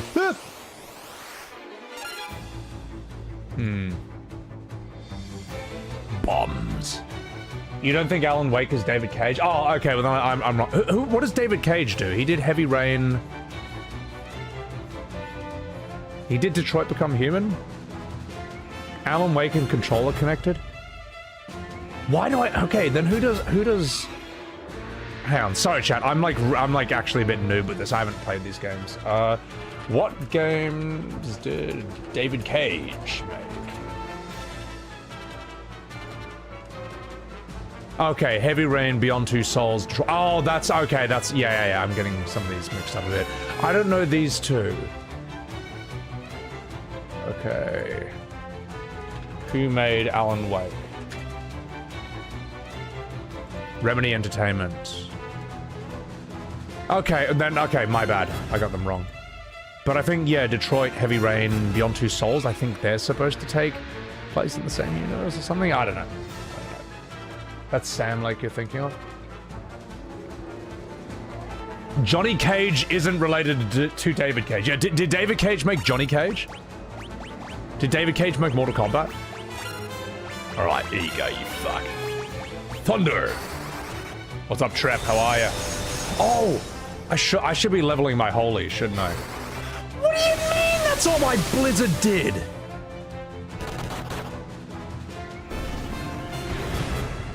Why is Thunder doing more damage than Blizzard?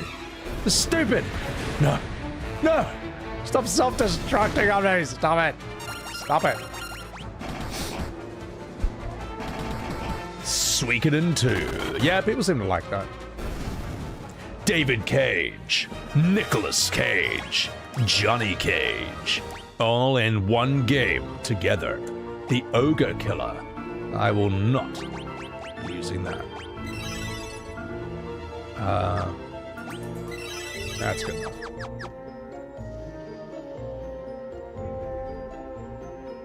I didn't cast Ice level 45. Oh no!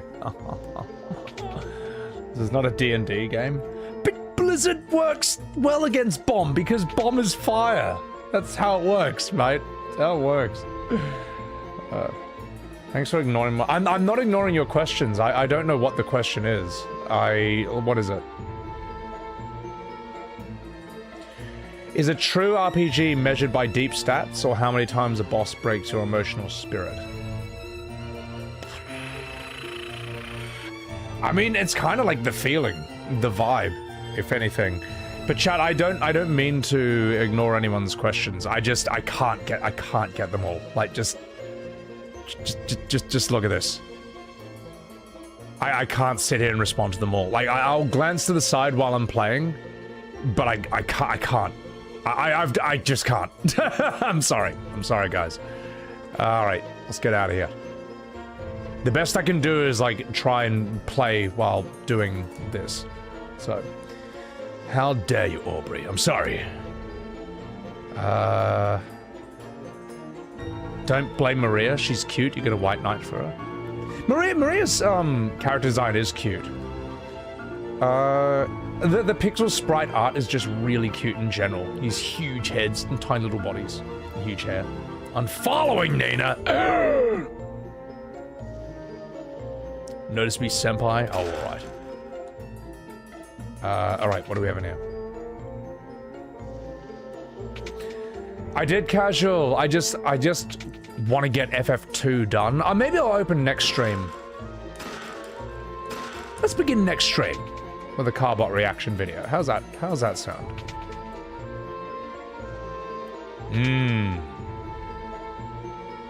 You alright, Merbear? I do. I try to get the YouTube comments as well, even though you guys are, like, unfortunately 20 to 30 seconds behind the older Twitch shadows.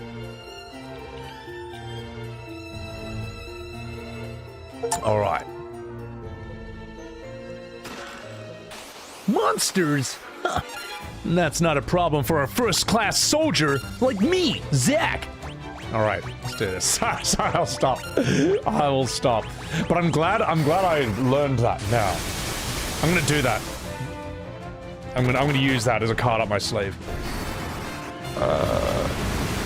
Roma Tomato, we demand you respond to every single comment. There's only 20 comments per second. What's the problem? I know. I'm sorry. Activating soy mode. Activating cringe mode. Ooh. We're stunned, eh? Yeah, then whatever. And I just noticed during that spell animation. Ooh. Oh no, she's stunned!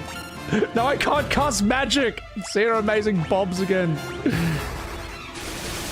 Layla's got it going on. Bow! Do not stun me again.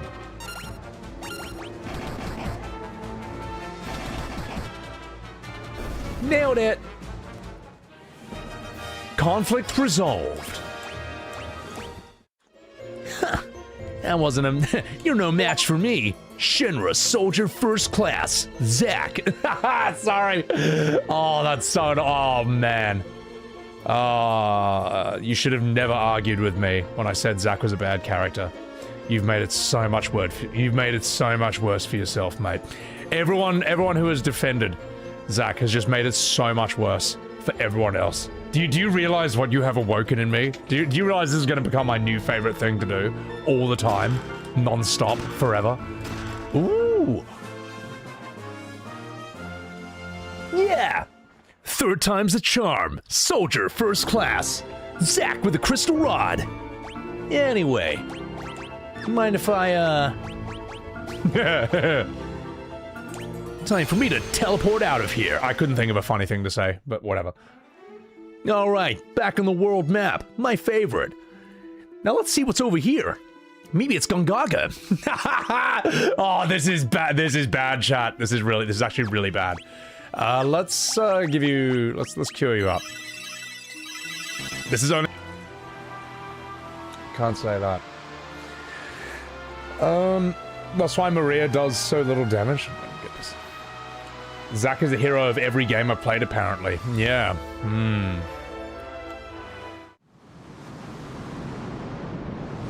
I hope I saved.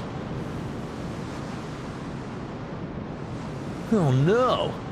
Looks like a whirlpool into another dimension.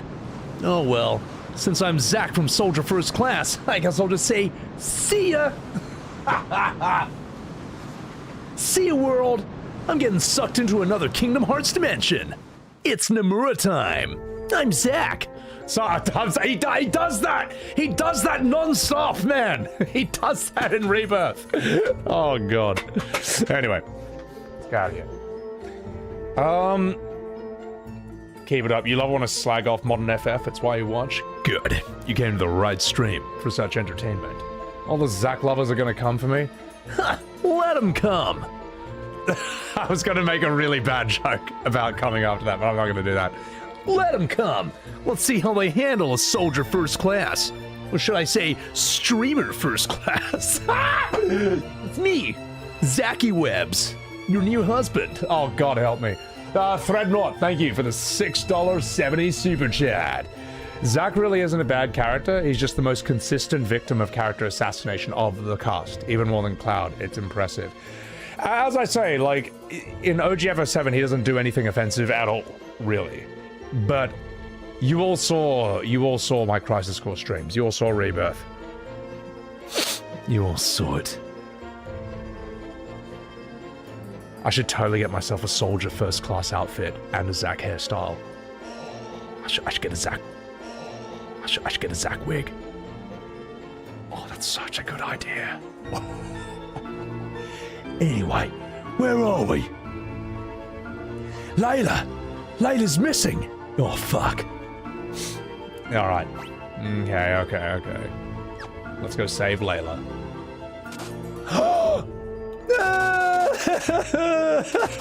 I'm walking in lava. That's not too bad. I can handle it. So, make it a sub-goal to cosplay as Zack. I should cosplay as Zack and then do a marathon where we only watch the Zack scenes from FF7 Rebirth. You know the scenes that are so bad that when you replay Rebirth, it gives you the option to skip them? Because even Square Enix knew how bad they were.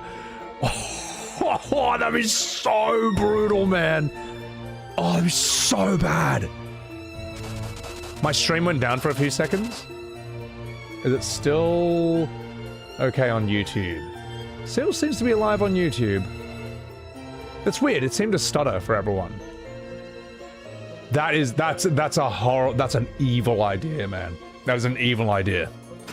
That might be the most evil thing I've ever come up with.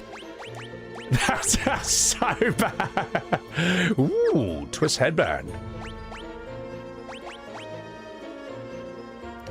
You've got the giant's helm. That's why you're so strong. Let's give you this. It's just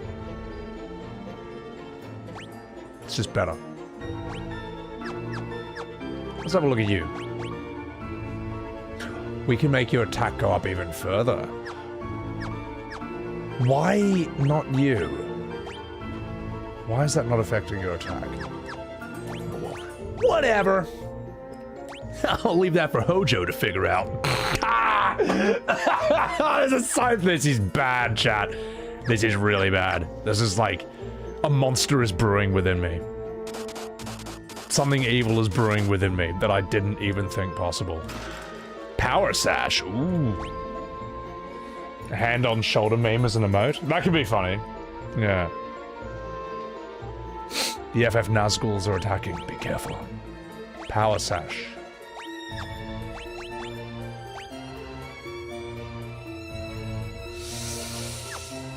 Let's give that to you, guy. Yeah, more damage.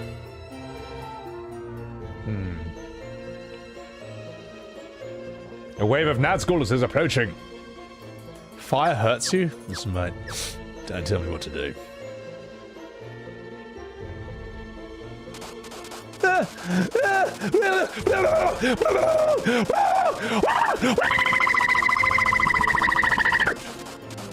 Okay, it's fine.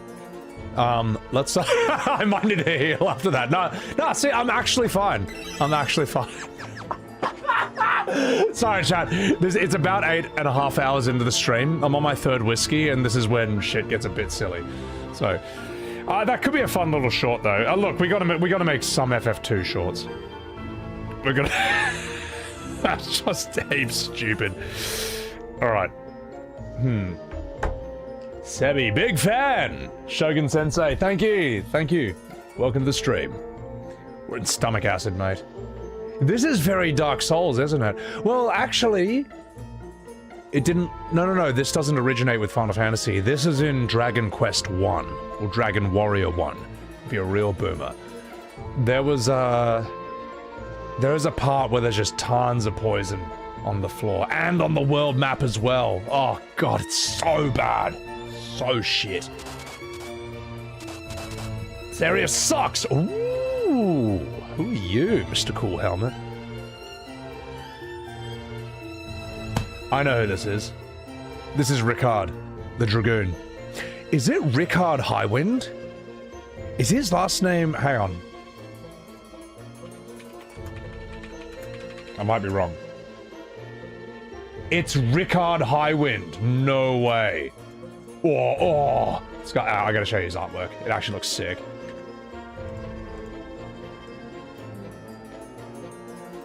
Hang on.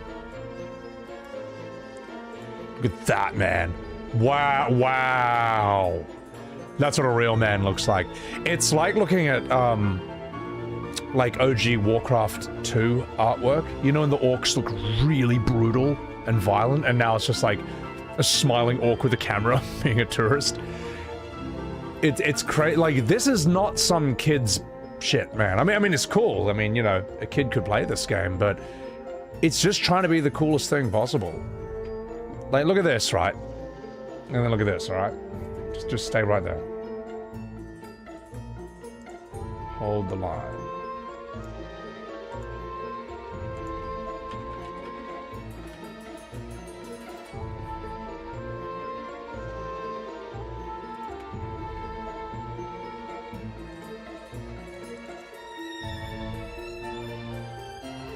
Actually, nah, this will do better.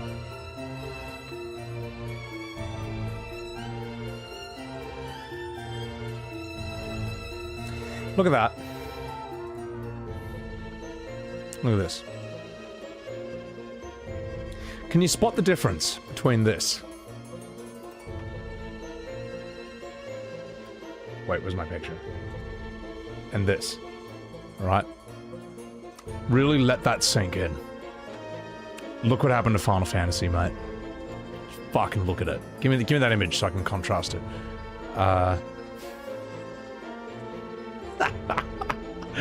That's so brutal, man. Side by side, that is so bad, mate. What have they done to this series? What have they done? We can get even worse pictures than that, though. There's this one. Oh, fuck off. Who thought of this dreadful character, man? I just... What have they done to this series, mate? That's 1988, 2016. What have you done? What have you done to this? Musical theater kid. I have the subtitle there. The guy at the top is pretty handsome. Oh, you get out of here. There was always some goofiness, but they decided Marvel Fire. Yeah, I mean, look, this guy on the right is in the same game as Guy. You know, Guy Speak Beaver. But Guy would eat Prompto alive, man. Like, geez, Louises, what have they fucking done?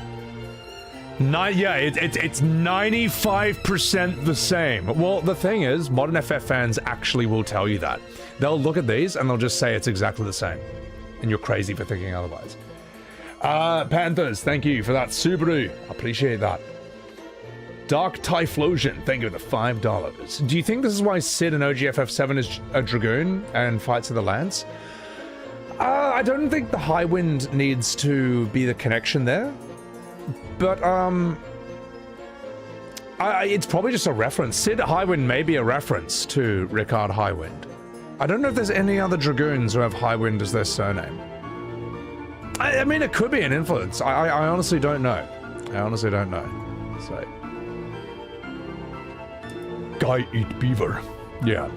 Alright, what should we do for Rickard's voice? What do you think, chat? What would be cool? Firion is Jason Statham. Guy is an orc. Maria's French. Kane Highwind? Maybe Highwind is like a common running... Yeah, right. Aranea Highwind. It's a common running theme with Dragoons at this point. Batman. Prompto? No. No, we're not having Prompto. Spaniard? A Spaniard. New arrivals, por favor. Who are you?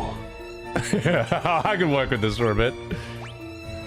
I have been to Mycedia. It is a town full of mages and burritos. Okay. As a matter of fact, I am a dragoon. I am also a puss in boots. Nani? The dragoons and the wyverns have been destroyed. This is absurd. This is a very bad accent. Wyverns? What about them? What is with your people and your tacos and your burritos? Okay, no. Well, maybe we can make him Italian. Ultima, what do you hear about this? Is that a type of a spaghetti? Okay, no. Wrong. Let's try. What else can we have? Someone wanted him to be Batman. Where'd you hear about that? Where is she? Fuck.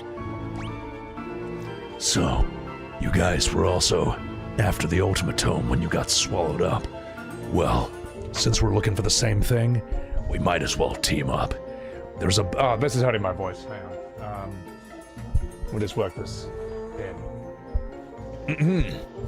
There's a boat up ahead. It's also one... Hang on. There's a boat up ahead, but there's also one tough monster standing in our way. Sounds like I'm Solid Snake, Solid Dragoon, Dragoon Highwind. Who knows? Together, we might be able to take it down. First, I gotta call Colonel and Meryl. Then I gotta splooge on Mei Ling. I mean, we all want to. The Dragoon Ricard joined the party. All right, fuck it, he's in. We are not... Oh, dude, he does look like Batman. He actually does. Look at that profile pic.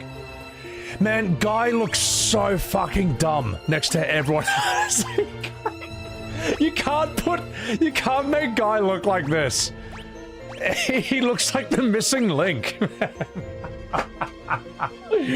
Oh, Guy looks like he looks like a man from a different time period. Let's put it that way. All right, Ricard, we are keeping you with your shield. Ooh, very nice equipment. Yeah. Look, you can't have a Dragoon without a spear. Look how evil his sprite looks, man. Oh, it's so sick. He looks like he belongs in Batman, yeah. Guy pulls his weight, unlike Gordon. Look, Guy is a carry. More of a carry than Maria is. She's bloody useless. But we need her as a healer.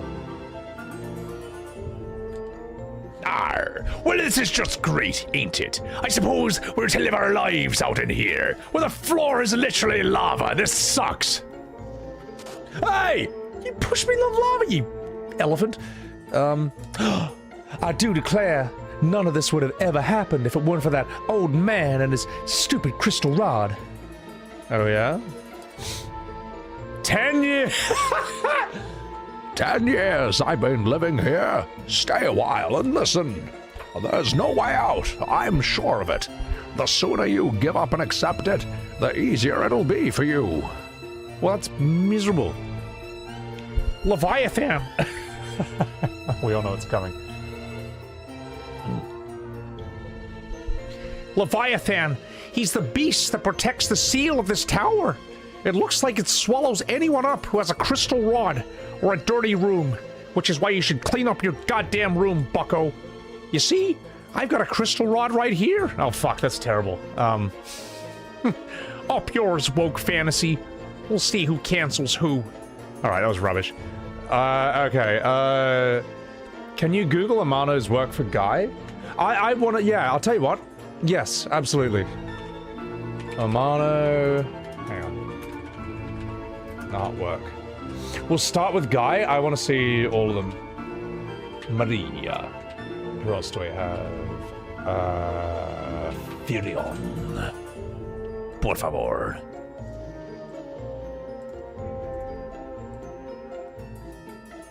Furion's on the... You're the guy on the front cover.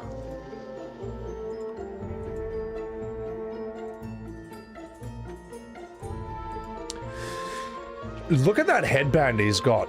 Like, look how much... Like, this isn't just some simple headband. Like, look how much detail there is in that. Like, this is FF2, remember? Like, that's just not... That's not a normal sword. Like, they just went to town with this. It's a kind of cover that, in the 80s, you look at it and you're like, what is this? What is this about, man?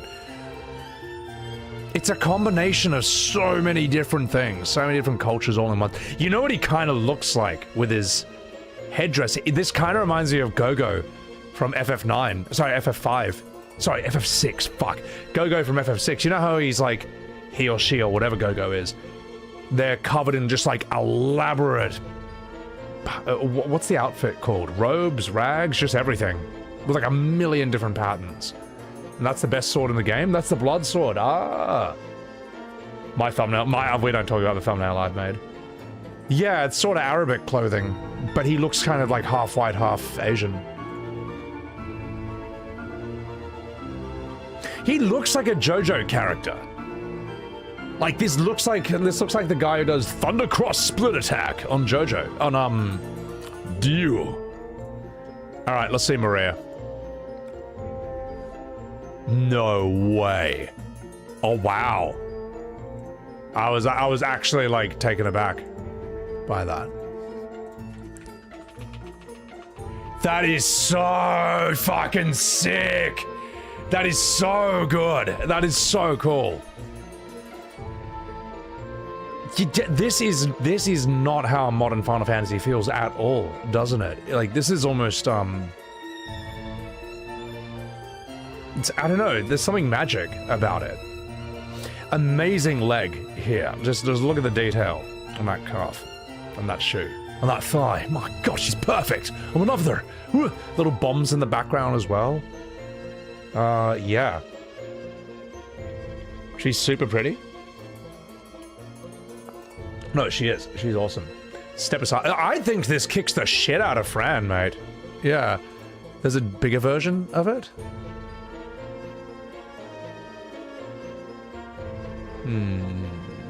Alright. Well, that's pretty cool. I like that. I mean, that's your classic Amano. It looks like a sketch from the Renaissance. That is so sick. Alright. Okay, chat. This better be good. Let's see, Guy. Those thighs can crush me. I mean, dude, that shocked me when I saw that. No. FF2. Everyone's called Guy. No way.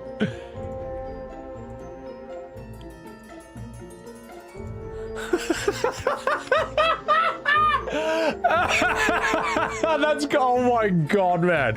I mean, he does look the part. He looks very strong. He looks like he could do serious damage with those arms. Oh my God, that's amazing. That is so fucking funny. It's Unga Bunga, right? But he's not like a straight up caveman. He doesn't look like, he doesn't look like any other warrior you've seen though, right? Like, there's so many different influences going on with his design. He lives up to his name. Guy, what a brute. Short legs, I mean, it does, I mean, when they're that thick, does it really matter? Me strong, me bonk. That's hilarious. All right, look at this. That Ricard, that Furion is nuts. And that's Guy over there. And that's Leon Mike. Oh, dude, this is like JoJo before JoJo. This is actually kind of nuts, man. That looks like a JoJo pose, man. You have a new appreciation for two. I have a new appreciation for two. Like, this artwork is fucking sick, man. This is so good. See, back in the day, right, you got a game that looks like this. Well, how do you sell it to people? Well, you have this artwork be part of the cover and part of the instruction manual, and it just helps you, it helps your brain connect it. It's like, this is who you're actually playing as. That's Maria, that's Guy, that's Ricard. A similar thing with like Final Fantasy VII. Like, you, for the most part on the field, you're playing as these blocky polygon characters. You see their real proportions in cutscenes and in fights, but if you want to see their face as truly detailed as possible, you look at their profile pics. You look at their, you know, their portraits in the menu, and that's when you see who Cloud really is through that. You see Tifa's true nature through that. You see Red 13 doing a Mickey Mouse voice, as he always did in 1997. Through that. No, you don't see that. But you know what I mean. Like, Vincent's one is heaps intense, man. That's so sick, man. They kind of always did that. Like, hang on. Did Amano work on Final Fantasy Legend Game Boy games? I think he did. No. Well, I stand corrected. So where does this artwork come from? Hang on. Because I remember seeing the, let's see, character artwork. I remember seeing the artwork of these characters and they looked really intense. That is, wow, okay, I must have been looking at something completely different. Okay, my friend had like a handbook for one of these. It must be a different game, because they did not look like this at all. I feel like Amano's done artwork for something else. Was this? No, there's no way that looked cool. My bad, Mandela effect. Just me remembering things wrong as a kid. That's crazy, man. Yeah, and the thing is, in the 80s, you look at this and it changes how you feel about the game. You know, it's nuts. So.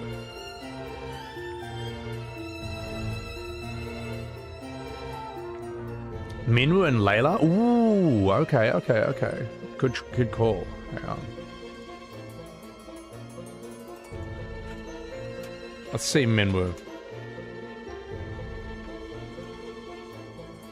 Alright, we'll get you open and we'll get... Oh, I reckon Layla's gonna be amazing. I reckon that's gonna be sick. Oh, that's so dope. See, this is what I don't like about modern stuff. Alright. That to me is cool. This to me is just slop. This is just kind of like all the annoying... I mean, no offense to whoever made this, but like, this is kind of how like stuff looks today. A lot of shit looks like this today. But you never see shit that looks like this today. It's funny, she looks tougher, almost a bit less feminine than Maria, but she is a pirate at the end of the day. She is a much rougher character. So, still looks sick, man. Looks dope. Darlene, take care of yourself. Oh my god, Darlene, have you been up till 7 AM? Oh, you didn't have to. But thank you so much. Thank you so much. Hope you're well. The other one looks cheapified. Everything is cheapified these days. Yeah. Have a good sleep, Darlene. Alright. Chibi's from Dissidia? You came from competing and I'm still not done streaming? What a madman. Damn straight I'm not Shin. I can do this all day. Alright. Let's get out of here. I'm a pirate. Arr. Minwu looks cool. fuck, I miss this era of Final Fantasy. I really miss this. Like, imagine characters looking like this, but in, like, turn-based combat with today's graphics. You just don't get that anymore. Instead, you get this. This. This is what you get today. Just fucking look at it, mate. Just really fucking look at that, mate. Look at what we had, okay? Look at this. Just look. Look what they did to it. Look what they did to Final Fantasy. Remember all that cool shit we were looking at before? Yeah, well, that's over now. Because now it's this fucking asshole. Oh my god. Oh, hi there, opening. We're in the money. We're in the money. I just want to ride my chocobo all day. Stairs, they go on for... Ah, hey, look, it's me! The funny thing is, if you type Prompto these days, you get a lot of my shorts just ripping on him. It's like, if you type Red 13 Rebirth, if you type Red 13 into YouTube, you get like 5 of my shorts. Oh my god. It's a bad sign for a game when content criticizing it gets more views than content praising it. It's a bad sign, man. Like that, you couldn't do that with a good game. Kind of tells you what's going on. So, alright. Looks like a Bankai. Right when Leviathan opened its mouth, there's a second when we could escape, but there's just too many monsters. Oh gosh. We were swallowed whole. Alright. Leviathan, he swallowed us whole. And I hid this watch in my ass for 5 years. Ooh, a power armlet. Okay. What does that give me? I mean, it's less magic interference, though.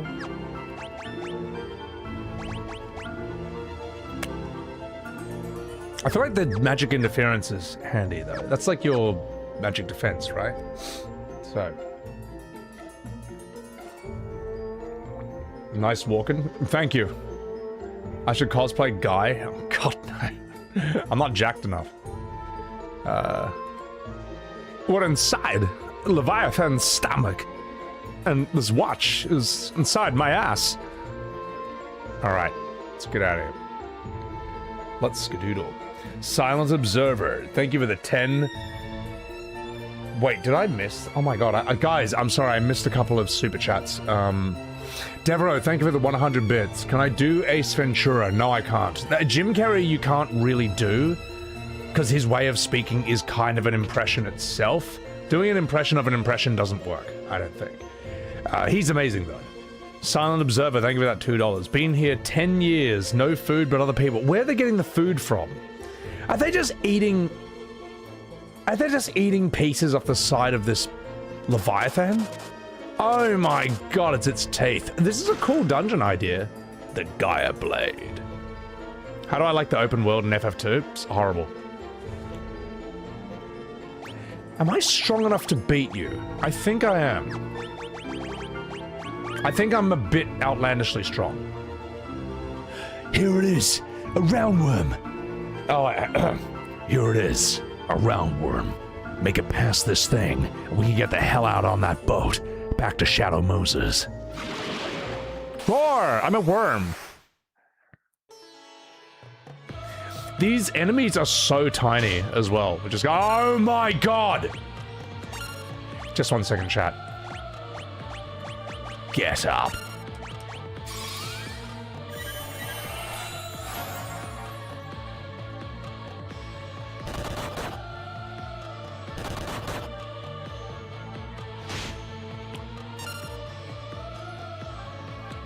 I'm not too strong anymore. Holy fuck, that was quick. I guess the game expects you to have a random encounter every 3 steps. So, thanks for bringing up the artwork. Not at all, not at all, man. I really should do... I should do a long-form video where we look at all the Amano art forms, artworks. Fuck, okay, I might need to grind a wee bit.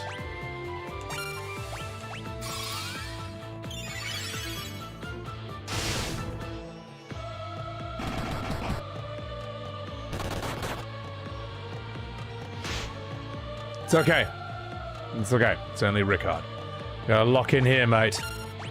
Get up. Oh no!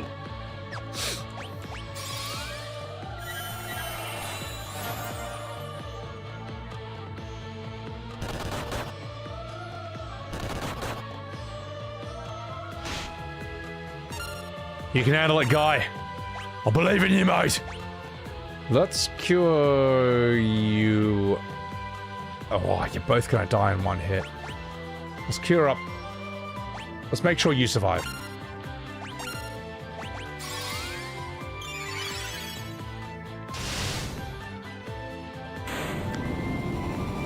Nailed it! Whoa, we are just on the threshold, though, chat. We are just on the threshold of this. You would love an art-centered video? All right, sick. That was brutal, man. That was rough. All right. Good work, Guy.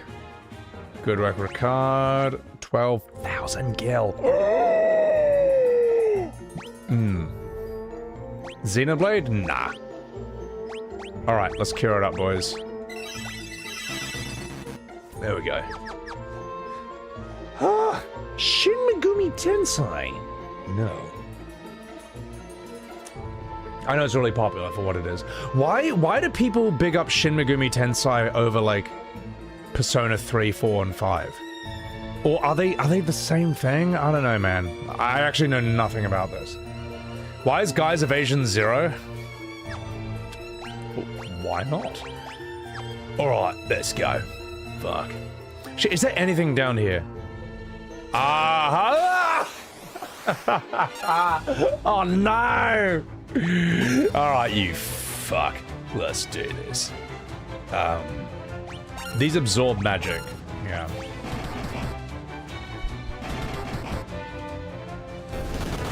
Persona is a sub-series of Shin Megami Tensei.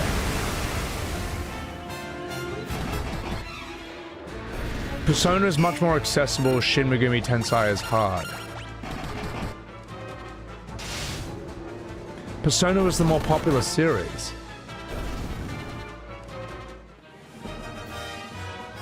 I didn't know that. Are you Nacho? I learned that today as well. I had no idea. Shin Megami... Diamond Shield. Shin Megami Tensei games have a dark, more adult tone to them. They're way harder. Persona's a life sim where things are more accessible. Okay, okay. Well, Kupo. I had no idea. Chat, is it better to have two of the same shield? Oh, they're kind of the same stats anyway. Ah, fuck, we'll give you a flame shield, who cares? Persona's more about story, Shin Megami's more about gameplay. Ah, okay. This is all new to me, Sonny Jim. It's all new to me. Alright, let's get on here. I'm gonna quick save, just in case.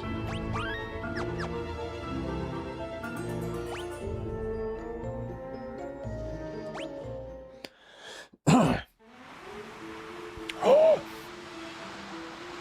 Wee, wee, wee, wee, wee, wee. Okay. You know, let's spend the night in a fucking cottage. There we go. It's the original, but Persona just got better gameplay and everything. Ah, okay, now I understand. Because I'm like, are they part of the same series? Like, what are they? Alright, here we go. One copy of Shin Megami Tensei, please. Alright. We're turning encounters on, alright? I need to get stronger. I'm too weak. But that will all change very soon. Behold!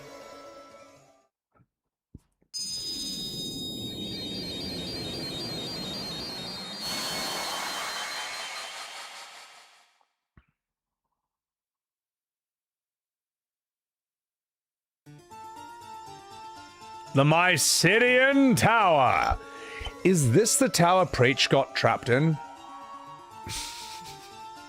Or was that a different one? Ah, you motherfucker. Let's do this. Time to level holy.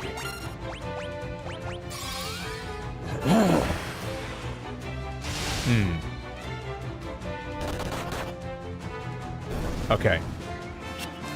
Tent cottage is better than those benches. Yeah, I think the benches is actually like the worst for like resting and recovering and shit.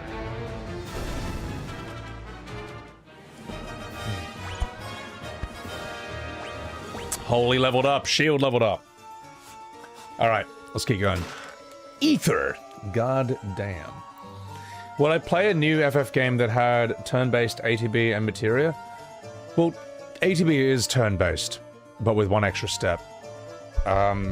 Materia, I mean, just all it needs is it's got to have the classic gameplay with whatever variations on that you want to add. It's got to have a good story, good characters, good ham. We'll give you Holy. Good story, good characters, good music, good world. Just that's it. Good pacing. Don't waste your time. Yeah, I don't know. Because the thing is, like, it could be turn-based and just still suck ass, or just be not interesting. You know, it's got to be everything. It's the full package. It's never just one thing with FF. It's everything falling out of whack. Ooh, that enemy looks cool. Look at this one. That's a sick-looking enemy. That flying ray.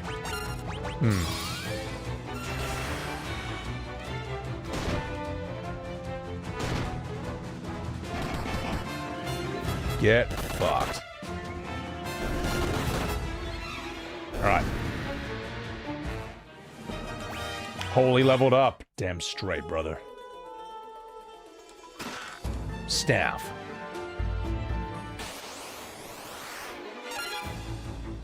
A werewolf? Oh no.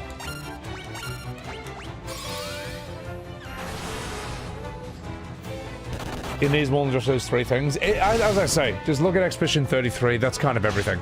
That's kind of the whole thing. Tell you what, take Expedition 33, remove dodges and parries, alright? That's your blueprint. That's your blueprint for modern Final Fantasy.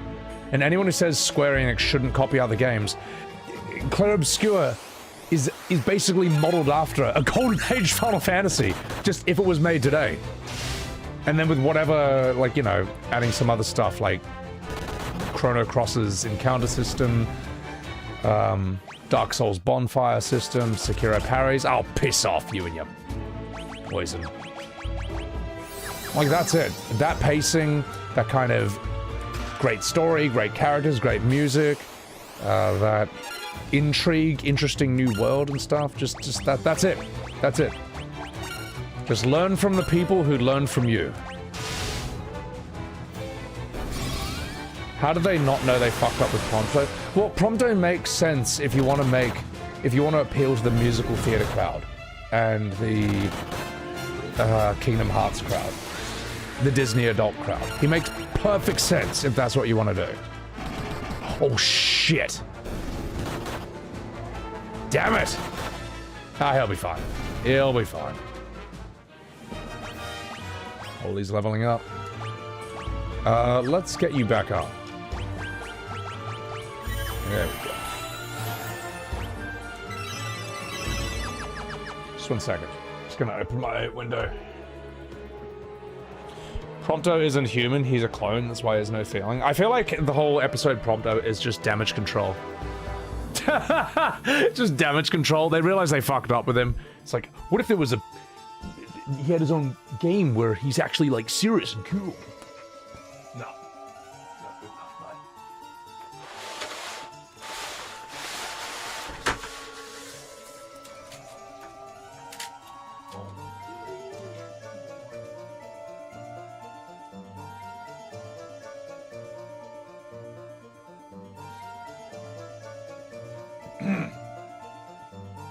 And I'll be right back, chat.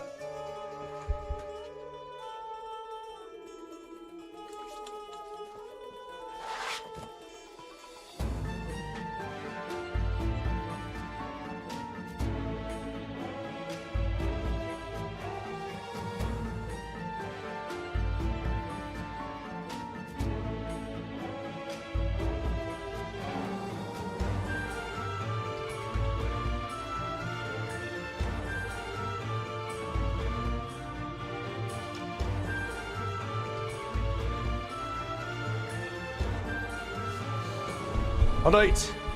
Fucking bark. God, I need a game with more dialogue so I can voice act it. I'm stuck. I don't know what to. I don't know how to make this entertaining. Me just running through these areas. Okay. Isn't it hot in Sydney? No, it's freezing. It's like obnoxiously cold here right now. It fucking sucks, mate. it's horrible. Praying mantis, eh? Well, what if I holy you? Oh, a vampire girl? Hang on. Yeah, I was right. That vampire girl has great tits. Alright, time for some holy. Guy, I need you to punch her in the face. Card, hit the mantis. Let's do this. Sugar, get ready. Guy, you bashed a woman, you stupid beaver! Didn't the beavers tell you not to bash women's Guy, you terrible person? Alright. So, let's keep going. What's the temperature? Just type in weather or temperature Sydney. You'll know.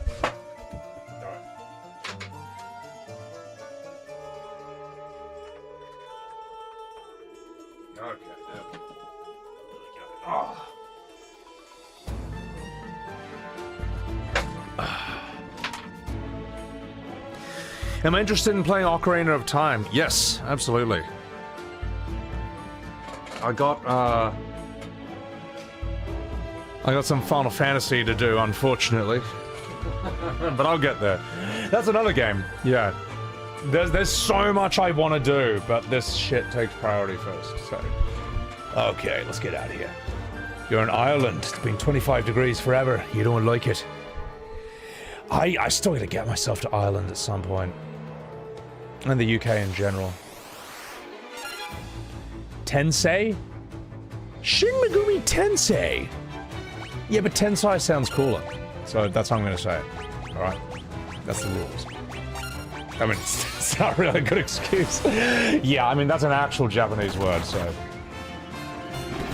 Oh! See, Rickard's not too bad in terms of physical DPS. He ain't no guy. He ain't no Firion. But he's something.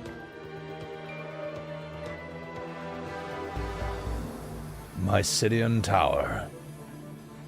Whee! Oh my god, this level design. God, imagine not being able to turn off encounters the way that I am. Imp, you look unholy. Alright, let's bash ya.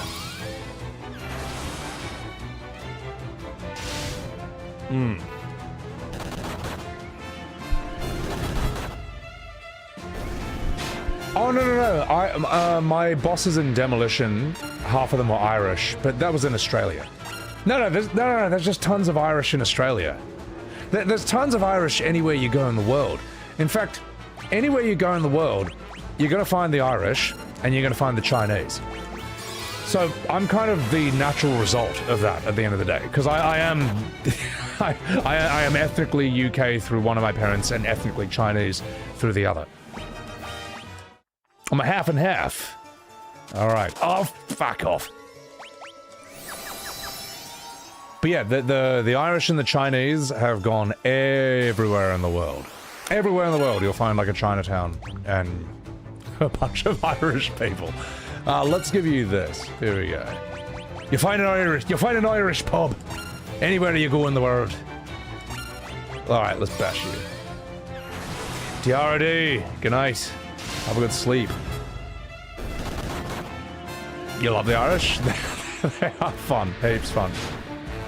They can be very intense as well. I like them. Alright, there you go. I should have been leveling Holy with it. Imagine not being able to turn off encounters. You're telling me you've never been beaten FF2 without being able to skip every battle? Sorry, that sentence is too hard for me to read. Too much whiskey. Too much whiskey. Are we strong enough? Don't know if we are. Don't know if you are, mate. Alright.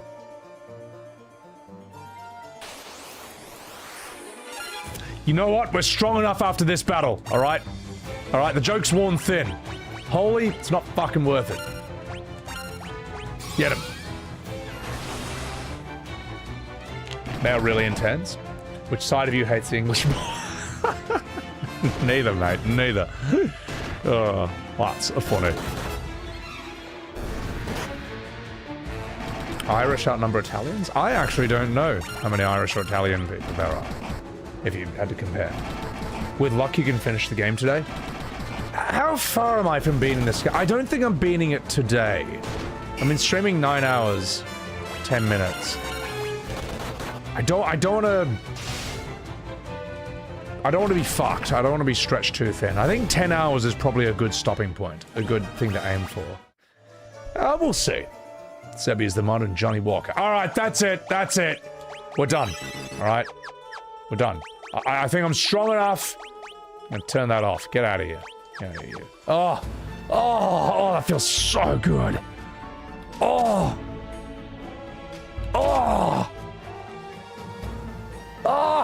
an encounter room. What is this horrible game? What is this horrible game? Why would you do this? Oh my god, this game is terrible! This is dreadful. This is just dreadful. Oh my god. Oh my god! Get the fuck out of here. Alright, Maria, I'm gonna need your magic. It's hideous. Why would anyone play this? Why would anyone make this? You can't even play a video game for 10 hours, let alone stream and entertain. Yeah, I'm like, yeah. I mean, you know, it is what it is. It's why I don't stream that often, because I do get it is quite mentally draining. In fact, streaming might be the hardest job in the world. Hang on, I saw a chest down there. Aha! Flame Helm. You know what? I think someone actually should wear that. No, we're gonna lose attack power. Maybe you. What is this? Why is it red when the number goes up? That makes no sense. Red should be number go down, not number. What? Why? Is my apartment warm enough for Billy? Oh yeah. Oh yeah. He's very happy. And also at night, as I say, I give him a hot water bottle. You're impressed? Comics, you wish you had the mental capacity? Well, I'm more in amazement of people who stream every day. But I noticed that the people who stream every day tend not to make YouTubes.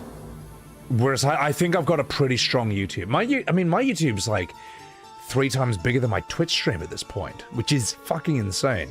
But the cost of that is, I don't have as much stream energy and stuff. Can we see Billy? Oh, all right. Hold on, I'll go get him. I'll go get him. All right, and then I'm putting him back in his bed, so we can have a good sleepy snooze. You realize he's in bed right now. He's under my blankies. All right, let's go get him. Stay right there, chap. Stay right there. Thank you, HD White, for finding me through YouTube. Might be a bit blurry, but that's just we gotta wait for the new camera to come in.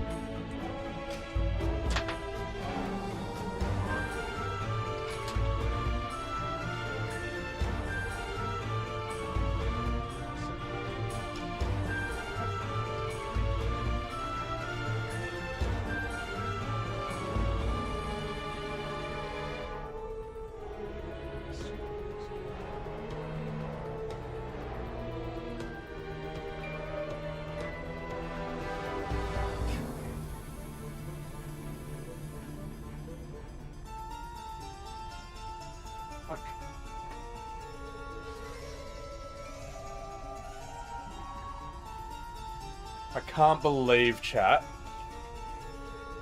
He was having such a little sleep. I had to lift the blankets up. And he looked at me like, what do you want? What do you want, mate? Sleep right there. He was having a wee little sleepy snooze, and you would wake him up, chat. A little angry boy. Well, Billy, you're getting the cuddle at the very least, alright? You're getting the cuddle. Billy, do you want to show them how you feel? Billy, give them the face you gave me when I pulled back the covers. Alright, chat, here it comes.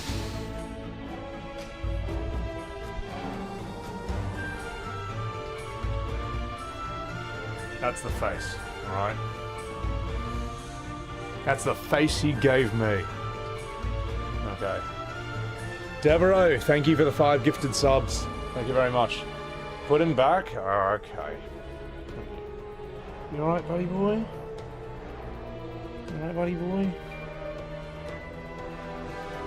I know you haven't seen me for a bit because I've been streaming, okay? But here's some little scratches. Here's some little squishes.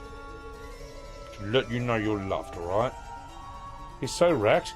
Yeah, I know, what a big day. He's had a big day of doing absolutely nothing. I'll tell you what, chat. I'll tell you what, chat.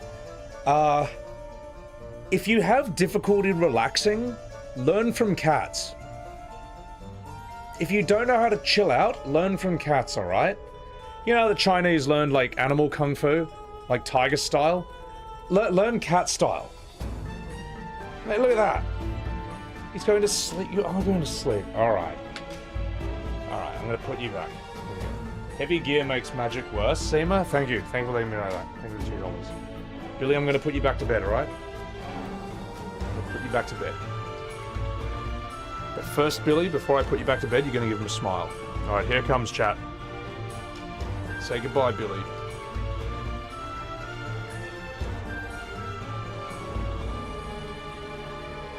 Okay, I'm putting him back to bed. Put the game back on. Bye, Billy. Bye, bye. Off you go.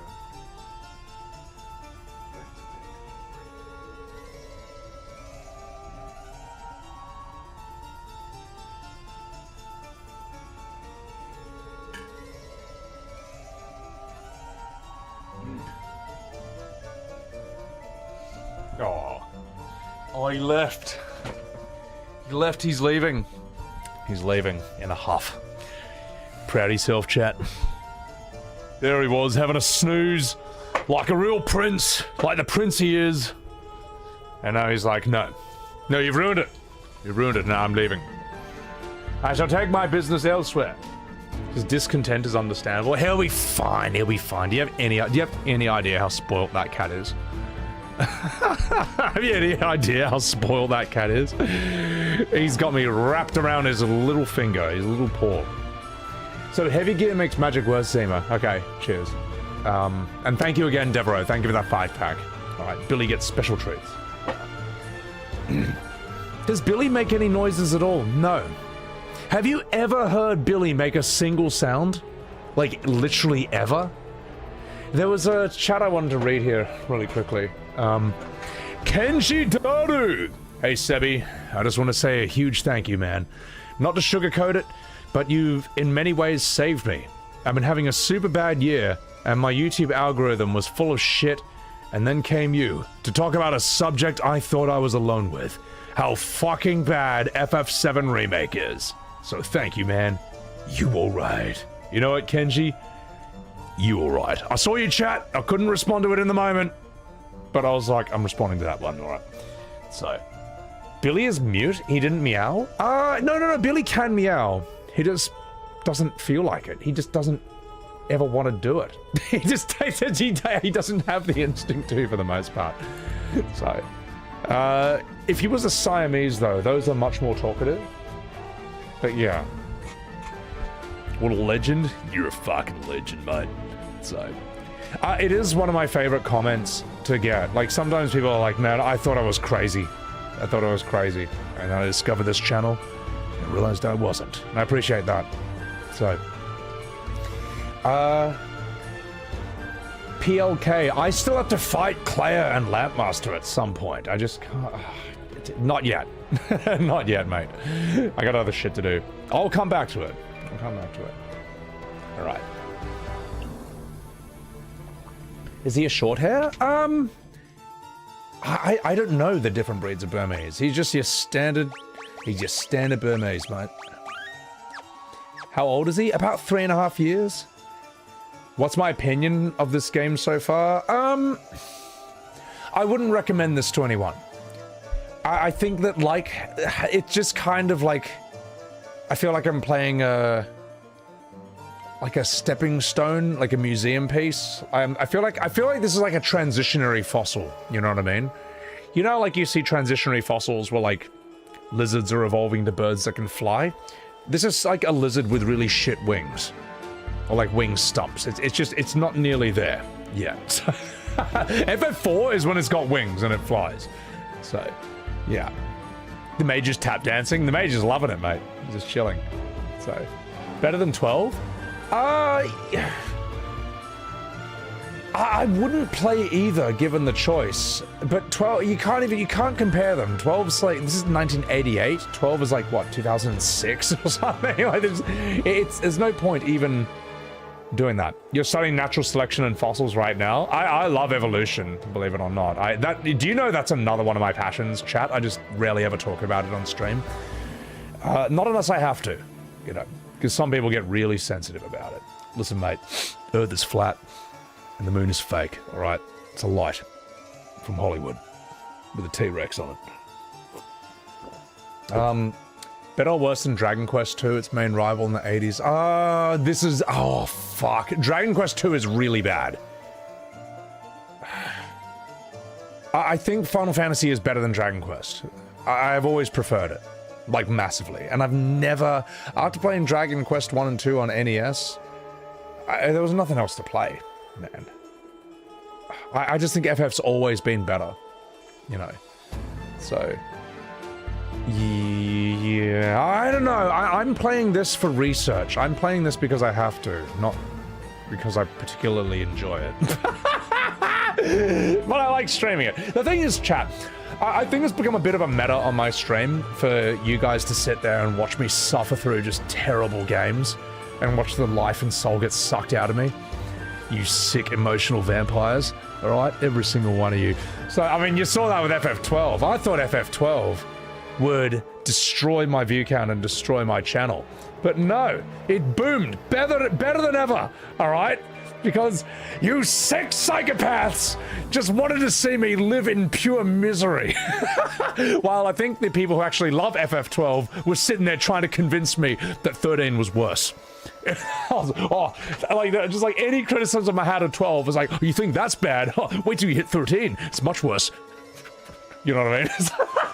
That was amazing. Oh, I do feel sorry for people who like FF12 who watch those streams. I know you liked it, man, but I can't, man. I can't. Oh my god. So, I saw the funniest meme. It's like some Reddit soyjack, and he's like, this game is a 10 out of 10 because it helped me through a tough time in my life. And I just thought that does actually sum up a lot of, like, bad Final Fantasies, you know. It sums up a lot of bad games in general, but I think some people don't get that just because this game distracted you from a shit time in your life doesn't mean the game is good. It could be a great game and distract you from a bad time in your life, you know. So, yeah. You hated FF12 when it was released? Good. I voiced your dislikes for Rebirth perfectly, Zeus? Good. And I'll do it again. And again and again and again. Nugsies, welcome in. Thank you for the blah. So, 13 is worse. You don't understand it yet, but you will. You know what's not going to happen in 13? As much? Is me getting lost. Because I don't think that's even possible in the game. I don't think it's possible. Alright, let's do this. You have made good progress. Actually, well, you know, you made good progress. But you must defeat me if you want this watch in my ass. Alright, fuck it. We're just making him Christopher Walken. It's good enough. Ambushed! Fuck. Fuck! Fire 16? Fire 16? As Clive would say. Fuck. Oh yeah? Watch this. Cure! Taku! Cure 10. Oh, get fucked, mate. Okay, that's what real damage looks like. Oh! Okay, whoa, this difficulty spike is fucking nuts, man. What the hell? I'm like cheating, and these guys are still keeping up with me. Right.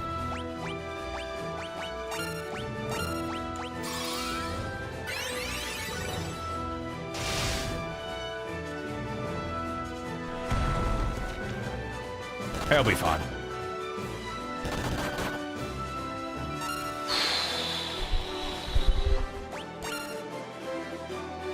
I think we're okay. Still give Guy that just in case. Yeah. Can Ricard survive a hit? I don't know. My favorite FF is Mystic Quest. It's got a banger title screen, but no. Oh yeah, get fucked, mate. Get on. FF13's music, FF13's menu music is better than the entire game of 12. Ooh, okay.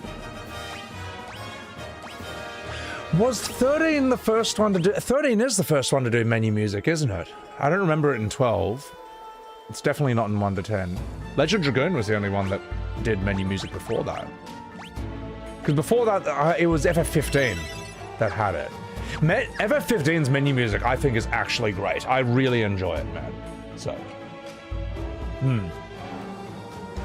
Alright, let's get out of here. Oh yeah, 1 is menu music. Oh, but that, yeah. Anyway. Yeah, whatever. So. 13's music. The 13's, a lot of people like 13's music. So. I keep forgetting 1. White Wind? White Wind is a great fucking healing spell. It's a very cool mechanic that it heals you however much HP you already have. And then that to everyone else. So, I think I might need to get a bit stronger, actually. I think I might need this. A couple fights should be alright. Ice gloves. Yeah.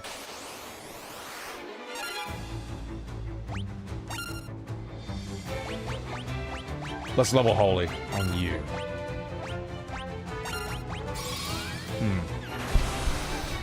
Dark Holland Days, vintage pixels, very soothing. What's going on? They're just nice to look at, aren't they? There's just something so kind of cozy and perfect about this. I get, in a way, because of its limitations, this is just like the best it can possibly look. And, yeah, I don't know. Couldn't really improve upon it. Have I played any Trails games? No. Trails, Tales, Skies of Arcadia, whatever, Xenoblade, whatever these anime games are, I haven't played them. I don't know if I'm that interested in them either. Did he just do 0 damage? Hold on. Wait. Whoa. I need to pay attention to this for a second. Are we doing 0 damage? No. Okay. Okay, alright. It must have been something else. Must have been the wind. Holy's leveled up. Damn straight it is, brother. Stupid fucking poison. Should have built more antidotes. I've only got 225,000 gil. Is that normal? Is that normal at this point of the game? That's a normal amount of gil to have right now. You kept the Dragoon dead throughout this entire tower. It's just useless. You just didn't even bother rezzing him. Alright, let's do this. Let's level Holy. Take out the Giant first. FF13's gameplay is pretty fun. People say its gameplay isn't bad. Yeah. No more anime games? Oh, look. If you like anime games, you like anime games. They just... I don't know. I like watching anime, and I don't like playing anime games. Not sure why, but it's always been that way. Alright. Let's give you some Holy. There you go.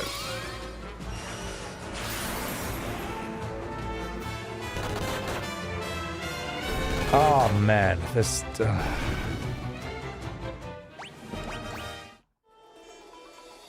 This leveling system is so brutal. Oh god, you just have to get one spell, level 1, and then just spam it 5 billion times until it's a higher level. Oh, you vampire girls understand me, all right? You and your fantastic bobs. Oh god. After that, why is that? People say that FF13 is actually auto-battling. Why is that? Like, I don't actually understand. No, you can't really explain it, can you? I'm just gonna have to find out myself. Don't drain me. I mean, if you want to suck. No, I'm sorry. Welcome to FF2, Turtle. Not happy about it. Alright, Maria's got some HP. Good. D-Diver, damn straight. I'm still doing this. It's still happening, mate. It's fucking happening. I don't know if I'll finish this game today, but I will definitely finish it next stream. Oh! And that might be sooner than later. I don't really have any YouTube videos I want to record, so if I'm recovered in a few days, I'll come back and just finish this. Fuck it. Let's just get FF2 done. Let's get... No one cares about FF2. This whole thing's a freak show, alright? It's a clown show. The only reason you're watching this is to watch me suffer while I play a bad Final Fantasy game, which apparently is the meta. One of the metas for my channel at this point. That's why you're here. Every single one of you. Especially you. You know who you are. I don't have anyone specific in mind. I just wanted to see who thought I was talking about there. Yeah. Yeah. Sorry, boring game. You should be. You should apologize for watching my stream. Don't you ever watch my stream again. Zima Duvante, thank you very much for the $5. Think of FF13 this way. You auto-fight and swap stances.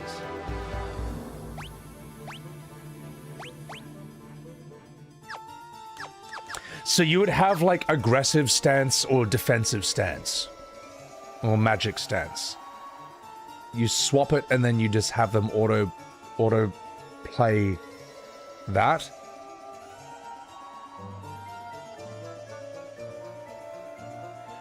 So it's like... It's like turn-based, but FF12?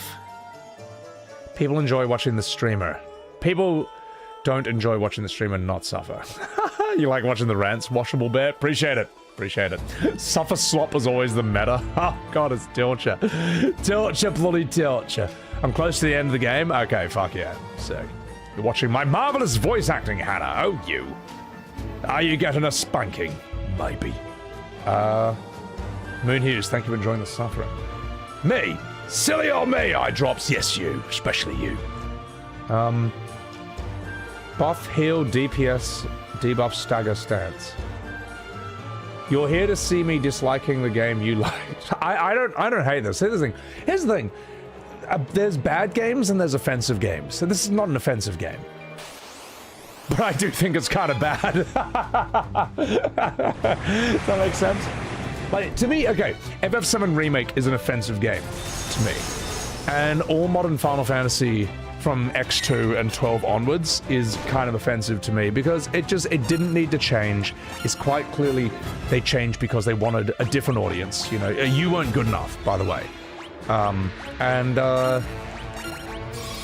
And then you're just endlessly getting gaslit that it had to be that way. It had, like, turn-based had to naturally evolve into Devil May Clive. Are you for real?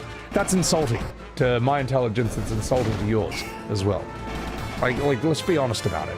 But, like, I'm not offended by this. This is just, like, them figuring shit out in 1988. It's like, I'm not offended by Devil May Cry 2.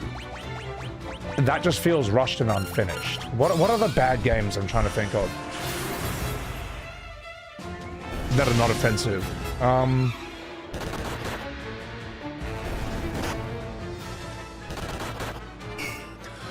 I tried playing Assassin's Creed Valhalla back in the day. I don't know if this is fair, because I'm not an Assassin's Creed guy. It was my first one I ever played. I found it kind of boring, and I stopped playing it after 2 streams. It wasn't offensive. It just, I just found myself bored. I don't know. These days I'm fairly good at picking a game that I'll like or not like. So I end up not playing games I'm gonna hate, unless I have to, because it's just part of, you know, the experience. Like, you need to play a bit of Devil May Cry 2 just to see why it's so bad. Like, I actually think you need to play it just for a bit. And it comes bundled in with DMC 1, 2, and 3, so, like, you know, why not? Why not? No, I don't play gacha games, believe it or not. Mixtape? Mixtape! I don't think the game itself is actually offensive at all. I think it's the fact that, like, all the reviewers gave it 10 out of 10. I mean, that makes professional reviewers look corrupt. It makes it look like they got bribed, you know. I'm choosing my words very carefully, as you can see here, because I don't want to get sued, but I'm just saying, like, that's a bad look for the game. The thing is, though, if that didn't happen, you would have never heard of Mixtape. That's the problem. So, fuck, man. I don't know, but the game itself I didn't find offensive. I just kind of thought it was whatever. But it wasn't a 10 out of 10 across the board. We all know it wasn't. Oh, fuck you. Oh, what? Ice! Ice TPS, what do you mean? Oh, soy face. Alright, this is the perfect thing for Holy. So, Dark Souls 2 is the perfect game for your argument? Yeah, Dark Souls 2... It doesn't feel like they're trying to ruin Dark Souls. It just feels like Dark Souls without Miyazaki, which I guess is what it was. Like it's technically a Dark Souls game, but everything just kind of feels a bit off. It's got some great stuff about it. The hub is amazing. But I don't know, everything feels a bit wrong. Cast float? No. I'm gonna tank it like a man. Like, dodging felt a bit off. Attacks felt a bit off. Just I don't know. Everything felt a little bit wrong about it. So, Dark Souls, if it was the only game in the series, it would be considered a great game. But the problem is it exists in the same universe as DS1, 3, and Bloodborne, so, and Elden Ring. So, all right, let's do this, you motherfucker. Holy! Hold on.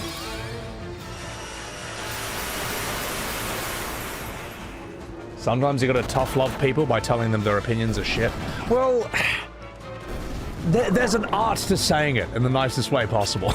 You know what I mean?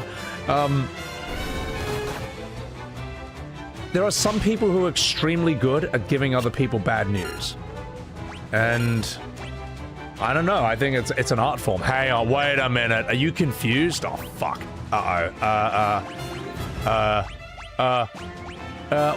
What status does he have? Is that amnesia? What is that? What status does Furion have up there? Is that it's gotta be amnesia. It's gotta be amnesia. Oh! Fuck. You stupid bastard! Don't punch yourself! That's supposed to cure confusion! Okay, he's back. Fucking hell. Confuse and sleep. Okay. I just didn't have anything that cured confusion. Oh, here we go. There you go, mate. Go on, fix him up, Maria. Fix him up, mate.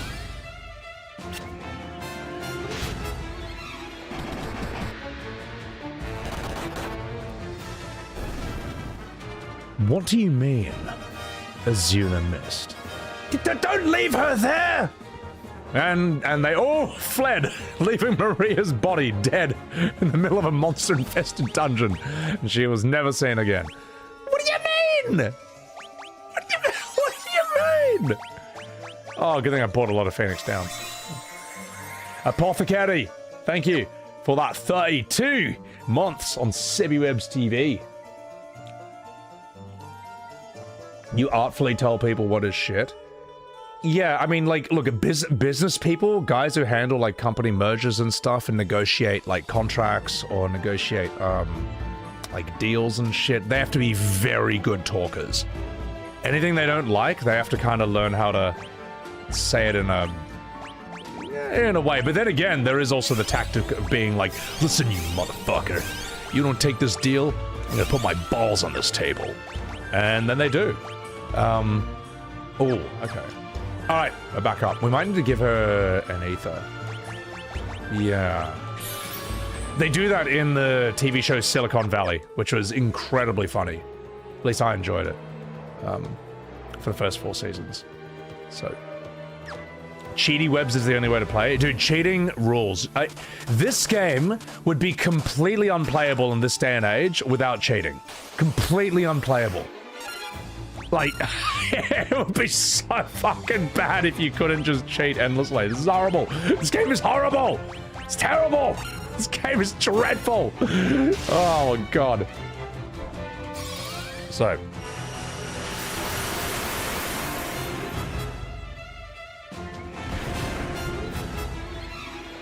He can take it. No.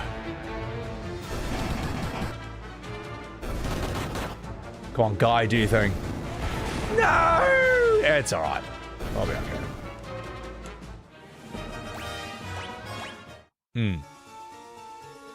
This is the only game you know that splits Izunas. That I cannot believe my Izuna missed. That's shocking. It's disgusting. Alright. Oh, fuck. Oh, fuck. This is gonna be a big this is gonna be a big dungeon, is it? Oh, no. Okay. How much does a cure cost?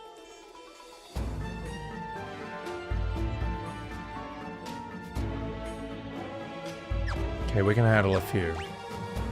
God, I should have bought more of everything. Okay. Virtue! Thank you for the prime. I've always wanted a Subaru. Thank you. Thank you, Virtue. And Dark Typhlosion. Thank you for the YouTube membership.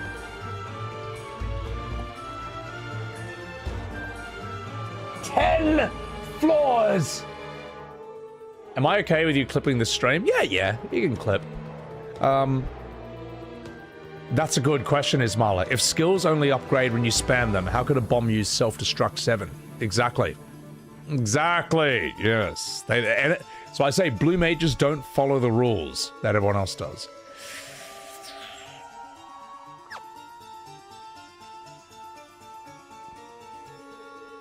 I have a really bad solution for this, but it's okay. It's okay. Let's just do this. Whee! You've made good progress, but you must defeat me if you wish to continue your ascent. Oh, Cooper. Question. If I teleport out and get more items, do I have to fight these guys again? Or are these bosses one and done? Did these bosses respawn if you leave the tower? Because I feel like this game would do something like that. I feel like it would. I bet it would.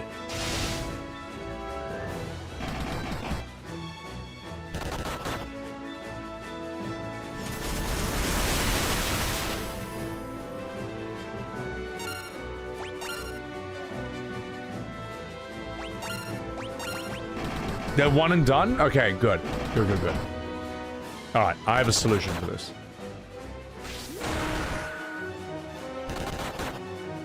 I thought that was an FF sound within this game. I was like, whoa, but no, it was just Midnight gifting 10 Subarus to Sebi goddamn Webs TV. Thank you very much, Midnight, for the 10 gifted subs. If anyone got a sub from Midnight, better say you were right. Get these resubs out of here. Thank you. Thank you very much. Threadnought, thank you for the $6.70 for the 6-7. Bazuna for statuses that heal automatically after battle. Izuna for stuff that persists between fights. This is the only game you've seen this in. Well, I remember in FF12, there was, I remember in FF12 there was... What was it? There were separate gambits for when you are petrified, as in turned to stone, and when there's a countdown to you being petrified and turned to stone. And that's when I was like, oh, yeah, Are you fucking for real? So, yeah. Alright, Guy. Let's give you some HP. Good man. Bazuna. Bazuna. What a bizarre word. Does FF even use blue mages? Because they seem fun. Oh, they used to. They kind of stop after FF10. Yeah, they're in 11 and 14, but those aren't part of the single-player conversation. They're not in, like, 12, they're not in 13, not in 15, not in 16.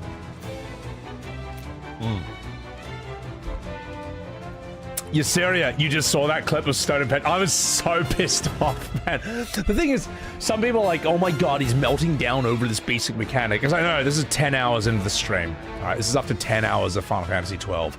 I was exhausted, and I was not happy. And oh my god, a Marlboro, it's okay. I'm pretty sure these Marlboros, right? These old Marlboros are not that bad. I think it's only, is it with FF7? I think it's FF7 where you get like a truly bad breath. Maybe FF6 does it as well. Still, I'm not taking any chances. When was the first bad breath? The first nuclear Marlboro.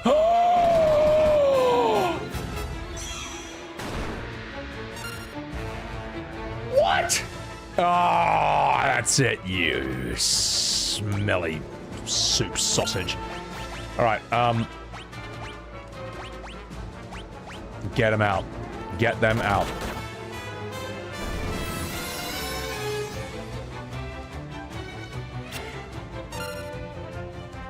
Fucking hell, mate. Is that seriously your attack? Alright, gold needle. Okay.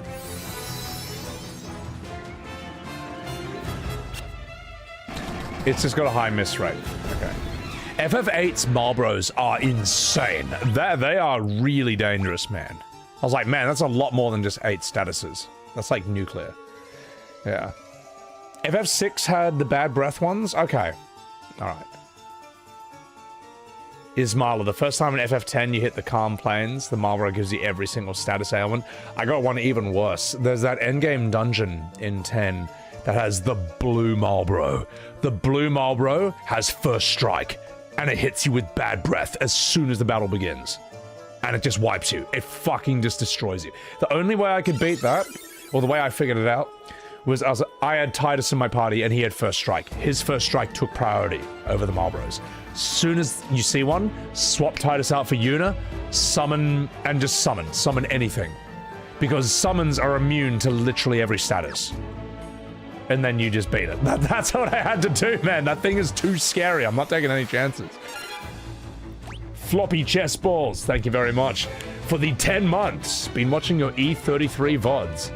And you reached the one fuck I regret in the middle of CL's final relationship scene. That's true. You're right, Floppy. That is the only time I've ever regretted saying, I'm Clive. Fuck. In the middle of CL, actually telling, like, a really touching story about her personal life. I was like, oh man, I shouldn't have said it then. It's the only time. Every other time I don't regret. So. There was like one guy who got so angry that I would go, fuck. Like just make that joke about like Clive or Verso. He would write these like essays in my VODs and in my main YouTube channels about how much it pissed him off, how angry it made him. But it like wasn't just anger. It was like malicious. It was like he was trying to turn people against me for saying, fuck. Anyway, I just hid his comments so he could just yell it to the ether. I got sick of it. I remember waking up one morning, reading a whole paragraph like this.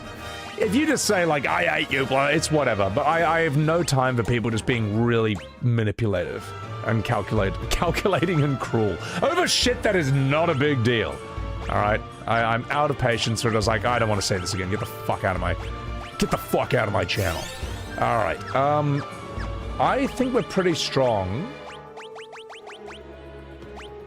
I'm going to grab that chest before we go through up here. A rabble rouser. Look, you can, I mean, people are free to talk shit about me, but I don't have to see it in my own channel, alright? There's times I'm just like, look, I don't want to say this. It's pushing me off. So. Rose was a real egotistical woman. No, that's something else. No, that was actually funny. So. Get these fucks out of my channel, Southpaw. Yeah, look, you're free to talk and whatever, but like, let me put it this way. After the 10th comment of like you just hating me, you know, I figured it out. Okay, I figured out who you are and what you're about, and I know it's not going to get any better. I might just be like, I don't want to see this anymore. Go yell into the void, you know. This fucking level is horrible. Unicorn. What is a unicorn horn? How dare you, Hannah? Everyone's a winner. Not everyone, mate. Not everyone. Unicorn horn. What the fuck is this?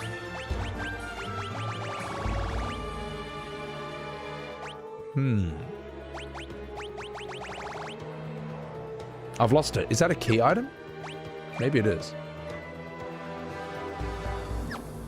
Maybe it's a equipment? Must be like a staff or something.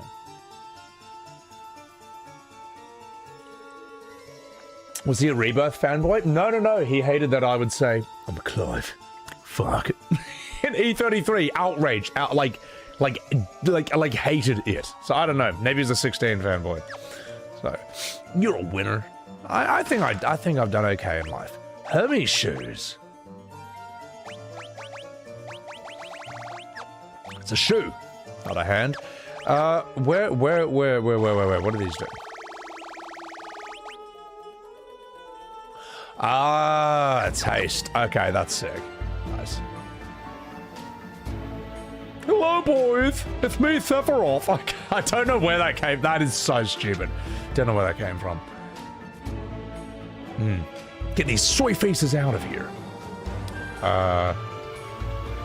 A lot of cut content, Lighthook, yeah. 13 had a lot of flaws. It's a slow burn until Grand Pulse. The worst part is, that's when the combat finally opens up. And it's just side quest zones and it's badly paced. Yeah. I don't know what the fuck is going on in 13.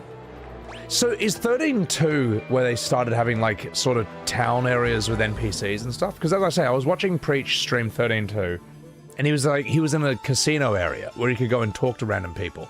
Some of the voice acting was so funny. Oh my god, some was so bad. Can't wait to get to it. But from what I heard, 13.1 doesn't have any towns where you can talk to and shit. So I don't know.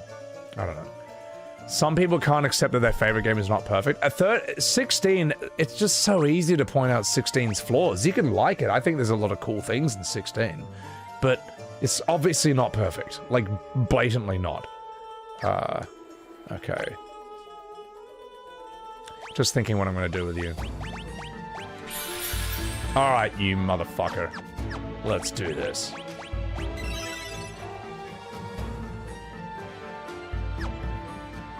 Let's get Guy top tier. I'm gonna get some more ethers in a bit.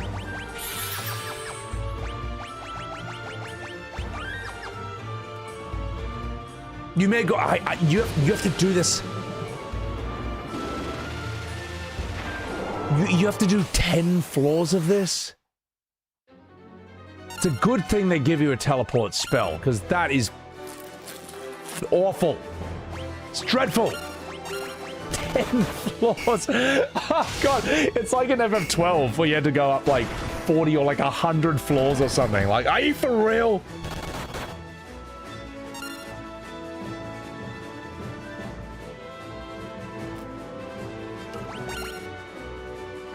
Wait, FF13-2 has a lot of time travel? What? Why? Why, Billy? Huh? Why? Why does 13 have so much time travel, Billy? Why? Why would it do that to me? Alright, Billy, you're gonna play the game for me, alright? I need you to push this button. Here we go. Here we go. Good boy, Billy. Play the game. Play my game. Oh, you're so fluffy. Oh, he's purring. Purring little Billy. Billy, I need you to beat this boss. Alright? I need you to press this button. Do it.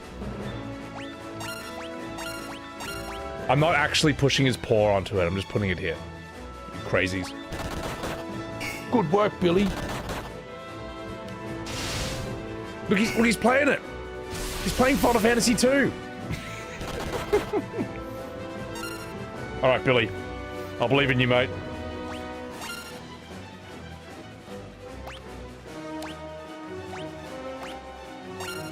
Okay. Wait. Are you curing yourself? There we go. Alright, you got this, Billy. I believe in you. Let's do this.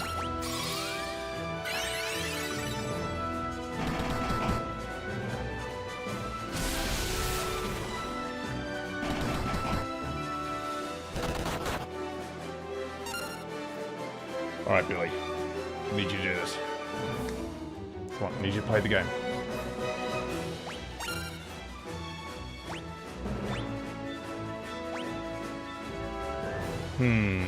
Let's give it a go. He's playing! He's playing FF2! Billy's enjoying the game just as much as I am. Oh my god. This guy's really strong. This Thunder Gygus. Billy, no! Billy, what are you doing? Billy! Midnight, thank you for the $50 tip. Absolutely huge. Does he like catnip or treats? I don't know. Hang on, I'm gonna put this down for a bit. Billy, I need you to... We don't have any catnip. He's never needed it. I mean, he's kind of just perpetually stoned anyway. He's just perpetually stoned anyway. Good boy. But we do have a special... Yeah, we got a thing called, like, greenies. I don't know. For some reason, that's like a special cat trait, and he enjoys those. Do you want some greenies after today's stream, Billy? It's so good. Such a good boy. Midnight, thank you for the $50, man. That's absolutely huge. I appreciate that. Billy, I need you to say thank you to Midnight, alright? Come here.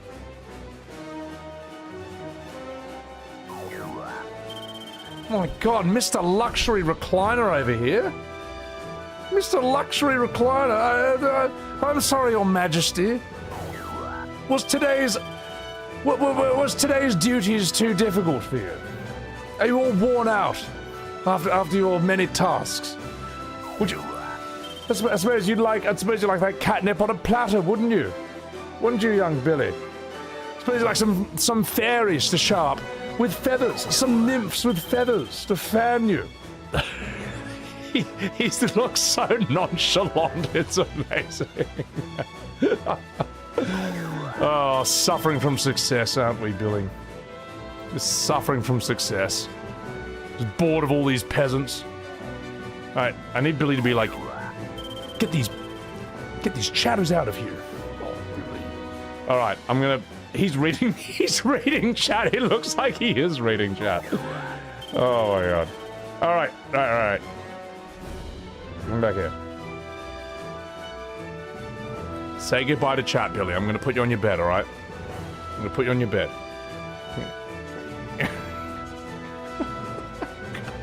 I'm in a boss fight, Billy. Oh no, you're snagged on my earphones. No. Oh no.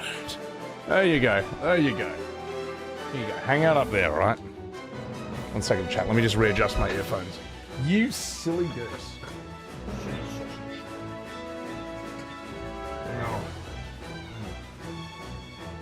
Oh my god! Holy shit. Sweet dreams, Billy. We love you. Alright, thank you for the goodbye, Billies. We need a Billy cam. If I could figure it out. Yeah. If I can figure out, I will. I don't want to clutter up the screen too much. Mr. Super Chat. Silent Observer. Why does FF7 Remake Part 3 have costumes? Who's asking for this? Well, I mean, each character is supposed to have 4 different job classes now.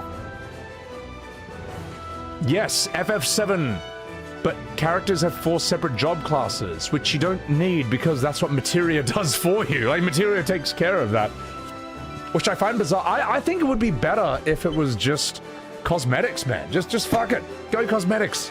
Just flood the game with cosmetics. We don't need this on top of it. It's gonna clutter it.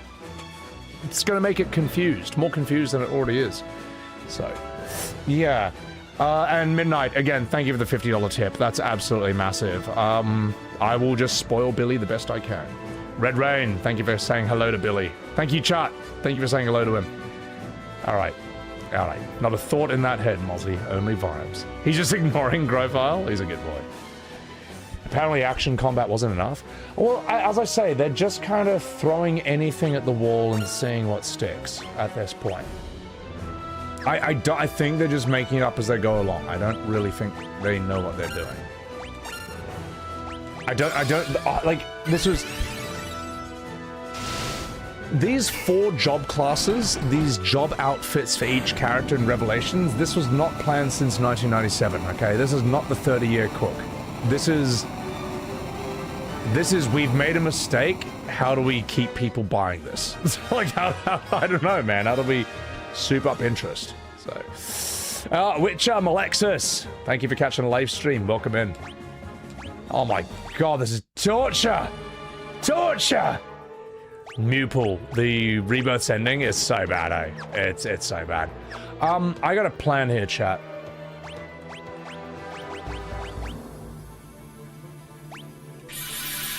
Okay, that's all my ethers. Okay. Are there seriously no save points here? Are there actually no save points here? You have to do this. You have to do 10 floors in one go. Avalon, thank you for enjoying the stream. This is horrible! You're telling me you have to do this in one go, on one save, with all these bullshit encounter rooms, with one of the highest encounter rates in the history of Final Fantasy. This game is dreadful. I recommend this to no one. 0 people. 0. I'm playing it so you don't have to. Align. Align the house. Sorry, Ali G in the house. I thought it was a lighthouse. Align the house. My god, look what this game has done to me. Billy's mine. You human fool. I control you. Playing the games I want you to play. Had a nap and woke up to Billy playing his favorite human who's playing a game. By the way, who do you play? Oh, why do I play Warhammer 3 and not Warhammer 2? Because it doesn't matter which Warhammer you're playing. If you're on Immortal maps, Immortal Empires, that's all the races. Period. I played Warhammer 2 when that was the only one out, when that was the most recent one. But if you got Warhammer 1, 2, and 3, well, each of those kind of just unlock the races. I think you can just get Warhammer 2. Yeah, you can just get Warhammer 2 or 3 separately. They're just kind of the races. And then I just play Immortal Empires, which is just the free-for-all. Midnight, holy shit. Thank you for the $50 tip. Sebi, I hate to abuse the dono, but I know that money goes to a good cause. Love your streams and the community so much. But will you be doing a Halloween stream? And will you cosplay as Prompto? Listen, mate, I may want to scare my viewers, but I don't want to be that scary. Okay, but I will be doing a Halloween stream. That is October 31st. I should know this off by heart after... You know what? I should know the date of Halloween off by heart after 38 years. But yes, it's the end of October, isn't it? Zach for Halloween. No, I don't want to be Zach for Halloween. I won't be doing budget Markiplier either. We've already done that. By the way, if you type in SebiWeb's Markiplier, or budget Markiplier, you'll get me pretending to be him playing Slender Man for about a 1-hour unedited video. No, it's an edited playthrough. I did it for like 2 to 3 hours straight or something. Anyway, you might enjoy that. It's brutal. I've got some Halloween games. I've got some scary games we could play. I got some good shit. So, because it'll be fun to do something that's not Final Fantasy related. It'll be fun to do something that's just like pure horror, just something like actually scary. Maybe Until Dawn, maybe The Quarry, maybe whatever else there is. So, yeah, anyway, we'll figure something out. Also, but Midnight, thank you again for the $50 donation. Absolutely massive. I appreciate that. I really do. Oh, Ali G, I thought you were asking me who I play in Warhammer as well. It doesn't matter what you play. It doesn't matter whether you have 1, 2, or 3, as long if you're playing Immortal Empires. At that point, it's just the races. Like, you know, Total Warhammer 2 is like Skaven, Lizardmen, Elves. Total War 3 has like all the Chaos Gods and stuff. As for who I play, I started the Tomb Kings campaign yesterday, and it feels so good. Feels so sick, man. Oh my god!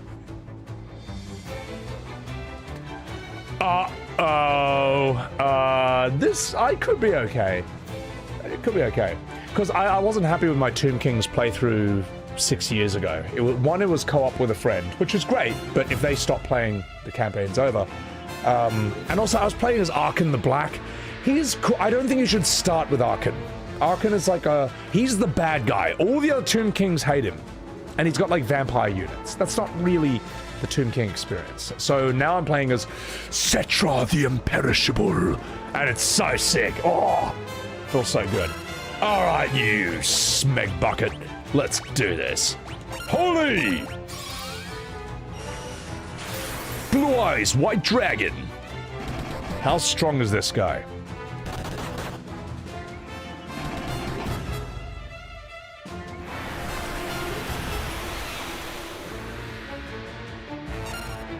He's alright. You ain't so tough. He ain't a big deal. We can work with this. Kenneth, thank you for enjoying the classic Final Fantasy stream. Now, when I stream like FF5, FF6, those are going to be awesome pixel streams. Because 6, there's so many strong characters. There's so much good story. You can, there's so much voice acting potential with that game. And 5 is just fun, man. 5 is just a charming, fun game. Black Garb. Let's bump your defense up because you are weak as piss, Maria. You are absolutely rubbish.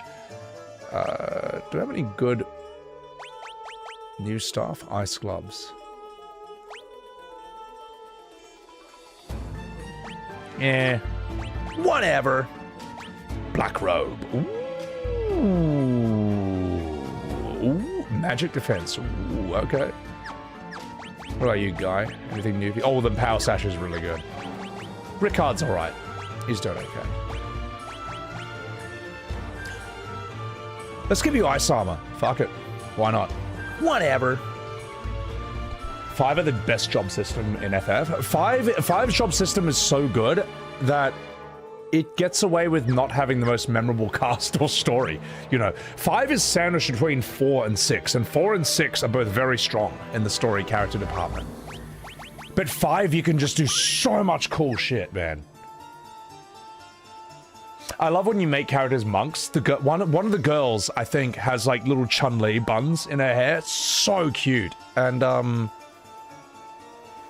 when you make characters berserkers, they wear like, you know, the animal skin.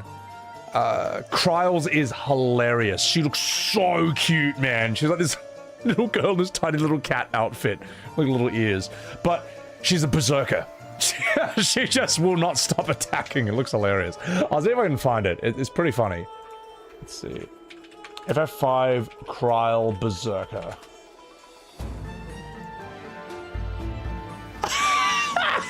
Oh, come on, mate.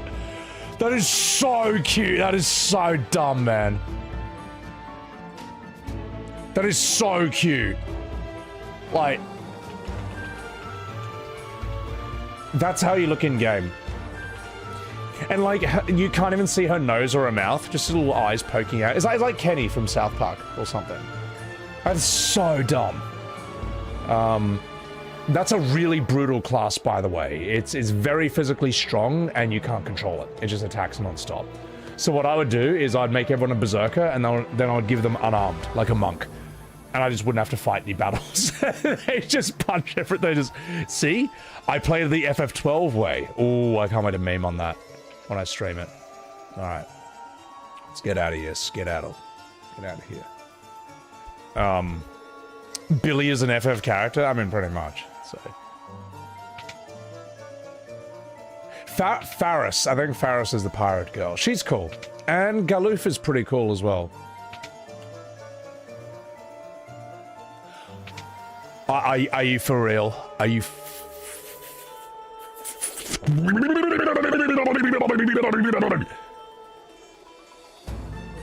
This game is horrible. This game is terrible. Rubbish. This game is a war crime. Are you kidding me? What do you do? Why would you do this to me? Okay, hang on. Is that? No. How does anyone play this without... Wait, is that... Did I miss something up there? Maybe there's an exit up top. I did miss something up top. It's one of those.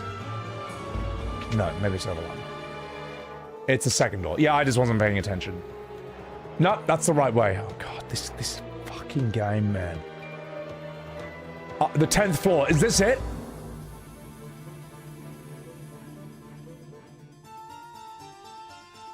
This is it. This has to be it. This has to be it. Oh my god. Okay. Alright, I'm gonna take a piss and then we'll come back. And we're gonna kick some ass! When's the next Tekken video? All power. Full forever. You don't need to spam the same thing over and over again. I don't know. When Bob comes out, I will stream it. I'll play as Bob. So. FF5 is weak on the story side, but it's strong on the other levels. FF5's story is fun while it's happening. It's just not that memorable.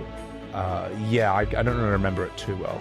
Yeah, no, when Bob comes out, we will do like a Tekken stream or two, I'd say. Same with Roger the Kangaroo. Same with Yujiro Hanma. Yada yada this. Alright, I'll be right back. This guy's... oh no, I just realized. It just looks like he's 6'7"ing. It just looks like he's standing there just doing this. Alright, I'm gonna go to the toilet. And you are stuck with that image for the rest of your life. Be right back. Okay.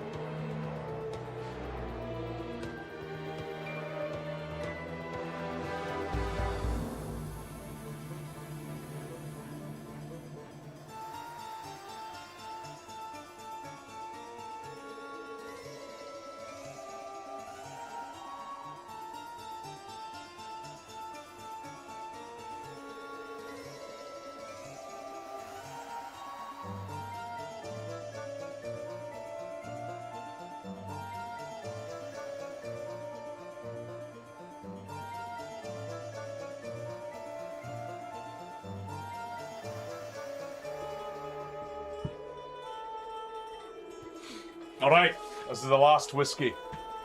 It's the last whiskey. While you watch that guy just 6-7 endlessly.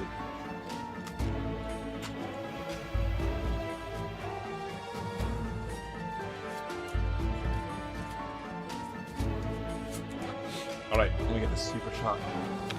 LG in the house. Do you think the bundle of Warhammer 1 and 2 are better than Warhammer 3? Can't stand the map design, neon colors. Ikit Claw is the best invent. I need to play Ikit Claw. I might do... Oh, fuck, there's just so many. Do you have any idea? It took me weeks to figure out the next Lord I was going to play. Weeks. Weeks of decision paralysis with Warhammer, Total War Warhammer. I was thinking of playing as Zatan the Black, the Chaos Dwarf, because he's got all the artillery. What else was I thinking of? I was thinking of doing the High Elf guy who is all about the dragons. I was thinking about doing Wood Elves. I feel like I want to get back to Wood Elves. I wasn't fully satisfied with that run I did either. I want to give Slaanesh another go, because I've gotten better at, like, microing and grouping my units and stuff. I want to do Skarbrand the Exiled. That fucking Skarbrand, the champion of Khorne, he's such a fucking asshole. Every time I talk to him to initiate diplomacy, he says something like... Your family was destined to bathe in gore. Or he says something like...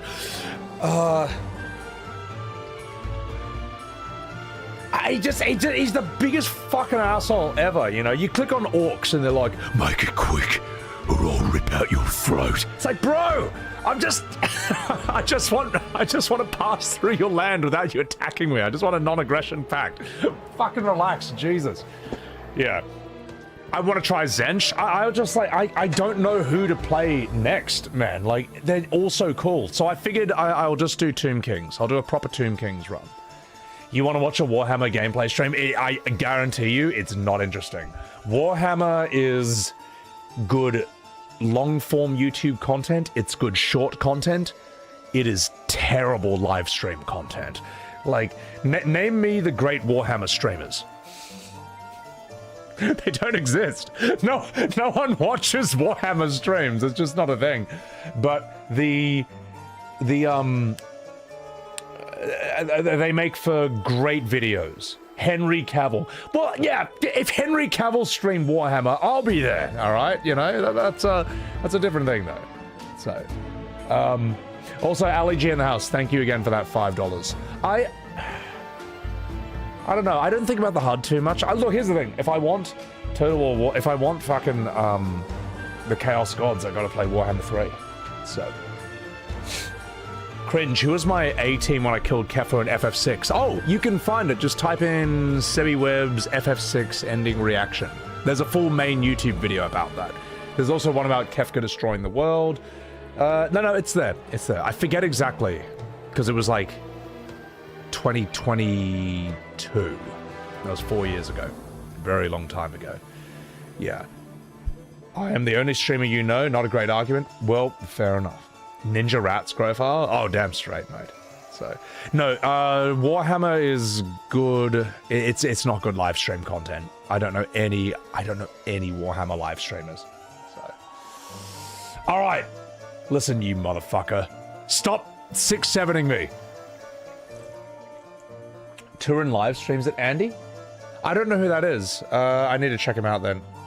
Did I know Henry Cavill? Did I know that Henry Cavill plays Warhammer 40k? No! No, I've never heard anyone say that in my entire life.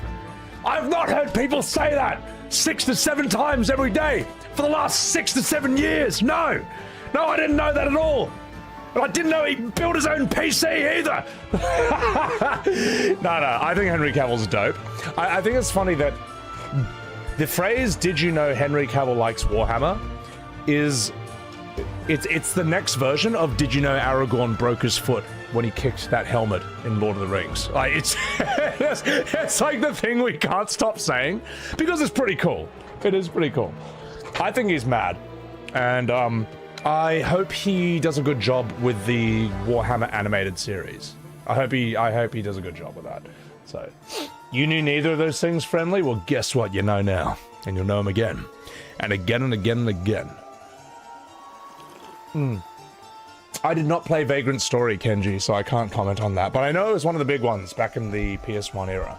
So, I'm going to tell this one story, and then we're going to fight this guy. Animated or live action? I thought he was doing a secret level one. I think he's involved in both. I think he's doing a live action, and I think he's involved in an animated one inspired by Secret Level. I think so. Maybe. I don't know. So... But yeah, I have a friend who actually works in Games Workshop, and he made that joke. Did you know Henry Cavill likes Warhammer? He would add that to the end of every sentence. He would insert that into every conversation so much that there's now a rule that you're not allowed to tell people that Henry Cavill likes Warhammer in his workplace. He actually got that phrase banned from The Office because he was so annoying with it. I gotta say, he's one of my good friends. I learn from him. I learn ways to annoy people from this guy. He's brilliant, man. He's a savant when it comes to this sort of thing. So, Red Rain, thank you for the $7 super chat. I'm an OG FF fan, and you articulate my frustrations with new FF better than I ever could. Also, you crack me up every video. Keep up the good work. Oh, you Red Rain, get out of here. Thank you for the 6-7. This guy's 6-7ing, all right? He's doing it. And thank you. Look, like I don't think I'm the best with words, but like I've just been arguing this point. I've been arguing this subject and arguing with these people for years and years and years, and eventually I've learned a few ways to like make the point clearly or express what I'm saying or phrase the argument in a way that's like simple and effective. Which is tricky because Final Fantasy is a very large and complicated subject. So, yeah. Took a while, but I think I'm fairly okay at it now. Dark Typhlosion, thank you very much for the $5 super chat. That's Minwo. You don't fight him, he's about to be KO'd forever. No spoilers! No spoilers! I know he's Minwo, but he's about to get fucked. He's about to get... He's just sixed his last 7, if you know what I'm saying. Thank you for the 5. Hey Kira, thank you for the $5 super chat. Did you know Aragorn built his own PC when he kicked the helmet in 40k? No, what they should... Thank you for the 5. What they should do is, someone should, like, Photoshop it so it's, like, Henry Cavill in Aragorn's outfit. Someone AI it. Henry Cavill dressed as Aragorn, and he kicks a PC that he made and breaks his foot. And he's just like, ah!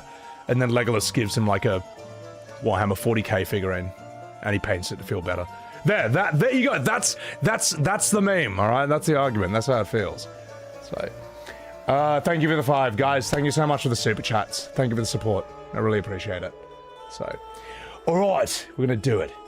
Damn straight, I'm here, Jazzy. All right, Minwoo, you just 6'd your last 7. I have been waiting for you, Furion. Though I have managed to reach the seal, the magic binding it is extremely strongly. I will concentrate every bit of power I have on the Doru. If it is enough, the seal should shatter.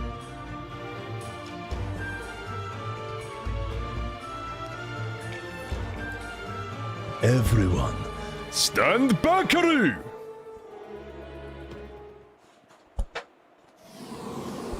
Ka! May! Ha! May! Ha!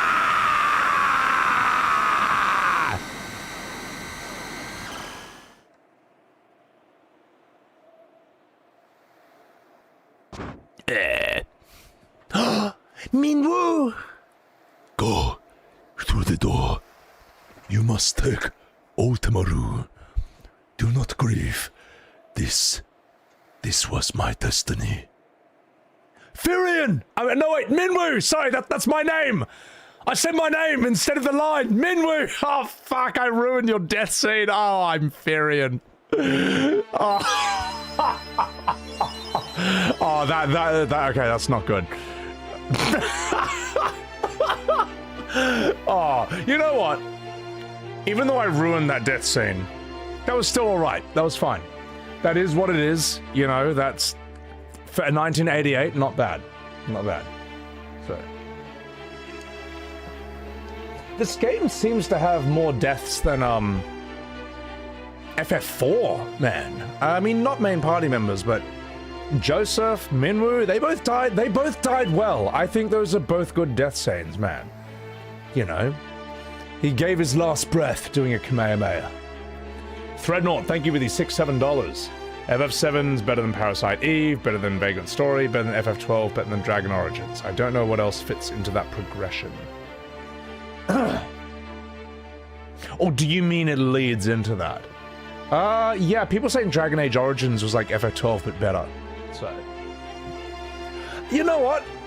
Not a bad scene. If I was gonna say the best scenes of FF2, I'd say that's one. I'd say Joseph sacrificing himself for you. These are ones I remember. I think the succubus hijacking the princess and trying to bang Furion was pretty good. I enjoyed that one. Let me see this, Kenji Daru. Oh, no. Oh, it's gonna be so bad. You must take Otamaru. Do not grieve. This was my destiny. Furion! No wait, Minwoo! Sorry, that's my name! I said my name instead of the line! Minwoo! Oh fuck, I ruined your death scene! Oh, I'm Furion. Oh. So shit! Okay, that's not good. Oh, you know what? Even though I ruined that death scene, that was still alright. That was fine. That is what it is. You know, that's... It's so... Oh, I'm not going to feature that. That's so funny. That is so stupid, man. I did not mean to ruin his death. I didn't mean to. I didn't mean to. I just read it wrong. Oh, that might be the... I think that's the funniest thing that's happened by accident in the story so far. Oh, that's so shit. Oh god, man. I might even make... I'll consider turning that a clip. That's really funny, man. That is so shit. That's so stupid. Oh god, that was what is his name? Minwoo ruined death. That's so crap. Oh my god, it's so dumb. Alright, okay. There we go. Okay. Never thought I'd make any FF2 clips, but you know, we've had a couple of funny ones. So it's better that way. That laugh is epic. It's I enjoy what I do, man. I enjoy what I do. So alright, let's get out of here. That's so bad, man. The crystal responds. I bestow upon thee the power of burning flame. Your strength has increased. The crystal responds. I bestow upon thee the swiftness of a brisk wind from the Scottish Highlands. Your agility has increased, but your sobriety has gone down. Alright, oh, this is good, I need this. The crystal responds. Wallow! I bestow upon thee the sparkling clarity of water already, and chili crab from Singapore. Your intellect has increased, and you have some chili crab. Alright, let's get the next one.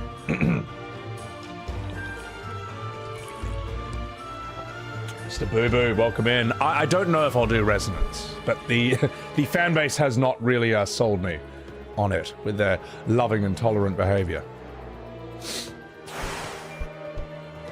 The crystal responds. Listen, you fucking dickhead.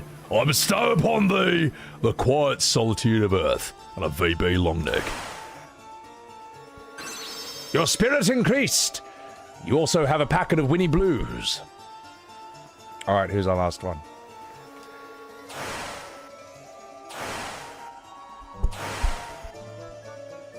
The crystal responds, "Hooah! I'm Al Pacino in the role of this crystal, and I bestow upon thee the ultimate magic, you fairy. You have obtained the ultimate tome, and Al Pacino has called you a fairy." All right. Oh my god. Get me the fuck out of here.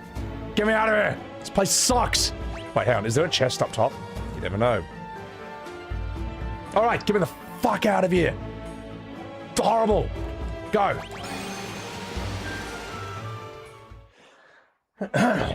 Okay. All right. Jeez, Lou, Squashy Weezus. Great chest ahead. Maria has a great chest. A Glengarry Glen Ross reference. Oh, I fucking love that movie. That, I remember, I saw it because of the Al Pacino soundboard pranks, like, decades ago.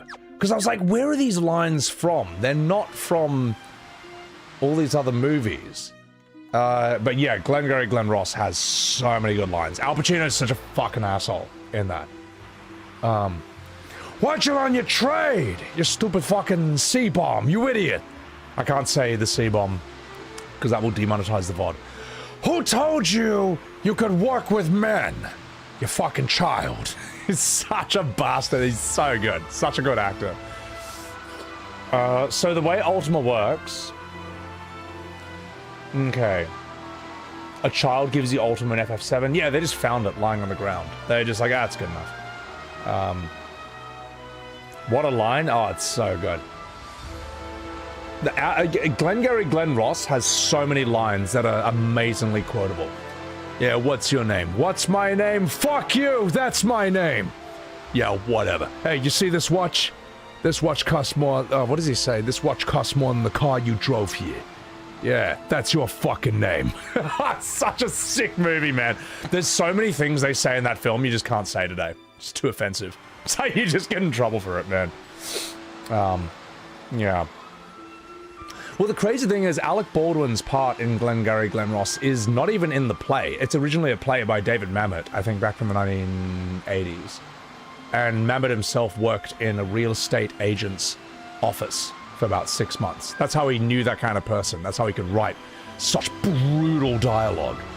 But the film is really good. Amazing cast. You got Al Pacino, you got Ed Harris, Kevin Spacey, him back when he was young and just coming up. And who else was there? Jack Lemmon, like a legendary film star from like the 1950s and stuff. I think he's in Some Like It Hot. I think that's him. And other films. Alec Baldwin is amazing in that film. You got, oh fuck, the Sparrow from Game of Thrones. Fuck, what's that actor's name again? You know who I'm talking about though. Jonathan Pryce. And who else do you have? Who is Arano again? Everyone is like is basically an A tier, S tier actor in that film. It's nuts. There's no other movie like that. They're like really shit versions of American Psycho, you could say. There's like heaps like Z-grade American Psycho guys. So Ultima, someone's got to learn that, right? Ultima, I'm gonna give it to Maria. I don't see why not. Yeah, well, she's learned it now, so. Boiler Room, try to copy it with Ben Affleck's speech. That Ben Affleck scene is good. I don't know, I thought it was interesting in Boiler Room. But I think... it's gonna sound harsh. I think any actor could kind of do that scene really well. I think the writing of that scene is what's so strong about it. But, you know, Affleck's serviceable. He does a pretty good job with it. So... what's that Al Pacino movie where he plays the devil? The Devil's Advocate. Yeah, he's mad in that. He's kind of like the reason to watch that film. This game is well made, has issues, but it's unlike modern FF. Well, this game still is a set of experiments, but within the parameters of a Final Fantasy. Whereas like modern Final Fantasy, just, there are no parameters. It can just be literally anything. Literally anything. And that's not good. You need limitations. Like, think about the limitations that produced Devil May Cry 5. You know what I mean? Within that set of limitations, they made one of the best video, like, I think it's one of the best video games ever made. Like, I could not believe how fun DMC5 was. I'm just looking for an excuse to bring it back. Did they fucking... Hey! Did they fucking destroy this village? Where am I supposed to go next? Maybe up here. Surely I gotta visit... That's not good. Hang on, let's save here.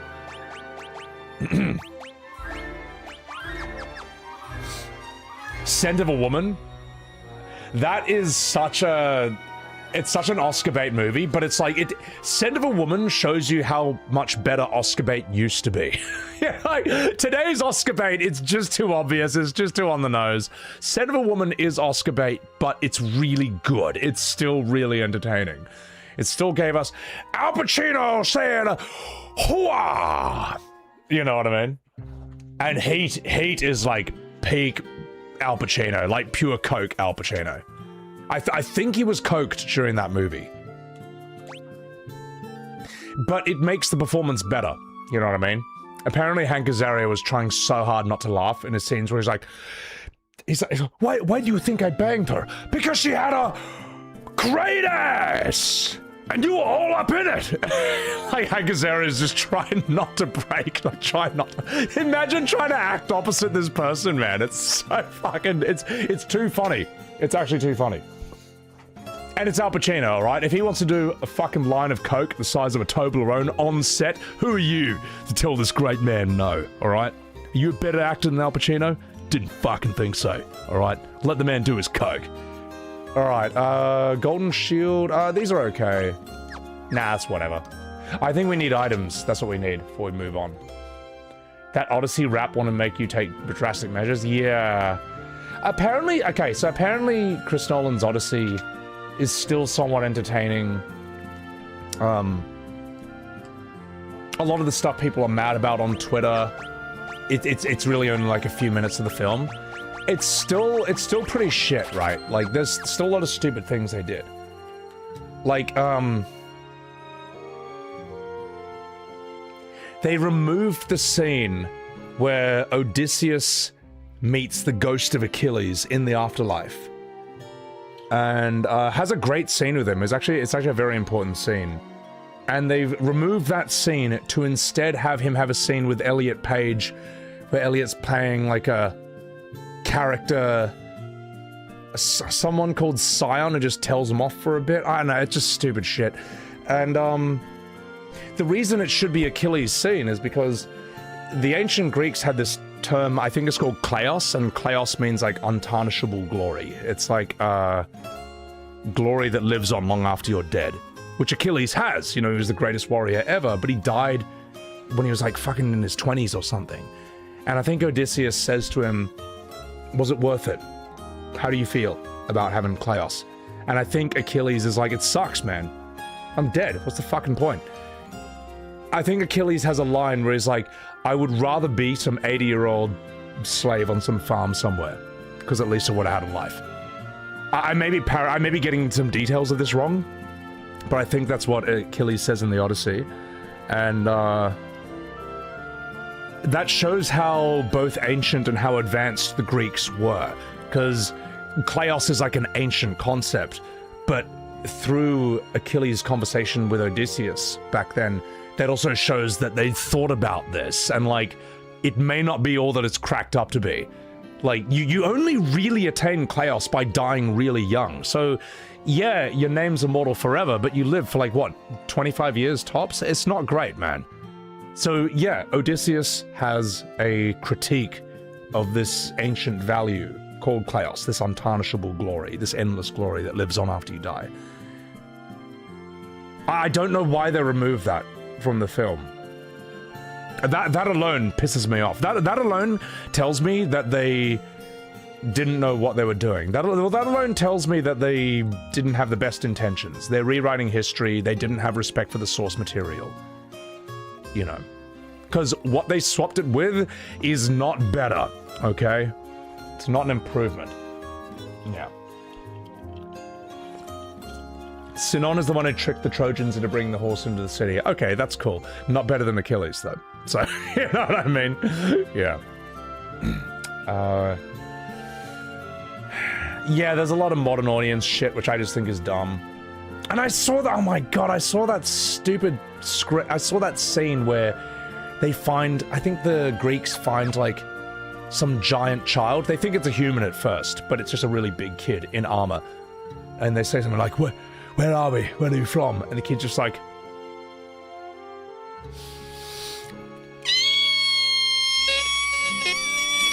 and then, like, runs away over some hill. And then all these guys in armor show up and start killing everyone. I'm like, man, this is fucking stupid. This is fucking dumb, man. That's just, this looks and sounds like shit. This scene, at least. Sorry, I didn't mean to wake your dog up, Mozzie. I'm sorry. I didn't mean that sound to happen that way. My voice is a bit rough. Maybe that sound wasn't as it should have been. But I just like, this sucks, man. It's like, you know what it was reminding me of? It reminded me of Prometheus. In Prometheus, this old guy, okay, this ancient, this old human is the one who's like, I think it's Guy Pearce under like 50 tons of makeup. He wants to find the, what are they called again? The engineers, the original humans who seeded life on Earth. And he wants to ask, what is the meaning of life? Why did you create us? I created the ship so I could meet you, our makers. What is the reason? What is the grand purpose? So they wake up this engineer, this like ancient super alien version of a human, and he comes out just like takes out all his material. He's been in hypersleep. All right, and Guy Pearce is like, we have woken you up, for you have made us. Why did you make us? What was the meaning of life? What was it all for? And this huge human alien engineer just goes, and he rips off Michael Fassbender's head, an android, goes, clocks Guy Pearce in the head with it, goes, and he just runs around just killing everyone. And that's it. And Guy Pearce, the old man, is on the ground like, so cold. So cold. It's like, this is fucking stupid. That's it? What was the point of all this? Spend your whole life building a spaceship to come here and talk to this guy, and like, that's it? You could've... Is that... Wow. Some real world-class writing there, mate. It was fucking trash, man. Fucking dog shit. And apparently there is a speech that the engineer has, and that just got left on the cutting room floor. They're just like, yeah, it's too hard. Man, what if instead of all this interesting philosophy, what if the engineer just went, and just ripped his head off and bashed him? Come on, mate. So shit, man. And the thing is, you don't have to come up with anything too insane. You just have to look at, like, all the ancient texts about philosophy and see if you can, I don't know, kind of come up with something interesting that also reflects the time we live in today. And maybe hasn't been... Maybe some interesting philosophical ideas that haven't been put in cinema yet. That's all you had to do, man! It's like, you got the money, you had the time, but you considered a world-class professionals for, like, the last several decades. You could have done something, man. But I don't know, man. Oh, whoa, they've really subverted my expectations there. Nah, it's just stupid, man. Anyway. Deborah, thank you for the 100 bits. It's 2026, the world has gone soft. People need their safe space and trigger warnings. It's funny you say that, Deborah. That sounds like the opening of a movie. It's like, it's 2026. The world has gone soft. People need their safe space and trigger warnings. Or it could be like, that could be the dialogue going up in like a Star Wars thing, you know, the writing comes up from the bottom of the screen in space. Like, oh god, what a bleak world. So, oh, yeah, anyway. Entertainment industry feels like it's gone downhill. Well, it's like they've forgotten that they're supposed to be entertainers, mate. You know? Like, just drop this political propaganda shit. Drop the agenda shit. Just make good entertainment. I'd say 6-7. I think 6-7/8 is pretty good. You never know when you need more Phoenix Downs. Let's go 20. I think we need cottages. Yeah, let's get a few of those. Ooh, I don't have much money left. I've only got 200 grand left. Whatever, let's get 20. You know what?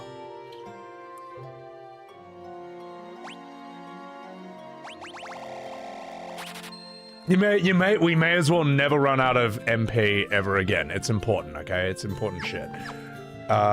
We might also need some high potions as well. Nailed it! God, I love 4 times Gil. Absolutely top tier. Can't make good entertainment anymore? Well, the thing is, if you're making good entertainment, you actually can make it political, as long as the entertainment comes first. The problem is, they swapped it. now it's make it political, and entertainment is secondary. It's like, man, like, stop making your points so ineffectively. You want to make a political movie, make a political movie, but at least make it entertaining. My God. You know. In before I run out of MP. I don't think I'm running out of MP anytime soon. Oh, GTA 6 is going to make a lot of money. It's kind of... It's like, it doesn't matter if it's bad, it'll make money. It's like The Odyssey, man. It's Chris Nolan. For all the Twitter shitstorms about that movie, it was still going to make money. I don't know what his profits are. I don't have any exact numbers on that. But I imagine... I think most normies, they see Chris Nolan's name, they see the film, and, you know, maybe it was entertaining overall, but... Alright, enough fucking about. Let's do this. Go to Paul's house in Finn. You know what, Darian? Maybe I will. Because there's probably a good reason you said that. Let's do it.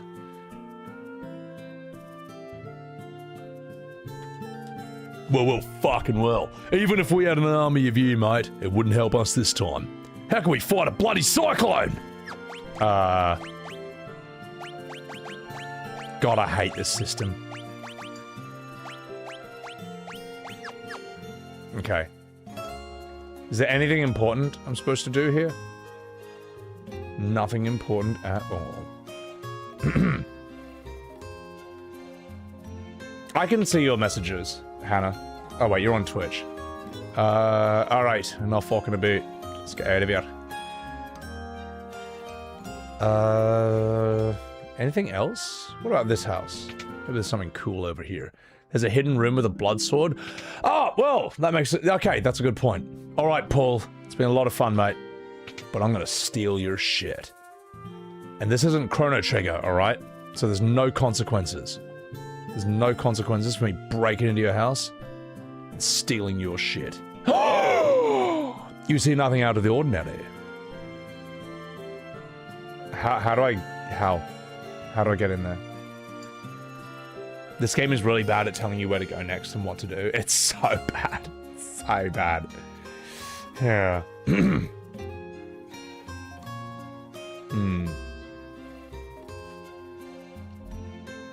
You might want to visit Ricard's family for plot reasons and stuff later on. I can't wait for this game to be over. I'm getting over FF2 very quickly. You can use sap magic on yourself to reduce your MP, which gives you a good chance. You can use sap magic on yourself to reduce your MP, which gives you a good chance of increasing your MP at the end of battle. See, this is why I'm looking forward for this game to be over. Okay, this is just too complicated. Just level up. You level up, you get more MP, you get more HP, you get more stats. That's it. This is silly. This is becoming a silly sausage shenanigan. Alright, so how do I get this blood sword? Like, I'm here.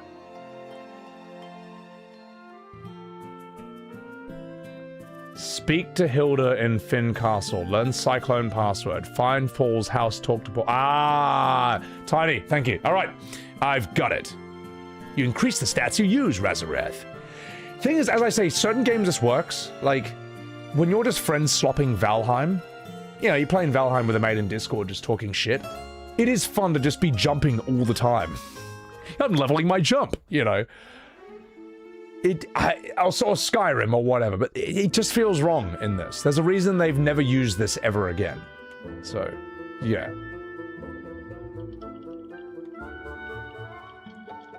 Alright, let's have a chat with Hilda, ladies and gentlemen. Let's fucking do this.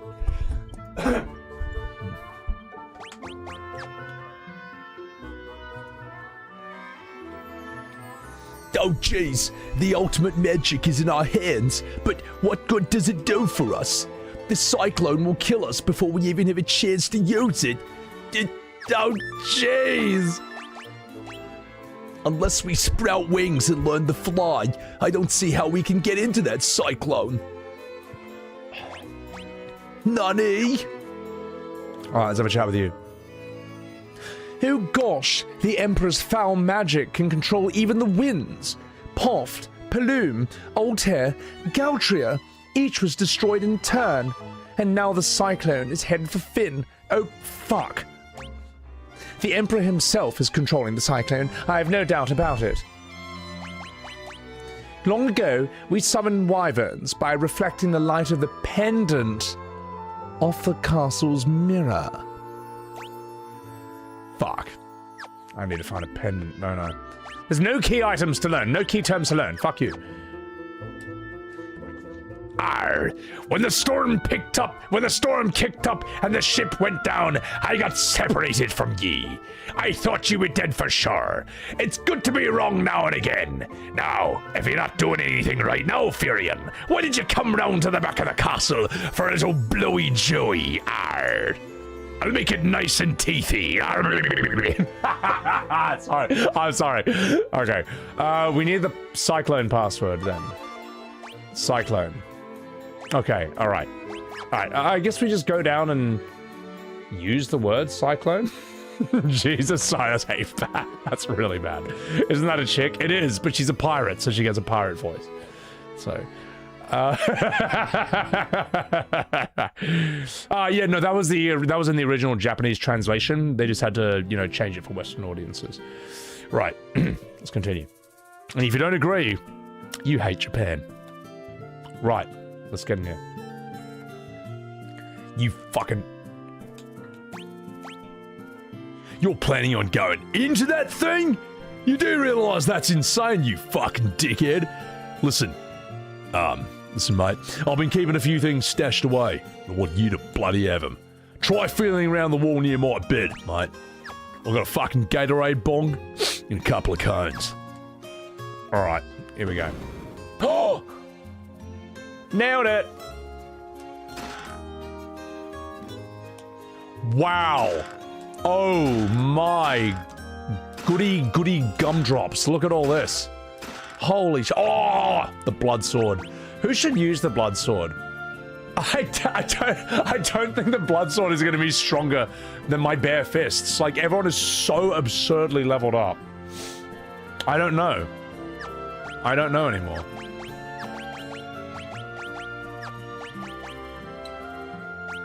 What was the Ruby Curious? Give me the loot! Give me the loot! I'm a bad boy. He stole the treasury. Get him! Like, is the blood sword better than unarmed? It can't be. You fell asleep watching the stream, and you woke up and it's still going. You're damn straight, Battle Scar. We don't stream like normal people around here. Ricard. But Ricard's gonna leave my party. Isn't he?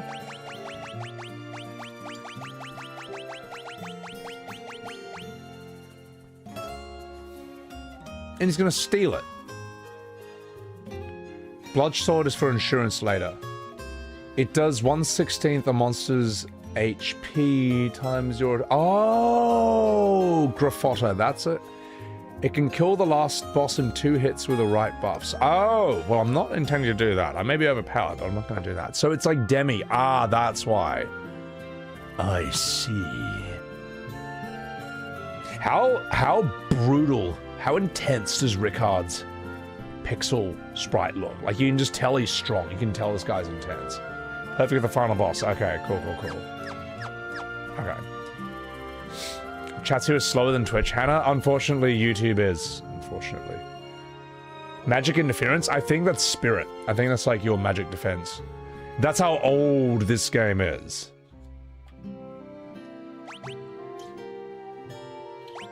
Alright. Alright. We got it. Essential for the final boss? Oh, fuck. I can't believe Leon. We've named him at the beginning of the game. And we still don't have him. We still don't have it. So where the fuck do we get the pendant from? Do I have the pendant? I see. Well, well, welly, welly, well. Magic interference is what makes your magic weaker.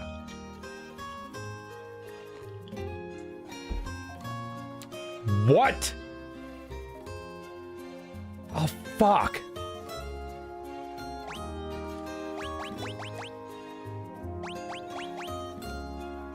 Oh, wait, no, hang on. Is that may be why her magic is fucking dog shit. How do I, Well, that only removes it by 1. That's pretty good. What she's wearing is pretty good. Is that bad? Is 141 bad? Is that why her magic is so shit? How do I fix this? The lower you get, the better. Well, if I remove it, it's 0! Hang on, maybe the gold hairpin. No, terrible. It's these fucking shit. Why am I wearing shields? Oh! Well, I don't think she needs the shields. Because now her magic interference has gone from 140 to 1. So I think she's gonna do a bit more damage now. Why did people say put shields on a mage then? Why? Face tank the mage? Damn straight I will. Is she just gonna, like... Shields lower your chance of getting hit by a lot. Except for your weaker magic. You know what? Let's see how much damage she takes. With no shields. Hang on, if she gets hit more, her HP will go up higher. Think about that. Bet you weren't expecting that, were you? Bet you weren't expecting that, were you? Yes. I think there's no way I regret this decision. For science! Alright, let's go do... What is it? Where is the mirror room? Where's the mirror room? Is it here? The mirror is on the 3rd floor of the castle. Thank you. No, I don't think chat's trolling me with the shields. It makes sense. Like, she'll do less magic, but she'll survive longer. This will be interesting. Neosporus, thank you for the prime. Is that fucking Uki? Uki, welcome in. I've not seen you in a million years. How have you been? How have you been, mate? Guys, chuck a wee follow to Uki. She's a lovely wee lass from Wales. And she's got a great horror aesthetic and a great cosplay aesthetic. And she's got a fantastic accent as well. Welcome in. Something Uki-fool, this way comes. A spooky raid appears. Well, I'm playing... It's not a spooky game, but I've removed the shields from my mage, so she might be about to get one shot. She might be about to die. So we're gonna find out how survivable she really is when we do this. Not a ripple of imperfection mars the surface of this mirror. What if I do this? The mirror absorbs the light emitted by the pendant.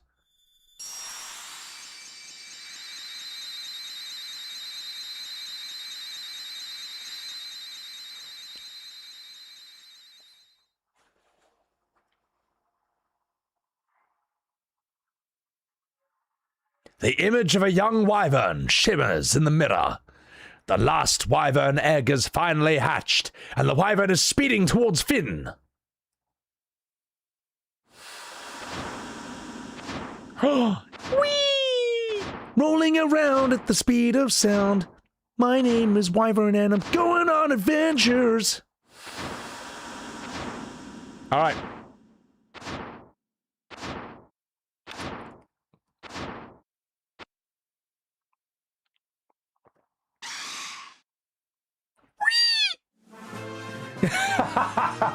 Wyvern and Dragoon are together once more.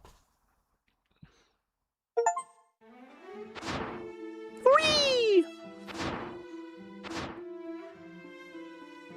He flew into the tornado and he died. The end. That was his story. Behold my mount. Okay, so I just go in there now.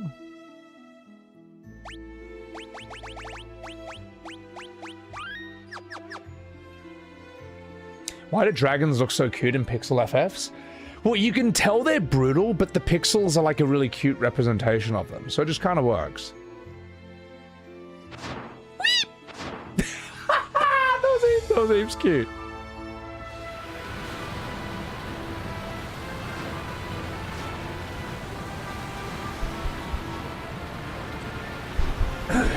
That castle is in serious trouble.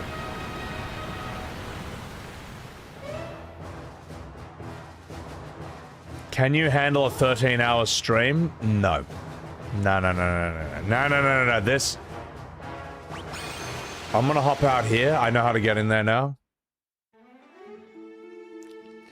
This, ladies and gentlemen, I've been streaming for 11 hours. I know, but all good things must be put on hold until the next stream. Until the next stream, ladies and gentlemen. This has been a lot of fun. How the hell did anyone beat this game in 1988? How did any of you do this? This game is dreadful. This game is horrible. This game is a war crime. But you know, it is part of the Golden Age. Well, no, it's not part of the Golden Age. 4 is where the Golden Age really begins, I would say. This is them figuring shit out. I think FF 1, 2, and 3 is them figuring out what this is. So, but guys, this is a really fun stream. This is a lot of fun. I might stream sooner than later. I'm not going to stream this coming Saturday, because I'm having the boys over. Mate. Haven't seen them in a long time, so that's going to be a good night. So I'll probably stream, like this coming Wednesday, Thursday, or Friday. I'm not sure. I'll let you know. But all I got to do is recover my voice, and I'll just go live and just do this. You know, I don't have any other YouTube videos I want to record, so it's pretty good. You can just do this straight off the bat. Guys, this was so fun. Appreciate the hell out of y'all. Wequert Arcadian. Your game's a scam shame. It's a saga game? Are you talking about, what are they? Final Fantasy Legend stuff? The Game Boy ones? You missed the days of the 14 to 17 hour streams. Oh, those, I can't believe I used to do those.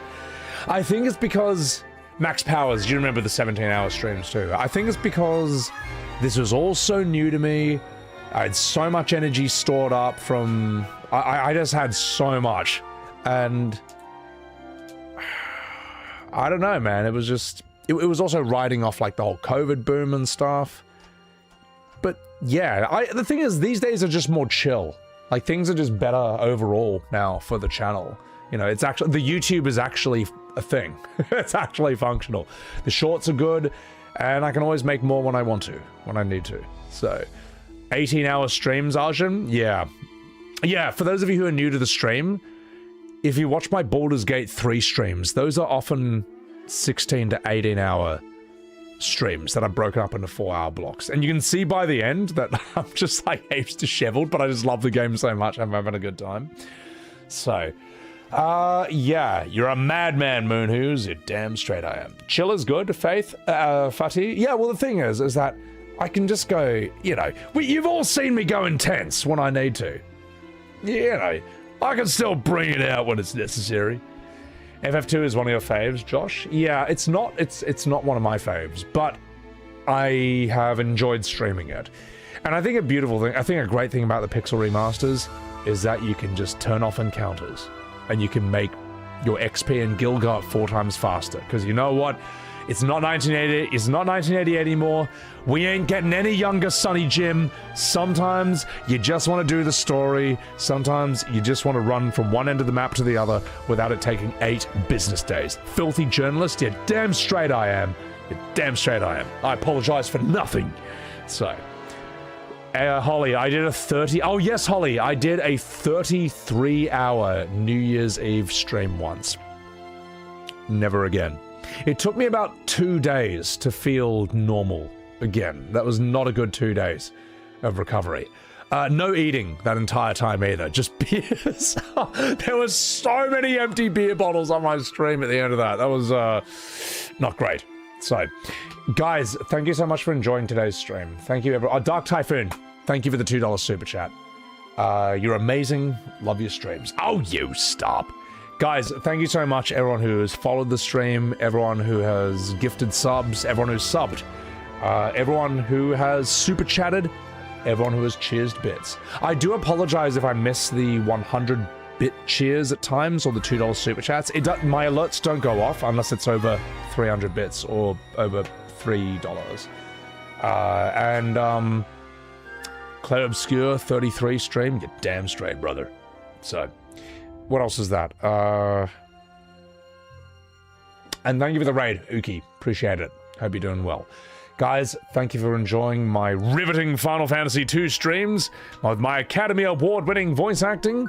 I'll be back sooner than later. As I say, it won't be next weekend.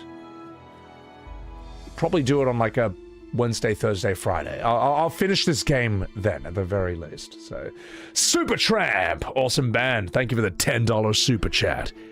You all right? Take care, brother. Thank you for that 10, Super Tramp. Appreciate it. I need to listen to that band again. Have a good rest, Uki. Maybe I will. Thank you, Growfile. Alright, guys, it's time to play Raid Shadow Legends. Start now for free. It's time to see who's live. Oh, I know who we're raiding. I know who we're raiding. No. I know who we're raiding. Ladies and gentlemen, we are raiding the poor man who had to sit through me doing this.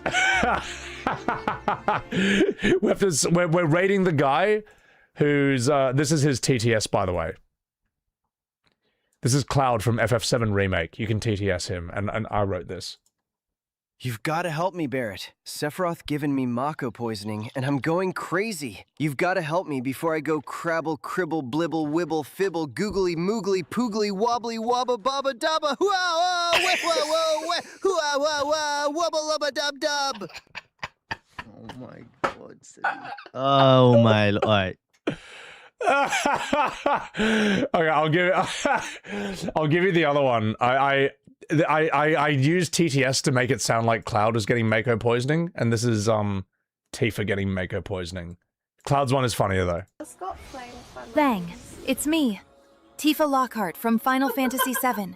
You have to help me. I fell into the live stream and have got Mako poisoning. It's making me crazy.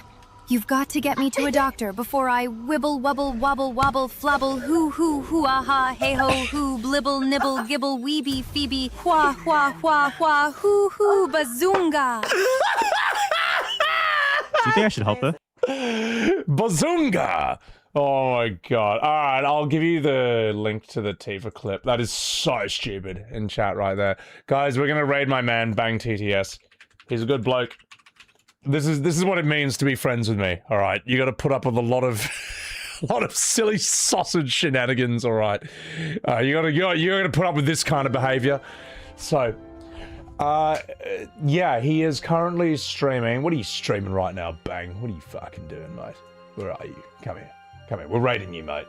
It's gonna happen.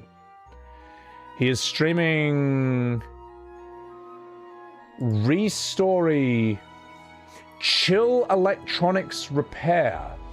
Let's all get our blankies and get cozy with me, Nya Nya Meow. I don't know what this game is, but we'll be seeing him very soon. Get these remakes out of here. Thank you guys for enjoying the stream. Boring Gamer, Les Enfants Tribes, Pablo Joel, Carmix, Hanaru, Dark Red Rose, Zero Fabio, Knows Nobody, Jazzy Crypto, Sun Tzu, Arcanibus, Elmer, Joro, Razzie Wraith, Kazabin, Avudlo. I do apologize if I miss... I mean, you know, I can't get everyone's chats, but I do try. Thank you so much. Twitchers, YouTubers, Old Toby, you all right. Now get out of here. Tiny B, Red Rain, Say hi to Bang. I will see you as soon as my voice is recovered. These are easy streams to do. These are whatever. All right, no drama here in FF2. Now, good night. Good luck. Say hi to Bang and say bazunga. All right, get out of here.